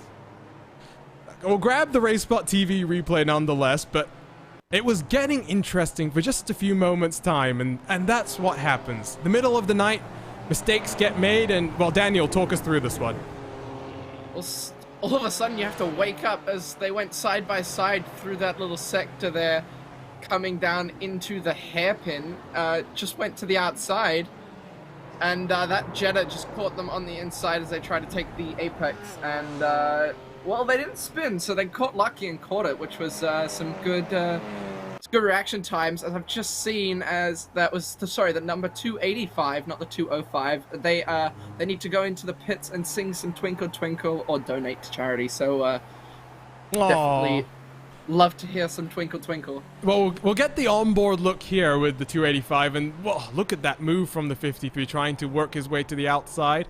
That front wheel drive of the TCR, I'm sure, helping Red Dragon Racing a fistful of throttle, getting that car back in a straight line. 285 then. Going to be singing, I think, Twinkle Twinkle Little Stars. I wish we could check in for that one because, well, we're at the point now, Jonathan, where that 4-wide through Zolder is just crazy. It just doesn't make sense, to be completely honest. It's such a tight track. It's so twisty, and, well, we might be approaching something similar happening out front in this TCR battle because, well, take a look at these lap gaps as they don't appear on your screen, but through the magic of software, there they go now, Jonathan.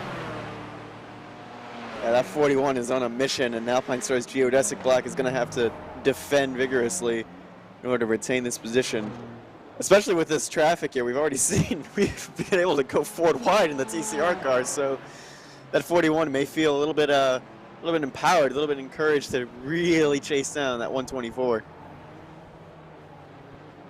A really nice livery they've got on there. Bit like childish cartoony. I like it. Yeah, that's the one that I was saying was like a combination of handmade cartoon with animation, and it's quite nice. It does look like, I must say though, in the middle of the night, for just a moment there, it looked like the front clip had been totally removed from that car, but it's there. It's still there. And I think we've got one of their drivers in our YouTube chat right now talking about this battle for P1 closing on up. Hello, Riley, who is also a streamer. I don't know how much streaming he's doing for this event. Another individual you can go and check out their live, in-person footage of this event. That gap already down to 0.7 of a second, so Mark Noske must have some type of damage to that geodesic car. They work their way through some lap traffic. The geodesic car gets loose on the outside of the corner. Just heard somebody in the game chat saying, "What are you doing? You just ruined something." I don't remember. Didn't catch what he said, but he said you ruined something. That might be this right here, I have to think. That TCR finally getting passed by both of your race leaders in class. The gap now 0.4 of a second. And well, hopefully we can hit the next step in our, or maybe we can get another donation in. I tell you what, we've got £33,403. Let's see if we can get some more donations in before this pass happens. How much time does Henry Patankin want to wait? They approach the Villeneuve chicane. Not close enough this time. Jetta's going to split the cars for now as well. That was very... I believe if the donations get to 40,000, Jimmy Broadbent will throw his race helmet on as well as his race suit that he has on now. Well, I tell you what, we need to get that box up to 40,000 then, and we need to do it stat, because, well, how funny would it be if we forced Jimmy to divert from his pit strategy because he had to come down and get the... or he had to get change. I just noticed we did get that donation, by the way, so thank you very much. Now at 448 into another $1,000 in our goal. 5 minutes from the top of another hour. Maybe we can reach $33,500 before the end of one more hour. Quite incredible, the support. It's incredible. And Jonathan, I'm going to ask you this, because, I mean, $35,000 raised in totality for last year. We're not even halfway through, and we are about, what, $2,500 away from matching that. And at the rate we're going, as you see more donations coming in, and we now break $33,500. We are in with with this momentum. I don't want to put the commentator's curse on this, so I'm going to be careful. We are on track. Knock on all the wood you can find. We are on track for at least £50,000, I think, right now, and that would be absolutely incredible. I think that would show like just the power of the whole community and all the teams together. As it looks like this 41 is finally close enough to the Alpine Stars geodesic machine to maybe make a move. It's trying its best. A little bit of a different scheme on the Alpine Stars car than we're used to seeing. I do like this alternate scheme. I do like alternate schemes in general. I was talking to Fiercely Forward in the aftermath of last week's Ivor competition. That is a GT4 car who's going to rejoin right in the middle of this battle. That is the 151.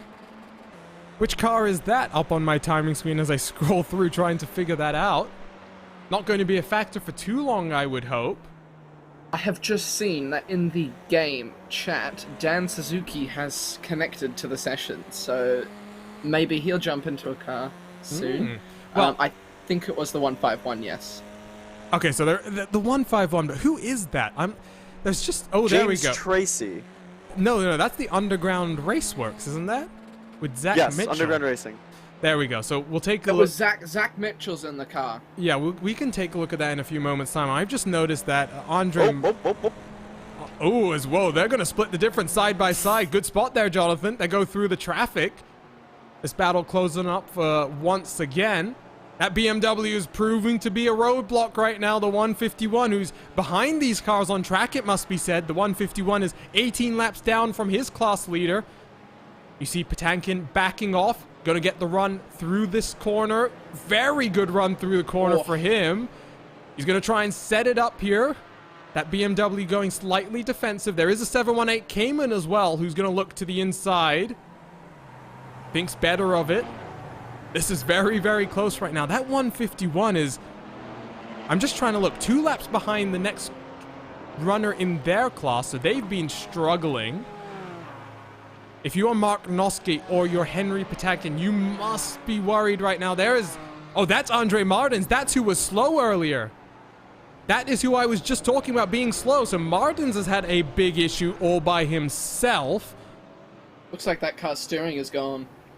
He has just come out of the pit lane as well. So Martins has managed to lose it on his outlap. There's the incident coming through the chicane. Gets over the curbs and... Oh, he manages to get into the tire barrier. That is a heavy impact. And I think if we keep on this, we'll jump further forward in this potentially. No, this is a separate incident. This is another runner in the GT4 class having issues. Pascal Ebner through the chicane.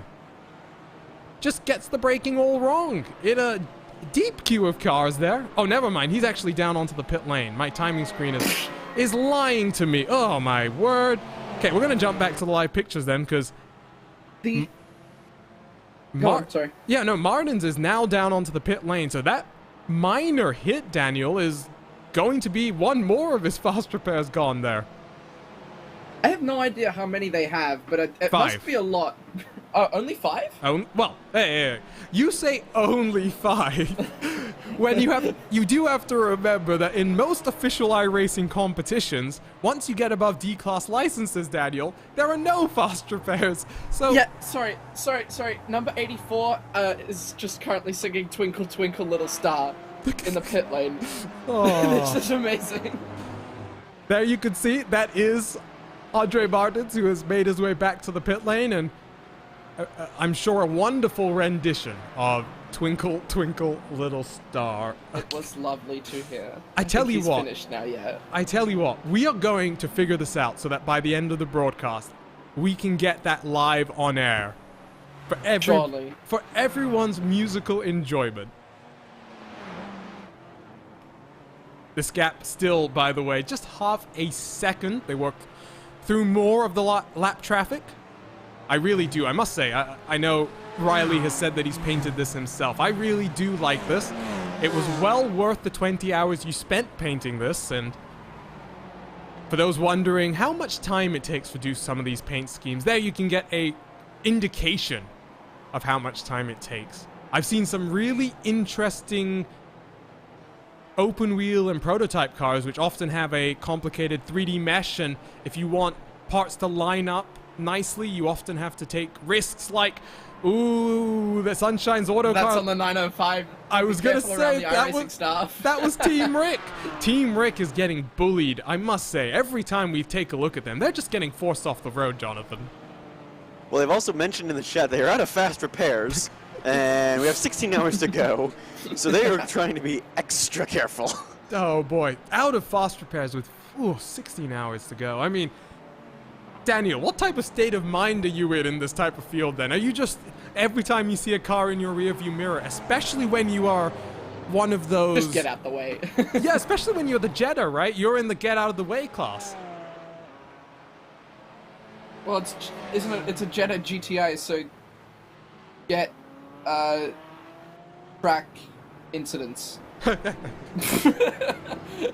Well, I'll give you an A for effort. We'll try and come up with something better for that little acronym there. It must be pointed out by as well. This gap has really come down, but Patakin has been unable to actually get anything done due to lap traffic. The 15 BMW M4 gonna work his way down the start-finish straight. The 38 is been told to apologize for wiping out 2 cars.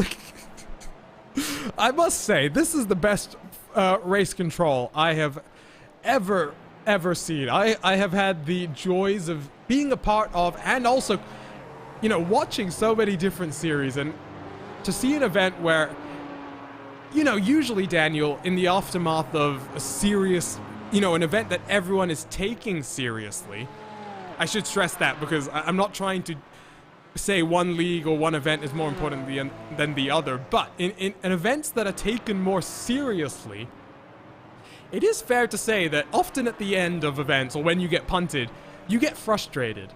Here it seems like if you get punted, you just start laughing, chalk it up to how the race has gone, get your fast repair, and then enjoy the punishment that's about to get doled down.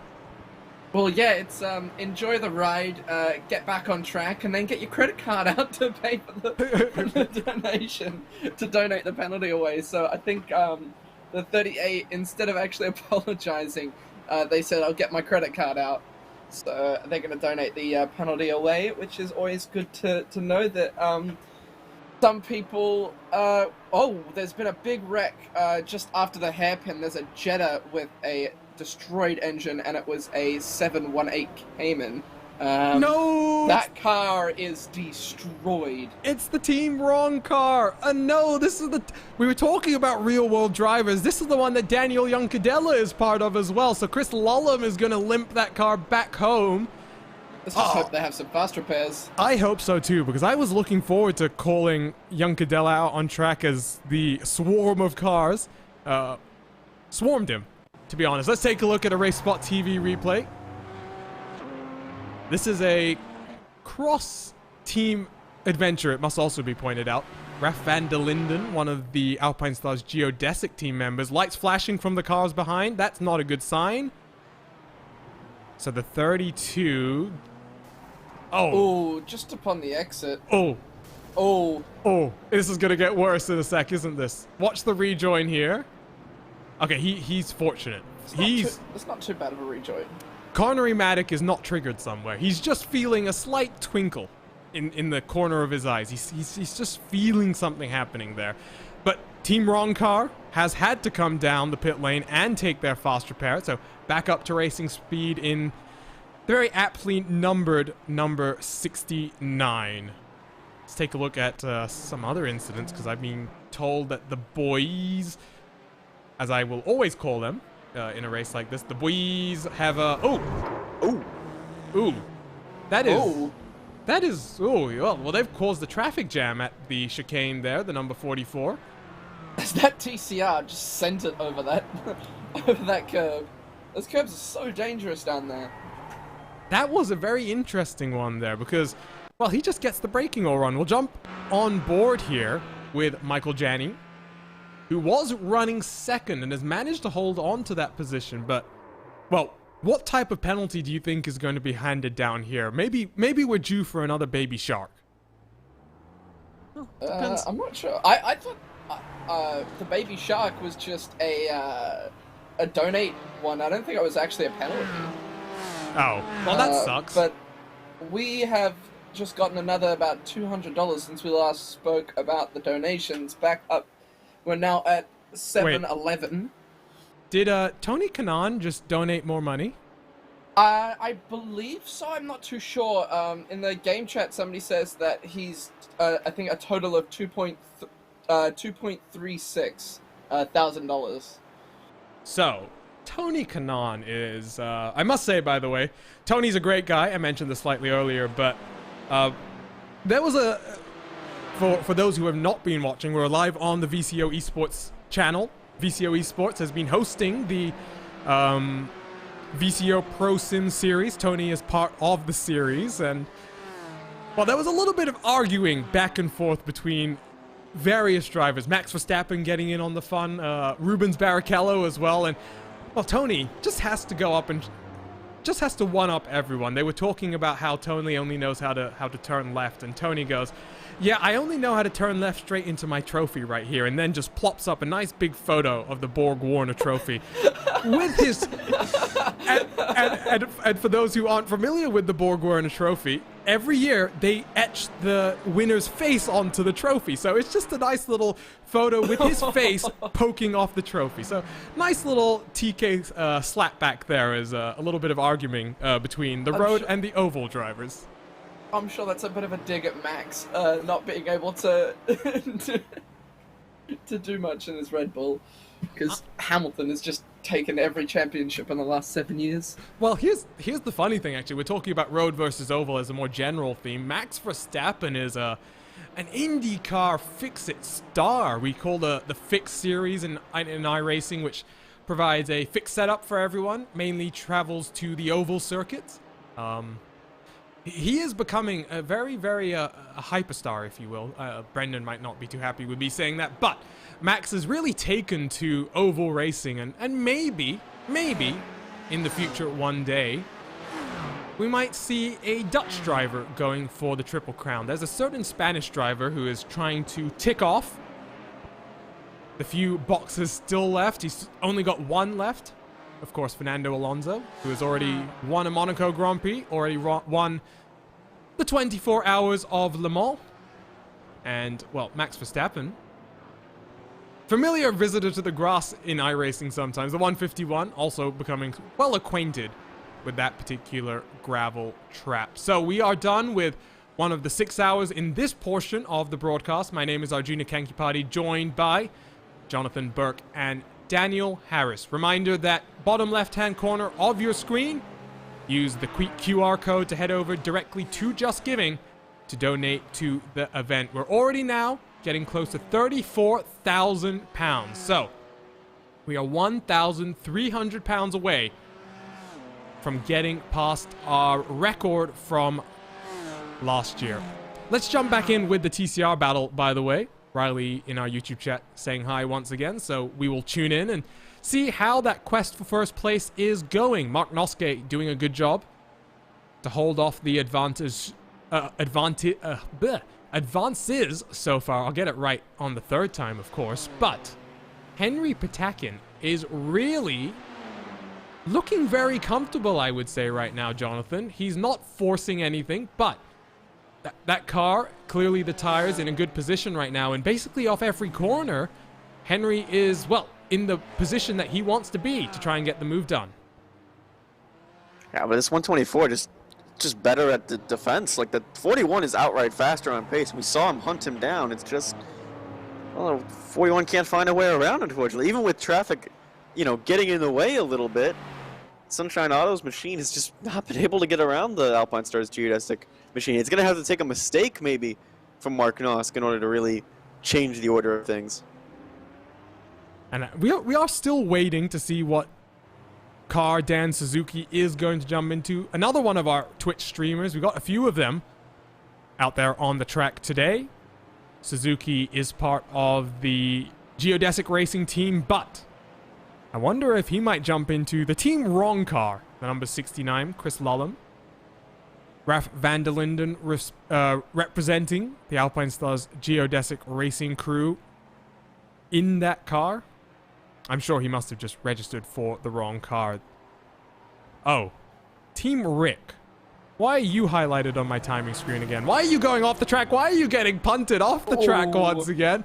Francisco Scaramuza finding more clips for the iRacing Not Top 10 that he's going to have to edit down in about 3 days' time. I'm sure he's appreciating all the quality content being provided to him. Let's take a look at this RaceSpot TV replay. There you'll see the first incident. Oh, and then there's gonna be more here, because there you see Scaramuza. He takes to the grass in that situation, and Daniel. He's just been punted off the road, basically there. Yep. There was someone else in that chicane as well that was off into the wall. There's a lot to unpack there. So let's jump on board. I'm trying to see what camera angles we have available on the wonderful Volkswagen Jetta, which gets used so frequently for our broadcasts. Scaramuza, I'm going to make this awful pun once again, Scaramuza's his way straight through the gravel trap, then gets forced off the road, though. Not the nicest. And Jonathan, you were saying they've used all their fast repairs? I just want to make sure I heard that one correctly. Yeah, they said they used all their fast repairs, and then they've also been bullied a little bit as well, so they're a little upset. But I wonder who were the 3 cars that spun ahead of them, because there was a whole roadblock in that chicane, and everyone had to take evasive action. So let's go back and take one more look then. I think we'll take a look here on board with the Porsche. This is the 25 Rough and Ready Racing team down the inside of the number 97. Oh, contact was made. That's what causes that initial incident. And then you see a few cars that have to scramble to avoid the chaos that ensued. So that was a close call. We'll take a look at it one more time, perhaps. Red Dragon Racing, the number 53, the TCR car, also involved in this one. I do want to jump back to live pictures, by the way, because that battle for TCR race lead is now getting interrupted quite rudely by a GT4 machine. So let's jump back to the live pictures then. That was a little bit of a taste of what happened there. They make their way around the man himself, Jimmy B. They work down into the chicane. Noska's done a good job to put Jimmy between him and the Sunshine's Auto number 41. Gap now up to about 1.2 seconds.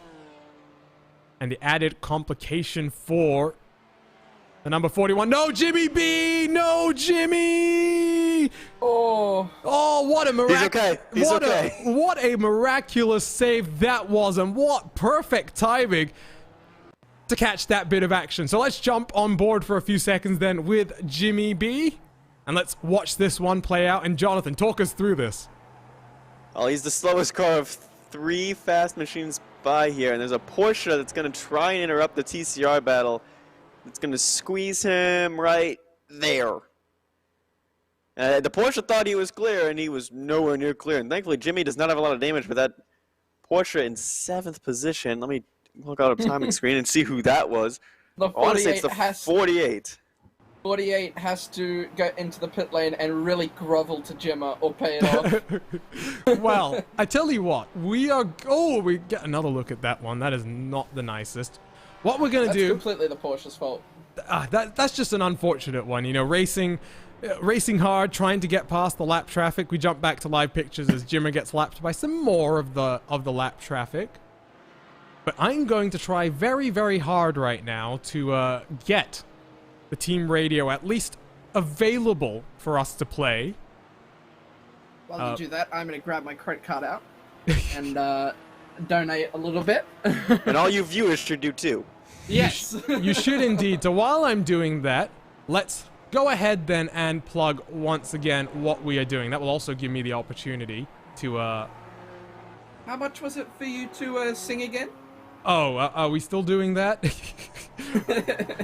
What we'll do very quickly then is just show you guys our download link. No one should face a mental health problem alone. You can use the QR code to head over directly to Just Giving, where you will be able to donate to the cause, join in.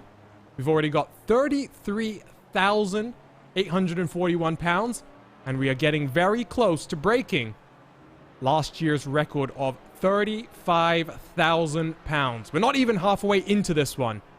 And we are pushing the momentum all the way. We are going uninterrupted to the race end in the 23 hours of Zolder. And one final reminder, you can use that QR code to join the fight against mental health problems. All of this in support of the Mind charity. It's been working very, very hard for over 60 years to improve the lives of all people that experience mental health through public campaigns, government lobbying, and more than 1,000 services that they provide. Local Minds organizations have delivered to communities across England and Wales, and they've touched millions of lives. So support the entire community, support Jimmy B, and let's raise money for mental health. It's been a difficult 2020 for so many different people, but we are happy to be part of this event to just bring a little bit of fun to the entire sim racing community. It's time for RaceSpot TV fan immersion then, and I've got a challenge for all the viewers. As there you can see, that is a TCR car off in the grass. They're going very, very slowly. We'll watch some replays of that one once we come back from the fan immersion, but we're going to jump on board with Jimmy B himself and the challenge to our viewers. Let's push above $34,000, or pounds rather, before we come back from this RaceSpot fan immersion. Let's jump on board with Jimmy for a few laps at Zolder.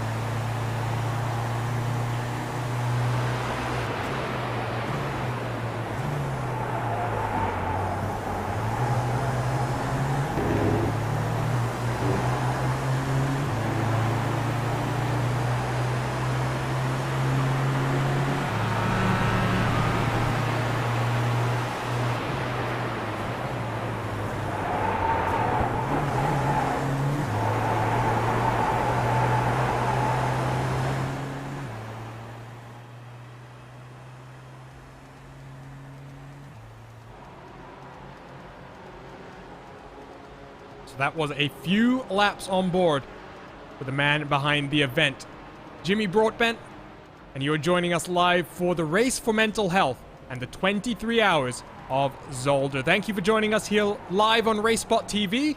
My name is Arjuna Kankipati, and I am joined by Jonathan Burke and Daniel Harris for this one. Sorry, just getting a little bit distracted because there's been a few issues since we went for fan immersion. I'm now seeing the TCR race or new race leader down onto the pit lane because Sunshine's Auto did manage to get the move done on the Alpine Stars geodesic racing car. Let's go ahead and take a look quickly at the RaceSpot TV replay. And after that, we will go back and run you through the top 8 in each of the classes. So here was the move. There was a slight mistake from Mark Nosk, and Henry Patankin pounces to take the race lead just for a few moments' time. So let's walk you through then the top 8 in each of our 3 classes of competition here. It starts with the GT4 machines. The choice of the BMW M4 and the Porsche 718 Cayman BS competition have been running away and now lead by 4 whole laps from the rest of the field. The boys in their number 44 machine currently sit in second and are being chased down by WTF1. RLR Abruzzi Esports for Charity run in 4th place with Wraith Energy Sovereign Sport and Akiva Motorsports, the 2 cars 5 laps down. 7th and 8th, MRI Motorsports Limited and Track Limit Racing. Jonathan, why don't you walk us through the next class of competition? Well, Alpine Stars Geodesic has retaken the lead. Sunshine's Autos has been down on pit road, and those two have been fighting hard. And it seems like if we look away from the Sunshine Autos car, they get progressively faster. Icon Racing Team, the BM Plower, that is not a BMW, that is an Audi, but with a BMW skin, is currently in 4th. And the Keyboard Motorsport TCR, 4 laps down. The Heuskenfeld Works machine, Backmarker Racing Orange, and STF Racing. There's been some tough fighting in this TCR class. Yeah, TCRs always bring the totally chaotic racing. Daniel, why don't you take the 3rd, but one of our more fun classes, the Jettas? Sure. Sorry, I should have taken a mouthful of food. Team Ronka is our leader for the class with Jimmer in. Team Lonely, which is, I believe, one guy who's going the whole 23 hours of racing in P2, 35 seconds behind the leader. Moncastia Motorsports in 3rd. Radio Bacho GSR a lap behind. Jimmy's team, Doug Henson Racing Red, 2 laps behind in P5. Fuga Sim Sport, almost LMP1, P6. VRE Motorsport 099 in 7th. And Team Rick, the iRacing staff, last in 8th. Well, not last. They're just last in the top 8, as it were. Team Rick has been being bullied around the track as things stand. Francisco Scaramusa, the one being bullied, I'm sure he will be in Nim Cross's office come Monday morning, the virtual office, to complain about some of what he has seen so far today. Team Rick. I'm hearing the calls of Team Rick. Everywhere I go, I see it in the in-session chat. I see it in our YouTube chat as well. And we do encourage you to chat along with us. We keep an eye out on the YouTube chats. We are, of course, streaming to other platforms, but YouTube is where we try and engage the most with the rest of the community. So we saw the pass then for TCR race lead. Sunshine's Auto back out behind some traffic, trying to get back up to speed. 52 seconds stationary for Sunshine's Auto. And we wait for Mark Nosk to bring down the 124 from the class lead. BS competition. We don't really have much reason to talk about them necessarily, Jonathan. However, I mean, 4 laps to the good right now. I mean, what else can you say other than domination? It's going to have to take a miracle, maybe a large sum of donations with a large amount of penalties to really ring in this 52 machine. But it also has helped that some other competitors in this GT4 class have had issues. WTF1 has been down and off pit lane a couple times, but some of those guys that were up there, second and third, have had collisions. I believe the 86 as well had gone off at one point. So it was a bit rough. And I'm just reading, by the way, Oscar Hardwick, who is operating as race control right now, he's just put a very cryptic message into the chat. Great balls of fire. I can only assume that destruction is about to ensue, and that race control has decided that a certain car needs to be targeted by everyone else on the track. That's basically how this race has been going. Well, they talked about murder for a little bit, but I don't think anyone has actually been murdered, so that's good. We've seen some pretty murderous things, I think, so far. Well, nothing intentional, I don't think. I mean, no intentional murder. It's the BMW getting... that's one thing I actually really enjoy with this track, is that they are really abusing these curbs. Well, I don't know. I feel like we've seen some Puntaroonies. Please no Puntarino. On board, by the way, with BS Competition. Take a look at a RaceSpot TV replay for... Who is this? This is Luis Machado coming in towards the chicane in the boys. Porsche 718 GT4 car. Oh, that is a dangerous place to be stationary on track for just a few moments. Machado gets away with that one. Take another look. Get a slowdown penalty, and he tried to serve it right away, which that was interesting. That's a way of doing it. We can put it that way, as Siri now tries to get in on the commentary as well. I really like this team name because it works in multiple ways right now. It works when you've seen the Amazon Prime TV show, The Boys, as there's a Jetta rejoining the track. Who is that? It appears to be the 40 or the 20. I don't know who that is specifically. Someone else has gone around as well in the chicane, a Porsche. Yeah, that's John Bowes in the 404 could not be found Reaper Online racing car. Well, I'm hoping someone makes sure they find him at the exit of the chicane before they clobber him. I know, this is an interesting one. Bowes finally manages to get back pointing in the right direction. Let's take a look at the RaceSpot TV replay. Coming through the chicane, that's the 151 who was slow through. I think that compromised the 404 slightly on the entry to the corner, and that's where we saw the subsequent struggle to get back out onto track. By the way, it didn't happen while we were under fan immersion, but 15 hours, 30 minutes still to go.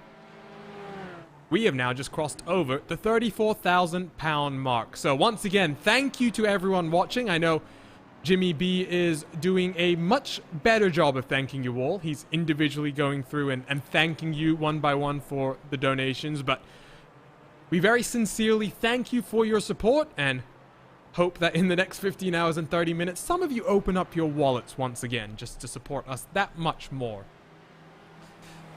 Apparently last year's record I'm seeing in the YouTube chat was exactly 34,498. So, we're probably only around, at the rate that we've been going, where teams have been paying hundreds of pounds to avoid penalties, we're probably only 4 penalties away from surpassing that goal. And that will be a absolutely incredible moment for the sim racing community. Reminder that bottom left-hand portion of the screen, use that QR code to head over straight to justgiving.com, where you can donate and join in the rest of the community. We're being asked, by the way, by the VCO esports crew about what our new goal is going to be for this event. I've already said it. I want to hit $50,000. I think 50,000 pounds rather.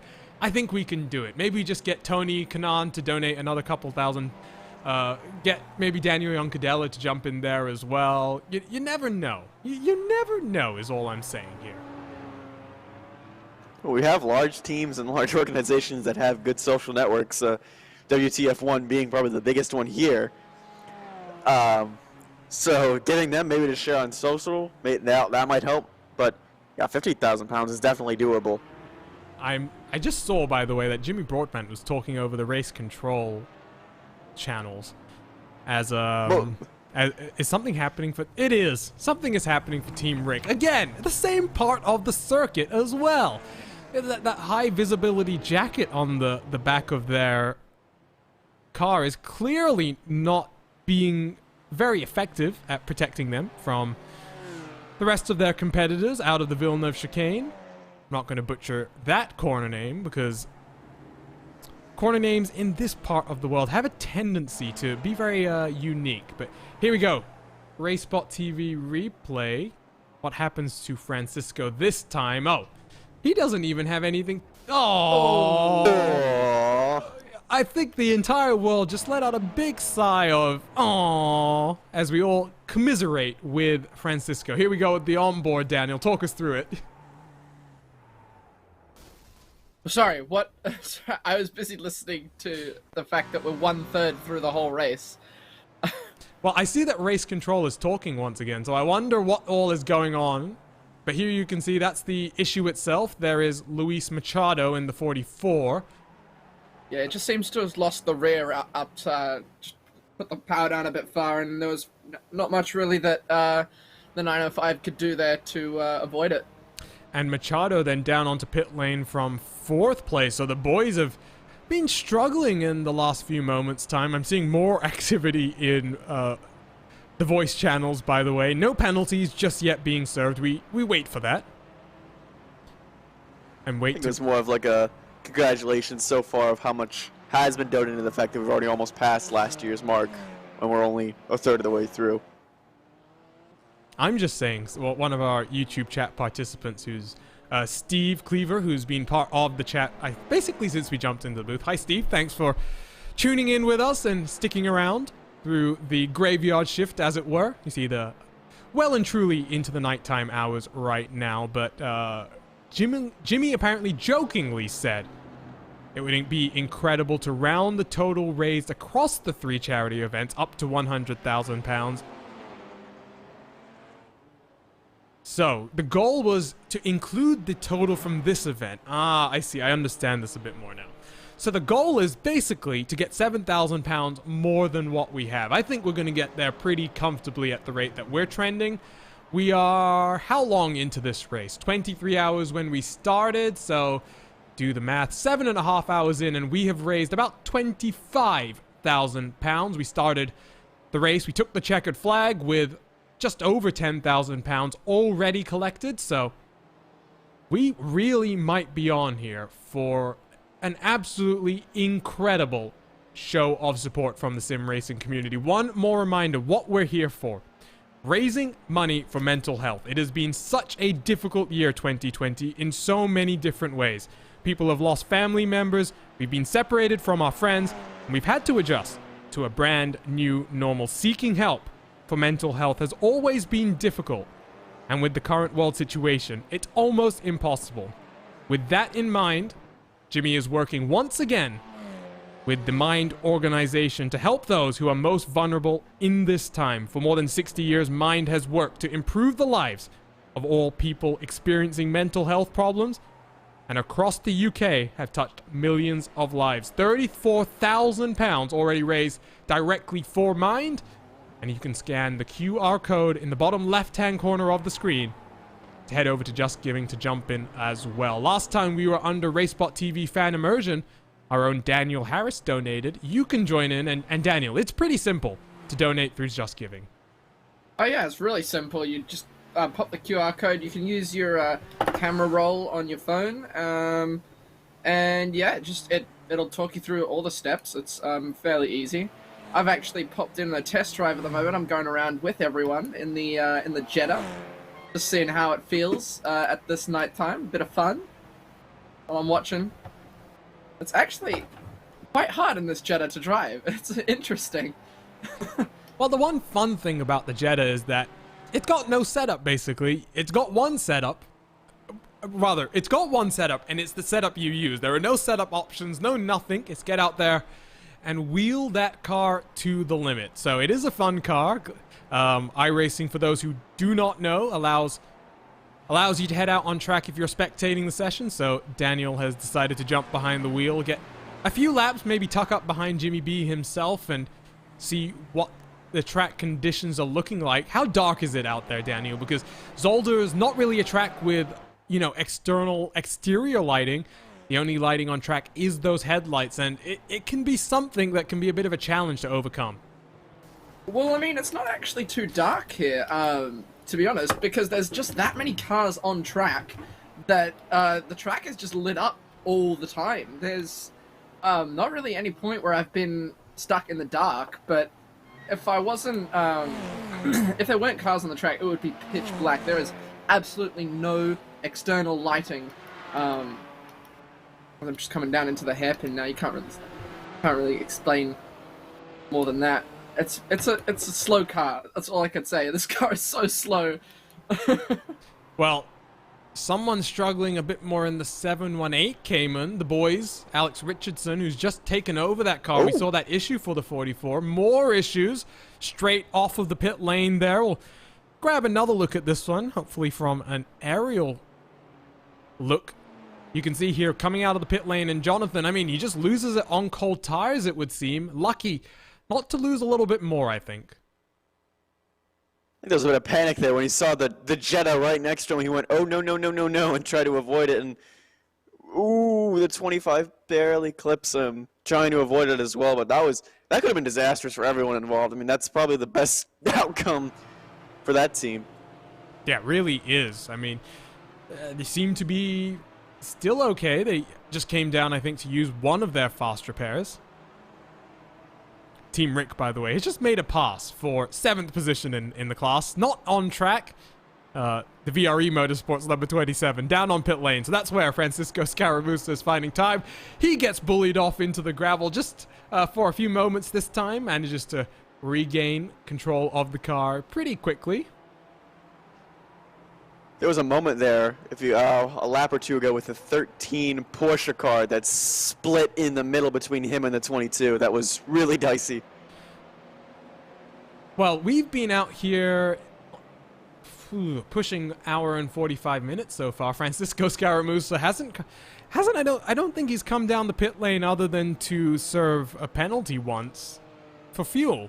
So this is interesting here. So I'm looking at these stints right now, and the Fuga SimSport almost LMP1 car. Yes, if you go a little bit slower, you get to 0, and then once you get below that, you skyrocket back up to the top of the heap. So that's how it's an almost LMP1 car. But these guys, they're on. Let's take a look at the lovely graphic up on your screen right now. 79 laps is this stint. So that's what, 80 laps at about a 2-minute lap time, give or take. I mean, that's almost a 2-hour stint we're talking about for some of these guys. So, I mean, Daniel, this is for fun, very much so. But, I mean, we've been seeing some issues, not really the Jetta's faults for the most parts, but clearly, I mean, mental fatigue is going to start to be a thing, especially in the pitch black of night.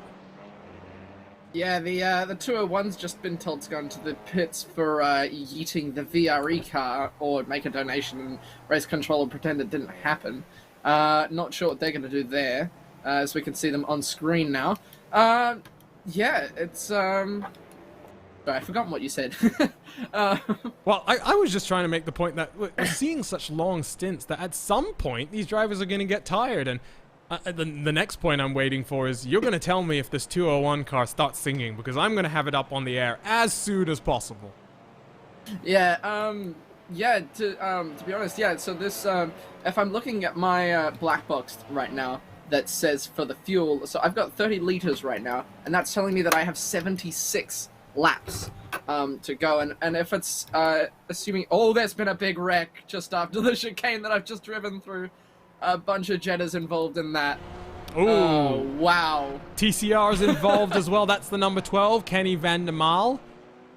That 37 does not look too happy there. We'll wait to get the RaceSpot TV replay up on your screen. There it is. And there's been a bit of contact into the hairpin as well. I've just seen in my rearview mirror. That TCR that we saw, that's just gone off there. In turn 1, I believe they actually they cut the corner as well. So, I don't know, maybe it's a lapse, I don't know if it's a lapse in concentration, if they're tired, or, number 12, according to Race Control, is needed for a dramatic reading of 3 blind mice. Okay, so that's going to be the next thing that we then hear, I think. That is definitely going to be something that we want to hear. Let's take a look at this incident in a few more instances, because I'm still struggling to really understand it. So Shrinker Motorsports goes wide. Oh, okay. And then, Jonathan, it's just a chain reaction. The Audi rejoins. It causes the BMW to go off. More contact then between the BMW and the Audi. Just a misfortunate situation there. I think it was a little bit funny, as you also heard in the chat that the Jettas were conspiring a way to block the track, like on an episode of one of the Top Gear shows where they blocked an entire track. So that was a bit funny that it happened simultaneously. But yeah, just again, this track is so small, and some little mistakes like this, it can cause just like those pileups that are just almost unavoidable. All right, so we're now waiting. The 12 has made its way down onto the pit lane then, and we're waiting. The 12, I believe, actually donated it away. I just heard from Race Control. Not too sure. Maybe they just came into the pits because of damage. But it's... Sorry, I'm interrupting. No. Drama. Yep. Big drama. We didn't even catch this because stuff was happening. Dan Suzuki has got him behind the wheel of the 124.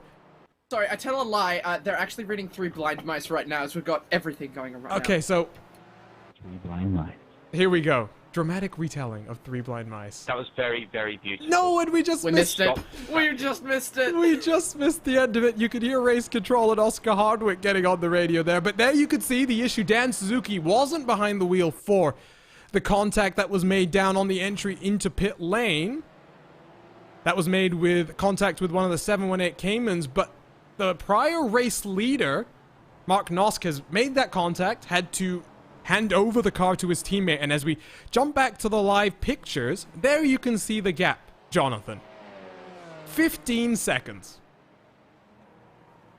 Oh, I guess Sunshine Autos Racing is going to love in the sunshine right now because they've been faster on pace, so they've been able to stretch out this lead, and I think the longer this run goes on, I don't know if that 124 is going to have to pace to track him down. Well, we'll have to wait and see, that's for sure. Suzuki has just gotten into the car, getting up to racing speed and warming up those tires, I'm sure. Tire life in TCRs is always interesting. You've got the front wheels, which are doing, you know, both the steering and the power. And that typically means that tire wear at the front is your limiting factor. Often, what we'll find at the rear is that you can triple, quad, maybe even quintuple stint the tires at the rear because they're so lightly used. You might not want to do that in general, but it is an option. We've seen teams go 4 hours in the past without changing a rear set of tires while changing drivers and the front tires at the same time. But nevertheless, for the 124, who is not making life easy for that GT4 machine behind. That GT4 car, though, not being the most committed through the lap traffic. Like, just trying to be careful. Again, it's not a wide circuit. However, we were reminded earlier that you can go 4 wide here. It's hard. It's hard. And there's... Oh, there goes a Jetta into the grass. That Jetta still... Not me. That Jetta still rally crossing. That was Stanley Edward Comer in the Reaper Racers. That's a very interesting paint scheme as well. Let's go take a look at the replay. And this is coming out of the chicane, just getting wide all by himself, pushing a bit wide, car understeers a bit wide, just stays in the grass. And this is not the first time we've seen some impressive car handling from one of the Jettas. So clearly that low power is helping just a bit. At the same time, by the way, what's this? This is another Jetta, I think. No, that's not a Jetta. That is Track Limit Racing. Hard into a wall there. Chase Small has... It's not the first time we've seen the 48 in the wall either. No, and I was about to say, one more fast repair, I think, is about to get used in the 48 car. And they're running up in the top 10 right now. Yes, they are 8 laps down, but, I mean, they were only about... what were they? They were about a lap and a half behind the boys initially, so... that's going to damage the chances there for the 48 crew. So things picking up in the middle of the night. Fatigue increasingly starting to be a factor. So, I am getting more confirmation here from the math that matters.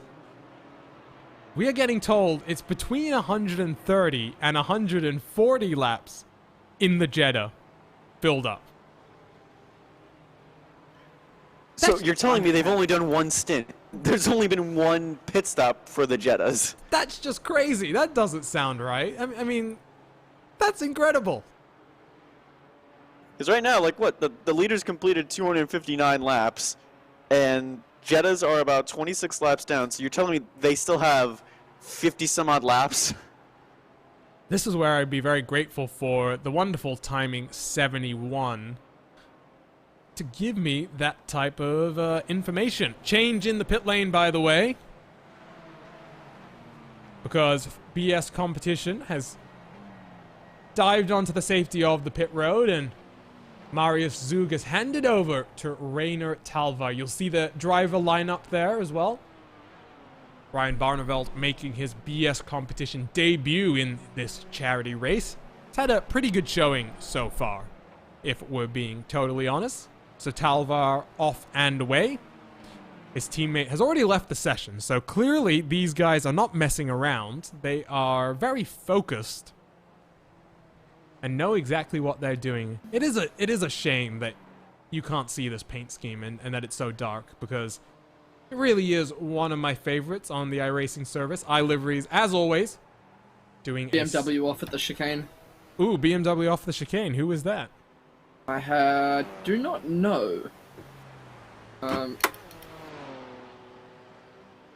Just saw it sitting there. I'm not too sure. So the production truck taking a look then at the BMW that was... Jimmy has just stated that we have just passed the amount that was raised last year in 9 hours of racing, so... We have indeed. We can officially celebrate the first of our... Actually, wait. No, I don't think we have. Because... Now yeah, it has. 34,500. There yeah. we go. It just updated. I was waiting for it to come through. Yeah, there we go. So last year, 34,498,000 pounds. This year, still 15 hours to go. And we are 34,521 pounds, 94 pence as well. So 345% of our way to the goal. I'm just saying, come the end of the 23 hours, it better say 500%. I will contribute as well once I finish up here in the booth. It's a bit hard when you're controlling the cameras, doing commentary, to also then split your mind and donate, but I will definitely do that. We have also promised that Daniel, who donated in the last RaceSpot fan immersion, has donated a sum that's going to mean that all three of us here in the RaceSpot booth are going to sing a cappella version, I think, of the Formula One theme song before we hand it over to the next set of commentators. Let's do it. that is going to be glorious, and I'm sure everyone is eager to donate more to hear that sooner. Do either of you guys own a recorder? That is the only way we can make this better. I could quickly grab see if I've got a carrot and try and make one. But you have that to look forward to then as we close in on the top of another hour. So about 8 hours into the broadcast, 15 hours still to go. My name is Arjuna Kankipati, joined by Jonathan Burke and Daniel Harris for this portion of the broadcast. We'll be handing it over into the very capable voices of David Haynes and Lorenzo Bonder for, I was going to say the third quarter of the race, but I mean really that last section of the race isn't a quarter, it's just under a quarter. So they'll kick off the last half of the coverage at the very least. Watch this traffic, by the way. This has been the name of the game. In fact, we're already up now to 34,847 pounds. So everyone doing a smashing job to get us up to 35,000. There is a lot of commotion in the voice channel right now, guys. I'm seeing a lot of people talking. I saw Matt Gallagher, I believe, for the WTF1 team as well. I'm seeing Race Control and Jimmy B. So I'm just assuming a rather festive atmosphere right now in the voice chat. Yeah, Jimmy was just asking how the fuel was going for Matt Gallagher, because he's in the pits. Yeah, there wasn't much other than that, I think. Well, Matt's gonna hunt down Jimmy. That's apparently what's going on. Is there is a driver switch right now for the WTF1 machine. I must say, WTF1, what have you guys been doing? WTF, guys? I mean, I would have expected a paint in the traditional WTF1 colors. I mean, this is not acceptable, and clearly Matt's going to be getting an email from his head of sponsorship from WTF1 about the lack of sponsor logos. He gets back up to speed then, heads out of the pit lane. Got a nice little driver lineup there. 5 different teammates, and that's something we can talk about a little bit, guys, because personally, I mean, when it comes to these long endurance races, the less drivers, the better. For most 24-hour races, you know, in terms of iRacing special events, I try not to race with more than 3 or 4 people. There is a wreck on the back straight. Sorry to interrupt. There's a lot of cars down this back straight. Is this going to be a caution, Jimmy I wonder? Broadbent. Oh, I see this. I see this. That is the Team MSB by N-Ring Info.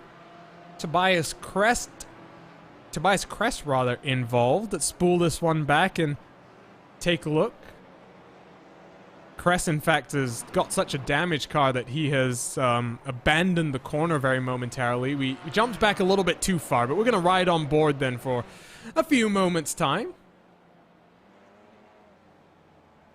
Tony Kanaan is saying something like this. I will always support the great Brazilian. So, go subscribe to Tony Kanaan on YouTube, because he's already donated £2,600. If he reaches 5,000 YouTube... Is that followers or subscribers? I'm hoping subs. Subscribers. Okay, subs. If he reaches 5k subs before the end of the race, he will add an additional £1,000. So, go over there, subscribe to that. I've just seen, by the way, Matt Gallagher has been involved in an incident. That's what we were talking about with the Team MSB by N-Ring Info car. Let's see if there's anyone else involved. I'm sitting behind... In my little spectator driving, I'm just sitting behind Jimmy now. All right. In his Jetta. So that was only 2 cars involved in that one. Let's see what's happened to... Oh, wait, no. Here comes... Oh, they're threading the needle down the middle there. That was a close call. The TCR still seems lost. But here's the tail end of what happened to Gallagher. Here we go. Here's a better look. Down in towards the chicane. This will be the Villeneuve chicane. Oh. Is he going to get clipped from the rear? Oh, no. Just a bit too much curb usage there, Jonathan. And fortunate to not damage that car even more. Those curves in this chicane have been ruthless, and they've gotten a few drivers. I love this onboard look.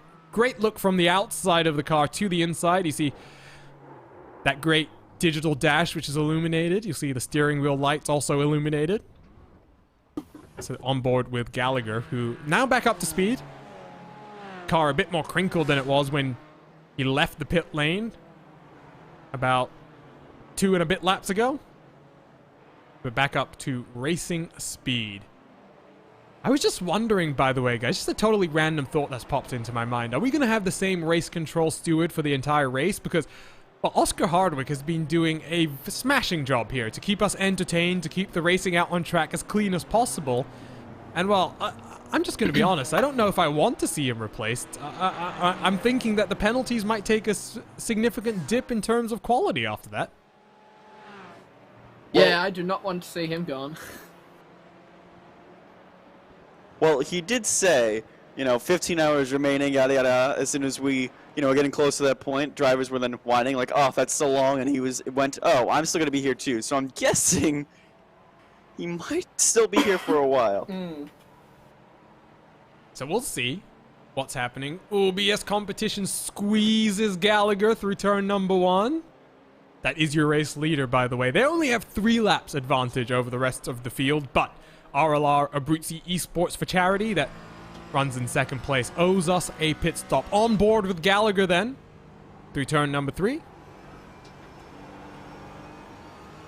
And if you wanted to know the difference between World Championship level competition, someone like Rainer Talvar, 8,000 I rating, versus Matt Gallagher, who still a very, very strong I rating for the average driver at 2,800, but, I mean, it's about 5,000 less. And the way the bell curve for I rating works, with the average / medium being around 1,400, I think the median is now... 2,800 is quite good, yeah.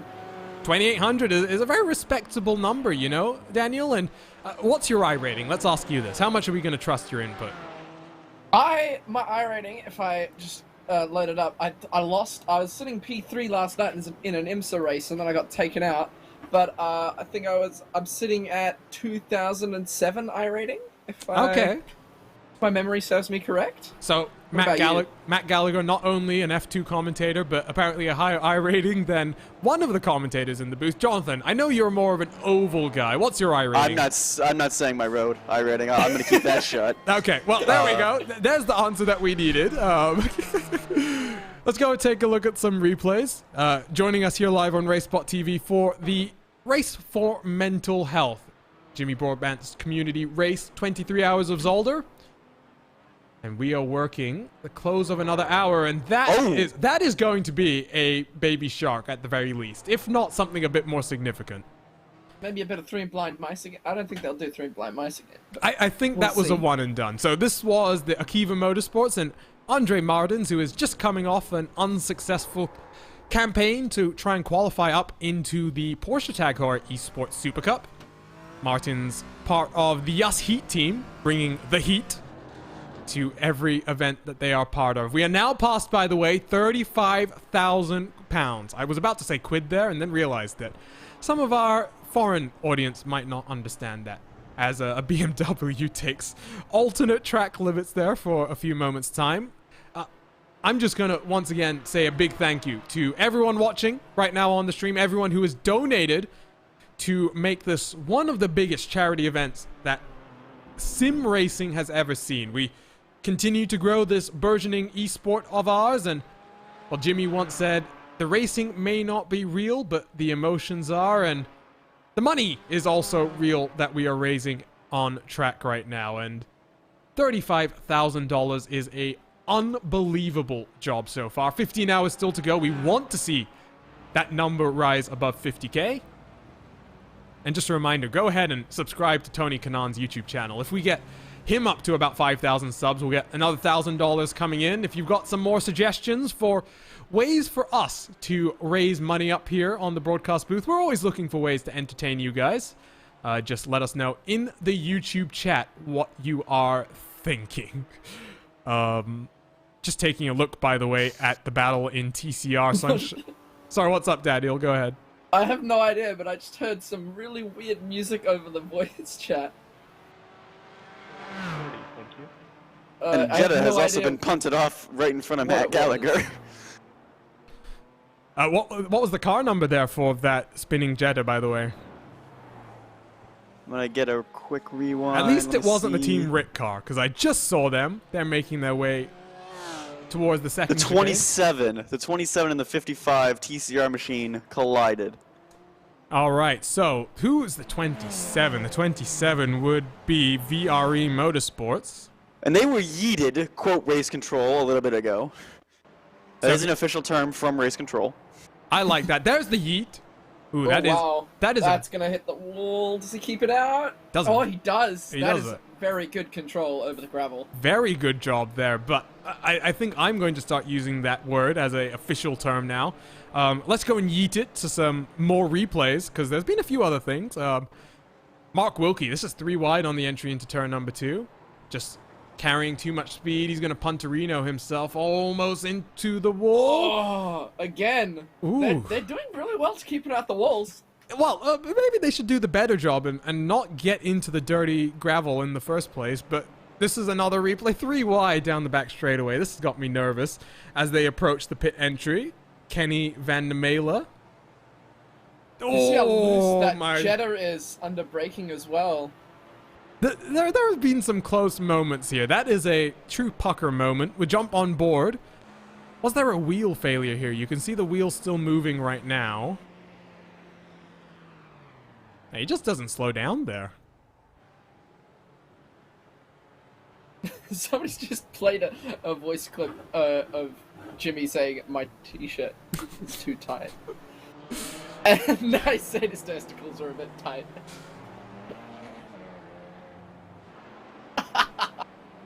This race of control is hilarious. This is one of the most fun times I've had calling a race. And it's not even one that we are handing out a huge sum of money at the end.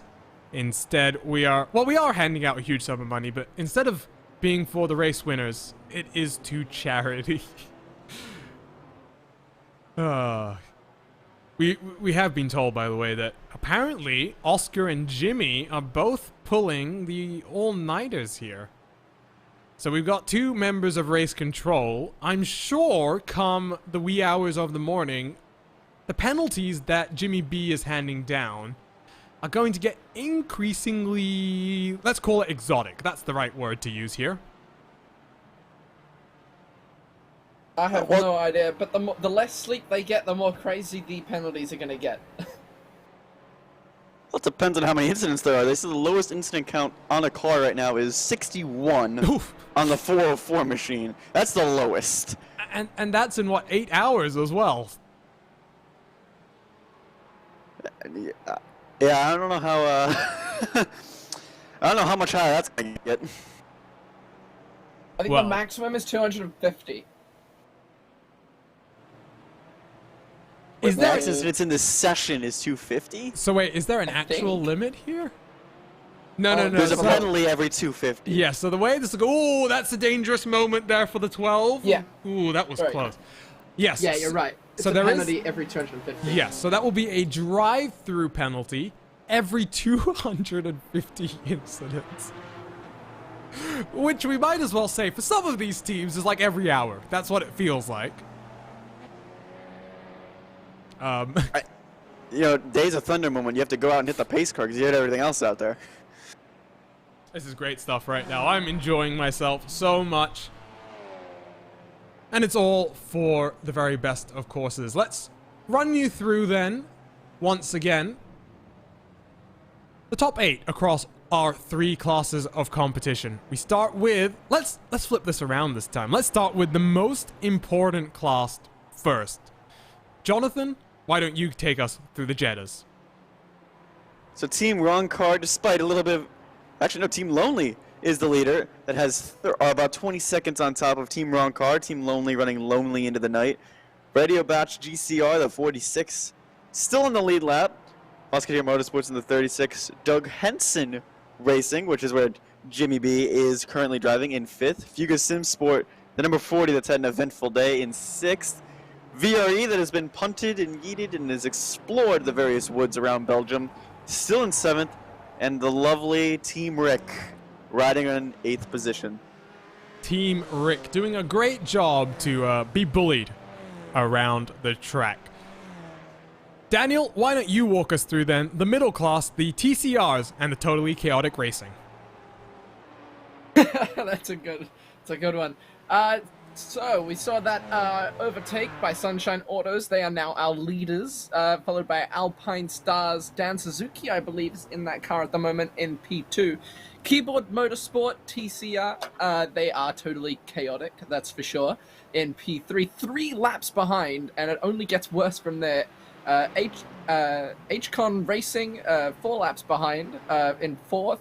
Backmarker Racing Orange, definitely a backmarker, 4 laps behind. The number 5 car of BWM Plower, running a Audi with a BMW livery, in P6. Huxenfeld Works in P7, and rounding out the top 8 is Red Dragon Racing. They are 7 laps behind. So we're being told, by the way, that the number 36 has been instructed to either donate or explain why they are a terrible driver. We'll bring you that full explanation, hopefully, in a few moments' time. Final class to run through then. And, well, not much to talk about out front. But BS Competition in their wonderful livery. Number 52 leads by 3 laps from the RLR Abruzzi Esports team. They also have a bit of a pit stop buffer over the number 38. 5 laps back is the Akiva Motorsports crew. I believe they had to do the retelling of 3 Blind Mice about 30 minutes ago. Wraith Energy Sovereign Sport, also 5 laps down in 4th place. Matt Gallagher behind the wheel of the number 50. The boys in the number 44 are in 6th. And then MRI Motorsports Limited in 7th with Track Limit Racing in 8th place. So that is the 3 classes. There was a car off in the background there. Yeah, there was someone exploring more of the woods of Belgium. Number 40 has just been told that we haven't heard a national anthem for a while.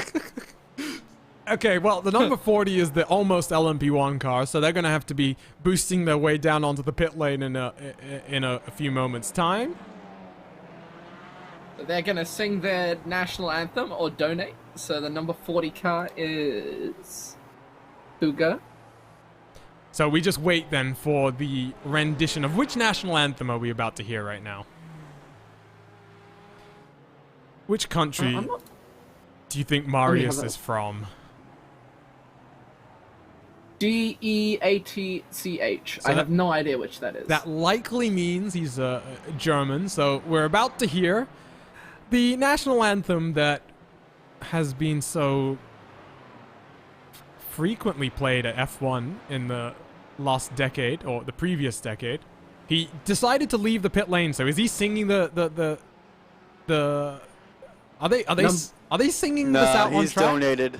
Yeah, Donated. Boo. Well, I guess the good news is that we're now above another threshold. We're now past 35,573,000 pounds. The bad news is that I was looking forward to that rendition. We're running a German Panzer. I can change it back to Plower.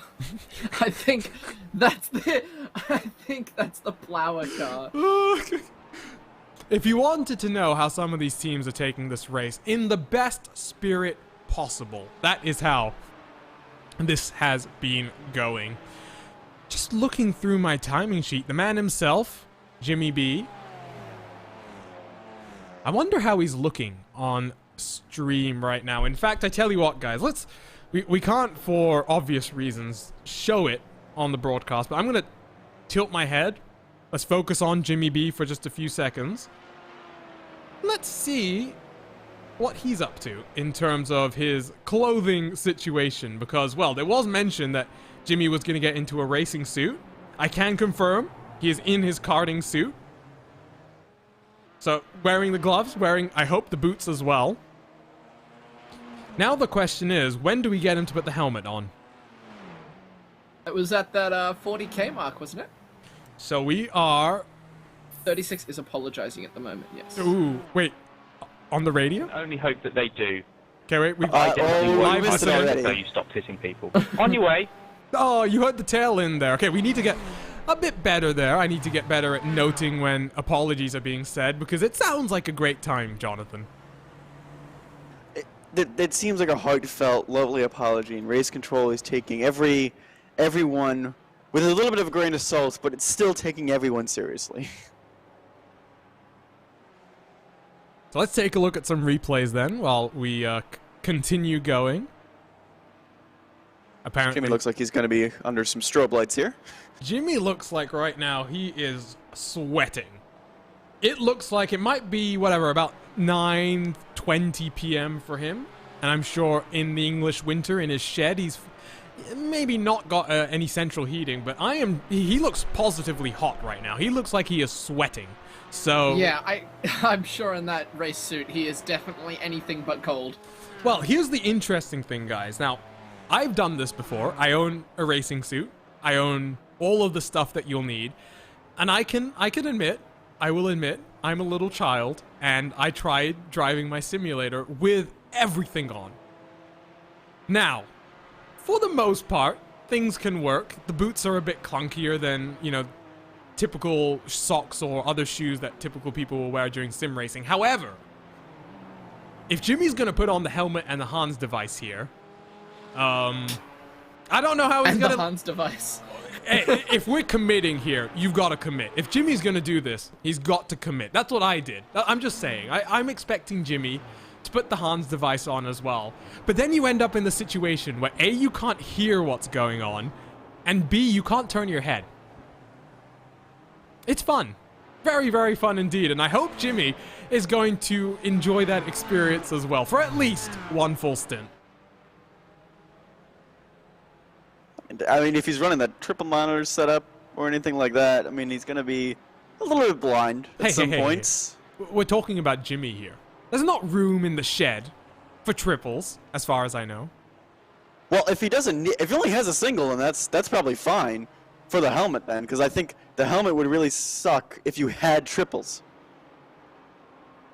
Well, that is for sure, because you lose all of the benefits of triples, except now you've got just that one fixed focus, so I'm sure that's going to be difficult. It's also interesting, I must say. Let me see if I have an onboard angle with the Jetta. You don't have a great look here, but watch the steering wheel. Watch the input. You get a better look from Jimmy's stream, of course, but I mean, I have to turn the engine noise up all the way, and you still don't hear anything because it's just got such an incredible engine that it produces so much power that you don't hear anything. But I mean, for such a slow car, he's really throwing it around, and a lot more wheel input than I'd expect, Daniel. Yeah, I don't know. When I was driving it, I didn't feel like I had to put that much input into it. The car is so quiet, though. It's incredible. I was missing gears and whatnot because it's just such a quiet car. But yeah, it's interesting to watch. He's really pushing it around the track. I think I figured out why. Well, it's a bit hard to tell given the pitch black situation out on track, but you'll notice that steering wheel is not pointing straight. I can see that, yeah. You'll notice notice to the side. You'll notice that Jimmy is having to hold it at an angle. He's got to go into the wall here. He's gone into the wall there. Oh no, Jimmy with a slight mistake. And of course, we just had to catch it on stream. I mean, it was perfect. But clearly that car has got damage, and clearly it's not in the best of situations. On the braking zones for some of these corners, it's the back end is already stepping out before he even gets to the entry of the corner. Yeah, it's hard to make that thing step out. I was not finding that I could spin it easily, or at all, for that matter. So that car is going to have quite a bit of damage to it. And they did have... he's wheeling it. He's wheeling it, though. They did have 5 fast repairs, Jonathan, so you have to wonder, are they rationing the fast repairs? What's the strategy here? And, oh, you see there, that's the type of looseness that I'm talking about on the braking on corner entry there. You just saw that car was stepping out very, very early. Yeah, I'm wondering also if, like, lower fuel load or even, like, worn front tires or rear tires, something like that. Like, there's got to be a combination of things that is making this Jetta just a bit of a handful. But you're right, with 5 fast repairs, I'm not sure there's a way in the sim that in spectator mode you can check who has fast repairs. No. Unfortunately, the only way to know that is to actually be the car in question. So... I don't even think as a crew chief you get some of those options. You do, because as the crew chief you get the option to select the fast repair or not, if you know what I mean. Issue, by the way, SFD Racing. What is this that's about to happen to the Audi TCR? No, that was never going to end well.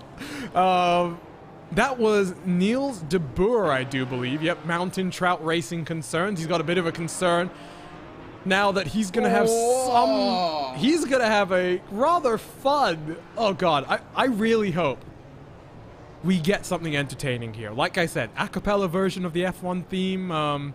Maybe an original composition specifically for mental health. I don't know. I'm just spitballing here, Daniel. Sorry, I zoned out again. I missed what you said. Sorry. It's a long time that we have to watch it. No, I was just saying that I was going to say something, but actually VCO Esports has just put something in our chat. So let's shout out VCO Esports. VCO has just hit 3,000 subs for our YouTube channel. A huge milestone after forming earlier this year and bringing sim racing action to quarantine. And now bringing much more to the iRacing service. The VCO Pro Sim Series has completed 2 rounds of its competition already. Max Verstappen, Maximilian Benecke winning round number 1. Joshua Rogers and Ian Chan Guven winning round number 2. Great to have that combination of the real driver and the sim driver working together, competing together as well. And as someone involved on the broadcast for that, I have gotten an inside look into some of the series organization there. They have been doing a lot of hard work. So a big shout out to the entire VCO crew. I'm seeing a car off the track right now. Number 32 has just been asked for a national anthem, so we'll wait impatiently for that. So this was, we were talking about Mountain Trot Racing Concerns car. That'll be a...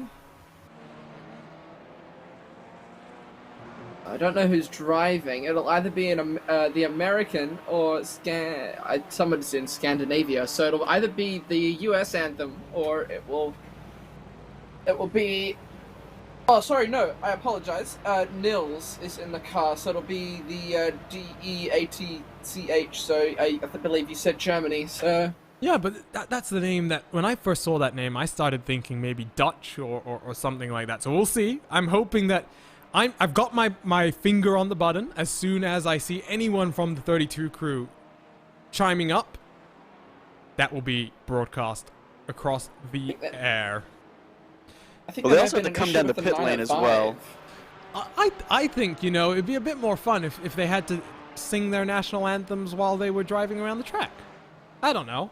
Oh, that's a crash! Challenge. That's a crash! That happened right in front of us. That was the 12 car again. The Kenny Van der Mala is just not having any luck. And we'll wait and see about the singing of the potentially German national anthem. But this was with the second... No, this is with the class leader has just made his way... Okay. Oh, Matt Gallagher has got into him. That's what I was just about to say. Matt Gallagher is not going to be too impressed there at what's just happened. We'll take an onboard look, but Jonathan, just talk to us about the incident. Oh, this is not the first time the 12 has been stopped in the chicane. There's been multiple small voice chats about it. And it looks like he just gets off, gets a little sideways. You can see them just a little bit ahead right here. They're going to go side by side. Deep under brakings comes Gallagher. Like, the 12 car is just stopped. And there's nowhere for Gallagher to go. And he did say a few things over voice chat that said, hold on, why are you stopped in the middle of the chicane? Jeez. Aww. So, Matt Gallagher then, that front end of that car going to have a bit more damage, Daniel. Yeah, Matt's not going to be too happy about that one. The 27 as well has been told to enter the pit lane, describe what happened there in the form of an apology or donate. So, eager to wait. I really want to hear an anthem. I really want to hear a national anthem.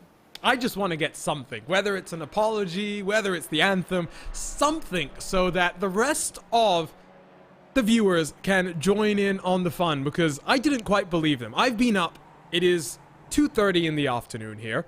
I have been awake since 3:45 this morning working on another broadcast. So, I am tired, and when I jumped on here and was getting ready to produce this broadcast and was just getting caught up on the first portion of the race, well, I got told this was going to be the quickest 6 hours of my life, and I didn't believe it. We're already 2.5 hours into our commentary stint.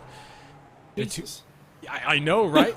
we're almost halfway through. We're about halfway through and having to give over the broadcast. I don't want to leave. David Haynes is going to have to pry this off my... I'm going to be careful there. I almost said something else. Mixing my analogies up a little bit. It's been that type of a race where we have a little bit of fun. The 27 has donated their penalty away. Boo. Good to see. Well, okay, that does mean we'll take a look in just a second's time. We'll check back in with the 32, who's getting harangued by a TCR car behind. So Mountain Trot Racing Concerns will pull to the right-hand side of the track, let that TCR go. Still not sure about that number 32 car, if they're gonna sing or not. Well, I'm on them like a hawk right now. if they don't... Good, I was about to do the same. If they don't sing, I mean, and they donate, we're about to hit another milestone. 36,000 pounds. We are just 49 pounds and 12 pence away from hitting another milestone here. Almost 4,000 views. Sorry, 4,000 pounds. I keep getting confused here because it's been so long since I've lived in the UK, and I keep going dollars, pounds, and now I'm getting confused with other stuff. But nevertheless, we are getting very close to reaching another big milestone. That will be 4 times our initial goal. And still 14 hours and 36 minutes to go. Someone better tell this, by the way. The 32 car needs to get down pit road and commit to the national anthem now. They're already down. They're already down 20 laps from their class leader. At this point, do it for the content.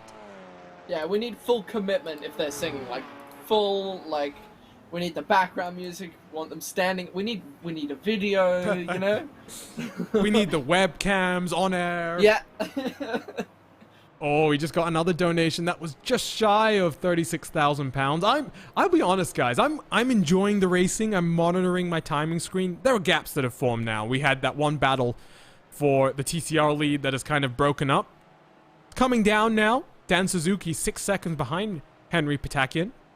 So that is closing back up once again. But everyone else is kind of extended out just a little bit. But now we could focus on what's really important here. That ticker at the bottom of our screen, and to watch it as it continues to go up. I'm pointing at it right now in the hopes that it's going to magically update, but apparently not. The force doesn't work. And just remember, as soon as we hit that 40,000, Jimmy Broadbent has to put his race helmet on. You know, that's what we're hoping for. That's what we should just put up on our screen right now. Don't put the pictures of the race. Just say donate, and Jimmy B will put helmet on stream. Oh, we got closer. We're now just 5 and a bit pounds away. So keep the donations. Does he have to put the visor down? That's the question. So here's the thing. We were mentioning this slightly earlier, Daniel. I don't think that's going to be the difficulty for Jimmy. I think the more difficult bit is, unless he's got speakers so that he can hear the engine noise. You just mentioned how quiet the Jetta is. Can you imagine not even having headphones on? Oh my... Yeah, I had to turn my sound up because I actually couldn't hear the car to actually know when to shift because I was genuinely struggling. If he doesn't have sound, he's going to have a big problem. So that's where I am very interested to see what's going to happen here. There is a battle that is a little close, about 1 second between the LMP1 car and the Jetta. Fuga Sim Sports in the number 40. Monkasteer Motorsports. I do like that name. Benjamin Morden behind the wheel of the Monkasteer emote. It's a great emote. It really is, you know? And I'm liking that livery as well. It's not like the Sunshine's Auto one where I really like that handmade effort by one of the team members. This is still a nice one. It's got a unique pattern. And I'm sure it took a lot of work to get done. RaceSpot TV replay. Let's take a look at what happened to Andre Martins in the Akiva Motorsports car. Coming up behind the Team Hoysinkfeld Works TCR car. And just gets onto the grass very slightly on the turn into the corner. That compromises the entry. And that's going to be a spun Porsche 718 Cayman. It seems like he recovered pretty quickly, so... He did indeed. And Andre Martins is... pretty quick right now if I'm looking at his lap times correctly. It's a bit harder when we don't have timing 71 available, but Martins has been fairly consistent is what I'm seeing right now if I'm looking at these lap times correctly. So he's gotten into that car, he's made the mistake. We're still waiting, I think, for the 32 to... I don't think they are. If they don't respond, I think they get a just a normal race penalty. Boo. But it doesn't really do anything at this point because everyone's so far behind and it's all changed. Exactly. Well, I tell you what, we've just crossed 36 £6,000. So thank you again, once again. I'm going to harp on this for the next 3.5 hours. You better get used to me talking about that ticker at the bottom left and the QR code as well. Contact between those two Jettas as they work through the start-finish straight. Let's take this opportunity then for some RaceSpot fan immersion, and let's go on board then with Dan Suzuki, who is chasing down Sunshine's auto.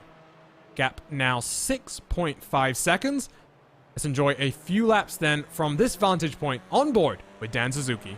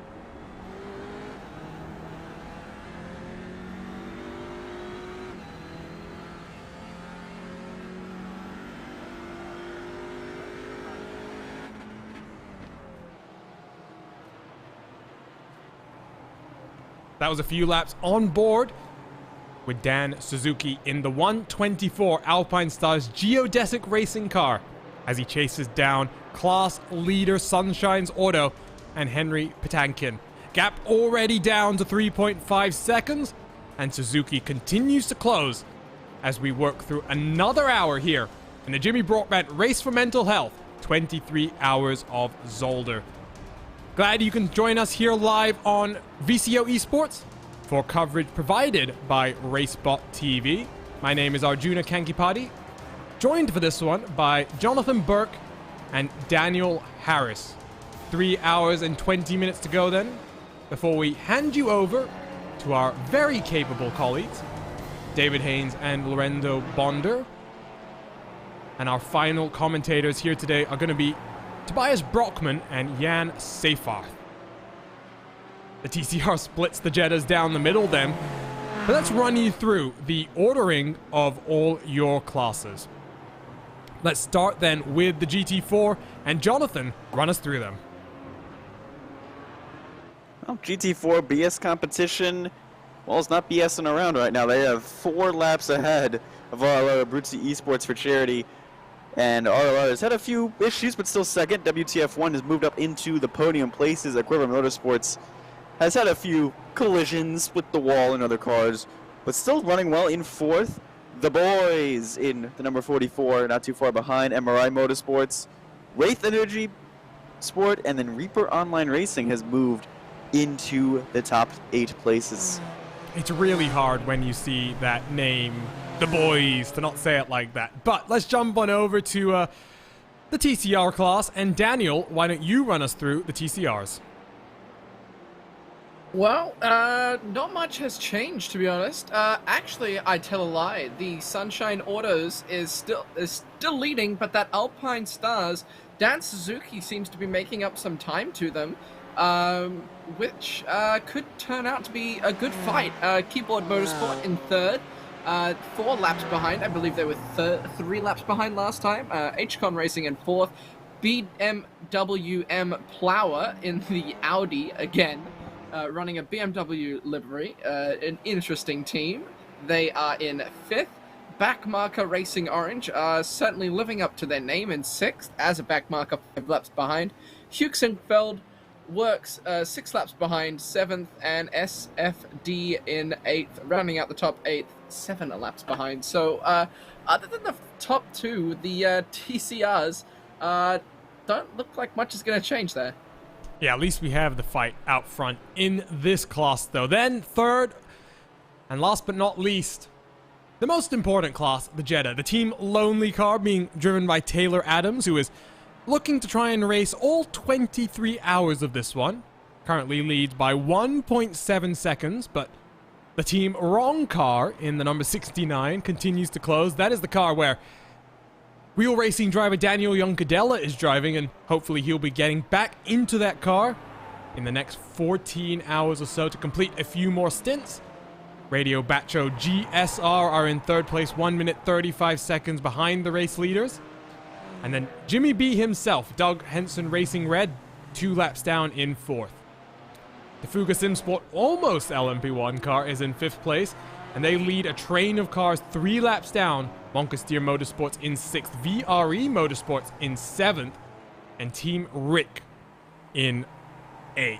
Team Rick is a car that's been bullied around the track so far, and I'm sure they'll be bullied for the next 14 hours and 20 minutes as well. Francisco Scaramuza has finally gotten out of that car, and he'll beat a hasty retreat back to the comfort of the iRacing office, where he can... Ian Plash is in the car. I think that's how you pronounce his last name. Not too sure. Let me try this. Ian, let's put it up on your screen. Yeah, I think that's right. Ian Plash. I would assume only 2 drivers so far in that car, at least since I've gotten into the simulator. And in fact, I'm going through and looking as well. No, those are the only 2 cars taking the wheel of that car till the end. And Jonathan, this is something I was mentioning slightly earlier. You know, personally, when it comes to these 24-hour races, I like to try and do it with as few people as possible. I enjoy putting in time and preparation for these events, and well, when you put in a lot of time, you want to then drive a lot of hours to make up for all the time you committed practicing, right? So, yeah, but maybe 3 people is my preferred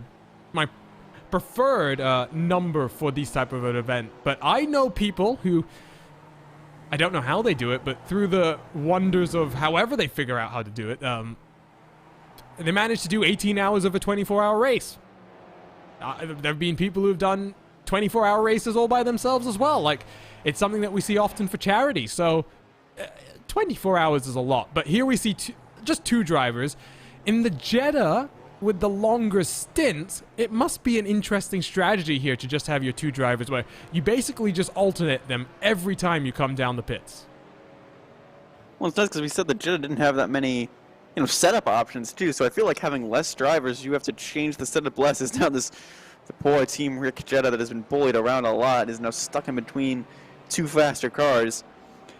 But yeah, it's just, managing the drivers. I think having less sometimes is more. Like 3 or 4 tends to be a good value. I think 5, especially if there's any series that has a minimum drive time, that's a little bit touch and go, a little rough, I think, for teams. But they're 24 seconds behind. VRE Motorsport has been punted a few times, has been sent to the stars. So it's not, higher positions are not out of the question for Team Rick, but they do have Team Oblivion, who has had some of the higher places, closing them down. Well, they're actually 2 laps down. The reason why we're about to take a look at the Team Oblivion Racing is something's popped up on my timing screen. That's never a good sign. They go a little bit wide through the chicane. The TCR car down the inside disappears into the nothingness of netcode for a second, I guess, and just an interesting one there for Callum Joins. So he's still fine, but like I was saying, 2 laps down. Jump back to the live pictures because there is a battle breaking out for the Jetta race lead for the first time since we've jumped onto the air. There you can see 7/10 of a second between the Team Wrong car and Team Lonely. Team Lonely might be feeling a little bit of fatigue as well as they bounce their way through the second chicane on the lap. Taylor Adams. Lonely is Taylor Adams, yeah. Isn't he doing the whole thing by himself? Yep, that's why he's a very lonely chap. Well, he's not lonely right now. He's not lonely right now, that's for sure. There is getting word, by the way, Jimmy B is coming down onto pit lane at the end of his current lap, so he'll be handing over the car to one of his teammates, I would assume, on board with Gordon Much. As you see the lights flashing from the GT4 car down the inside. Much gets squeezed onto the outside of the curb for just a few moments' time. Gap opened up very slightly. While we ride on board as well, take a look right below that timing graphic. You will notice we are now halfway into our next 1,000 pounds, 36,568 pounds, and we are really starting to work our way up towards the magical 40K number. Let's see if we can hit that before the end of the next 3 hours, before we hand it over to the next commentary team. Gordon Much throws the car in towards turn number 1. Jimmy Broadbent has in fact peeled down onto the lane, so the information we've been getting in YouTube chat is correct. It would tend to be correct as well, given that I'm sure that word came from Jimmy's mouth himself. On Jimmy's stream, I see almost 5,000 people are watching Jimmy right now. Great to have support in the middle of the night in Europe. And this really is an international event. You've got so many European-based drivers, but then you've got a whole heap of Americans. You've got the broadcast team, which, of course, to provide 23 hours of uninterrupted coverage has to be global, but that Team Lonely car got checked up by the GT4 through the chicane. Team Wrong car tries to carry the momentum. Just a little bit of a lub tap right to the lips. Very conveniently placed by Taylor Adams, the rear bumper of the number 9. And Gordon Much applies the pressure. This is an interesting fight, I think, because for so many of these guys, this is not a car that they must be accustomed to driving. It's a car that they've decided to jump in for a little bit of fun. But the leading 2 cars now separated by just 4/10 of a second. And Jonathan, I mean... Sorry, go ahead, Daniel. I've so in my little test drive spectator session, I've just parked up by that first chicane and I'm just watching it. Cars go through it now from my little spectator zone. So I'm just gonna keep an eye on there. So we'll see maybe if there's a big issue there. 2/10 now. Much closes very slightly through the last corner. Down into turn number 1. They've got another Jetta behind them. That's a car a few laps down. Not going to be a factor. Much looks to the inside, puts the nose there. Adams around the outside with the momentum. Much tries to do something. That lapped car might be trying to set something up as well. I can't see a number on it, so it's a bit confusing. But Adams and Much continue to battle as another lapped car gets in on the fun. They're going to go 3 wide into the corner, potentially. Much on the inside. Adams trying to sweep around the outside. Carry the momentum as the number 8 GT4 machine looks to the outside, followed by the number 1 TCR. That's Keyboard Motorsport TCR. That second car in line. Adams continues to lead, and this is a fun little fight. The Jetta's scrapping it out. Much powered, apparently, by Petronas oil, but not doing what they do in Formula 1 for him just yet. He hasn't run away. I like how there's a car on the side of his car. Oh, is there a car on? There is a car on. You are right. That is not. That is not just any car. In fact, you know what that is? I'm pretty sure that's Juncadella's DTM car from his days as a Mercedes DTM driver. That wouldn't surprise me. That is a nice little touch. Nice little livery there. Much pokes the nose to the inside, blocks off the TCR that was trying to get the move done. Oh, side by side they go. Adams once again carries the outside line. 3 wide they go. The TCR is going to make it work. Adams still has the down to late braking. But Adams has the inside into the last corner, and Much is going to now throw it down to the inside. He's going to sling the last-minute move. Oh, bold move. And Gordon Much has just made it work. Change for the lead then in Jeddah. And that was it was a firm but aggressive pass. They both managed to make it work there, Daniel. Oh, there has cut. I think that's Matt Gallagher that's actually just gone off at the first chicane. It is. He's just gone off at the first chicane. Sorry, yeah, that was a good battle there. It was great braking into that last chicane there. You get a little bit of a replay of that incident as well. Let's take a look at too much curb. Yeah, too much curb. Let's take a look at this pass once again, though, because look at that move to the inside. Forces it. Slight contact with the GT4 in front, but Adams leaves the space. And in the immortal words of Fernando Alonso, you must always leave the space. You need to just flung it down there. Like, I didn't think that would stick, but that was just an absolute just ring it into the left side and hope it works. In the words of Carlos Sainz, send it! Send it. Or you've got the lick the stamp and send it. I mean, there's so many good lines of throwing it. And that was a real high commitment move. The gap up to half a second right now, 5/10. Much tries to pull away in his Mercedes DTM Volkswagen Jetta. Lead change in TCR again. Oh, yes, there has been a lead change in TCR again. Suzuki has caught up to the back of Henry Patekin. Yep, I was saying that right. So, switch for TCR lead as well. RaceSpot TV replay up on your screen. And this is going to be down in through the chicane. Better run for Suzuki, who's clearly, once he got into that car, the fastest driver in the TCR field, at least out on track right now. There you see the amount of dust that's being thrown onto the outside of the racing line. Suzuki splits the difference, gets a lapped car to play the block for him, and now he tries to work on the race lead. It's been a very impressive run for Suzuki, wouldn't you say, Jonathan? Got into that car right up to racing speed, and well, now that gap is already starting to extend out. Yeah, it's almost a role reversal from earlier.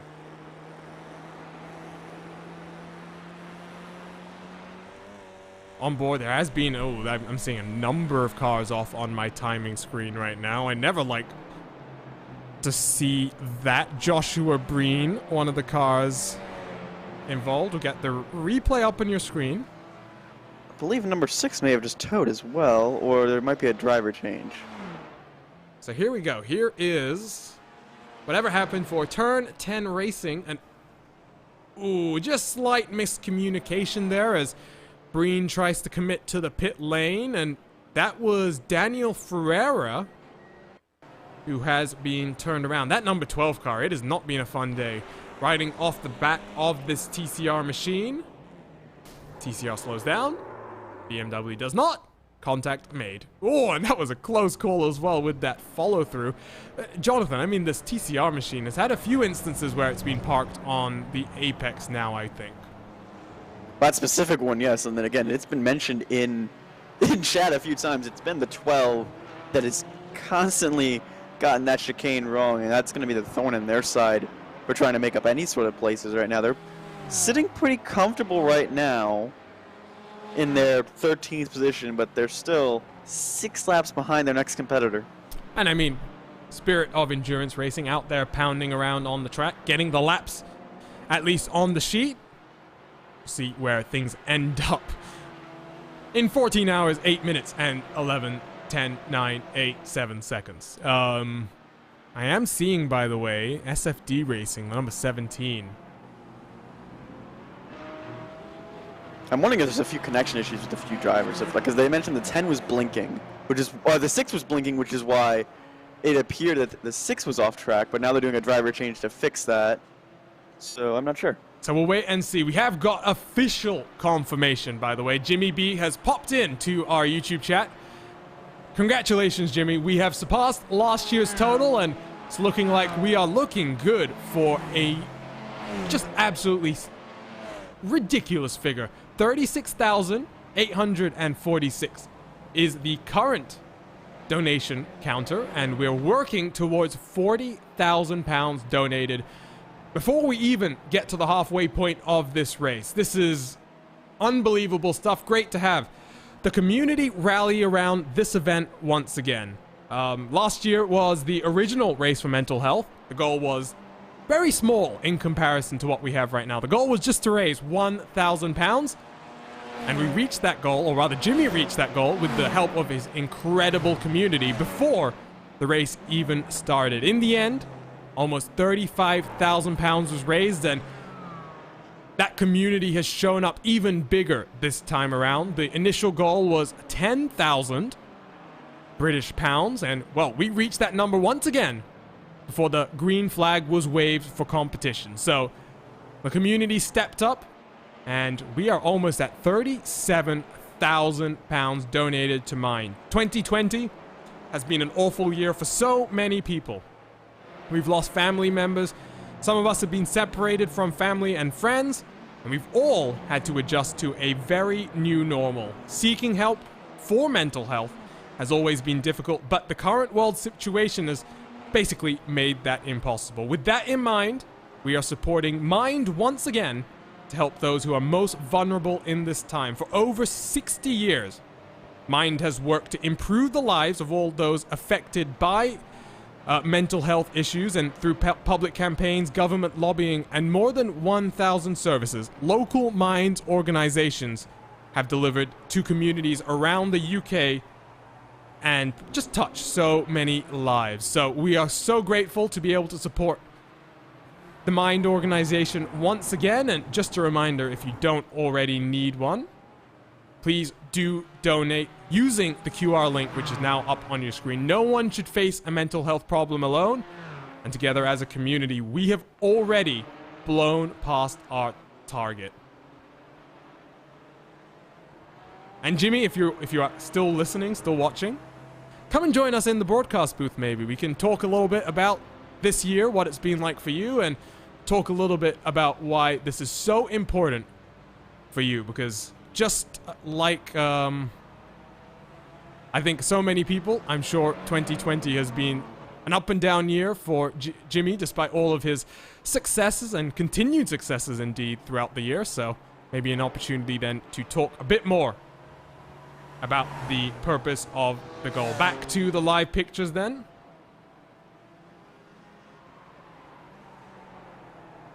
As we inch closer to that goal, 36,900 now. The BMW M4 that leads this race, BS competition, makes its way past Team Rick and down in towards Team Rick. Team Rick indeed. So he The race leader, Reino Talvar, now has a 4 lap buffer to the rest of the chasing cars. Henry Patankin, by the way, has just come down onto the pit lane, so from second, he has now had to hand that over, I would think, to one of his other teammates. Top left portion of your screen, you can see Steph Wienhoff, Noah Johnson, the other drivers who have driven that car so far today, up on the jacks almost immediately. So there goes the tire change and the driver change. Noah Johnson back behind the wheel of the car. And so TCR's having their pit window open. There is a bit of a split strategy, though, in this class, because there you can see the new race leader, Dan Suzuki, has been on a charge since he got into the car. 43 laps through the stint so far. He's sharing it with fellow Twitch streamer Quirkatized, Tyson Meyer, Spencer McCarthy, and Mark Nosk, the other Alpine Stars Geodesic team members. Suzuki expected down onto the pit lane in about 3 or 4 laps, I would think. We'll wait and see. But Jonathan, I mean, £36,000. I mean, we talked about it a little bit at the start. Talk to us about your 2020 so far. You're a college student. You've had to navigate through the difficulties of going to college while being in this situation. So what's it been like for you? And I know you're back home right now. How much of a relief is it to be back home with your family at this time?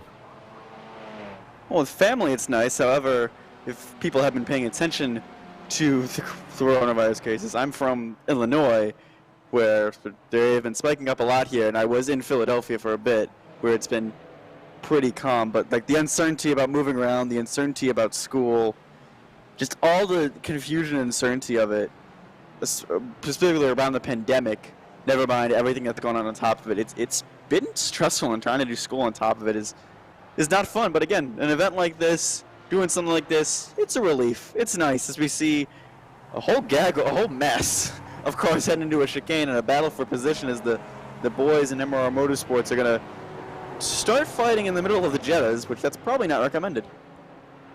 Oh, did that Porsche just have a slowdown, or is that a different Porsche? I think that's a different Porsche. No, that is the boys rather. So they got a slowdown that they had to serve. They've now closed that gap up. The TCR behind closes on the rear of the MRI Motorsports BMW as well. But this is a battle that is going to continue to escalate as they work through lapped traffic. And we do actually have the opportunity to talk to Jimmer himself. Jimmy Broadbent, the host of this entire event, joins us now in the virtual commentary booth. And Jimmy, talk to us about how this event has been just so successful so far. We've just surpassed £37,000, and I mean, we have blown past the initial figures and are really looking like we're going to put a good, foot forward in terms of showing exactly how strong and tight the sim racing community can be. Yeah, 1,000,000%, man. I mean, we've surpassed last year's amount now. Already, and we're 14 hours left to go, which is just crazy. I don't know what to say apart from thank you to everyone who's very generously donated or even shared the link. And as I've said before, this is all for an amazing cause, and the fact people are getting behind it so strongly, it's nice that people relate to it so much and want to resonate with people. So let's talk a bit about your 2020, because I'm sure, Jimmy, you had so much lined up. You've been having so much success in the last few years, and I'm sure 2020 you had so many different things planned, and you've been able to do some of the things. Obviously, we get to follow along on your YouTube channel, but I'm sure there's been a lot of difficulties with getting some of those activities still going, dealing with the admin and the organization, and also that frustration that you're in the same boat as all of us, right? I mean, you're stuck at home, you're secluded from some of your friends and family, and in a situation where it's been going on for so many different months. For so many people that I've been talking to, it started to wear on them a lot in the last few weeks.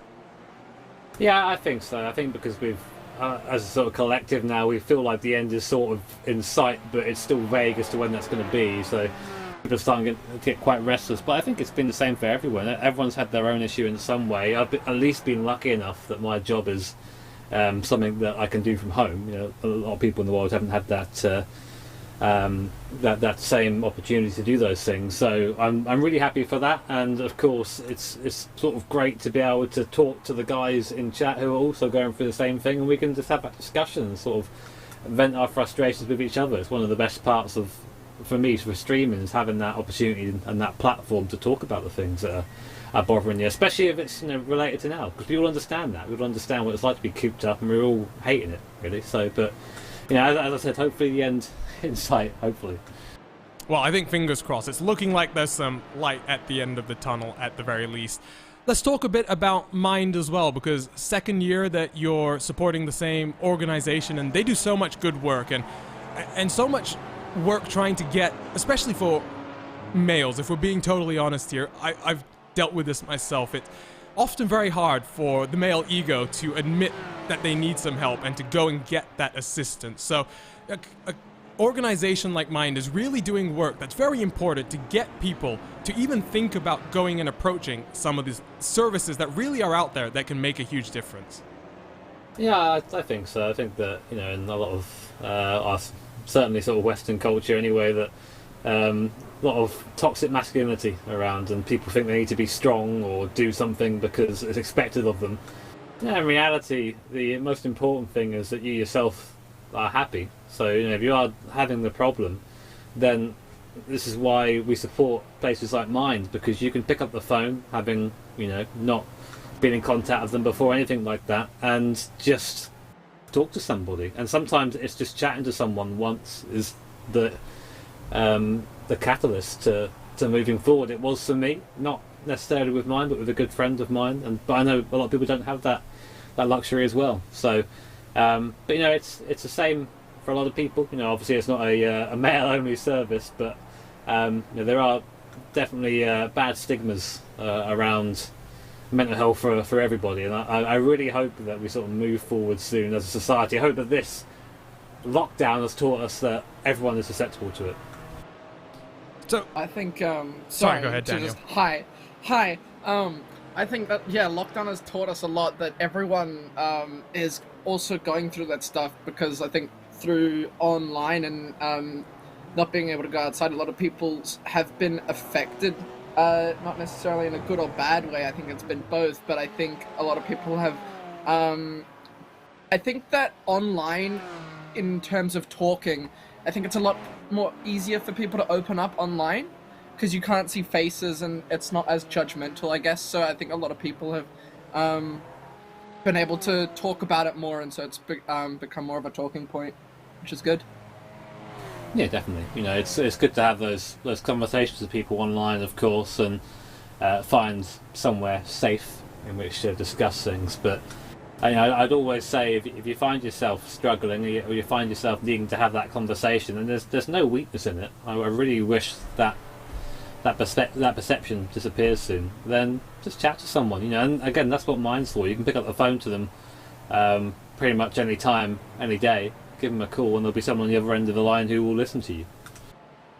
Well, and Daniel actually brought up a similar point to what I was going to say, which is that one thing that I've realized, Jimmy, is I've not been sim racing as long as a lot of other people, but I've been part of the community now for going on about 5 years at this point, and every year this community continues to grow. And while there are definitely, you know, some, I don't want to say toxic elements to it, but a bit playful banter that sometimes gets shared between the teams, the one thing that even in some competitive settings I've noticed is every sim racer is basically trying to for the most part, not talking about, you know, top level competitions and stuff, but it's trying to support each other. And that's one thing that I think maybe you can talk to, because your community is great with this, right?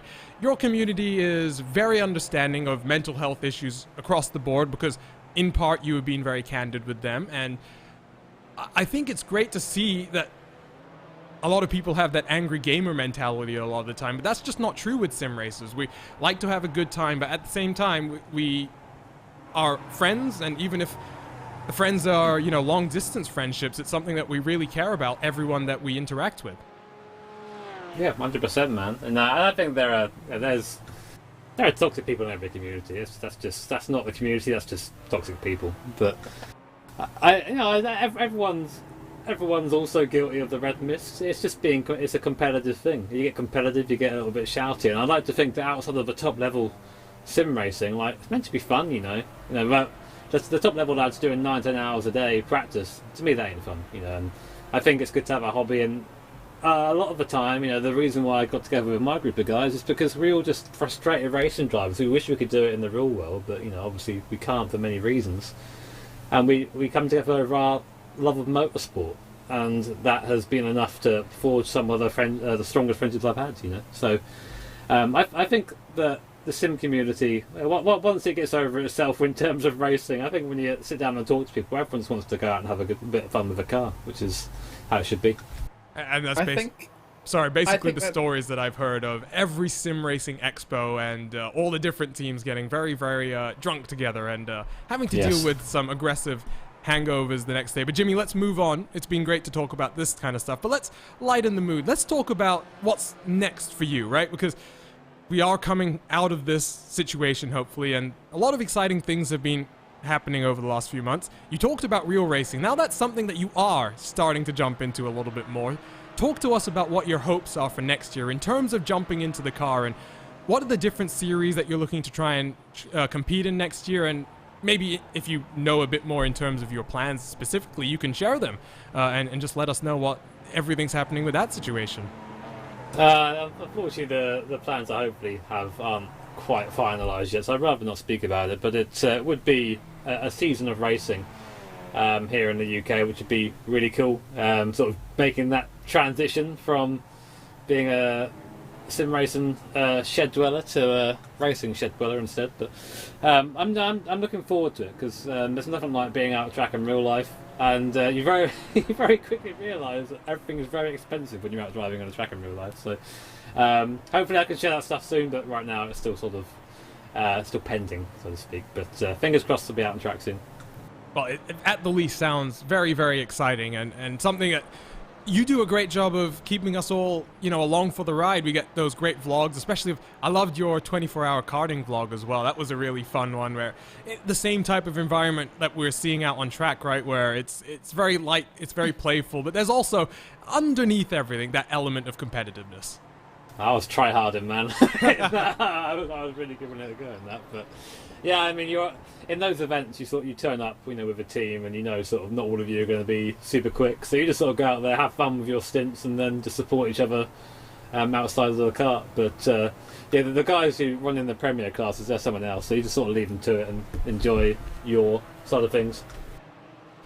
Well, Jimmy, it's been great for you to spend some time with us. We'll let you get back to your stream. I'm sure your chat is eagerly awaiting some more entertainment, because it sounds like there's some about to be served up in the form of a Freebird song delivery to replace a penalty. So before we go, do you want to just give a little bit of a personal message about everyone who's donated so far, and try and get a few more guys to donate as we close in on £40,000? Yeah, sure. I mean, I've said before, and I've said it in the charity brief, so to speak, a little bit on Just Giving. So this is a universal thing. We've all had a really terrible time in 2020. A lot of people have lost family members, me included, or lost jobs, lost maybe a place to live. And when you start going down this spiral, it's very easy to sort of lose yourself in that. And especially now, it's difficult to go to the doctor and say, hey, listen, I need some help, because you'll just be put on a massive waiting list because they're busy with other things. So this is where mine steps in. Charities like this, they'll step in and they'll give you that help you need, and hopefully kind of redirect you, put you back onto in a better frame of mind, and sort of prepare you for what, again, is going to be still a challenging time coming. And for those who've donated, big or small, thank you very much. Your generosity is always appreciated. It humbles me to see how many people are interested in taking part in this. Having VCO involved as well is fantastic. All the moderators who have helped me sort this out, because I can't do this stuff on my own. No way, I'm far too incompetent with admin. And even if you can't donate, then just sharing this, you're doing God's work. So it's super appreciated. So yeah, donate 40k or bust. Let's do it.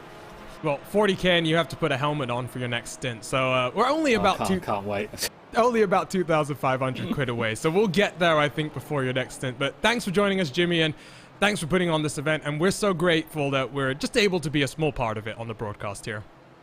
Cheers, guys. Have a good one. So that was the man himself, Daniel, doing a great job to go and track him down for us. It's always great to hear from someone like that, Daniel, because, I mean, you could hear it. There is a personal involvement in this event.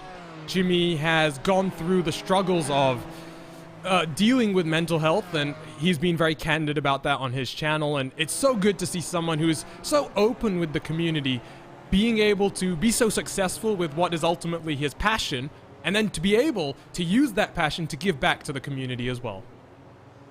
Yeah, I think he's very open about that sort of stuff on his socials, on his social media, which is really good. Is trying to, as we said, just trying to make it more mainstream, that it's not bad for you to speak out. It's not something that isn't masculine. It's you should have the freedom to be able to speak out and express your emotions and be able to talk to someone, because everyone should be able to talk to someone. It's not something that you shouldn't be able to do.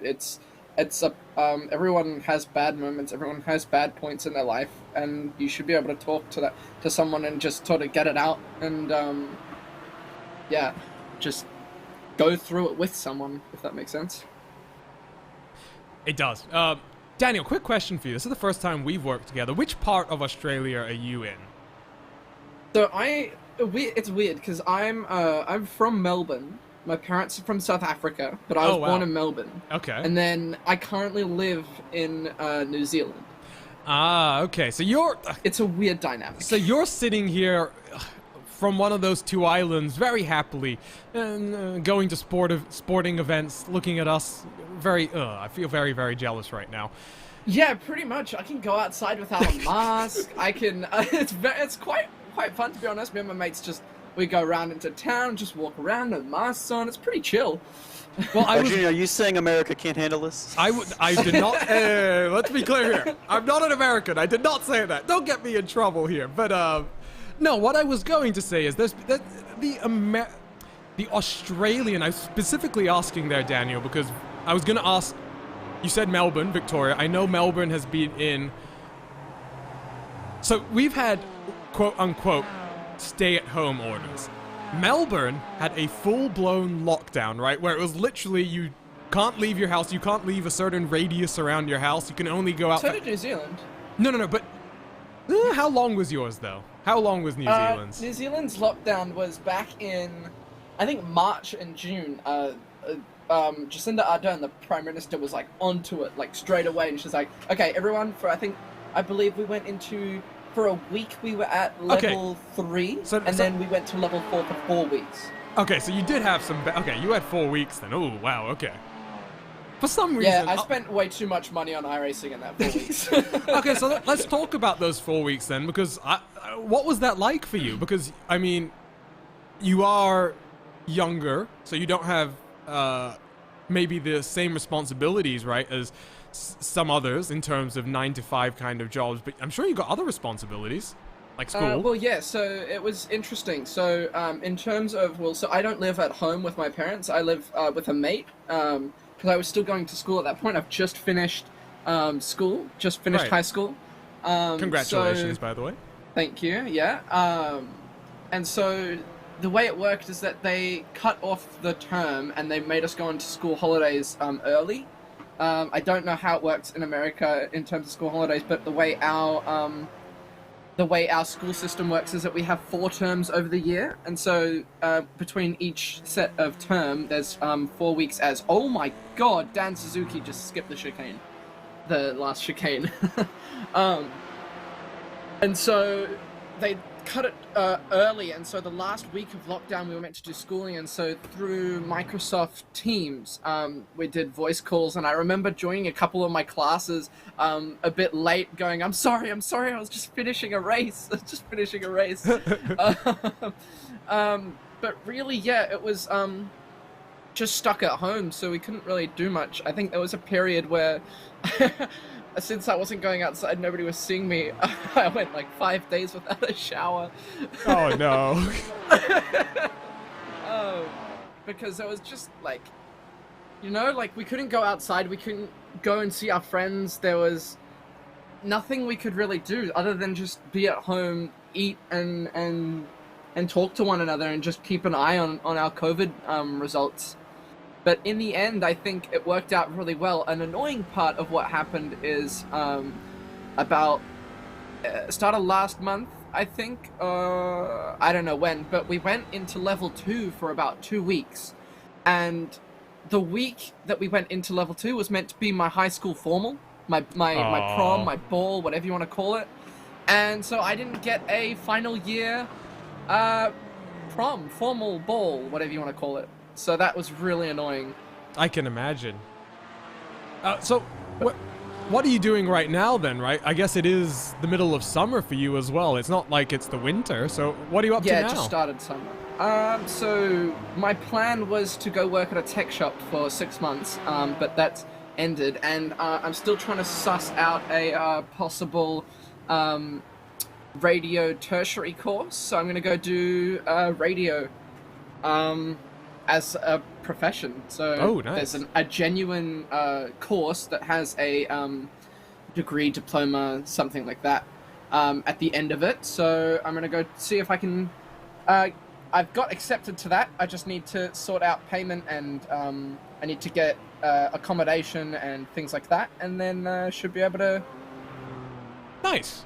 Well, it's good get that off the ground. Yeah, it's good to hear that at least in some places where things are a bit more normal, which is the case in certain parts of the world, it's good to hear that there is life on the other side. I remember, I don't know if you guys will even remember this, or if it was even something you had to deal with, but when SARS was a thing, which was what, back in like 2005 or something, I had, because I lived in Singapore at the time, grew up over there for most of my childhood, that was a concern. So I think it was like three and a half weeks we were at home, doing work from home, like school from home, I guess, as they're going to almost 3 wide into the chicane. I got nervous for a sec there, but nevertheless, this battle for first and second, which has really closed on up as a result of Suzuki taking to the grass a few laps ago, is now working its way through more lap traffic. But I remember SARS being a 3-week experience and not really thinking too much about it being that abnormal. Like, I was there with my family, we had, there wasn't any issues, we had food and whatnot. Now, so I'm being told 2003, so even younger. Almost like it was holidays, yeah? Exactly, that's what it felt like. It felt like I was on holiday.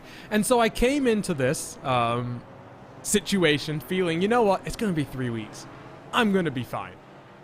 And the reality of the situation is, if it was 3 months, I probably still would have been okay. But we're now at a point where it's literally been 8 months.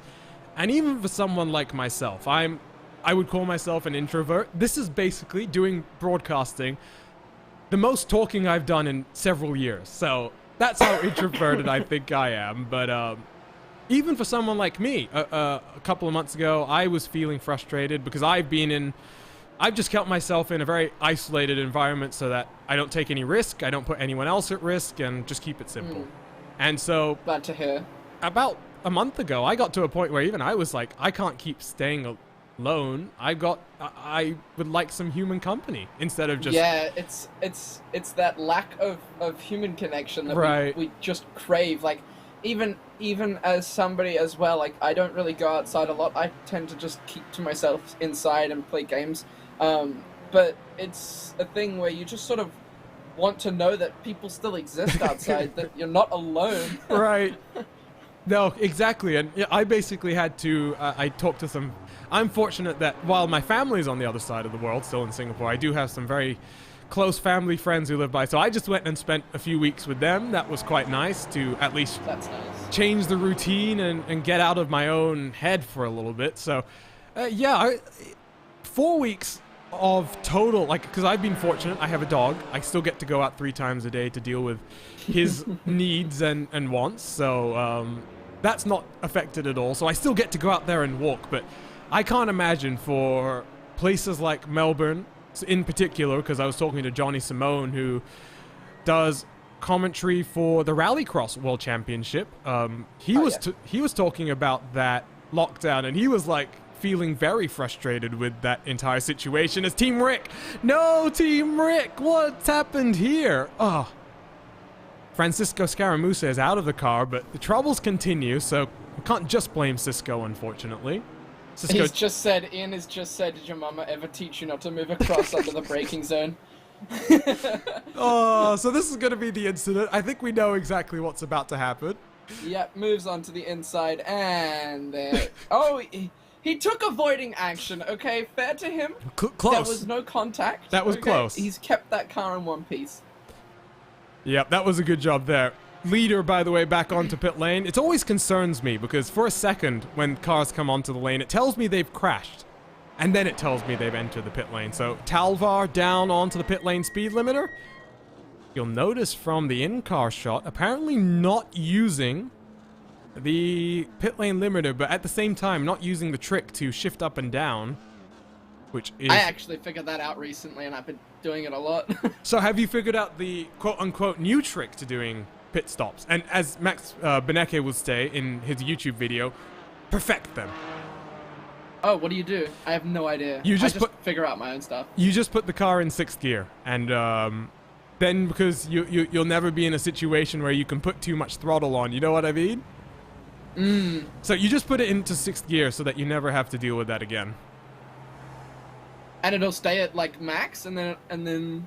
Well, no, you do have to modulate the throttle a little bit, of course, to at least get it right between whatever 59, 60 kph or whatever the speed limit is here. It might even be lower. Yeah, I believe it is low. Hang on, here. Let me have a look. Just jump in my test drive. It's 60. 60. There we go. So 60 kph. I was right. But the interesting thing about this pit lane, and we can point this out maybe the next time someone comes down onto the lane, is Oh, that's the reason why it took so long. Talvar no longer behind the wheel.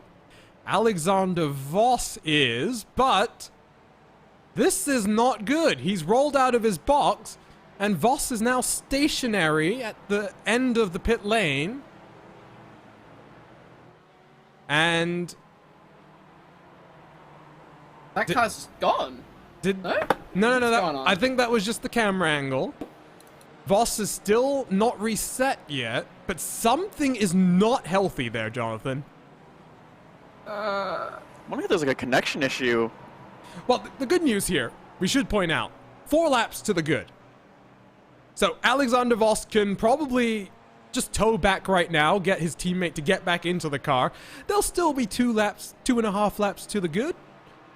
That car has had to tow. Vob just towed. Alexander Voss just towed. Okay, so drama at the front of your field then. Oh boy. Jonathan.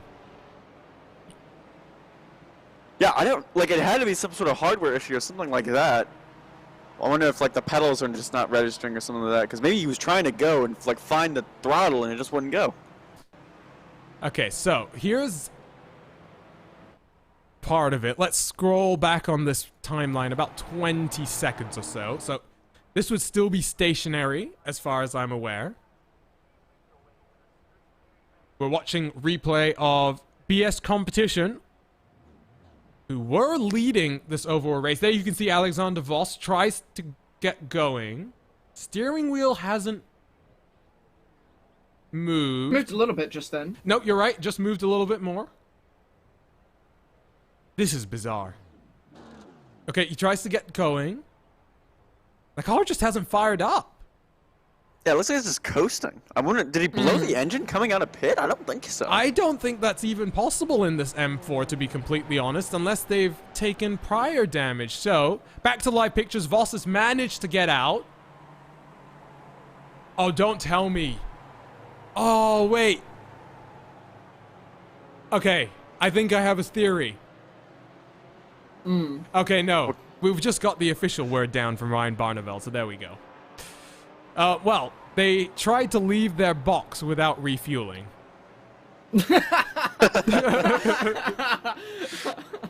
So, one lap of this lead has just been thrown away by BS Competition, but it's not going to matter too much here.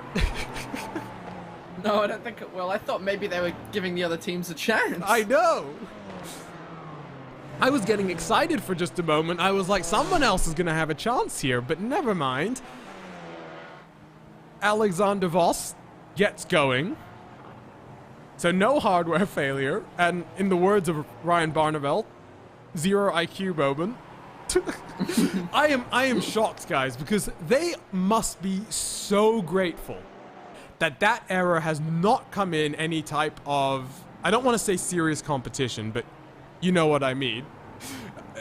Competition that is not for charity, because they are taking this seriously. They have brought out the big guns for what was ultimately a charity event. You've got Alexander Voss, you've got Rainer Talvar, Ryan Barneveld, their brand new recruit making his team debut in this event. I mean, Jonathan, they just must be glad this didn't happen in a top split special event.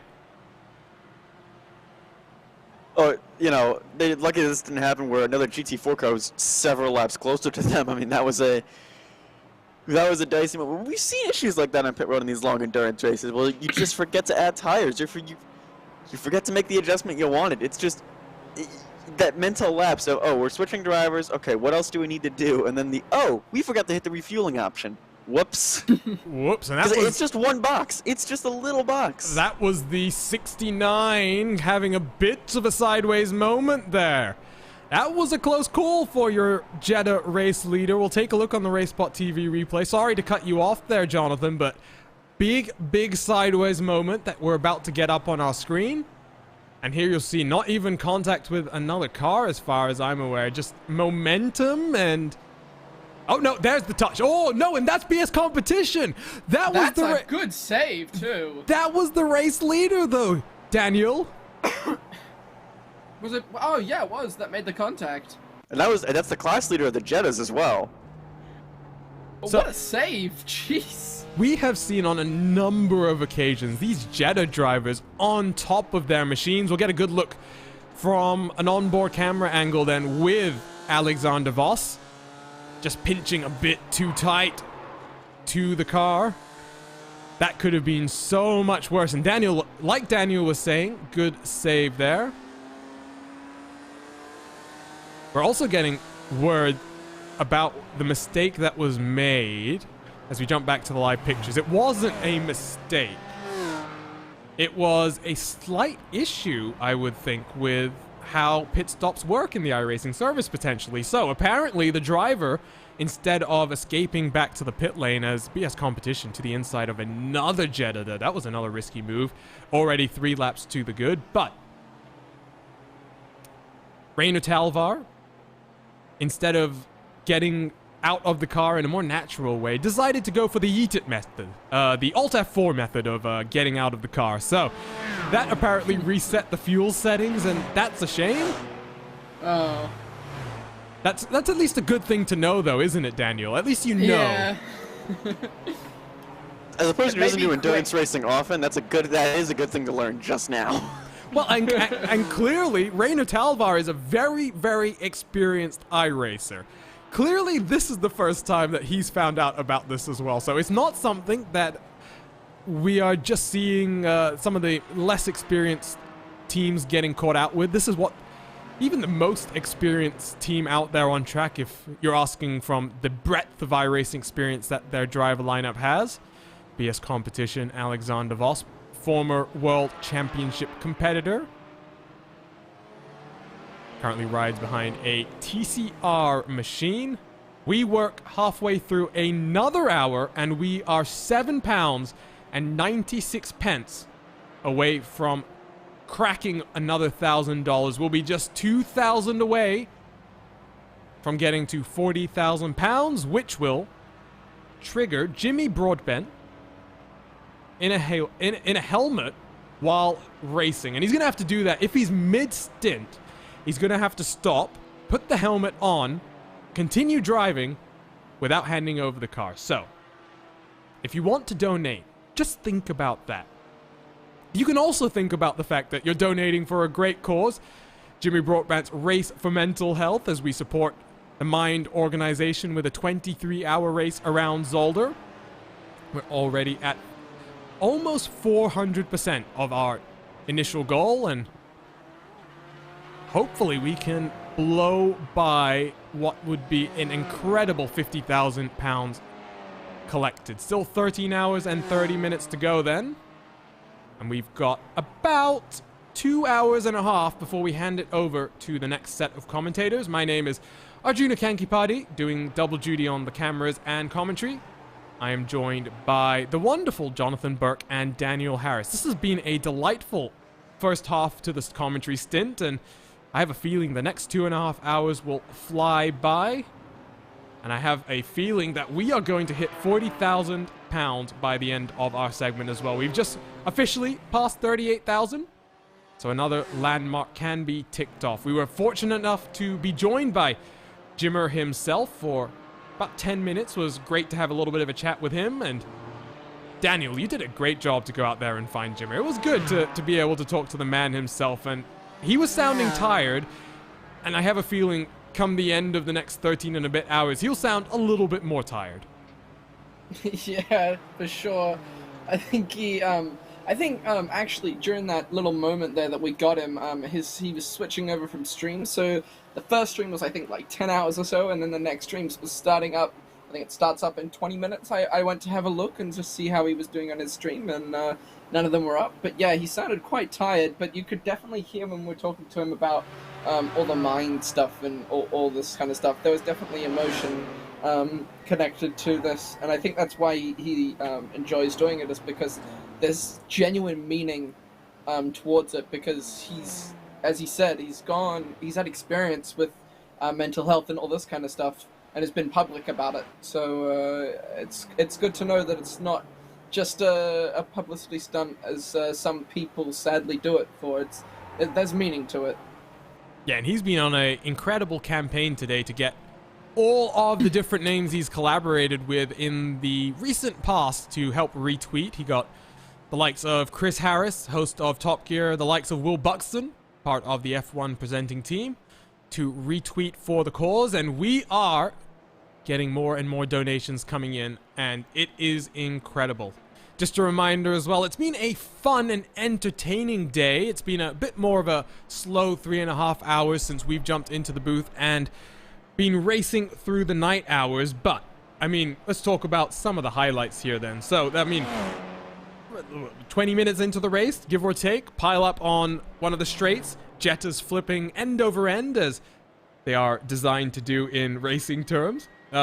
Wish we could see a replay of that. I wish we could indeed, but that is going back a bit too far at this point in time. Then, about 13 minutes after that, so we're only talking about 33 minutes into this entire event, the memes started. A team requested a safety car if they donated $500 to charity, and that got a certain Brazilian's mind turning. 3 minutes later, well, the Indy 500 winner himself, Tony Kanaan, donates 2,000 quid for charity, and a safety car comes out. Then, a little bit later, Craig Williams donated £30.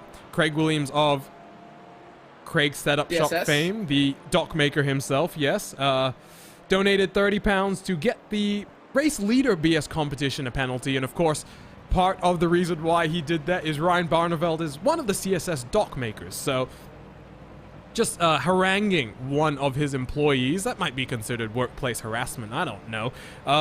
Walking you through some of the other entertaining highlights. 3 hours into the race, Matt Gallagher of WTF1, well, depending on which commentator of the first stint I asked, he either sang or he screamed the F1 theme over the driver radio. Couple of hours later, the number 15 BMW sang Baby Shark. We've heard a number of requests for national anthems. No avail. To no avail. What else has there been? There's been the Team Rick continued bullying. I mean, they're just bullying. There was a reading of 3 blind mice, but I don't think it was the whole thing. That's true. We had three blind mice. I missed it because it went on for about 10 seconds, as far as I can tell. Yep. It's been a fun one. It really has been. The action on track is kind of tapered off a little bit. You can see one of the gaps that we've been tracking up on your screen. Alpine Stars Geodesic Racing Black running away right now from the Sunshine Autos, Dan Suzuki has been a force since he got behind the wheel of that car. Currently on the second stint on his run, at least for now. Continues. Sorry, 52 and 55. We talked about the national anthems, and 52 and 55 are being requested for national anthems or donations to clear the penalties, so we might get one in the end. And 52 would be BS competition, so that would mean Alexander Voss has to... Oh, I'm also being reminded we had the Barbie Girl. That rendition, beautiful rendition, of course. I missed that one. I was about to start singing, then I realized we're going to save that for the end, and we're going to keep getting donations. We're already at 39,539 pounds. Whoa! Whoever just hit. Whoever just donated has just... We are now 500 pounds. 461 pounds roughly away from that 40k target. Jimmy B is sweating bullets right now, Jonathan, as he considers the prospect of doing his next stint with a helmet on. I think that's almost a for sure thing, because again, we have two penalties currently needing to be served, so they might have to donate, and that might push us even closer to that 40,000 mark. Oh, I am.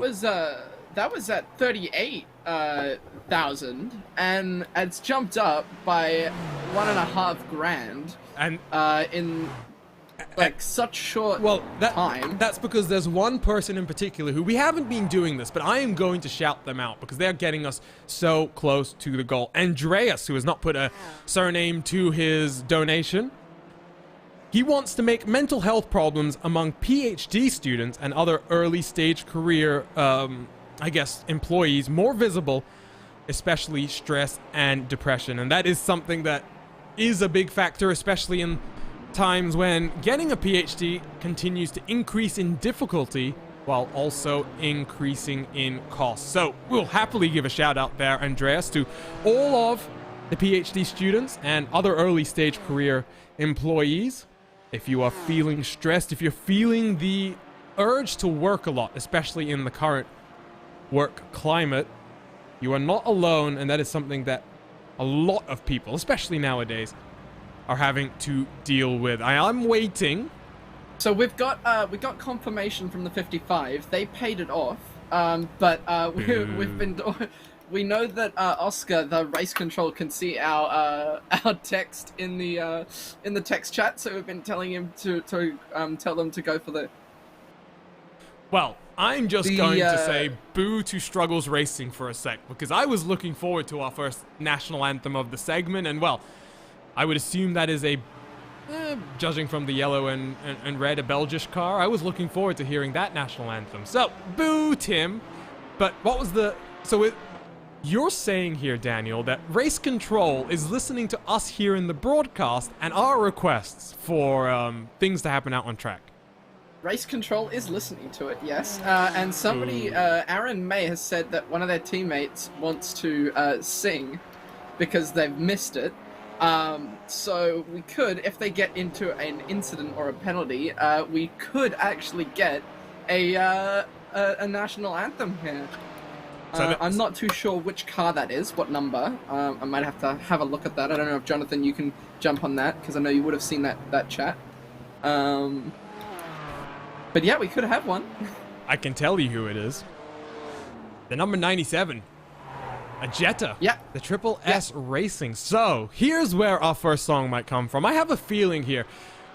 Oh, there's a man that's off. That is a man who is off. That is the aforementioned Struggles Racing TCR car, struggling through the gravel as it were. But I think that's just a little bit of karma coming around. You should have just sung the national anthem there, Tim.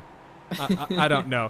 But nevertheless, I don't know. If I am Alexander Voss and any of BS competition, yes, this is a charity race, but winning is winning, and I have a feeling that they'd much rather pay off that donation than come down and have to spend an questionable amount of time singing a national anthem. So we'll see what happened.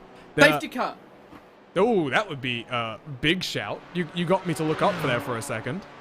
Sorry for interrupting, but I'm just listening to Oscar. the waiver round has been given to Team Rick for the safety car, and because of that £1,000 donation, Team Rick, yep, there it is. The caution flag has gone out.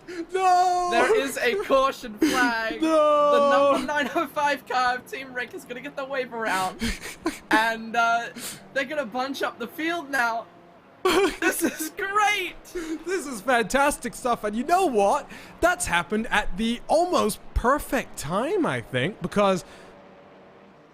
Oh, wow, this is fun. Okay, so now everyone's gonna slow, and like we said, we'll highlight what Andreas was saying once again, because the message was important. The effects was also important, but the message was equally important. I want to make mental health problems among PhD students and other early-stage career employees more visible, especially stress and depression. So, $1,000, or £1,000 as it were, has now been directed towards Mind once again. And Team Rick is going to be handed a waiver round here. Let's just clarify this, though. We need to investigate. We need to get our top investigators on this. Is Andreas part of Team Rick? Or has Race Control just decided that the bullying of Team Rick has got to stop? So we need to clarify this. There is a lot of arguing in the chat. There is FAA bias confirmed. There's a lot of Team Rick going around. There's somebody going, who did it? I want names, but I think that's Keenan in the 905. People asking about pit stops, whether they can pit. Oh god. Oh, this is fantastic. Oh, this is what this event is all about. Having fun and shaking things up. Caution flag then out for the second time today. And we might not have expected it, but Oscar Hardwick and Race Control is making this a lot of fun for us up here in our virtual commentary booth. Thank you for joining us on RaceSpot TV. Coverage being shown live across VCO's social media channels for Jimmy Broadbent's Race for Mental Health, the 23 Hours of Zolder. I've got a huge smile on my face right now. I'm so glad that things are getting mixed up. Team Rick's getting a lap back. They're gonna jump up. How many positions? They're gonna jump up 4 positions. They're gonna be in 5th. And they're going to be chasing down Jimmy B himself. So, I mean, this is a huge game changer. Car somehow still manages to go off the track in the middle of a caution period. At least they didn't crash and wreck themselves and bury themselves into the tire barrier like we've seen before. Okay, so here we got confirmation from our YouTube chat about the situation and how it's unfolded. Jimmy and Oscar tried to contact Andreas to let them know who they wanted to get the safety car. They didn't get a reply. So Race Control has decided that Team Rick gets the lap back. Jonathan, I'm going to ask you a question here, though. How tired are you? We've been in the broadcast booth for what? Going on almost 4 hours right now. I bet you're feeling tired, but not as tired as I'm sure Taylor Adams is for Team Lonely. He's so lonely. He's so by himself. I'm fine. We've done, what we've had 8-hour broadcasts this past month. I'm fine, especially with how fun this is. This is fine, but this number 9 machine, it's probably grateful the caution came out. This is a much needed, someone grab me a water, maybe bring me a burger or something kind of break. Well, it also seems like the perfect opportunity to maybe come down pit road, get out of the rig, use the facilities, head back into the car, and maybe not lose a lap. Taylor has done a splendid job to keep it up there out front. He's only, it says 4 seconds behind. Of course, that gap not that accurate, given that we are pacing behind the safety car. And what safety car do we have here today? It's a Porsche. Oh, okay, nice. So we've got the Porsche 911 Cup car. I believe, yes. Actually, it's not a Cup car, I'm pretty sure. It doesn't look like a Cup car. It looks almost like the 718. No. It is definitely a 911. It's just not the Cup variant, because I'm pretty sure it doesn't have a rear wing. Yeah, it doesn't. So, we are still waiting, by the way, for confirmation about whether Alexander Voss is about to sing what I would assume is the German national anthem, or if we are getting more donations from the BS competition crew. This has been a fantastic event so far.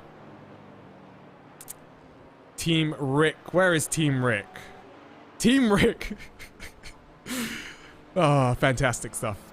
They will have to catch the rest of the pack before they can get their lap back. So 2 hours, 14 minutes to go before we hand you over to the next commentary team.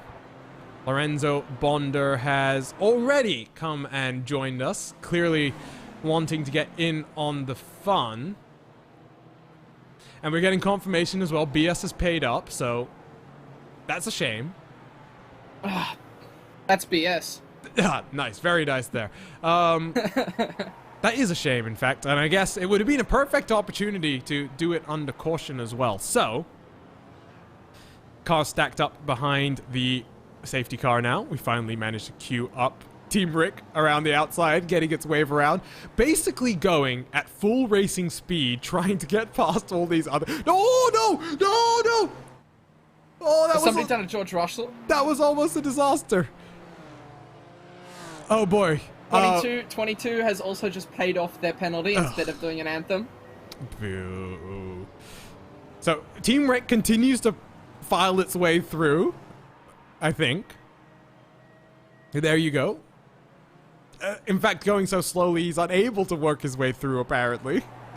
Just a reminder, if you're watching us on YouTube, we are broadcasting across of the suite of VCO esports social medias. If you're watching on YouTube, head on over to the second of our YouTube streams. The link has just been put into the chat by the VCO administrators. And we will be switching over to that one then in a few moments' time. Oh, Team Rick. Yeah. Look at that. Cutting their way through the traffic and now finally past the pace car. And they will get a lap back. So, Francisco Scaramusa gets out of the car and, well, luck turns around, Francisco. Cisco's going to be... There's a man around. The number 12's around under caution. Dope. Whoa, okay, well, don't know what's going on there, but that's the only time I think we've seen the Jetta go fast. What's that? The car's already facing in the wrong direction in that shot. Okay, we have to figure this out. So, the number 12, we've already mentioned it, has been not having the best of days. This is coming around, I think, turns 1, 2, and 3. He's going to get turned around from behind, isn't he? Oh, yes, you can see the very tail end of that incident there. Get a good look from an aerial camera. Let's go back once again. And that is is that Team Rick? I don't think so. Team Rick just passed the pace car as soon as this happened. It's very similar looking Jetta right ahead of him.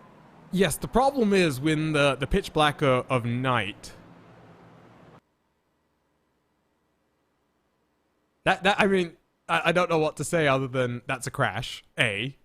B, that car then tries to get away from the scene of the crime very, very quickly, it must be said.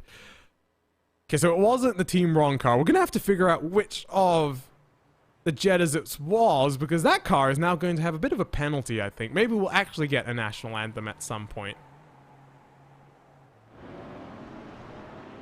That is the BS competition car. So interestingly, the field has not been caught up, or rather the pace car has not caught the leader in the class. Oh, and there's another car stationary. That is a Jetta. That's no. I think this is a restart. We're back to the restart. It's green. We are back, but Jimmy is... That is Jimmy's car that we're watching right now. That is limping its way back onto the pit lane. We'll take a look at a replay here. What's happened to Hodge? And we'll grab a look at... Oh no, Team Rick! Was that Team Rick? I don't think so. It looks like a BMW behind. That looks like a BMW. Agreed. So we'll take one more look at this and we'll try and figure out who is just murdered poor Adam Hodgkinson.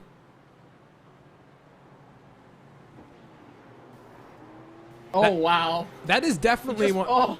That is definitely one of the BMWs. I just can't figure out who that is. There's so many incidents in that.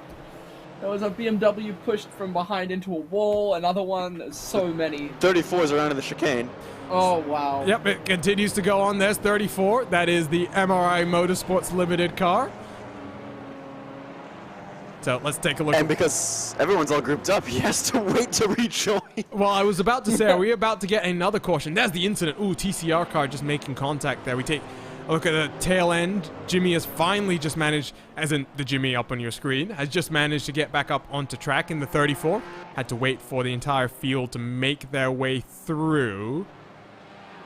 Where is the Doug Henson racing car then?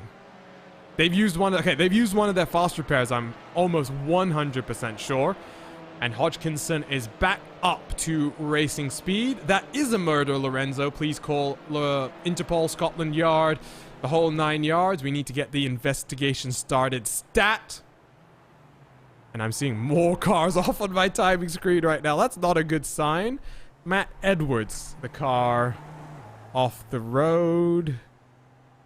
Seem to have all resolved that, though. We'll take a look at a RaceSpot TV replay. Just coming back to the same point where Jimmy's car was just stricken a moment ago. Down to the inside of the corner. Deep under braking.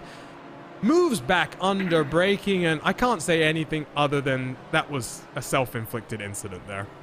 I believe, to quote one of the teams earlier, did your mama not tell you to not move under braking? Oh my god, that is a word-for-word quote as well of what we heard earlier on today. We'll take one more look at this. Matt Edwards looks back to the right-hand side of the track. And incident unfold. One final opportunity, by the way, to switch on over to our second stream.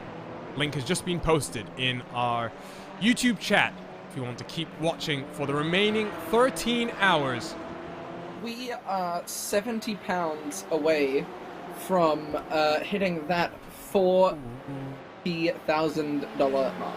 Ooh, we're almost there. We're about to be graced by Jimmy Broadbent in a full-on racing getup. Full racing suit, racing helmet, and hopefully Hans. I mean, if you're not doing the Hans, are you doing it properly at all? RaceSpot TV replay to look at, by the way. Daniel Vladic has been involved in something. Working. That. Yeah, that's going to be a send up the inside. No, from behind. Yep. Oh, and more contact. And that's with the 151 as well. Wait, 151 has chosen the national anthem? They've claimed they've